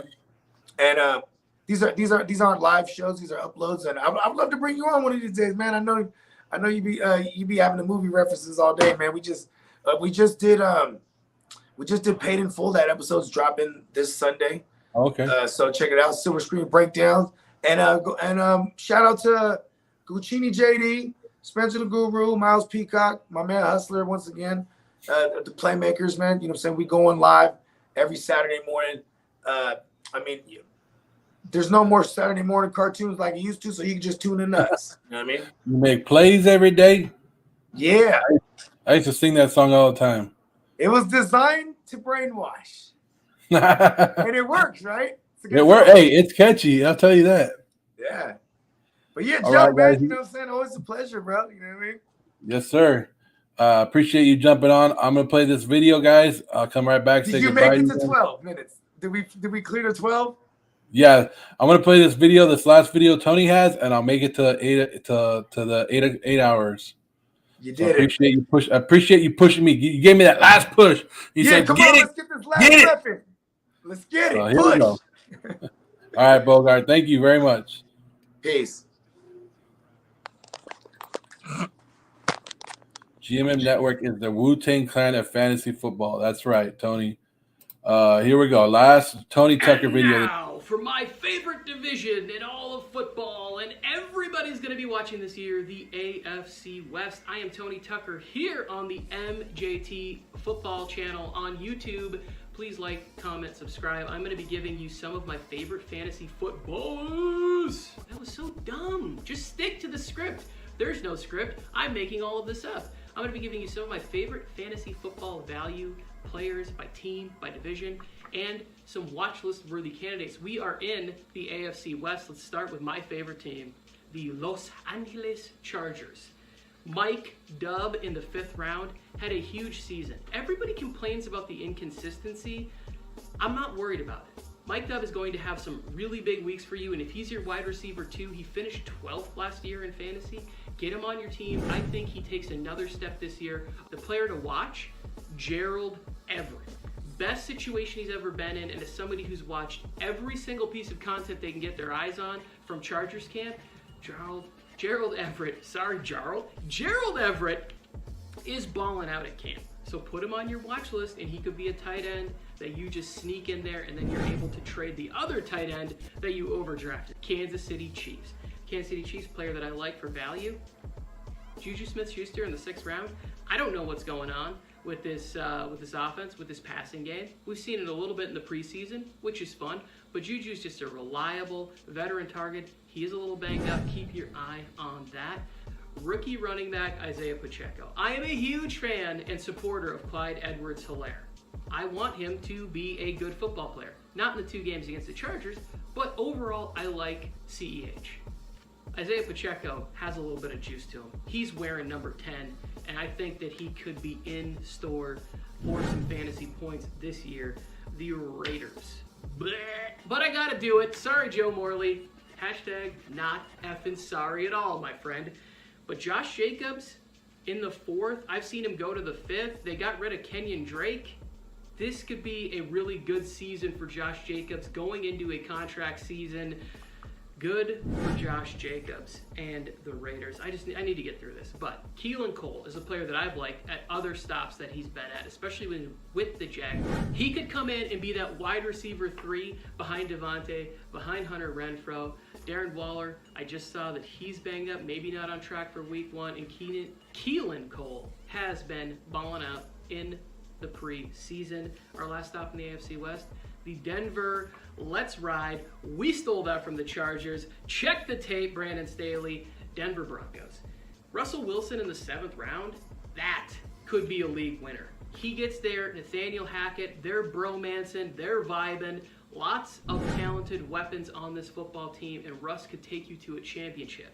And I don't care if it's corny or not. People call me corny. Whatever. It doesn't matter, bro. We're living our life, and we're dominating the shit out of it. The player to watch, KJ Hamler. One of the things that you love about Russell Wilson is his ability to improvise. He gets out of the pocket, and then what do you know? Extends the play, Tyler Lockett. I think KJ Hamler could kind of be that person that when Russ is scrambling, he finds KJ Hamler. Subscribe and like and tell a friend and join us all season long. We love you, MJT Football Channel. Let's get back to the show. Enough of this guy. What the fuck, bro? So just like Tony ended that one, I'm here. 8 hours in the books. 8 hours, 30 seconds to be exact. We are done. We did it. 8 mock drafts. We talked to many people, had a great time. Hope you guys learned something. Bogart was here giving us some more information. Go back, rewatch this a couple times. Make sure you guys know and do your own mock drafts. You have a couple more days until your draft, your fantasy draft. Hope you guys had fun because we did. Make sure you guys hit that like button, hit that subscribe button for MJT Football. You can find us on TikTok, Instagram. Also, check out our division previews where we break down the divisions and we give you our predictions and standings of each division. It's a fun thing that we've done and go back and check every year. So appreciate everybody tuning in. For Tony Tucker and Mike, I'm Joe Morley for MJT Football.